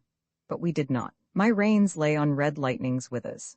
With a touch of my left knee, I swung the red stallion to the right and passed my spear to my left hand, all in a fraction of the time it takes to tell it. And as we met I had the Kalkar helpless, for he was not expecting me upon his left hand. His heavy horse could not swerve with the agility of Red Lightning, and so I had but to pick my target and put the fellow out of his misery. For it must be misery to be a low creature of a Kalkar. In the throat my point caught him, for I had no mind to break another lance since I saw two more of the enemy riding toward me, and being of tough wood, the weapon tore out through the flesh as the fellow tumbled backward into the dust of the trail. There were 4 Kalkars remaining between me and the giant who, somewhere down the canyon and out of sight now, was bearing Bethelder off. I knew not where or to what fate. The 4 were strung out at intervals along the trail, and seemed undecided as to whether to follow Rabban or wait and argue matters out with me. Perhaps they hoped that I would realize the futility of pitting myself against their superior numbers, but when I lowered my lance and charged the nearer of them, they must have realized that I was without discretion and must be ridden down and dispatched. Fortunately for me, they were separated by considerable intervals, and I did not have to receive them all at once. The nearer, fortified by the sound of his companion's galloping approach, couched his lance and came halfway to meet me, but I think much of his enthusiasm must have been lost in contemplation of the fate that he had seen overtake the others that had pitted their crude skill against me, for certainly there were neither fire nor inspiration in his attack, which more closely resembled a huge, senseless boulder rolling down a mountainside than a sentient creature of nerves and brain driven by lofty purposes of patriotism and honor. Poor Clud! An instant later the world was a better place in which to live, by at least one less Kalkar, but he cost me another lance and a flesh wound in the upper arm, and left me facing his 3 fellows, who were now so close upon me that there was no time in which to retrieve the lance fallen from his nerveless fingers. There was recourse only to the sword, and drawing, I met the next of them with only a blade against his long lance. But I eluded his point, closed with him, and while he sought to draw, clove him open from his shoulder to the center of his chest. It took but an instant, yet that instant was my undoing, for the remaining 2 were already upon me. I turned in time to partially dodge the lance point of the foremost, but it caught me a glancing blow upon the head, and that is the last that I remember of immediately ensuing events. When next I opened my eyes, I was jouncing along, lashed to a saddle, belly down across a horse. Within the circumscribed limits of my vision lay a constantly renewed circle of dusty trail and far monotonously moving, gray, shaggy legs. At least I was not on Red Lightning. I had scarcely regained consciousness when the horse bearing me was brought to a stop, and the 2 accompanying Kalkars dismounted and approached me. Removing the bonds that held me to the saddle, they dragged me unceremoniously to the ground, and when I stood erect, they were surprised to see that I was conscious. "Dirty Yank?" cried one, and struck me in the face with his open palm. His companion laid a hand upon his arm. "Hold, Tav," he expostulated. He put up a good fight against great odds. The speaker was a man of about my own height and might have passed as a full-blood Yank, though, as I thought at the time, doubtless he was a half-breed. The other gestured his disgust. "A dirty Yank," he repeated. "Keep him here, O'Connor, while I find Rabban and ask what to do with him." He turned and left us. We had halted at the foot of a low hill upon which grew tremendous old trees, and of such infinite variety that I marveled at them. There were pine, cypress, hemlock, sycamore, and acacia that I recognized, and many others the like of which I never before had seen, and between the trees grew flowering shrubs, and where the ground was open, it was carpeted with flowers, great masses of color, and there were little pools choked with lilies, and countless birds and butterflies. Never had I looked upon a place of such wondrous beauty. Through the trees, I could see the outlines of the ruins of one of the stone tents of the ancients sitting upon the summit of the low hill. It was toward this structure that he who was called Tav was departing from us. "What place is this?" I asked the fellow guarding me, my curiosity overcoming my natural aversion to conversation with his kind. "It is the tent of Rabban," he replied. "Until recently it was the home of Artiz the Jemadar, the true Artiz. The false Artiz dwells in the great tents of the capital. He would not last long in this valley." "What is this Rabban?" I asked. "He is a great robber. He preys upon all, and to such an extent has he struck terror to the hearts of all who have heard of him that he takes toll as he will, and easily. They say that he eats the flesh of humans, but that I do not know. I have been with him but a short time. After the assassination of the true Artiz, I joined him, because he preys upon the Khalkhas. He lived long in the eastern end of the valley where he could prey upon the outskirts of the capital, and then he did not rob or murder the people of the valley. But with the death of Artiz, he came and took this place, and now he preys upon my people as well as upon the Khalkhas, but I remain with him since I must serve either him or the Khalkhas." "You are not a Khalkha?" I asked, and I could believe it because of his good old American name, O'Connor. "I am a Yank, and you?" "I am Julian 20th, the Red Hawk," I replied. He raised his brows. "I have heard of you in the past few days," he said. "Your people are fighting mightily at the edge of the capital, but they will be driven back. The Khalkhas are too many. Rabban will be glad of you if the stories they tell of him are true. One is that he eats the hearts of brave warriors that fall into his hands." I smiled. "What is the creature?" I asked again. "Where originates such a breed?" "He is only a Khalkha," replied O'Connor, "but even a greater monstrosity than his fellows. He was born in the capital, of ordinary Khalkha parents, they say, and early developed a lust for blood that has increased with the passing years. He boasts yet of his first murder. He killed his mother when he was 10. I shuddered. "And it is into the hands of such that a daughter of the Artiz has fallen?" I said. "And you, an American, aided in her capture." He looked at me in startled surprise. "The daughter of an Artiz?" he cried. "Of the Artiz," I repeated. "I did not know," he said. "I was not close to her at any time and thought that she was but a Khalkha woman. What are you going to do? Can you save her?" He drew his knife and cut the bonds that held my arms behind me. "Hide here among the trees," he said, "and watch the Rabban until I return. It will be after dark, but I will bring help. This valley is almost exclusively peopled by those who have refused to intermarry with the Khalkhas and have brought down their strain unsullied from ancient times. There are almost 1,000 fighting men of pure Yank blood within its confines. I should be able to gather enough to put an end to Rabban for all time, and if the danger of a daughter of Artiz cannot move them from their shame and cowardice, they are hopeless indeed." He mounted his horse. "Quick," he cried, "get among the trees." "Where is my horse?" I called as he was riding away. "He was not killed?" "No," he called back. "He ran off when you fell. We did not try to catch him." A moment later he disappeared around the west end of the hill, and I entered the miniature forest that clothed it. Through the gloom of my sorrow broke one ray of happiness. Red lightning lived. About me grew ancient trees of enormous size, with boles 5 or 6 feet in diameter, and their upper foliage waving 100 and more feet above my head. Their branches excluded the sun where they grew thickest, and beneath them, baby trees struggled for existence in the wan light.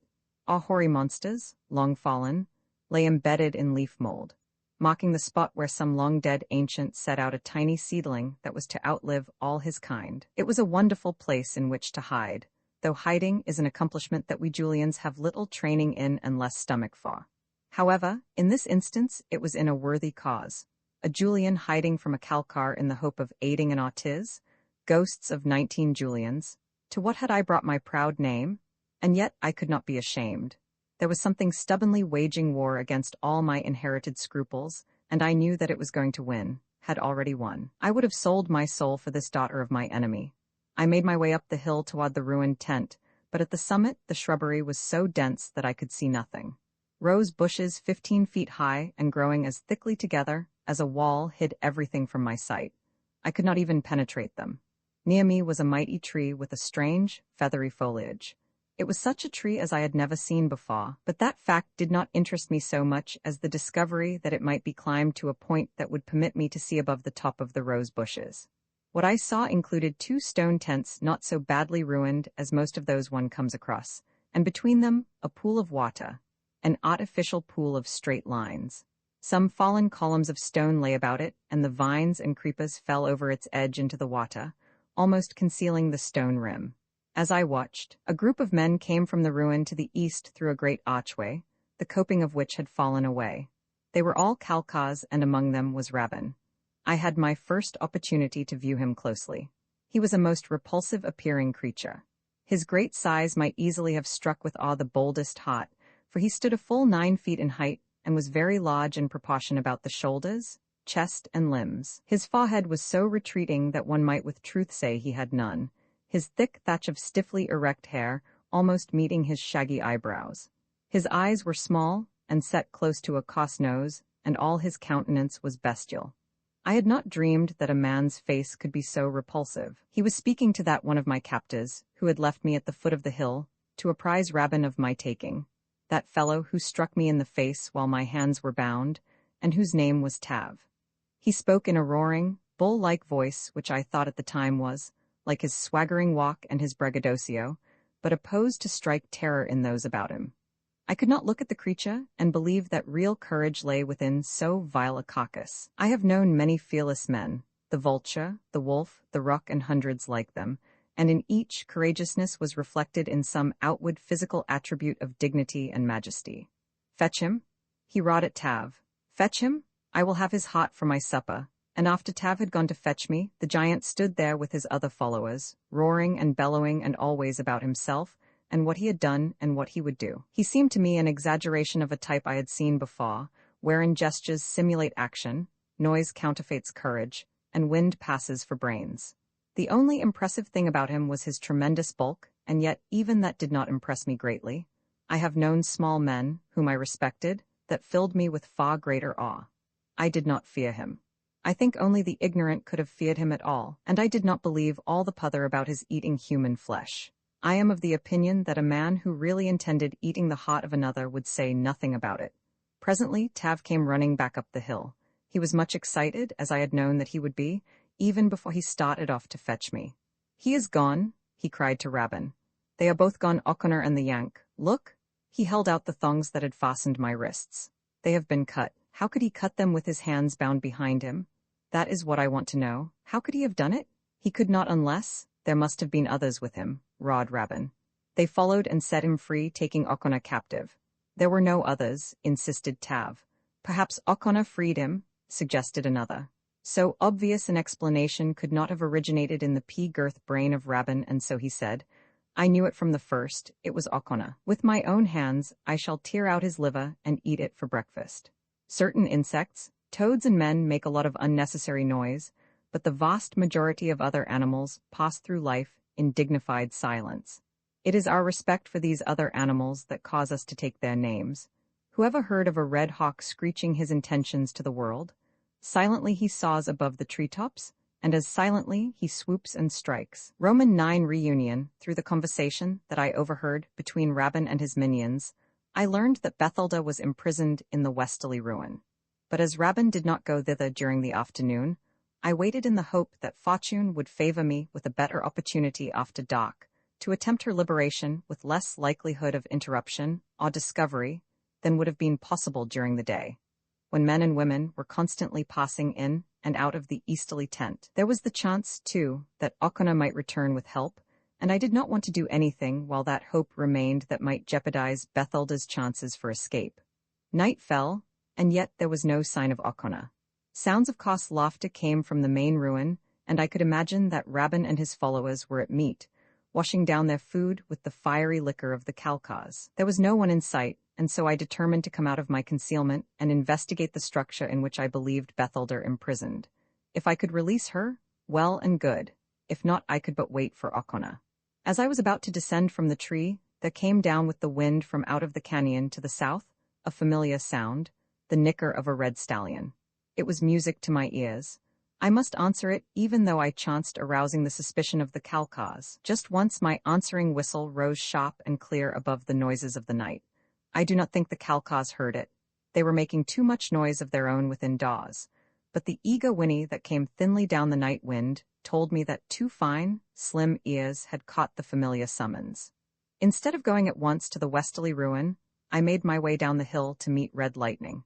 for I knew that he might mean, in the end, success or failure for me, freedom or death for Bethelda. Already, when I reached the foot of the declivity, I faintly heard the pounding of his hoofs and, steadily increasing in volume, the loved sound rolled swiftly out of the darkness toward me. The hoof beats of running horses, the rolling of the war drums. What sweeter music in all the world?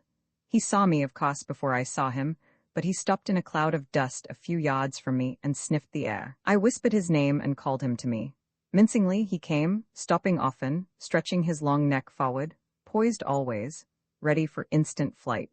A horse depends much upon his eyes and ears and nostrils, but he is never so fully satisfied as when his soft, inquisitive muzzle has nosed an object of suspicion.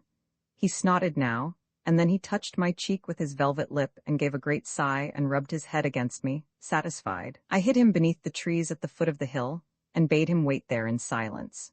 From the saddle, I took the bow and some arrows, and following the route that Tav had taken to the top of the hill, I avoided the hedge of roses and came presently before the south archway of the ruin. Beyond was a small central cot with windows and doors opening upon it. Light from flares burning in some of the rooms partially illuminated the cot, but most of it was in shadow. I passed beneath the arch and to the far end of the enclosure, where, at my right, I saw a window and a door opening into two rooms in which a number of Kalkas were eating and drinking at two long tables. I could not see them all. If Rabban was there, he was not within range of my vision. It is always well to reconnoiter thoroughly before carrying out any plan of action, and with this idea in mind, I left the cot by the way I had entered and made my way to the east end of the structure, intending to pass entirely around it and along the north side of the westerly ruin, where I hoped to find Bethelda and devise means for her rescue. At the southeast corner of the ruin are three gigantic cypress trees, growing so closely together as to almost resemble a single huge tree, and as I paused an instant behind them to see what lay before me, I saw a single Kalka warrior come from the building and walk out into the rank grass that grew knee-high on a level space before the structure. I fitted an arrow to my bow. The fellow had that which I craved, a sword. Could I drop him noiselessly? If he would turn, I was sure of it, and turn he did as though impelled to it by my insistent wish. His back was toward me. I drew the shaft far back. The cord twanged as I released it, but there was no other sound, except the muffled thud as the arrow entered its victim's spine at the base of the brain. Mute, he died. No other was around. I ran forward and removed his sword belt, to which were attached both sword and knife. As I arose and buckled the weapons about me, I glanced into the lighted room from which he had just come. It was the same that I had seen from the cot upon the other side, and directly adjoining, it was the other room that I had seen. Now I could see all of them that I had not seen before. Rabban was not there. Where was he? A cold terror ran suddenly through me. Could it be that in the brief interval that had elapsed while I went down to meet Red Lightning, he had left the feast and gone to the westerly ruin? I ran swiftly across the front of the house and along the north side toward the other structure. I stopped before it and listened. I heard the sound of voices. From whence came they? This was a peculiar structure, built upon a downward sloping hill, with one floor on a level with the hilltop, another above that level, and a third below and behind the others. Where the various entrances were, and how to find the right one I did not know. From my hiding place in the tree, I had seen that the front chamber at the hill-top level was a single apartment with a cavernous entrance that stretched the full width of the ruin, while upon the south side, and to the rear of this apartment were two doors, but where they led I could not guess. It seemed best, however, to try these first, and so I ran immediately to them, and here the sounds of voices came more distinctly to me, and now I recognized the roaring, bull tones of Rabban. I tried the nearer door. It swung open, and before me a flight of stairs descended, and at the same time the voices came more loudly to my ears. I had opened the right door. A dim light flickered below, as though coming from a chamber near the foot of the stairs. These were but instantaneous impressions to which I gave no conscious heed at the time, for almost as they flashed upon me, I was at the foot of the stairs, looking into a large, high-ceiled chamber in which burned a single flare that but diffused the gloom sufficiently for me to see the figure of Rabban towering above that of Bethelda, whom he was dragging toward the doorway by her hair.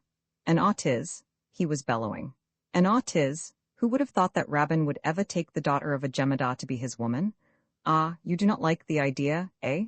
You might do worse, if you had a choice, but you have none, for who is there to say no to Rabban the giant? The Red Hawk, I said, stepping into the chamber. The fellow wheeled, and in the flickering light of the dim flare, I saw his red face go purple and from purple to white, or rather a blotchy semblance of dirty yellow. Blood of my fathers, how he towered above me, a perfect mountain of flesh. I am 6 feet in height and Rabban must have been half again as tall, a good 9 feet, but I swear he appeared all of 20, and broad. For a moment he stood in silence glaring at me as though overcome by surprise, and then he thrust Bethelder aside and drawing his sword advanced upon me, bellowing and roaring as was his wont for the purpose, I presume, of terrifying me, and also, I could not help but think, to attract the attention and the aid of his fellows. I came to meet him then, and he appeared a mountain, so high he loomed. But with all his size, I did not feel the concern that I have when meeting men of my own stature, whose honor and courage merited my respect, and it is well that I had this attitude in mind to fortify me in the impending duel, for, by the flag, I needed whatever of encouragement I might find in it. The fellow's height and weight were sufficient to overcome a mighty warrior had Rabban been entirely wanting in skill, which he by no means was. He wielded his great sword with a master hand, and because of the very cowardice which I attributed to him, he fought with a frenzy wrought by fear, as a cornered beast fights. I needed all my skill, and I doubt that that alone would have availed me had it not been upborne and multiplied by love and the necessity for protecting the object of my love. Ever was the presence of Bethelda, the autis, a spur and an inspiration. What blows I struck for her, what I parried, it was as though I parried from her soft skin.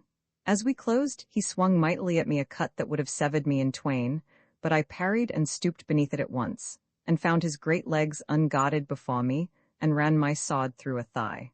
With a howl of pain, Rabban leaped back, but I followed him with a jab of my point that caught him just beneath the bottom of his iron vest and punctured his belly. At that, he gave forth a horrible shriek, and though sorely wounded, began to wield his blade with a skill I had not dreamed lay in him. It was with the utmost difficulty that I turned his heavy sword, and I saved myself as many times by the quickness of my feet as by the facility of my blade. And much do I owe, too, to the cleverness of Bethelda, who, shortly after we crossed swords, had run to the great fireplace, and seized the flare from where it had reposed upon the stone shelf above, and ever after had kept just behind my shoulder with it, so that whatever advantage of light there might be lay with me. Her position was a dangerous one, and I begged her to put herself at a safe distance, but she would not, and no more would she take advantage of this opportunity to escape. Momentarily, I had expected to see Rabban's men rushing into the chamber, for I could not understand that his yells had not reached every ear within a mile or more, and so I fought the more desperately to be rid of him and on our way before they came. Rabban, now panting for breath, had none left with which to yell, and I could see that from exertion, terror, and loss of blood he was weakening. It was now that I heard the loud voices of men without and the tramp of running feet. They were coming. I redoubled my efforts, and Rabban his, I to kill, he to escape death, until succor came. From a score of wounds was he bleeding, and I was sure that in his abdomen alone must prove fatal, but still he clung to life tenaciously, and fought with a froth of blood upon his lips from a punctured throat. He stumbled and went to one knee, and as he staggered to rise I thought that I had him, when we heard the hurrying feet of men descending the stairs. Instantly, Bethelda hurled the flare to the floor, leaving us in utter darkness. "Come," she whispered, laying a hand upon my arm. "There will be too many now. We must escape as they enter, or we are both indeed lost." The warriors were cursing at the doorway now and calling for lights. "Who hides within?" shouted one. "Stand forth a prisoner? We are 100 blades." Bethelder and I edged near the doorway, hoping to pass out among them before a light was made. From the center of the room came a deep groan from where I had left Rabban, followed by a scuffling noise upon the floor and a strange gurgling. I came to the doorway, leading Bethelda by the hand. I found it choked with men. "Aside," I said, "I will fetch a light." A sword point was shoved against my belly. "Back," warned a voice behind the point. "We will have a look at you before you pass. Another is bringing a light." I stepped back and crossed my sword with his. Perhaps I could hew my way to freedom with Bethelder in the confusion of the darkness. It seemed our only hope, for to be caught by Rabban's minions now, after the hurts I had inflicted upon him, would mean sure death for me and worse for Bethelda.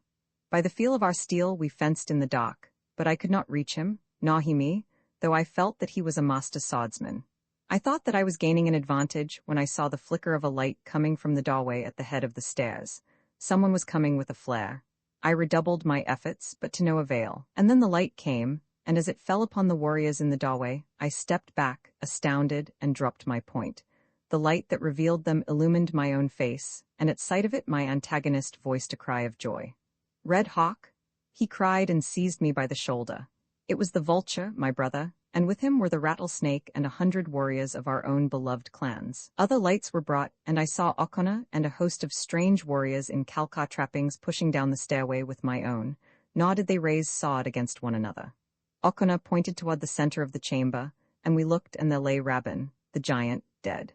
"The Red Hawk, Julian 20th, he said, turning to those crowding into the chamber behind him. "Great chief of the tribe of Julians, our chief?" "And Jemadar of all America," cried another voice, and the warriors, crowding into the room, raised their swords and their hoarse voices in acclamation. And he who had named me thus pushed past them and faced me, and I saw that he was no other than the true Ortiz with whom I had been imprisoned in the capital and with whom I had escaped. He saw Bethelda and rushed forward and took her in his arms, and for a moment I was jealous, forgetting that he was her brother. "And how has all this happened?" I asked. "That Ortiz and Julian come here together in peace?" "Listen," said my brother, "before you pass judgment upon us. Long has run the feud between Julian and Ortiz for the crime of a man, dead now hundreds of years. Few enough are the Americans of pure blood that they should be separated by hate when they would come together in friendship. Came the Ortiz to us after escaping the Kalkas, and told of your escape, and of the wish of his father that peace be made between us. And he offered to lead us against the Kalkas by ways that we did not know, and the wolf took counsel with me, and there was also the rook, the rattlesnake, and the coyote, with every other chief who was at the front. And in your absence, I dissolved the feud that has lain between us, and the chiefs applauded my decision. Then, guided by the Ortiz, we entered the capital and drove the Kalkas before us. Great are their numbers, but they have not the flag with them, and they must fall. Then, he continued, came word, brought by the little Nippons of the hills, that you were in the mountains near the tent of Rabban the giant, and we came to find you. And on the way we met Okona with many warriors, and glad were they of the peace that had been made, and we joined with them, who were also riding against Rabban to rescue the sister of the Ortiz. And we are here awaiting the word of the great chief. If it is for peace between the Julian and the Ortiz, we are glad. If it is for war, our swords are ready. It is for peace, Eva, I replied, and the Ortiz came and knelt at my feet and took my hand in his. Before my people, he said, very simply, I swear allegiance to Julian 20th, Jemadar of America. Ex peace there was still much fighting to be done. For though we had driven the Kalkas from the capital, they held the country to the south and west, and we could not be satisfied until we had driven them into the sea. And so we prepared to ride to the front again that very night. But before we left, I wanted a word with Bethelda, who was to remain here with a proper retinue and a sufficient guard in the home of her people. Lighting red lightning, I searched about the grounds around the ruins, and at last I came upon her beneath a great oak tree that grew at the northeast corner of the structure, its mighty limbs outspreading above the ruin. She was alone, and I came and stood beside her. I am going now, I said, to drive your enemies and mine into the sea. I have come to say goodbye. Goodbye, Julian. She held out her hand to me. I had come full of brave words and mighty resolve, but when I took that slim and tender hand in mine, I could but stand there mute and trembling. I, Julian 20th, the Red Hawk, for the first time in all my life, knew fear. A Julian quailed before an Ortiz. For a full minute, I stood there trying to speak and could not, and then I dropped to my knee at the feet of my enemy, and with my lips against her fair hand I murmured what I had been too great a coward to look into her eyes and say. I love you. She raised me to my feet then, and lifted her lips to mine, and I took her into my arms and covered her mouth with kisses, and thus ended the ancient feud between Julian and Ortiz that had endured 400 years and wrecked a world.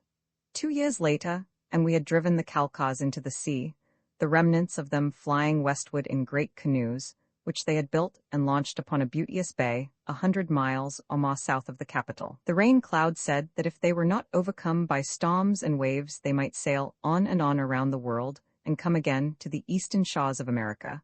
But the rest of us knew that they would sail to the edge of the earth and tumble off, and that would be the end of them. We live in such peace now that it is difficult to find an enemy upon whom to try one's lance. But I do not mind much, since my time is taken with the care of my flocks and herds, the business of my people, and the training of Julian 21st, the son of a Julian and an Otiz, who will one day be Jemadar of all America over which, once more, there flies but a single flag, the flag. Roman 4, in the hands of the Vargas, our first view of the creatures proved beyond a question of a doubt that they were in effect human quadrupeds. The faces were very broad, much broader than any human faces that I have ever seen, but their profiles were singularly like those of the ancient North American Indians. Their bodies were covered with a garment with short legs that ended above the knees, and which was ornamented about the collar, and also about the bottom of each leg, with a rather fanciful geometric design. About the barrel of each was a surcingle, and connected with it, by a backstrap, was something analogous to a breeching-in-earth horse harness. Where the breeching straps crossed on either side was a small circular ornament, and there was a strap resembling a trace leading from this forward to the collar, passing beneath a quite large, circular ornament, which appeared to be supported by the surcingle. Smaller straps, running from these two ornaments upon the left side, supported a sheath in which was carried what appeared to be a knife of some description. And upon the right side, a short spear was carried in a boot, similarly suspended from the two ornaments, much as the carbine of our ancient earth cavalry was carried. The spear, which was about 6 feet long, was of peculiar design, having a slender, well-shaped head, from the base of which a crescent-shaped arm curved backward from one side, while upon the side opposite the crescent was a short, sharp point at right angles to the median line of the weapon. For a moment, we stood there eyeing each other, and from their appearance, I judged that they were as much interested in us as we were in them. I noticed that they kept looking beyond us, across the river toward the mainland. Presently, I turned for a glance in the same direction, and far away beyond a thin forest I saw a cloud of dust which seemed to be moving rapidly toward us. I called Eyes' attention to it. "Reinforcements," I said. "That is what that fellow was calling for when he screamed. I think we had better try conclusions with the 5 before any more arrive. We will try to make friends first, but if we are unsuccessful, we must fight our way back toward the ship at once." Accordingly, I stepped forward toward the 5 with a smile upon my lips and my hand outstretched. I knew of no other way in which to carry to them an assurance of our friendliness. At the same time, I spoke a few words in English in a pleasant and conciliatory tone. Although I knew that my words would be meaningless to them, I hoped that they would catch their intent from my inflection. Immediately upon my advance, one of the creatures turned and spoke to another, indicating to us for the first time that they possessed a spoken language. Then he turned and addressed me in a tongue that was, of course, utterly meaningless to me. But if he had misinterpreted my action, I could not misunderstand that which accompanied his words, for he reared up on his hind feet and simultaneously drew his spear and a wicked-looking, short-bladed sword or dagger, his companions at the same time following his example, until I found myself confronted by an array of weapons backed by scowling, malignant faces. Their leader uttered a single word which I interpreted as meaning halt, and so I halted. I pointed to Eyes and to myself, and then to the trail along which we had come, and then back in the direction of the ship. I was attempting to tell them that we wished to go back whence we had come. Then I turned to Eyes. "Draw your revolver," I said, "and follow me. If they interfere, we shall have to shoot them. We must get out of this before the others arrive." As we turned to retrace our steps along the trail, the 5 dropped upon all fours, still holding their weapons in their forepaws, and galloped quickly to a position blocking our way. "Stand aside," I yelled, and fired my pistol above their heads. From their actions, I judged that they had never before heard the report of a firearm, for they stood an instant in evident surprise, and then wheeled and galloped off for about 100 yards, where they turned and halted again, facing us. They were still directly across our trail, and Eyes and I moved forward determinedly toward them. They were talking among themselves, and at the same time watching us closely. When we had arrived at a few yards from them, I again threatened them with my pistol, but they stood their ground, evidently reassured by the fact that the thing that I held in my hand, though it made a loud noise, inflicted no injury. I did not want to shoot one of them if I could possibly avoid it, so I kept on toward them, hoping that they would make way for us. But instead, they reared again upon their hind feet and threatened us with their weapons. Just how formidable their weapons were, I could not, of course, determine, but I conjectured that if they were at all adept in its use, their spear might be a very formidable thing indeed. I was within a few feet of them now, and their attitude was more warlike than ever, convincing me that they had no intention of permitting us to pass peacefully. Their features, which I could now see distinctly, were hard, fierce and cruel in the extreme. Their leader seemed to be addressing me, but of course, I could not understand him. But when, at last, standing there upon his hind feet, with evidently as much ease as I stood upon my 2 legs, he carried his spear back in a particularly menacing movement, I realized that I must act and act quickly. I think the fellow was just on the point of launching his spear at me when I fired. The bullet struck him square between the eyes, and he dropped like a log, without a sound. Instantly, the others wheeled again and galloped away, this time evincing speed that was almost appalling, clearing spaces of 100 feet in a single bound, even though handicapped, as they must have been, by the weapons which they clutched in their forepaws. A glance behind me showed the dust cloud rapidly approaching the river, upon the mainland, and calling to eyes to follow me, I ran rapidly along the trail which led back in the direction of the ship. The far moon creatures retreated for about half a mile, and then halted and faced us. They were still directly in our line of retreat, and there they stood for a moment, evidently discussing their plans. We were nearing them rapidly, for we had discovered that we, too, could show remarkable speed, when retarded by gravity only 1/6 of that of Earth. To clear 40 feet at a jump was nothing, our greatest difficulty lying in a tendency to leap to too great heights, which naturally resulted in cutting down our horizontal distance. As we neared the Fa, who had taken their stand upon the summit of a knoll, I heard a great splashing in the river behind us, and turning, saw that their reinforcements were crossing the ford, and would soon be upon us. There appeared to be fully 100 of them, and our case looked hopeless indeed, unless we could manage to pass the 4 ahead of us, and reach the comparative safety of the forest beyond the first ford.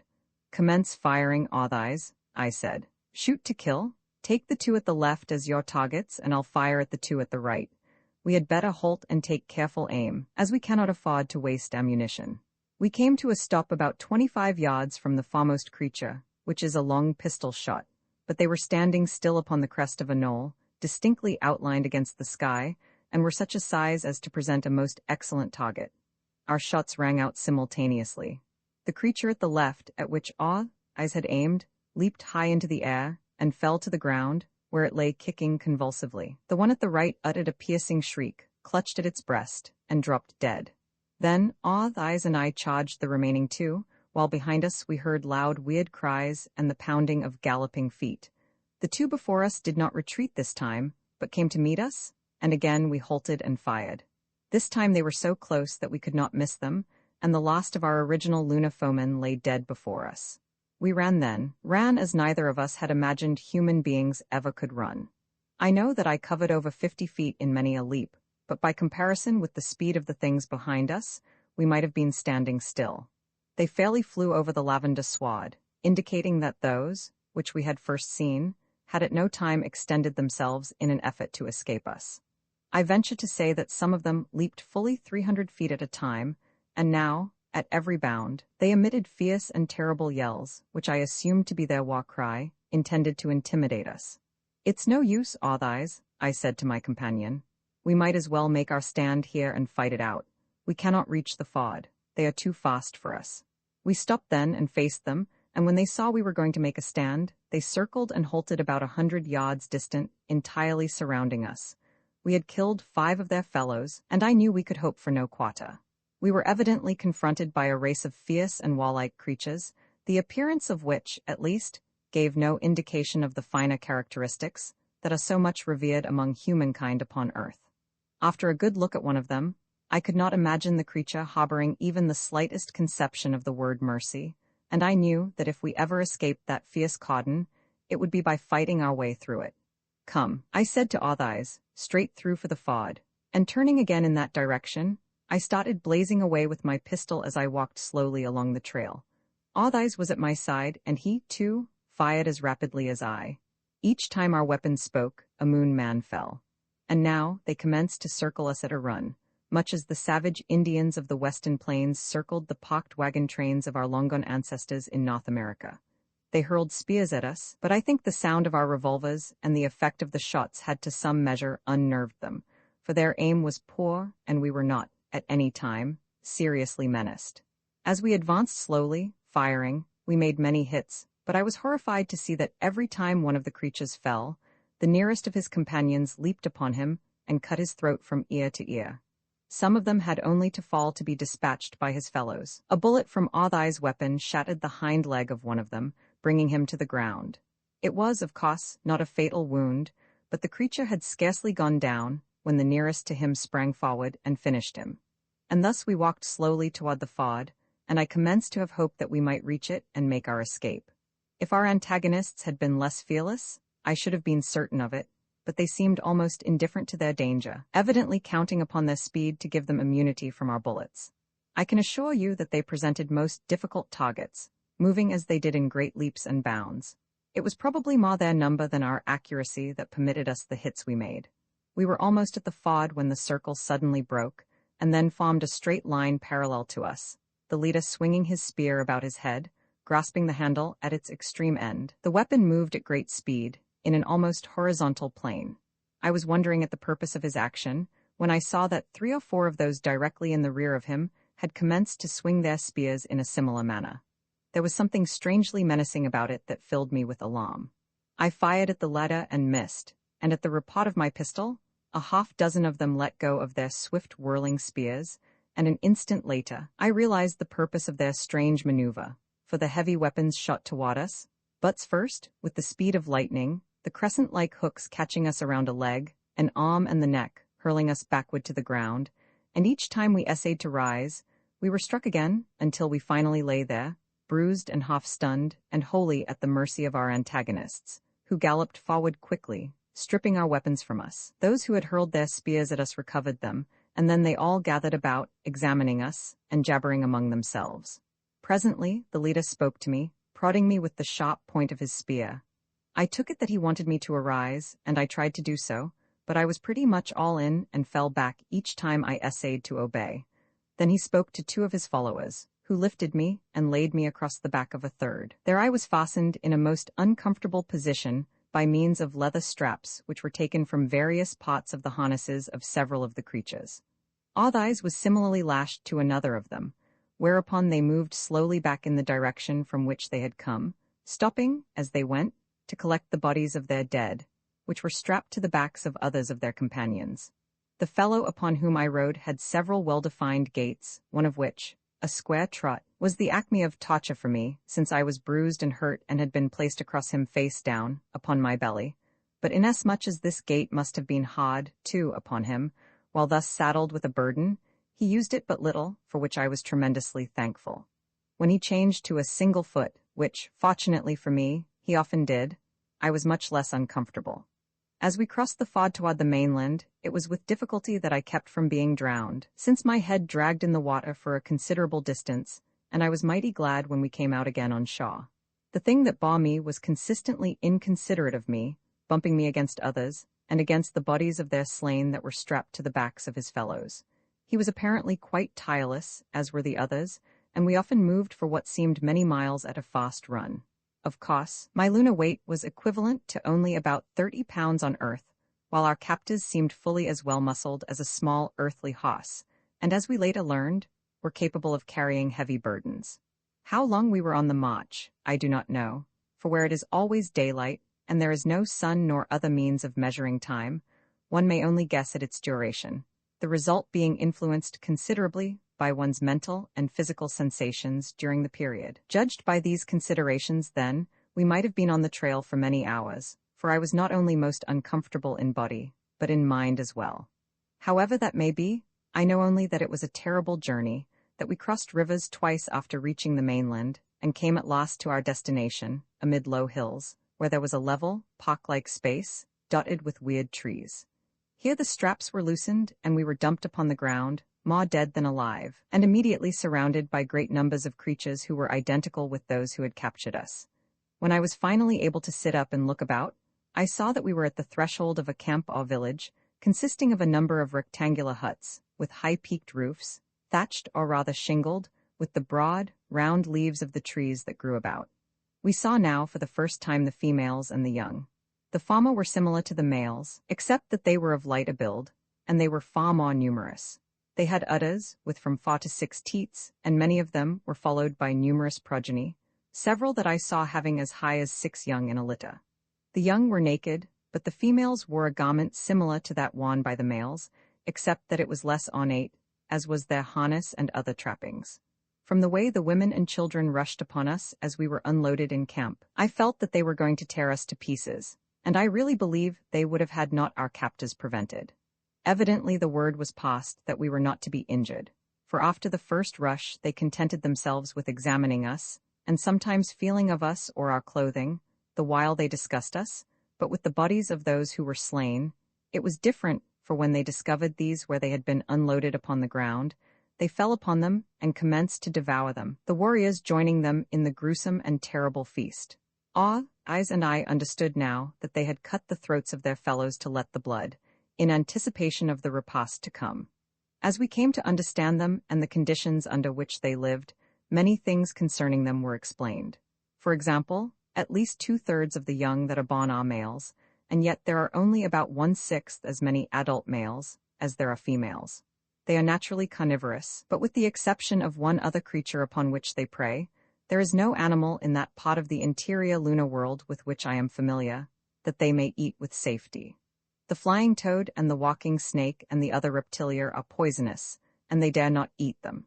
The time had been, I later learned, possibly, however, ages before, when many other animals roamed the surface of the inner moon, but all had become extinct except our captors and another creature, of which we, at the time of our capture, knew nothing, and these two preyed upon one another, while the species which was represented by those into whose hands we had fallen, raided the tribes and villages of their own kind for food, and ate their own dead, as we had already seen. As it was the females to whom they must look for the production of animal food, they did not kill these of their own species, and never ate the body of one. Enemy women of their own kind, whom they captured, they brought to their villages, each warrior adding to his herd the individuals that he captured. As only the males are warriors, and as no one will eat the flesh of a female, the mortality among the males is, accordingly, extremely high, accounting for the vastly greater number of adult females. The latter are very well treated, as the position of a male in a community is dependent largely upon the size of his herd. The principal mortality among the females results from 3 causes: raids by the other flesh-eating species which inhabit the inner lunar world, quarrels arising from jealousy among themselves, and death while bringing forth their young, especially during lean seasons when their warriors have been defeated in battle and have been unable to furnish them with flesh. These creatures eat fruit and herbs and nuts as well as meat, but they do not thrive well upon these things exclusively. Their existence, therefore, is dependent upon the valor and ferocity of their males whose lives are spent in making raids and forays against neighboring tribes and in defending their own villages against invaders. As Eyes and I sat watching the disgusting orgy of cannibalism about us, the leader of the party that had captured us came toward us from the center of the village, and speaking a single word, which I later learned meant come, he prodded us with his spear point until finally we staggered to our feet. Repeating the word then, he started back into the village. "I guess he wants us to follow him, Eyes," I said. And so we fell in behind the creature, which was evidently what he desired, for he nodded his head, and stepped on in the direction that he had taken, which led toward a very large hut, by far the largest in the village. In the side of the hut presented to us, there seemed to be but a single opening, a large door covered by heavy hanging, which our conductor thrust aside as we entered the interior with him.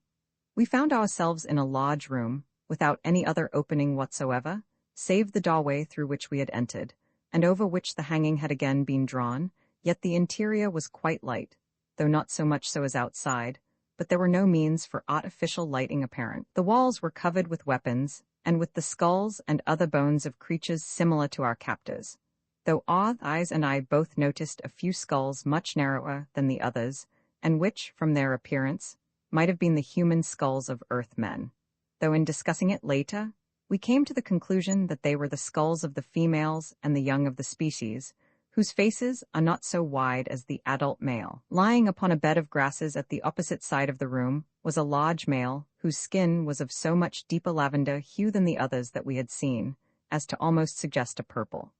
The face, though badly disfigured by scars, and grim and ferocious in the extreme, was an intelligent one, and the instant that I looked into those eyes, I knew that we were in the presence of a letter. Nor was I wrong, for this was the chief or king of the tribe into whose clutches fate had thrown us. A few words passed between the two, and then the chief arose and came toward us. He examined us very critically, our clothing seeming to interest him tremendously. He tried to talk with us, evidently asking us questions, and seemed very much disgusted when it became apparent to him that we could not understand him, nor he us. For eyes and I spoke to one another several times, and once or twice addressed him. He gave some instructions to the fellow who had brought us, and we were taken out again, and to another hut, to which there was presently brought a portion of the carcass of one of the creatures we had killed before we were captured. I could not eat any of it, however, and neither could eyes. And after a while, by signs and gestures, we made them understand that we wished some other kind of food, with the result that a little later, they brought us fruit and vegetables, which were more palatable, and, as we were to discover later, sufficiently nutritious to carry us along and maintain our strength. I had become thirsty, and by simulating drinking, I finally succeeded in making plain to them my desire in that direction, with the result that they led us out to a little stream which ran through the village, and there we quenched our thirst. We were still very weak and sore from the manhandling we had received, but we were both delighted to discover that we were not seriously injured, nor were any of our bones broken. Via Luna storm shortly after we arrived at the village, they took away our watches, our pocket knives, and everything that we possessed of a similar nature, and which they considered as curiosities. The chief wore his wristwatch above one forepaw and mine above the other, but as he did not know how to wind them, nor the purpose for which they were intended, they did him or us no good. The result was, however, that it was now entirely impossible for us to measure time in any way, and I do not know, even to this day, how long we were in this strange village. We ate when we were hungry and slept when we were tired. It was always daylight, and it seemed that there were always raiding parties going out or returning, so that flesh was plentiful, and we became rather reconciled to our fate, in so far as the immediate danger of being eaten was concerned, but why they kept us alive, as we had slain so many of their fellows, I could not understand. It must have been immediately after we arrived that they made an attempt to teach us their language. 2 females were detailed for this duty. We were given unlimited freedom within certain bounds, which were well indicated by the several sentries which constantly watched from the summit of hills surrounding the village. Past these we could not go, nor do I know that we had any particular desire to do so, since we realized only too well that there would be little chance of our regaining the ship should we escape the village, inasmuch as we had not the remotest idea in what direction it lay. Our one hope lay in learning their language, and then utilizing our knowledge in acquiring some definite information as to the surrounding country and the location of the Basum.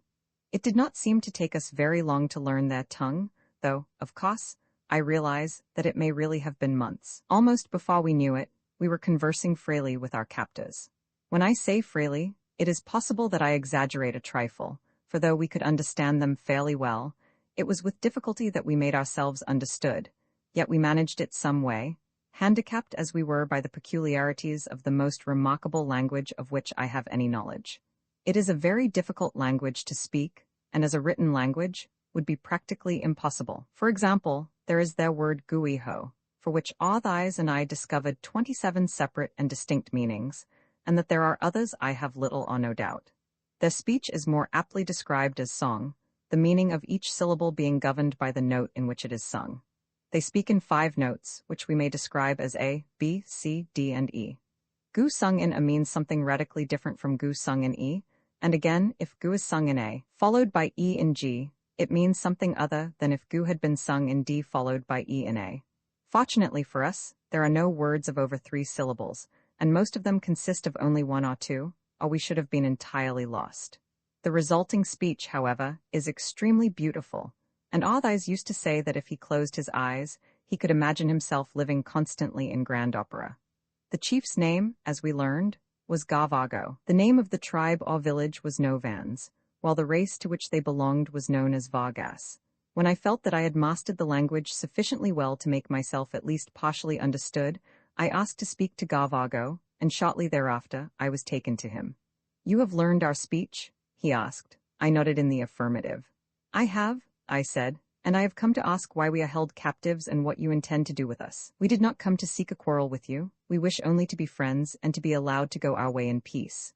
"What manner of creature are you?" he asked, "and where do you come from?" I asked him if he had ever heard of the sun, or the stars, or the other planets, or any worlds outside his own, and he replied that he had not, and that there were no such things. But there are, Gavago, I said, and I and my companion are from another world, far, far outside your own. An accident brought us here. Give us back our weapons and let us go. He shook his head negatively. Where you come from, do you eat one another? He asked. No, I replied, we do not. Why? He asked, and I saw his eyes narrow as he awaited my reply. Was it mental telepathy or just luck that put the right answer in my mouth, for somehow, intuitively, I seemed to grasp what was in the creature's mind. Our flesh is poison, I said. Those who eat it die. He looked at me then for a long time, with an expression upon his face which I could not interpret. It may have been that he doubted my word, or again, it may have been that my reply confirmed his suspicion, I do not know, but presently he asked me another question. Are there many like you in the land where you live? Millions upon millions, I replied. And what do they eat? They eat fruits and vegetables and the flesh of animals, I answered.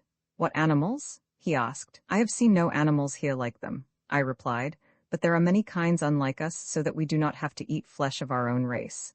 Then you have all the flesh that you want. All that we can eat, I replied.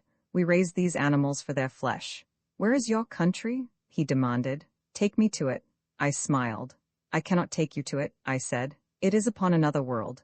It was quite evident that he did not believe me, for he scowled at me ferociously. Do you wish to die? He demanded. I told him that I had no such longing. Then you will lead me to your country, he said, where there is plenty of flesh for everyone. You may think about it until I send for you again.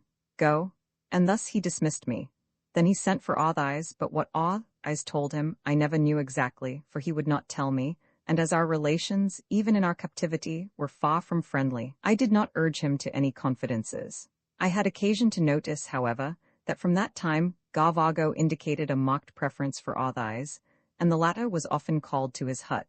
I was momentarily expecting to be summoned into Gavago's presence and learn my fate, when he discovered that I could not lead him to my country, where flesh was so plentiful. But at about this time, we broke camp, and in the press of other matters, he evidently neglected to take any further immediate action in my case, or at least, so I thought, until I later had reason to suspect that he felt that he need no longer depend upon me to lead him to this land of milk and honey. The Vagas are a nomadic race, moving hither and thither, either as they are pressed by some foes, or till their victories have frightened away the other tribes from their vicinity, in either of which events, they march in search of fresh territory. The move that we made now was necessitated by the fact that all the other tribes nearby had fled before the ferocity of the Novans, whose repeated and successful raids had depleted the villages of their neighbors and filled them with terror. The breaking of camp was a wonderfully simple operation. All their few belongings, consisting of extra clothing, trappings, weapons, and their treasured skulls and bones of victims, were strapped to the backs of the women. Eyes and I each bestrode a warrior detailed by Gavago for the purpose of transporting us, and we filed out of the village, leaving the huts behind. Gavago, with a half-dozen warriors, galloped far ahead. Then came a strong detachment of warriors, with the women folks behind them, another detachment of warriors following in the rear of the women and children, while others rode upon either flank.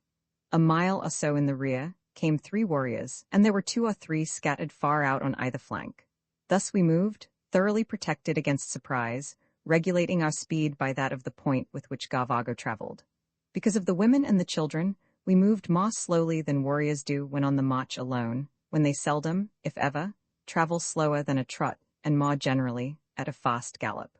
We moved along a well-worn trail, passing several deserted villages, from which the prey of the Novans had fled. We crossed many rivers, for the lunar world is well watered.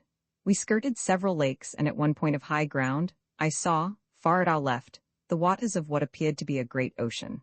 There was never a time when Eyes and I were not plentifully supplied with food, for there is an abundance of it growing throughout all the territory we crossed.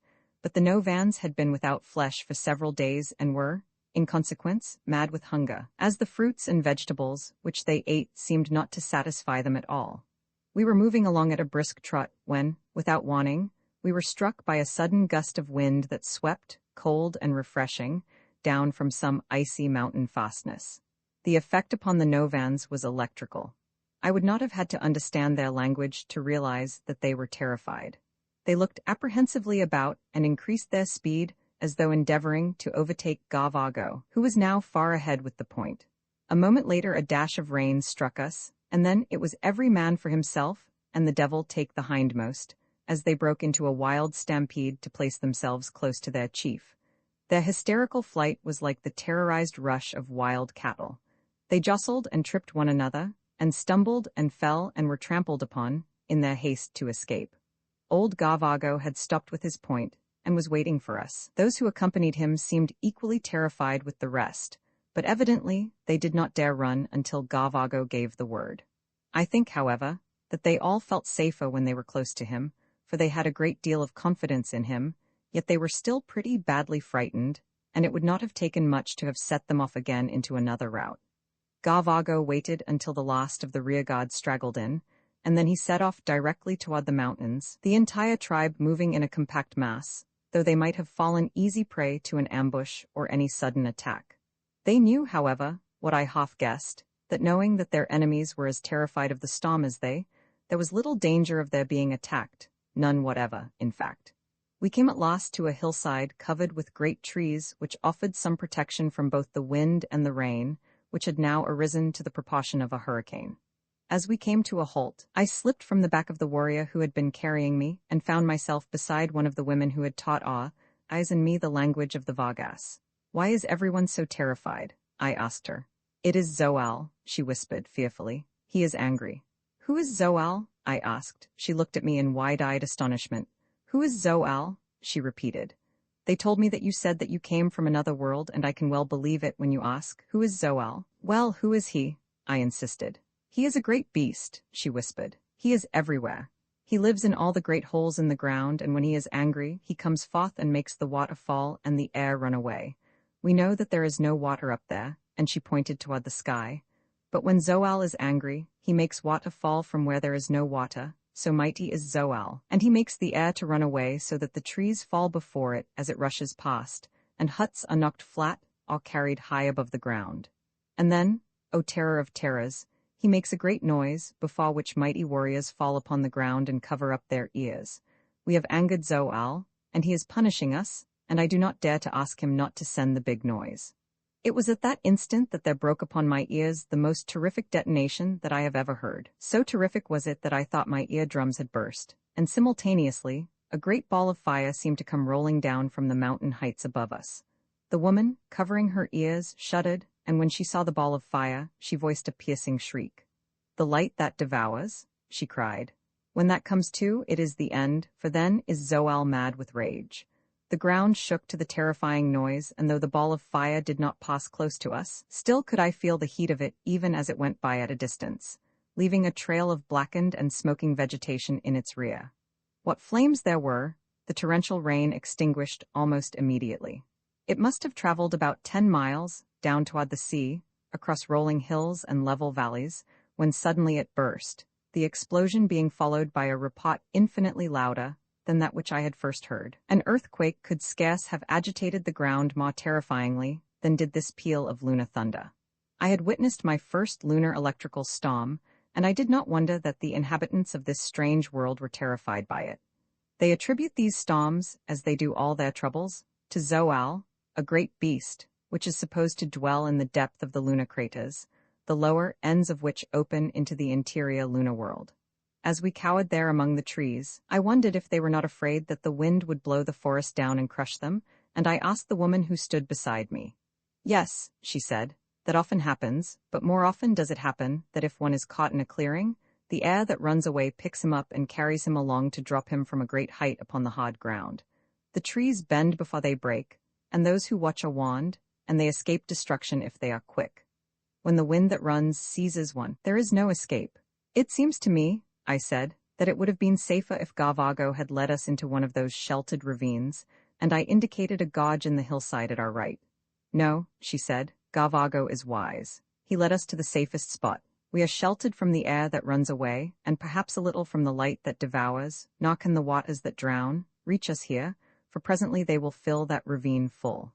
Nor was she wrong. Rushing down from the hillside, the water poured in torrents into the ravine, and presently, though it must have been 20 or 30 feet deep, it was filled almost to overflowing. Whoever had sought refuge there would have been drowned and washed away to the big ocean far below. It was evident that Gavago had not been actuated solely by blind terror, though I came to know that he must have felt terror, for these terrible electrical storms alone can engender it in the breasts of these fearless and ferocious people. The storm must have lasted for a considerable time. How long, of course, I do not know, but some idea of its duration may be gained by the fact that I became hungry and ate of the fruit of the trees, which sheltered us, at least 6 times, and slept twice. We were soaked to the skin and very cold, for the rain evidently came from a great altitude. During the entire storm, the Novans scarcely moved from their positions beneath the trees, with their backs toward the storm, where they stood with lowered heads like cattle. We experienced 12 detonations of the ground-shaking thunder, and witnessed 6 manifestations of the light that devours. Trees had fallen all about us, and as far as we could see, the grasses lay flat and matted upon the ground. They told me that storms of the severity of this were infrequent, though rain and wind, accompanied by electrical manifestations, might be expected at any season of the year. I use that expression from habit, for one can scarcely say that there are any well-marked seasonal changes within the moon that could indicate corresponding divisions of time as upon the earth. From what I was able to gather from observation and from questioning the Vargas, lunar vegetation reproduces itself entirely independent of any seasonal restrictions, the frequency and temperature of the rains having, seemingly, the greatest influence in the matter. A period of drought and cold rains retards growth and germination, while frequent warm rains have an opposite effect, the result being that you find vegetation of the same variety in all stages of development, growing side by side, blossoms upon one tree, fruit upon another, and the dry seed pods upon a third.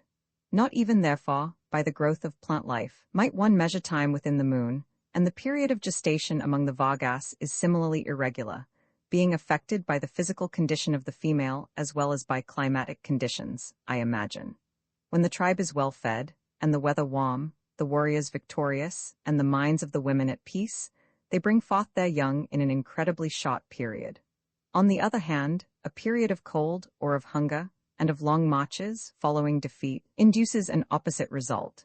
It seems to me that the females nurse their young for a very short period of time, for they grow rapidly, and as soon as their molars are through, and they can commence eating meat, they are weaned. They are devilish little rascals, their youthful exuberance finding its outlet in acts of fiendish cruelty. As they are not strong enough to inflict their tortures on adults, they perpetrate them upon one another, with the result that the weaker are often killed, after they are weaned and have left the protection of their savage mothers. Of course, they tried to play some of their fiendish tricks on our thighs and myself, but after we had knocked a few of them down, they left us severely alone. During the storm, they huddled, shivering and cold, against the adults. Possibly I should be ashamed to say it, but I felt no pity for them, and rather prayed that they would all be chilled to death. So hateful and wantonly cruel were they. As they become adults, they are less wanton in their atrocities, though no less cruel, their energies, however, being intelligently directed upon the 2 vital interests of their lives, procuring flesh and women. Shortly after the rain ceased, the wind began to abate, and as I was cold, cramped, and uncomfortable, I walked out into the open, in search of exercise that would stimulate my circulation and warm me again. As I walked briskly to and fro, looking here and there at the evidences of the recent storm, my glance chanced to rise toward the sky, and there I saw what appeared at first to be a huge bird, a few hundred feet above the forest in which we had sought shelter. It was flapping its great wings weakly, and seemed to be almost upon the verge of exhaustion, and though I could see that it was attempting to fly back in the direction of the mountains, the force of the wind was steadily carrying it in the direction of the lowlands and the sea. Presently it would be directly above me, and as it drew nearer, I knit my brows in puzzlement, for except for its wings, and what appeared to be a large hump upon its back, its form bore a striking resemblance to that of a human being. Some of the Novans evidently saw me looking upwards thus interestedly, and prompted by curiosity, joined me. When they saw the creature flying weakly overhead, they set up a great noise, until presently all the tribe had run into the open and were looking up at the thing above us. The wind was lessening rapidly, but it still was strong enough to carry the creature gently toward us, and at the same time I perceived that whatever it was falling slowly to the ground, or more correctly, sinking slowly. "What is it?" I asked of the warrior standing beside me. "It is a yuga," he replied. "Now shall we eat?" I had seen no birds in the Luna world, and as I knew they would not eat the flying reptiles, I guessed that this must be some species of bird life.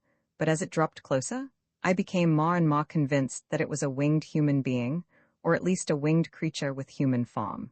As it fluttered toward the ground, the Novans ran along to meet it, waiting for it to fall within reach.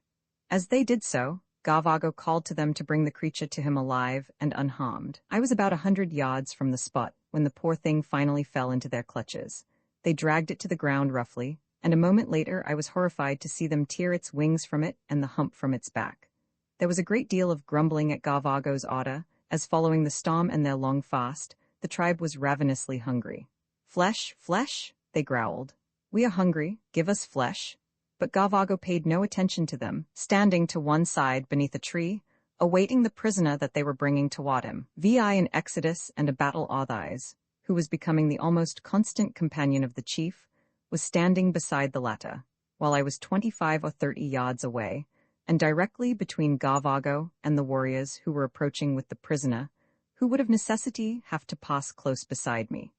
I remained where I was, therefore, in order to get a better look at it, which was rather difficult because it was almost entirely surrounded by Novans. However, as they came opposite me, there was a little break momentarily in the ranks, and I had my first opportunity, though brief, for a closer observation of the captive, and my comprehension was almost staggered by what my eyes revealed to me, for there before me was as perfectly formed a human female as I had ever seen.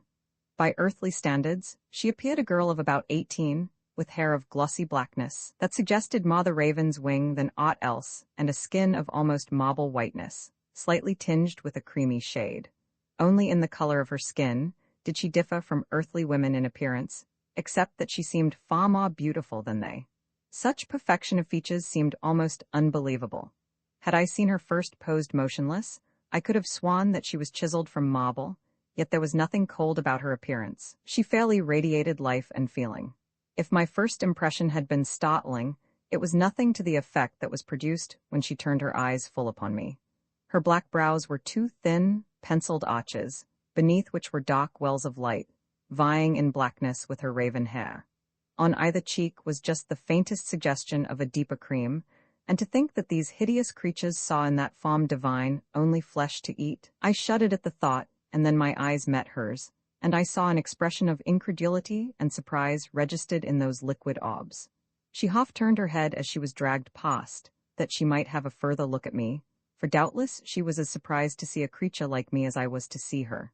Involuntarily, I started forward. Whether there was an appeal for succor in those eyes, I do not know, but at least they aroused within me instantly that natural instinct of a human male to protect the weak, and so it was that I was a little behind her and to her right, when she was halted before Gavago. The savage Vargas chieftain eyed her coldly, while from all sides there arose cries of "Give us flesh! Give us flesh! We are hungry!" to which Gavago paid not the slightest attention. "From whence come you, Yuga?" he demanded. Her head was high, and she eyed him with cold dignity as she replied, "From Lathe." The Novan raised his brows. "Ah," he breathed, "from Lathe? The flesh of the women from Lathe is good," and he licked his thin lips. The girl narrowed her eyes and tilted her chin a bit higher. "Rimph," she ejaculated, disgustedly. As Rimph is the name of the four-legged snake of Vana, the inner Luna world, and considered the lowest and most disgusting of created things, she could not well have applied a more opprobrious epithet to the Novan chieftain, but if it had been her intent to affront him, his expression gave no indication that she had succeeded. "Your name?" he asked. "Narila," she replied. "Narila," he repeated. "Ah, you are the daughter of Sagroth, Jemadar of Lathe." She nodded in indifferent affirmation, as though aught he might say was a matter of perfect indifference to her. "What do you expect us to do with you?" asked Gavago, a question which suggested a cat playing with a mouse before destroying it. "What can I expect of the Vargas, other than that they will kill me and eat me?" she replied. A roar of savage assent arose from the creatures surrounding her. Gavago flashed a quick look of anger and displeasure at his people. "Do not be too sure of that," he snapped. "This be little more than a meal for Gavago alone. It would but whet the appetite of the tribe." "There are two more," suggested a bold warrior, close beside me, pointing at me and at Arthais. "Silence," roared Gavago. "Since when did you become chief of the Novans?"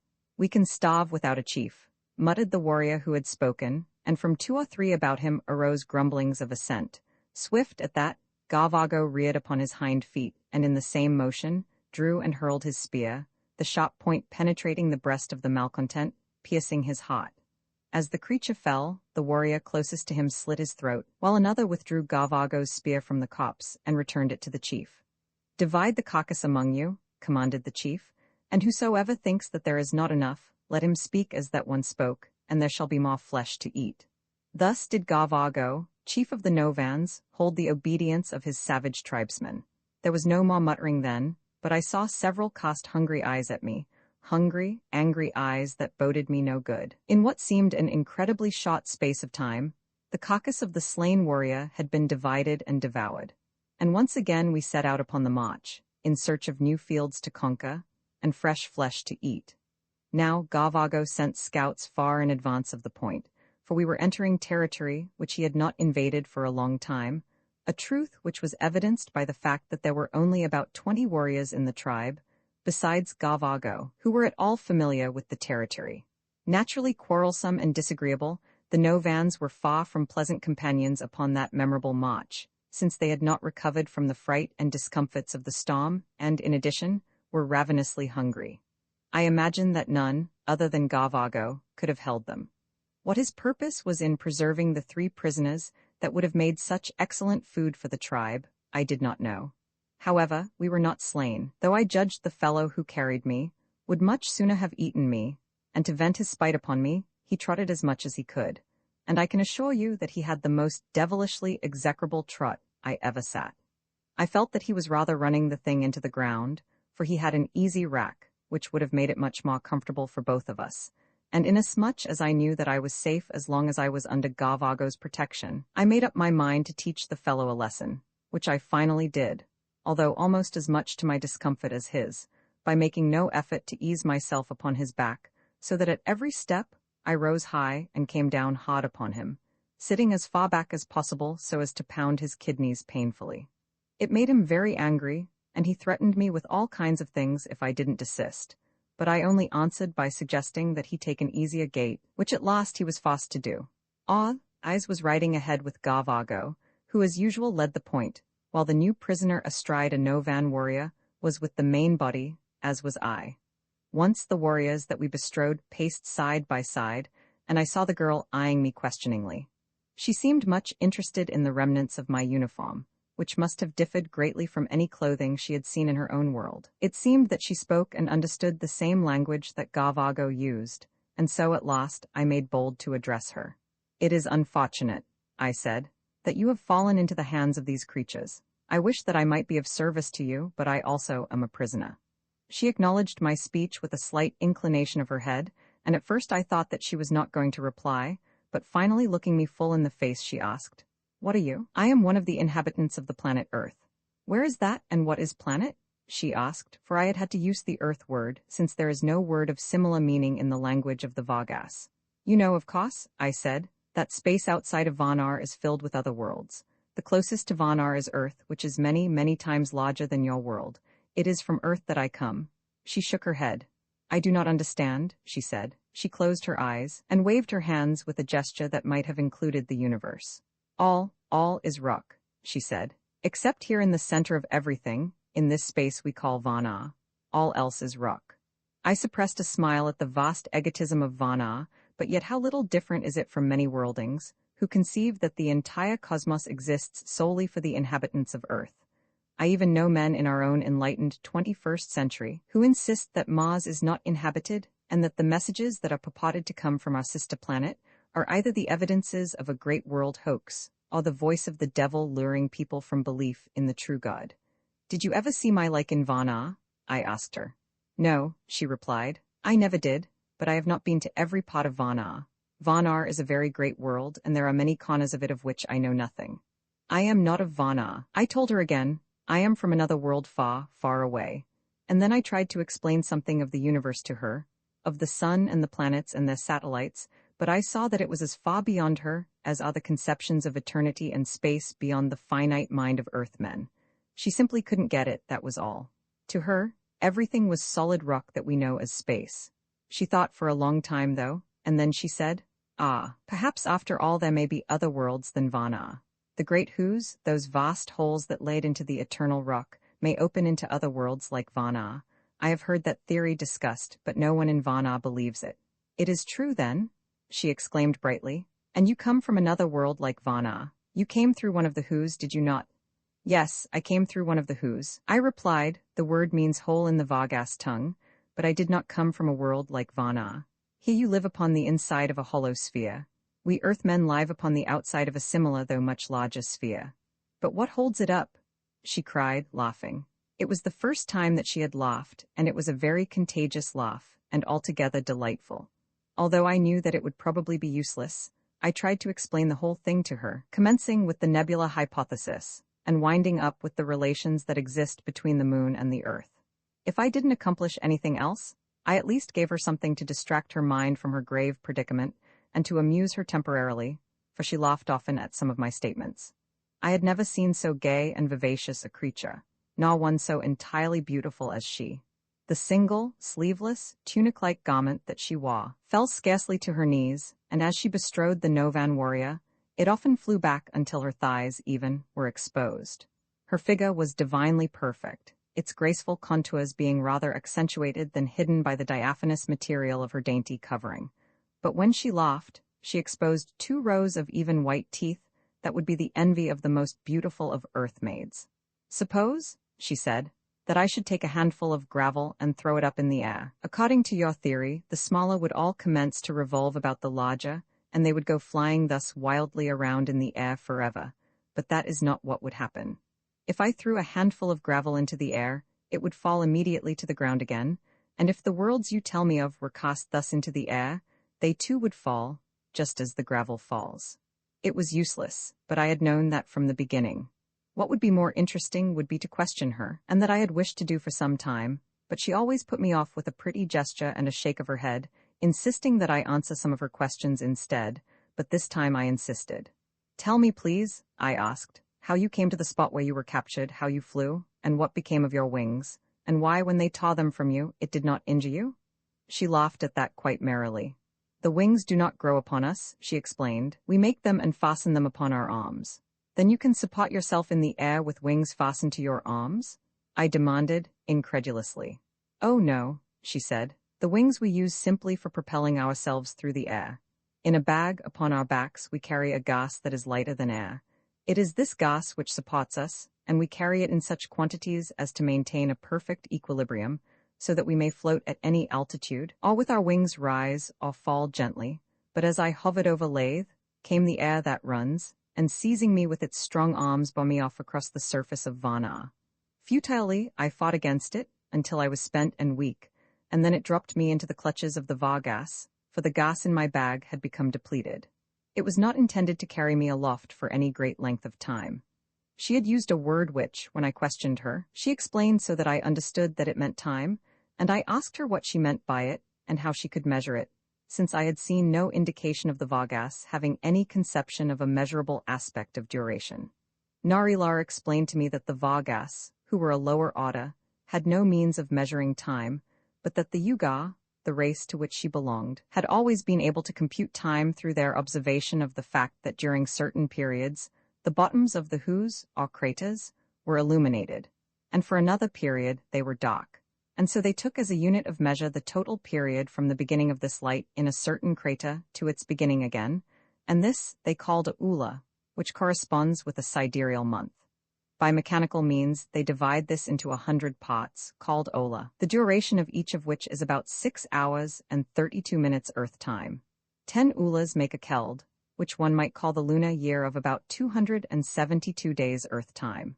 I asked her many questions and took great pleasure in her answers, for she was a bright, intelligent girl, and although I saw many evidences of regal dignity about her, yet her manner toward me was most natural and unaffected, and I could not help but feel that she occupied a position of importance among her own people.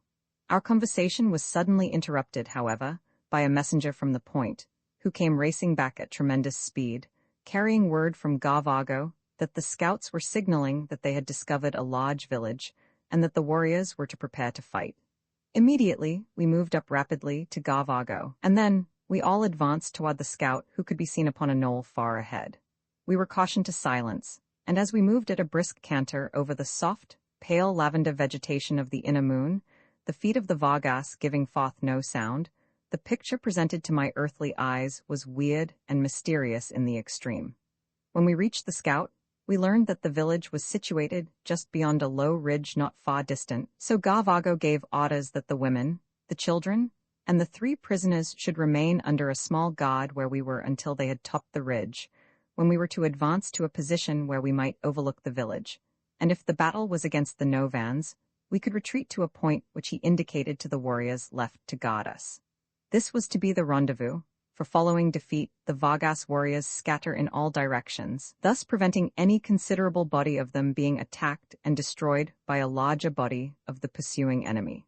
As we stood there upon the knoll, watching Garvago and his savage warriors galloping swiftly toward the distant ridge, I could not but wonder that the inhabitants of the village which they were about to attack had not placed sentinels along the ridge to prevent just such a surprise as this. But when I questioned one of the warriors who had been left to guard us, he said that not all the Vargas tribes were accustomed to posting sentinels when they felt themselves reasonably safe from attack. It had always been Garvago's custom, however, and to it they attributed his supremacy among the other Vargas tribes over a large territory. After a tribe has made a few successful raids and returned victorious, they are filled with pride, the warrior explained to me, and presently they begin to think that no one dares to attack them, and then they grow careless, and little by little the custom of posting sentinels drops into disuse. The very fact that they have no sentinels indicates that they are a large, powerful, and successful tribe. We shall feed well for a long time. The very idea of the thought that was passing through his mind was repellent in the extreme, and I fairly shuddered when I contemplated the callousness with which this creature spoke of the coming orgy, in which he hoped to devour flesh of his own kind. Presently we saw our fosse disappear beyond the ridge, and then we too advanced, and as we moved forward, there came suddenly to us, from the distance, the fierce and savage war-cry of the Novans, and a moment later it was answered by another no less terrible, rising from the village beyond the ridge. Our gods hastened us then to greater speed until, at a full run, we mounted the steep slope of the ridge and halted upon its crest. Below us lay a broad valley, and in the center a long, beautiful lake, the opposite shore of which was clothed in forest, while that nearest us was open and park-like, dotted here and there with beautiful trees, and in this open space we descried a large village. The ferocity of the scene below us was almost indescribable. The Novans warriors were circling the village at a rapid run, attempting to keep the enemy in a compact mass within, where it would present a better target for their spears. Already, the ground was dotted with corpses. There were no wounded, for whenever one fell the nearest to him, whether friend or foe, cut his throat, since the victors would devour them all without partiality. The females and the young had taken refuge in the huts, from the doorways of which they watched the progress of the battle. The defenders attempted repeatedly to break through the circling Novans.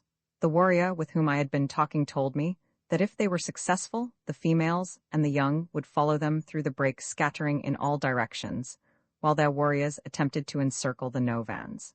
It was almost immediately evident that the advantage lay with the fosse that succeeded in placing this swift-moving circle about its enemy, and keeping the enemy within it until they had been dispatched, for those in the racing circle presented a poor target, while the compact mass of warriors milling in the center could scarce be missed. Following several unsuccessful attempts to break through the ring of savage foemen, the defenders suddenly formed another smaller ring within, and moving in the opposite direction to the Novans, raced in a rapid circle. No longer did they cast spears at the enemy, but contented themselves with leaping and bounding at a rapid gait. At first it seemed to me that they had lost their heads with terror, but at last I realized that they were executing a strategic maneuver which demonstrated both cunning and high discipline. In the earliest stages of the battle, each side had depended for its weapons upon those hurled by the opposing fosse, but now the defenders hurled no weapons, and it became apparent that the Novans would soon no longer have spears to cast at them. The defenders were also lessening their casualties by moving in a rapid circle in a direction opposite to that taken by the attackers, but it must have required high courage and considerable discipline to achieve this result, since it is difficult in the extreme to compel men to present themselves continuously as living targets for a foe, while they themselves, are permitted to inflict no injury upon the enemy. Gavago apparently was familiar with the ruse, for suddenly he gave a loud cry which was evidently a command. Instantaneously, his entire force wheeled in their tracks and raced in the opposite direction, paralleling the defenders of the village, and immediately thereafter cast their remaining spears at comparatively easy targets. The defenders, who were of the tribe called Luthans, wheeled instantly to reverse the direction of their flight. Those wounded in the sudden onslaught stumbled and fell, tripping and impeding the others, with the result that for an instant they were a tangled mass, without order or formation. Then it was that Gavago and his Novans leaped in upon them with their short, wicked sword daggers. At once the battle resolved itself into a ferocious and bloody hand-to-hand conflict, in which daggers and teeth and three-toed paws each did their share to inflict injury upon an antagonist. In their efforts to escape a blow, or to place themselves in an advantageous position, many of the combatants leaped high into the air, sometimes between 30 and 40 feet. Their shrieks and howls were continuous and piercing. Corpses lay piled so thick as to impede the movements of the warriors, and the ground was slippery with blood, yet on and on they fought, until it seemed that not a single one would be left alive. "It is almost over," remarked the warrior at my side. "See, there are 2 or 3 Novans now attacking each Luthan." It was true, and I saw that the battle could last but a short time. As a matter of fact, it ended almost immediately, the remaining Luthans suddenly attempting to break away and scatter in different directions. Some of them succeeded in escaping, possibly 20, but I am sure that there were not more than that, and the rest fell. Gavago and his warriors did not pursue the few who had escaped, evidently considering that it was not worth the effort, since there were not enough of them to menace the village, and there was already plenty of meat lying fresh and warm upon the ground. We were summoned now, and as we filed down into the village, great was the rejoicing of our females and young. Guards were placed over the women and children of the defeated Luthans, and then at a signal from Gavago, the Novans fell upon the spoils of war. It was a revolting spectacle, as mothers devoured their sons and wives, their husbands. I do not care to dwell upon it. When the victors had eaten their fill, the prisoners were brought forth under heavy guard, and divided by the Vargas between the surviving Novans warriors. There was no favoritism shown in the distribution of the prisoners, except that Gavago was given first choice, and received also those that remained after as nearly equal a distribution as possible had been made. I had expected that the male children would be killed, but they were not, being inducted into the tribe upon an equal footing with those that had been born into it. Being capable of no sentiments of either affection or loyalty, it is immaterial to these creatures to what tribe they belong, but once inducted into a tribe, the instinct of self-preservation holds them to it, since they would be immediately slain by the members of any other tribe. I learned shortly after this engagement that Gavago had lost fully half his warriors, and that this was one of the most important battles that the tribe had ever fought. The spoils, however, had been rich, for they had taken over 10,000 women and fully 50,000 young, and great quantities of weapons, harness, and apparel. The flesh that they could not eat was wrapped up and buried, and I was told that it would remain in excellent condition almost indefinitely. Romans 7. The moon made escapes after occupying the new village. Authais and I were separated, he being assigned a hut close to Gavago, while I was placed in another section of the village. If I could have been said to have been on good terms with any of the terrible creatures of the tribe, it was with the woman who had taught me the language of the Vargas, and it was from her that I learned why Authais was treated with such mock distinction by Gavago, whom, it seemed, he had promised to lead to the land of our origin, where, he had assured the savage chieftain, he would find flesh in abundance. Narila was confined in still another part of the village, and I only saw her occasionally, for it was evident that Gavago wished to keep the prisoners separated. Upon one occasion when I met her at the shore of the lake, I asked her why it was that they had not slain and eaten her, and she told me that when Gavago had discovered her identity, and that her father was a Jemadar, a ruler of a great city, he had sent messengers with an offer to return Narila for a ransom of 100 young women of the city of Lathe. "Do you think your father will send the ransom?" I asked. "I do not know," she replied. "I do not see how they are going to get a message to him, for ordinarily, my race kills the Vargas on sight. They may succeed, however, but even so, it is possible that my father will not send the ransom. I would not wish him to."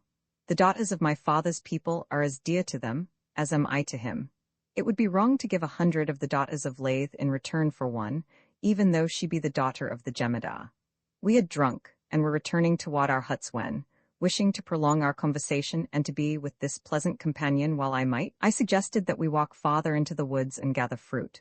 Narila signified her willingness, and together we strolled out of the village into the denser woods at its rear, where we found a particularly delicious fruit growing in abundance.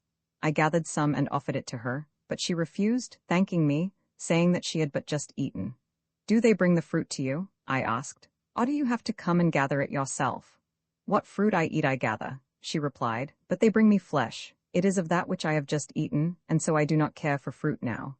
"Flesh?" I exclaimed. "What kind of flesh?" "The flesh of the Vargas, of course," she replied. "What other flesh might a Ugar eat?" I fear that I ill-concealed my surprise and disgust at the thought that the beautiful Narilar ate of the flesh of the Vargas. "You, too, eat of the flesh of these creatures?" I demanded. "Why not?" she asked. "You eat flesh, do you not, in your own country? You have told me that you raise beasts solely for their flesh." "Yes," I replied, "that is true, but we eat only the flesh of lower orders, we do not eat the flesh of humans." "You mean that you do not eat the flesh of your own species," she said. "Yes," I replied, "that is what I mean." "Neither do I," she said. "The Vargas are not of the same species as the Yuga. They are a lower order, just as are the creatures whose flesh you eat in your own country. You have told me of beef, and of mutton, and of pork, which you have described as creatures that run about on four legs, like the Vargas. What is the difference, then, between the eating of the flesh of pork and beef or mutton, and the eating of Vargas, who are low creatures also?" "But they have human faces?" I cried, "and a spoken language." "You had better learn to eat them," she said, "otherwise you will eat no flesh in Varna." The more I thought about it, the more reason I saw in her point of view. She was right. She was no more transgressing any natural law in eating the flesh of the Vargas than do we, eating the flesh of cattle. To her, the Vargas were less than cattle. They were dangerous and hated enemies. The more I analyzed the thing, the more it seemed to me that we humans of the earth were more surely transgressing a natural law by devouring our domestic animals, many of which we learned to love, than were the Ugar of Vanar in devouring the flesh of their four-footed foes, the Vargas. Upon our earthly farms we raise calves and sheep and little pigs, and oftentimes we become greatly attached to individuals and they to us. We gain their confidence, and they have implicit trust in us, and yet, when they are of the right age, we slay and devour them. Presently it did not seem either wrong or unnatural that Narila should eat the flesh of the Vargas, but as for myself, I could never do it, nor ever did. We had left the forest and were returning to the village to our huts when, near the large hut occupied by Gavago, we came suddenly upon Arthais. At the sight of us together he scowled. "If I were you," he said to me, "I would not associate with her too much. It may arouse the displeasure of Gavago." It was the first time that Arthais had spoken to me since we had occupied this village. I did not like his tone or his manner. "You will please to mind your own business, Arthais," I said to him, and continued on with Narila. I saw the man's eyes narrow malignantly, and then he turned and entered the hut of Gavago, the chief of the Novans. Every time I went to the river, I had to pass in the vicinity of Narila's hut. It was a little out of my way, but I always made the slight detour in the hope of meeting her, though I had never entered her hut nor called for her. Since she had never invited me, and realizing her position, I did not wish to intrude. I was of course ignorant of the social customs of her people, and feared offending her accidentally. It chanced that the next time that I walked down to the Lake Shaw, following our stroll in the woods, I made my usual detour that I might pass by the hut of Narila. As I came near I heard voices, one of which I recognized as that of Narila, and the other, a man's voice. The girl's tones were angry and imperious. "Leave my presence, creature," were the first words that I could distinguish, and then the man's voice. "Come," he said, ingratiatingly. "Let us be friends, come to my hut and you will be safe, for Gavago is my friend." The voice was the voice of Arthais. "Go," she ordered him again. "I would as soon lie with Gavago as with you." "Know then," cried Arthais angrily, "that you will go, whether you wish it or not, for Gavago has given you to me. Come." And then he must have seized her, for I heard her cry out, "How dare you lay hands upon me, Narila, Princess of Lathe?" I was close beside the entrance to the hut now, and I did not wait to hear any more, but thrusting the hanging aside entered. There they were, in the center of the single room, Arthais struggling to drag the girl toward the opening while she resisted and struck at him. I's back was toward me, and he did not know that there was another in the hut, until I had stepped up behind him and grasping him roughly by the shoulder, had jerked him from the girl and swung him about facing me. "You cad," I said. "Get out of here before I kick you out, and don't ever let me hear of you molesting this girl again." His eyes narrowed, and he looked at me with an ugly light in them. "Since boyhood, you have cheated me out of all that I wished. You ruined my life on earth, but now, conditions are reversed. The tables are turned. Believe me, then, when I tell you that if you interfere with me you sign your own death warrant. It is only by my favor that you live at all. If I gave the word, Gavago would destroy you at once. Go then to your hut and stop your meddling in the affairs of others, a habit that you developed in a most flagrant degree on earth, but which will avail you nothing here within the moon. The woman is mine. Gavago has given her to me. Even if her father should fail to send the ransom, her life shall be spared as long as I desire her. Your interference then can only result in your death, and do her no good, for provided you are successful in keeping me from her, you would be but condemning her to death in the event that her father does not send the ransom, and Gavago has told me that there is little likelihood of that, since it is scarcely possible that his messengers will be able to deliver Gavago's demands to Sagroth. You have heard him, I said, turning to the girl.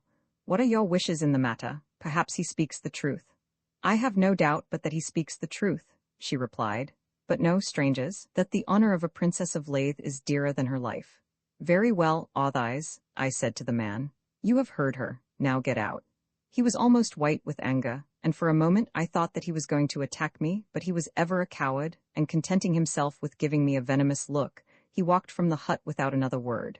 I turned to Narila, after the hanging had dropped behind Authise. It is too bad, I said, that with all your suffering at the hands of the Vargas, you should also be annoyed by one who is practically of your own species. Your kindness more than compensates, she replied graciously. You are a brave man, and I am afraid that you are going to suffer for your protection of me. This man is powerful. He has made wonderful promises to Gavago.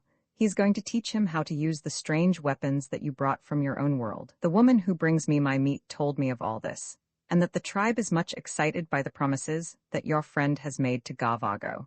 He will teach them to make the weapons, such as you slew their warriors with, so that they will be invincible, and may go abroad in Vana slaying all who oppose them, and even raiding the cities of the Yuga. He has told them that he will lead them to the strange thing which brought you from your world to Vana, and that there they will find other weapons, like those that you carried, and having the noise which they make, and the things with which they kill. All these he says they may have, and that later he will build other things, such as brought you from your world to Vana, and he will take Gavago and all the Novans to what you call Earth.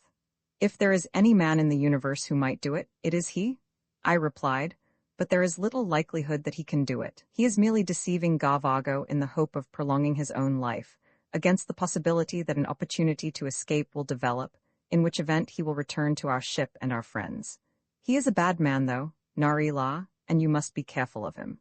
There is a vacant hut near yours, and I will come and live in it. There is no use in asking Gavago, for if he is friendly with Authise, he will not permit me to make the change. If you ever need me, call Julian as loud as you can, and I will come. You are very good, she said. You are like the better men of Lathe, the high nobles of the court of the Jemada, Sagroth, my father.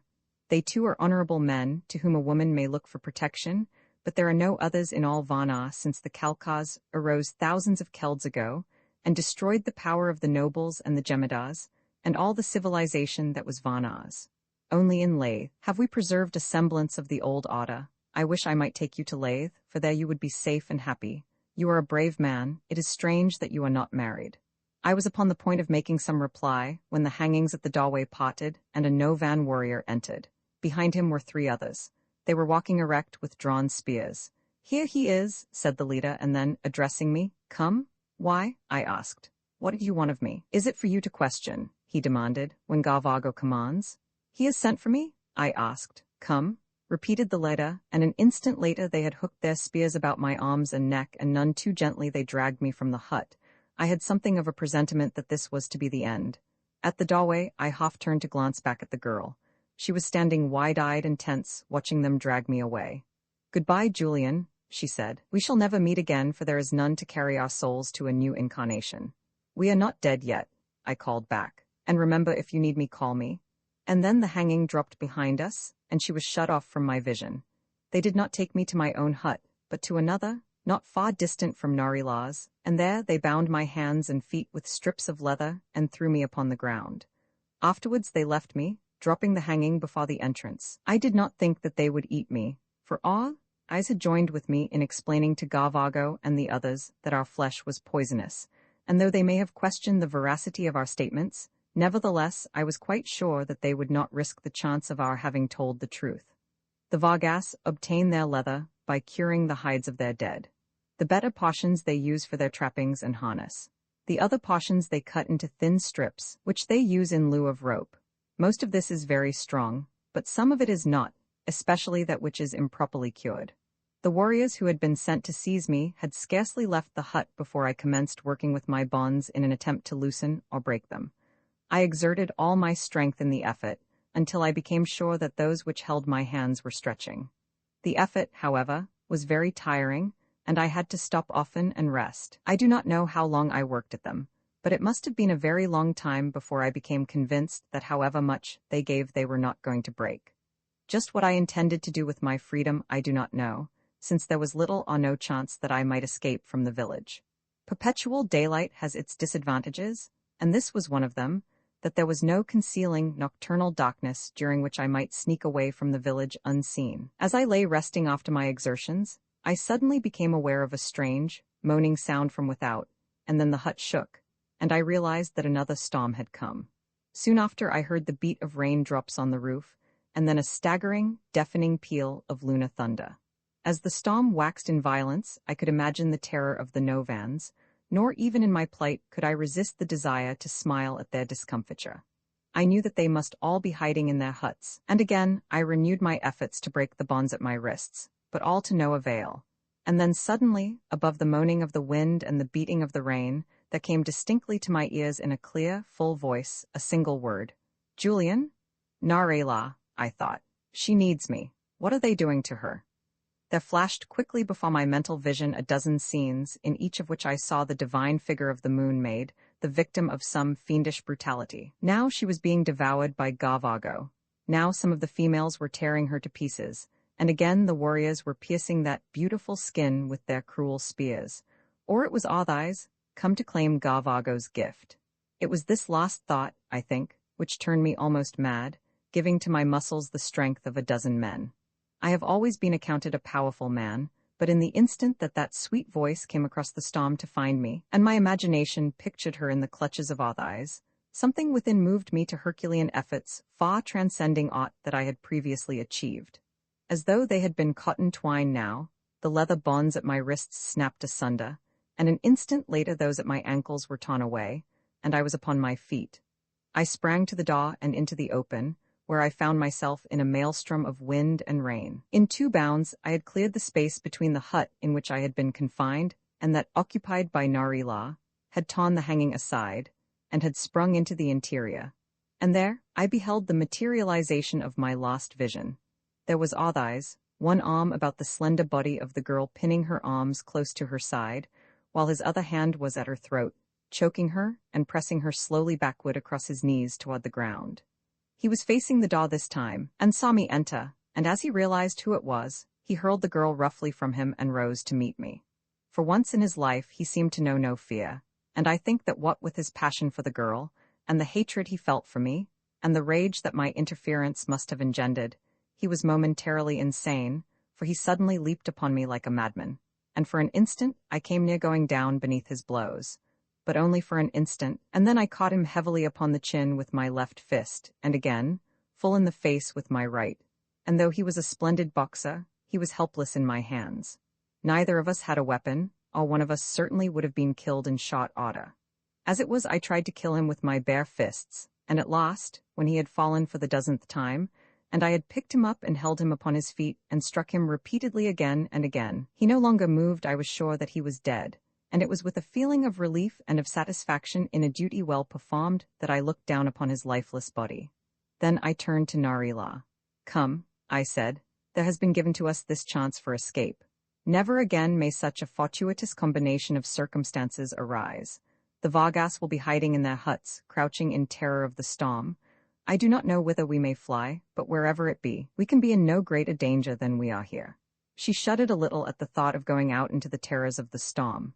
Though not so fearful of it as the ignorant Vargas, she still feared the wrath of the elements, as do all the inhabitants of Varna, but she did not hesitate, and as I stretched out a hand, she placed one of hers within it, and together we stepped out into the swirling rain and wind. Roman 8 into the mouth of the crater Narila, and I passed through the village of the Novans undetected, since the people of Gavago were cowering in their huts, terror-stricken by the storm.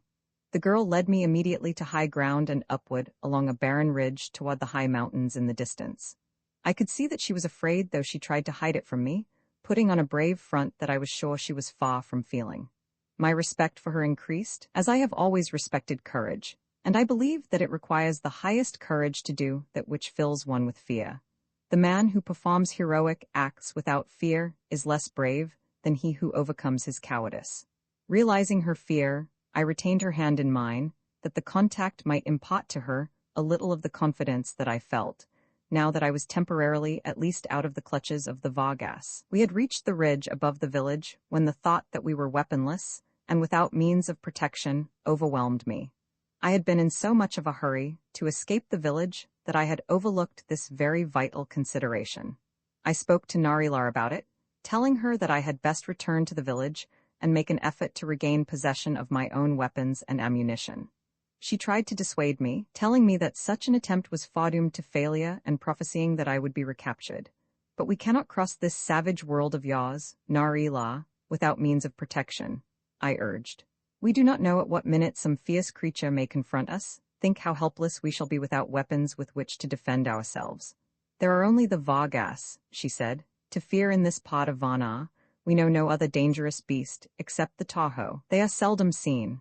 Against the Vargas, your weapons would be useless, as you already have discovered.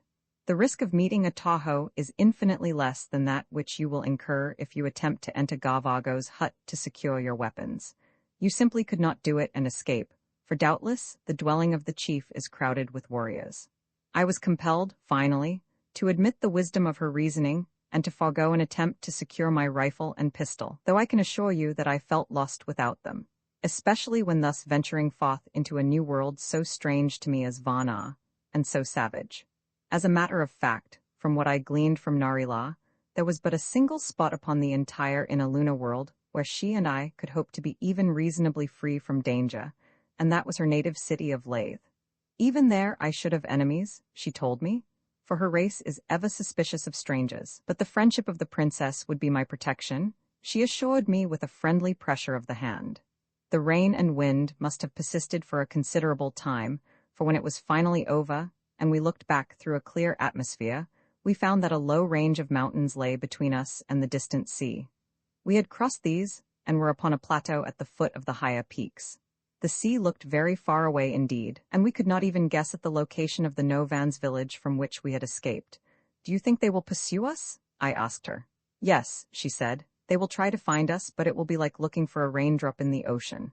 They are creatures of the lowlands, I am of the mountains. Down there, and she pointed into the valley, they might find me easily, but in my own mountains, no. We are near Lathe? I asked. I do not know. Lathe is hard to find. It is well hidden. It is for this reason that it exists at all. Its founders were pursued by the Khalkhas, and had they not found an almost inaccessible spot, they would have been discovered and slain long before they could have constructed an impregnable city. She led me then straight into the mighty mountains of the moon, past the mouths of huge craters that reached through the lunar crust to the surface of the satellite, along the edges of yawning chasms that dropped sometimes 5 miles, sheer into frightful gorges, and then out upon vast plateaus, but ever upward toward the higher peaks that seemed to topple above us in the distance. The craters, as a rule, lay in the deep gorges, but some we found upon the plateaus, and even a few opened into the summits of mountain peaks as do those upon the outer surface of planets. Those in the low places were, I believe, the openings through which the original molten lunacar was vomited forth by the surface volcanoes upon the outer crust. Narila told me that the secret entrance to Lathe lay just below the lip of one of these craters, and it was this she sought. To me, the quest seemed hopeless, for as far as the eye could reach lay naught but an indescribable jumble of jagged peaks, terrific gouges and bottomless craters. Yet always the girl seemed to find a way among or about them. Instinctively, apparently, she found trails and footholds where there were no trails, and where a chamois might have been hard put to it to find secure footing. In these higher altitudes, we found a vegetation that differed materially from that which grew in the lowlands. Edible fruits and berries were, however, still sufficiently plentiful to keep us reasonably well supplied with food. When we were tired, we usually managed to find a cave in which we could rest in comparative security, and when it was possible to do so, Narilar always insisted upon barricading the entrance with rocks, since there was always the danger, she told me, of our being attacked by Tahos. These bloodthirsty creatures, while rare, were nevertheless very much to be feared, since not only were they voracious meat-eaters, and of such a savage disposition that they attacked nearly everything they saw in wanton ferocity, but even a minor wound inflicted by their fangs or talons often proved fatal, because of the fact that their principal diet was the poisonous flesh of the rymph and the flying toad. I tried to get Narilar to describe the creature to me, but inasmuch as there was no creature with which we were both familiar that she might compare it with, I learned little more from her than that it stood between 18 inches and 2 feet in height, had long, sharp fangs, 4 legs, and was hairless. As an aid to climbing, as well as to give me some means of protection, I broke a stout and rather heavy branch from one of the mountain trees, the wood of which was hotter than any that I had seen growing in the lowlands. To roam, a strange and savage world armed only with a wooden stick seemed to me the height of rashness, but there was no alternative until the time arrived when I might find the materials with which to fashion more formidable weapons. I had in mind a bow and arrows, and was constantly on the lookout for wood which I considered adapted to the farmer, and I also determined to forego my cane for a spear whenever the material for the making of one came to hand. I had little time, however, for such things, as it seemed that when we were not sleeping we were constantly upon the move, Narilar becoming more and more impatient to find her native city as the chances for so doing lessened, and it seemed to me that they were constantly lessening. While I was quite sure that she had no more idea where Lathe lay than I, yet we stumbled on and on and on, through the most stupendous mountain ranges that the mind of man can conceive, nor ever, apparently, did Narilar discover a single familiar landmark upon which to hang a shred of hope that eventually we might come upon Lathe. I never saw such a sanguine and hopeful person as Narilar. It was her constant belief that Lathe lay just beyond the next mountain, in spite of the fact that she was invariably mistaken, which seemed never to lessen the exuberance of her enthusiasm for the next guess, which I knew beforehand was going to be a wrong guess. Once, just after we had rounded the shoulder of a mountain, we came upon a little strip of level land clinging to the side of a mighty peak. I was in the lead, a position which I tried always to take when it was not absolutely necessary for Narilar to go ahead in order to find a trail. As I came around the shoulder of the mountain, and in full sight of the little level area, I was positive that I saw a slight movement among some bushes at my right about halfway along one side of the little plain. As we came abreast of the spot upon which I kept my eye, there broke upon our ears the most hideous scream that I have ever heard, and simultaneously there leaped from the concealment of the bushes a creature about the size of a North American mountain lion, though quite evidently a reptile and probably a Tahoe. As such it proved to be. There was something about the head and face which suggested the cat family to me, yet there was really no resemblance between it and any of the earthly felines. It came at me with those terrible curved fangs bared and bristling, and as it came, it emitted the most terrifying sounds. I have called them screams, because that word more nearly describes them than any other, and yet they were a combination of shrieks and moans, the most blood-curdling that I have ever heard. Narilar grasped my arm. "Run!" she cried, "run." But I shook her loose and stood my ground. I wanted to run, that I will admit, but where to? The creature was covering the ground at tremendous speed, and our only avenue of escape was the narrow trail over which we had just come, which clung precariously to the side of a perpendicular cliff. And so I stood there waiting, my feeble stick grasped in both hands. Just what I expected to do with it I scarcely knew, until the Tahoe was upon me. Then I swung for its head as a batter swings for a pitched ball. I struck it square upon the nose, a terrific blow that not only stopped it, but felled it.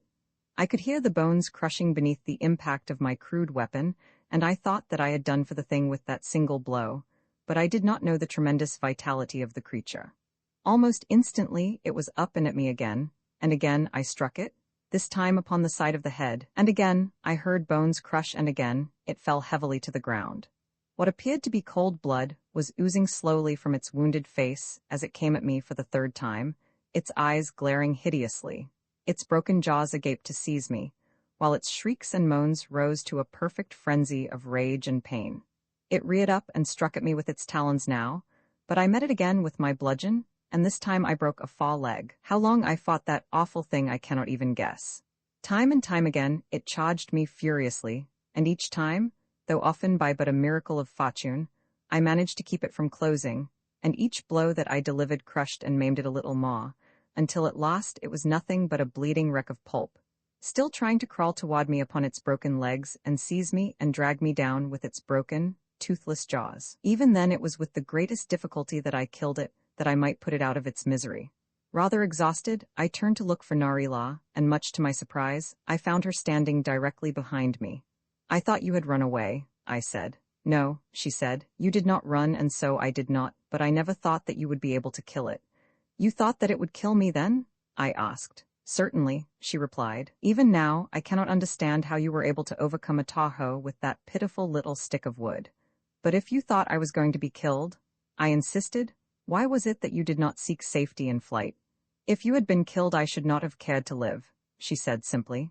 I did not exactly understand her attitude and scarcely knew what reply to make. "It was very foolish of you," I said at last, rather blunderingly, "and if we are attacked again, you must run and save yourself." She looked at me for a moment with a peculiar expression upon her face which I could not interpret, and then turned and resumed her way in the direction in which we had been traveling when our journey had been interrupted by the Tahoe. She did not say anything, but I felt that I had offended her, and I was sorry. I did not want her falling in love with me, though, and according to earthly standards, her statement that she would rather die than live without me might naturally have been interpreted as a confession of love. The more I thought of it, however, as we moved along in silence, the more possible it seemed to me that her standards might differ widely from mine, and that I was only proving myself to be an egotistical ass in assuming that Narila loved me. I wished that I might explain matters to her, but it is one of those things that is rather difficult to explain, and I realized that it might be made much worse if I attempted to do so. We had been such good friends and our fellowship had been so perfect that the apparently strained silence which existed between us was most depressing. Narila had always been a talkative little person, and always gay and cheerful, even under the most trying conditions. I was rather tired out after my encounter with the Tahoe, and should have liked to stop for a rest, but I did not suggest it, neither did Narila, and so we continued on our seemingly interminable way, though, almost exhausted as I was, I dropped some little distance behind my beautiful guide. She was quite out of sight ahead of me upon the winding trail, when suddenly I heard her calling my name aloud. I answered her as, simultaneously, I broke into a run, for I did not know but what she might be in danger, though her voice did not sound at all like it. She was only a short distance ahead, and when I came in sight of her, I saw her standing at the edge of a mighty crater. She was facing me and she was smiling. "Oh, Julian," she cried, "I have found it. I am home and we are safe at last." "I am glad, Narila," I said. "I have been much worried on account of the dangers to which you have been constantly subjected, as well as because of a growing fear that you would never be able to find Lathe." "Oh my," she exclaimed, "I knew that I would find it. If I had to hunt through every mountain range in Vonar, I would have found it." "You are quite sure that this is the crater where lies the entrance to Lathe?" I asked her. "There is no doubt of it, Julian," she replied, and she pointed downward over the lip of the crater toward a narrow ledge which lay some 20 feet below, and upon which I saw what appeared to be the mouth of a cave opening into the crater. "But how are we going to reach it?" I asked. "It may be difficult," she replied, "but we will find a way." "I hope so, Narila," I said, "but without a rope or wings I do not see how we are going to accomplish it." "In the mouth of the tunnel," explained Narila, "there are long poles, each of which has a hook at one end. Ages ago there were no other means of ingress or egress to the city, and those who came out to hunt or for any other purpose came through this long tunnel from the city, and from the ledge below, they raised their poles and placed the hooked ends over the rim of the crater, after which it was a simple matter to clamber up or down the poles as they wished. But it has been long since these tunnels were used by the people of Vana, who had no further need of them after the perfection of the flying wings which you saw me using when I was captured by the Vargas. If they used poles, so may we, I said. Since there are plenty of young trees growing close to the rim of the crater, the only difficulty will be in felling one of them. We can do that, said Narila. If we can find some sharp fragments of stone, it will be slow work, but it can be done. And she started immediately to hunt for a fragment with a cutting edge.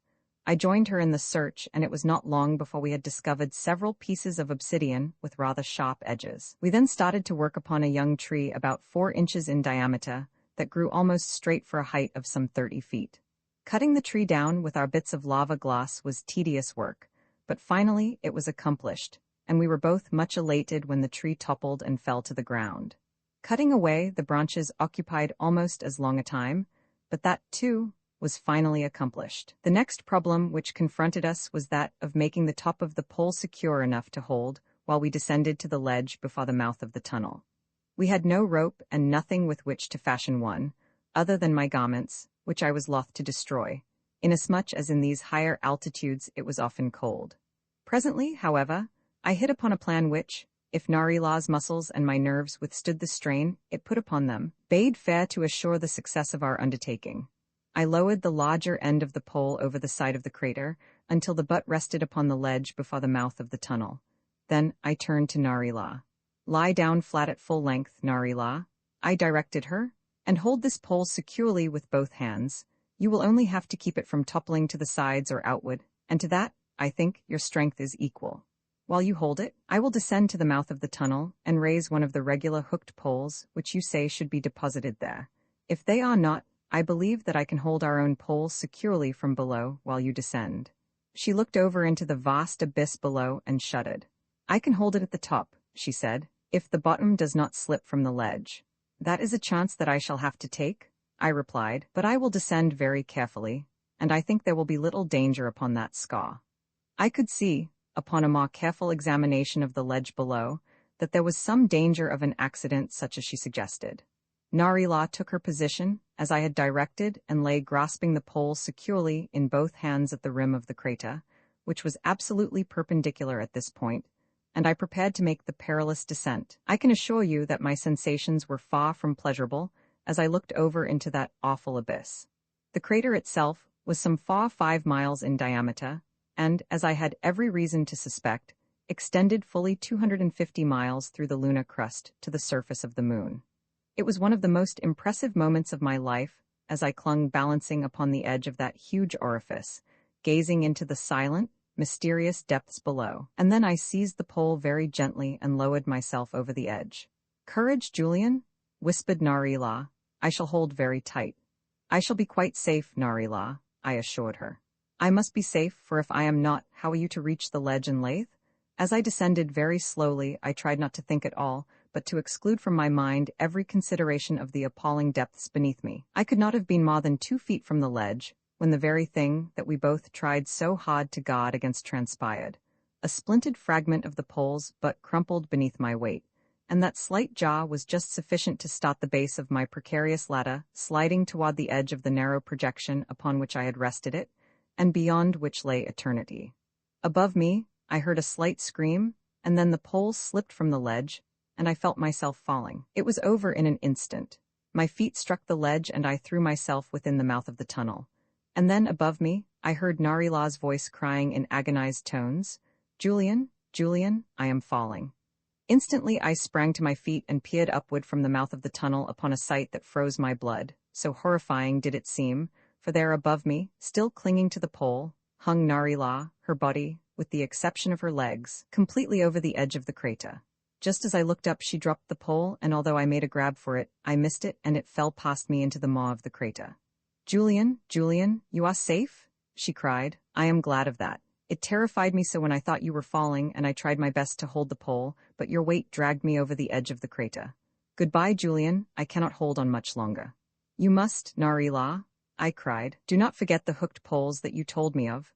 I will find one and have you down in no time." And even as I spoke, I turned and dove into the tunnel, but my heart stood still at the thought that the poles might not be there.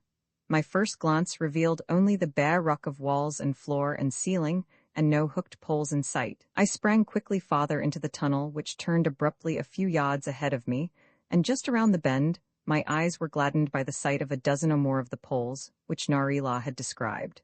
Seizing one of them, I ran quickly back to the entrance. I was almost afraid to look up, but as I did so, I was rewarded by the sight of Narila's face smiling down at me. She could smile even in the face of death, could Narila. Just a moment, Ma. Narila, I cried to her, as I raised the pole and caught the hook upon the crater's rim. There were small protuberances on either side of the pole for its entire length, which made climbing it comparatively simple. Make haste, Julian, she cried. I am slipping. It wasn't necessary for her to tell me to make haste. I think that I never did anything more quickly in my life than I climbed that pole, but I reached her not an instant too soon, for even as my arms slipped about her, her hold upon the ledge above gave way, and she came down head foremost upon me. I had no difficulty in catching her and supporting her weight.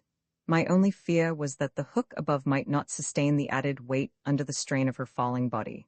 But it held, and I blessed the artisan who had made it thus strong. A moment later, I had descended to the mouth of the tunnel and drawn Narilar into the safety of its interior. My arm was still around her and hers about me, as she stood there sobbing upon my breast.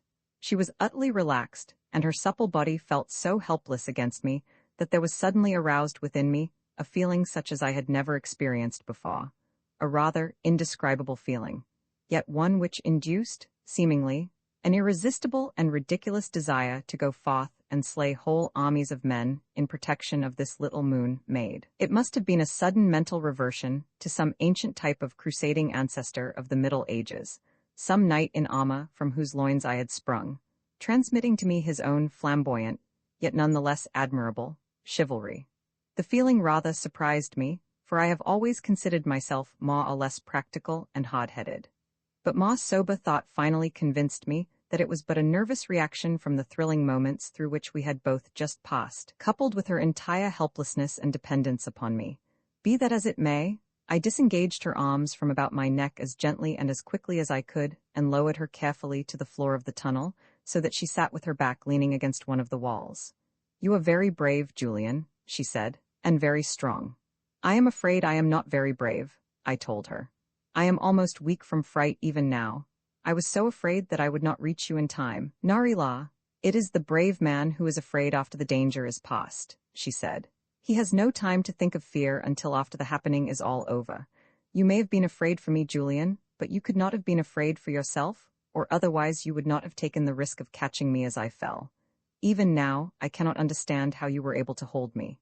Perhaps, I reminded her, I am stronger than the men of Vana, for my earthly muscles are accustomed to overcoming a gravity 6 times as great as that upon your world.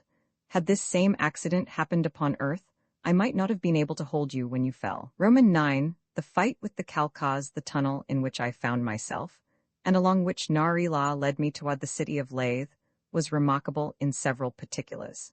It was largely of natural origin, seemingly consisting of a series of caves, which may have been formed by bubbles in the cooling lava of the original molten flow, and which had later been connected by man to form a continuous subterranean corridor. The caves themselves were usually more or less spherical in shape, and the debris from the connecting passageways had been utilized to fill the bottoms of them to the level of the main floor of the passageway. The general trend of the tunnel was upward from the point at which we had entered it, and there was a constant draught of air rushing along it in the same direction in which we were moving, assuring me that it was undoubtedly well ventilated for its full length. The walls and ceiling were coated with a substance of which radium was evidently one of the ingredients, since even after we had lost sight of the entrance, the passageway was well illuminated. We had been moving along in silence for quite a little distance when I finally addressed Narila. It must seem good, I said, to travel again this familiar tunnel of your native city. I know how happy I should be were I thus approaching my own birthplace. I am glad to be returning to Leh, she said, for many reasons, but for one I am sorry. And as for this passageway, it is scarcely more familiar to me than to you, since I have traversed it but once before in my life, and that when I was a little girl and came here with my father, and his caught upon the occasion of his periodical inspection of the passageway, which is now practically never used. If you are not familiar with the tunnel, I asked, are you sure that there is no danger of our going astray at some fork or branch? There is but the one passageway, she replied, which leads from the crater to Lathe. And how long is the tunnel? I asked. Will we soon enter the city? No, she replied, it is a great distance from the crater to Lathe. We had covered some little distance at this time, possibly 5 or 6 miles, and she had scarcely ceased speaking when a turn in the passageway led us into a cave of larger proportions than any through which we had previously passed, and from the opposite side of which 2 passageways diverged. I thought there were no branches, I remarked. I do not understand it, she said. There is no branch from the tunnel of Lathe. Could it be possible that we are in the wrong tunnel? I asked. And that this does not lead to Lathe? A moment before I should have been sure that we were in the right tunnel, she replied. But now, Julian, I do not know, for never had I heard of any branch of our own tunnel. We had crossed the cave and were standing between the openings of the 2 divergent passageways. Which one shall we take? I asked, but again she shook her head. I do not know, she replied. Listen, I cautioned her. What was that? For I was sure that I had heard a sound issuing from one of the tunnels. We stood peering into an aperture which revealed about 100 yards of the passageway, before an abrupt turn hid the continuation of it from our view. We could hear what now resolved itself into the faint sound of voices approaching us along the corridor, and then quite suddenly the figure of a man appeared around the corner of the turn. Narila leaped to one side out of sight, drawing me with her. A Kalka, she whispered. Oh, Julian, if they find us we are lost. If there is only one of them I can take care of him, I said. There will be more than one, she replied. There will be many. Then, let us return the way we came and make our way to the top of the crater's rim before they discover us. We can throw their hooked poles into the crater, including the one which we used to ascend from the mouth of the tunnel, thus effectually preventing any pursuit. We cannot cross this room again to the tunnel upon the opposite side without being apprehended, she replied. Our only hope is in hiding in this other tunnel until they have passed and trusting to chance that we meet no one within it. Come then, I said. I dislike the idea of flying like a scared rabbit, but neither would there be any great wisdom in facing armed men without a single weapon of defense. Even as we had whispered thus briefly together, we found the voices from the other tunnel had increased, and I thought that I noted a tone of excitement in them, though the speakers were still too far away for us to understand their words. We moved swiftly up the branch tunnel, Narilar in the lead, and after passing the first turn, we both felt comparatively safe, for Narila was sure that the men who had interrupted our journey were a party of hunters on their way to the outer world by means of the crater through which we had entered the tunnel, and that they would not come up the branch in which we were hiding. Thus believing, we halted after we were safely out of sight and hearing of the large cave we had just left. That man was a Kalka, said Narila, which means that we are in the wrong tunnel and that we must retrace our steps and continue our search for Lathe upon the surface of the ground.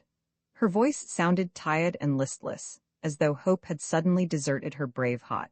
We were standing shoulder to shoulder in the narrow corridor, and I could not resist the impulse to place an arm about her and comfort her. Do not despair, Narila, I begged her. We are no worse off than we have been and much better off than before we escaped the Vargas of Garvago.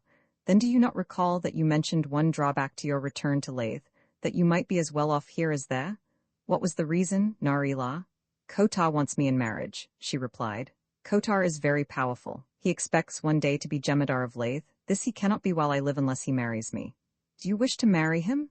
I asked. No, she said, not now. Before, she hesitated. Before I left Lathe I did not care so very much, but now I know that I cannot wed with Kotar.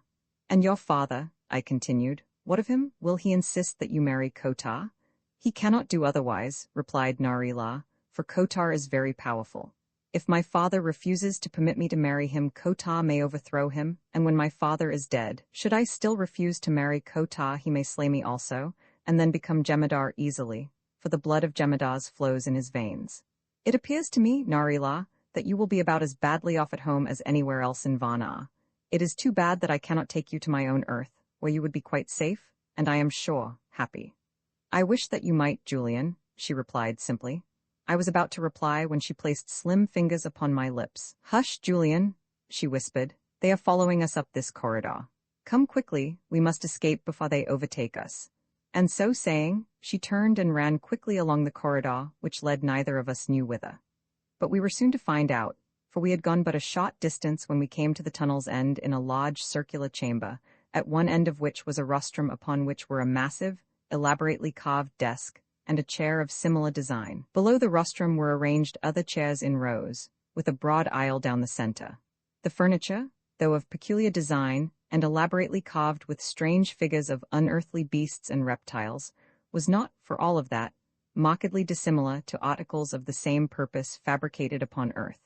The chairs had 4 legs, high backs, and broad arms, seemed to have been designed equally for durability, service, and comfort. I glanced quickly around the apartment, as we first entered, only taking in the details later, but I saw that there was no other opening than the one through which we had entered. "We will have to wait here, Narila," I said. "Perhaps, though, all will be well. The Kalkas may prove friendly." She shook her head negatively. "No," she said, "they will not be friendly." "What will they do to us?" I asked. "They will make slaves of us," she replied, "and we shall spend the balance of our lives working almost continuously, until we drop with fatigue under the cruelest of taskmakers. For the Kalkas hate us of Lathe, and will hesitate at nothing that will humiliate or injure us." She had scarcely ceased speaking when there appeared in the entrance of the cave the figure of a man about my own height, dressed in a tunic similar to Narila's, but evidently made of leather. He carried a knife slung in a scabbard depending from a shoulder belt, and in his right hand he grasped a slender lance. His eyes were close set upon either side of a prominent, hooked nose. They were watery, fishy, blue eyes, and the hair growing profusely above his low forehead was flaxen in color. His physique was admirable, except for a noticeable stoop. His feet were very large and his gait awkward when he moved. Behind him, I could see the heads and shoulders of others. They stood there grinning at us for a moment, most malevolently, it seemed to me, and then they entered the cave, a full dozen of them. There were several types with eyes and hair of different colors, the former ranging from blue to brown, the latter from light blonde to almost black. As they emerged from the mouth of the tunnel, they spread out and advanced slowly toward us. We were cornered like rats in a trap. How I longed for the feel of my automatic at my hip! I envied them their slender spears and their daggers. If I could have but these, I might have a chance at least to take Narilar out of their clutches, and save her from the hideous fate of slavery among the Kalkas, for I had guessed what such slavery would mean to her, from the little that she had told me, and I had guessed, too, that she would rather die than submit to it. For my own part, life held little for me. I had long since definitely given up any hope of ever returning to my own world, or of finding the ship and being reunited with West and Jay and Naughton. There came upon me at that moment, however, a sense of appreciation of the fact that since we had left the village of the Novans, I had been far from unhappy, nor could I attribute this to aught else than the companionship of Nari-La, a realization that convinced me that I should be utterly miserable were she to be taken from me now. Was I to submit supinely then, to capture and slavery for myself and worse than death for Nari-La, with the assurance of consequent separation from her? No, I held up my hand as a signal for the advancing Kalkas to halt. "Stop," I commanded. "Before you advance, Father, I wish to know your intentions toward us. We entered this tunnel, mistaking it for that which led to the city of my companion. Permit us to depart in peace and all will be well." "All will be well, anyway," replied the leader of the Kalkas. "You are a strange creature, such as I have never before seen in Vana. Of you we know nothing except that you are not of the Kalkas, and therefore an enemy of the Kalkas, but this other is from Lathe. You will not permit us to go in peace, then?" I demanded. He laughed sneeringly. "Nor in any other way," he said. I had been standing in the aisle, with my hand upon one of the chairs near the rostrum, and now I turned to Nari-La, who was standing close beside me. "Come," I said to her. "Follow me, stay close behind me." Several of the Kalkas were coming down the main aisle toward us, and as I turned toward them from speaking to Nari-La, I raised the chair which my hand had been resting upon, and swinging it quickly around my head hurled it full in the face of the leader. As he went down, Nari-La and I ran forward, gaining a little toward the opening of the tunnel, and then, without pausing, I hurled another chair and a third and a fourth, in rapid succession. The Kalkas tried to bring us down with their lances, but they were so busy dodging chairs that they could not cast their weapons accurately, and even those few which might otherwise have struck us were warded off by my rather remarkable engines of defense. There had been 4 Kalkas advancing toward us down the center aisle. The balance of the party had divided, half of it circling the cave to the left and the other half to the right, with the evident intention of coming up the center aisle from behind us. This maneuver had started just before I commenced hurling chairs at the far directly in front of us. And now, when those who had intended to take us from the rear discovered that we were likely to make our way through to the tunnel's entrance, some of them sprang toward us along the passageways between the chairs, which necessitated my turning and devoting a moment's attention to them. One huge fellow was in the lead, coming across the backs of the chairs, leaping from seat to seat, and being the closest to me, he was naturally my first target. The chairs were rather heavy, and the one that I let drive at him caught him full in the chest with an impact that brought a howl from him and toppled him over across the backs of the chairs behind him, where he hung limp and motionless. Then I turned my attention again to those before us, all of whom had fallen before my massive ammunition. 3 of them lay still, but one of them had scrambled to his feet and was in the very act of casting his lance as I looked. I stopped the weapon with a chair, and as the fellow went down, I caught a glimpse of Narila from the corners of my eyes as she snatched the lance from the first Kalka who had fallen and hurled it at someone behind me. I heard a scream of rage and pain, and then I turned in time to see another of the Kalkas fall almost at my feet, the lance embedded in his heart. The way before us was temporarily open, while the Kalkas behind us had paused, momentarily, at least, in evident consternation at the havoc I wrought with these unseemly weapons against which they had no defense. "Get 2 knives and 2 lances from those who have fallen," I cried to Narila, "while I hold these others back." She did as I bade, and slowly we backed toward the mouth of the tunnel. My chairs had accounted for half our enemies when at last we stood in the opening, each armed with a lance and a knife. "Now, run, Narila, as you never ran before," I whispered to my companion. "I can hold them off until you have reached the mouth of the tunnel and clambered to the rim of the crater. If I am lucky, I will follow you." "I will not leave you, Julian," she replied. "We will go together or not at all." "But you must, Narila," I insisted. "It is for you that I have been fighting them. What difference can it make in my fate where I am when in Vana? All here are my enemies." She laid her hand gently upon my arm. "I will not leave you, Julian," she repeated, "and that is final." The Kalkas within the room were now advancing toward us menacingly. "Halt!" I cried to them. "You see what fate your companions have met because you would not let us go in peace. That is all we ask. I am armed now, and it will be death to any who follow us." They paused, and I saw them whispering together as Narila and I backed along the corridor, a turn in which soon shut them from our view. Then we wheeled and ran like deer along the winding passageway. I did not feel very safe from capture at any time, but at least I breathed a sigh of relief after we had passed the chamber from which the Kalkas had run us into the cul-de-sac, and we had seen no sign of any other of their kind. We heard no sound of pursuit, but that in itself meant nothing, since the Kalkas are shod with soft leather sandals, the material for which, like all their other leather trappings, is made of the skins of Vargas and of the prisoners from Lathe. As we came to the pile of hooked poles, which marked the last turn before the entrance of the tunnel, I breathed an inward sigh of relief. Stooping, I gathered them all in my arms, and then we ran on to the opening into the crater, where I cast all but one of the poles into the abyss. That which I retained, I hooked over the lip of the crater, and then, turning to Narila, I bade her ascend. "You should have saved 2 of the poles," she said, "and then we could have ascended together, but I will make haste and you can follow me immediately, for we do not know but that they are pursuing us. I cannot imagine that they will let us escape thus easily." Even as she spoke, I heard the soft patter of sandal-shod feet up the corridor. "Make haste, Narila," I cried. "They come?" Climbing a pole is slow work at best, but when one is suspended over the brink of a bottomless chasm and is none too sure of the security of the hook that is holding the pole above, one must needs move cautiously.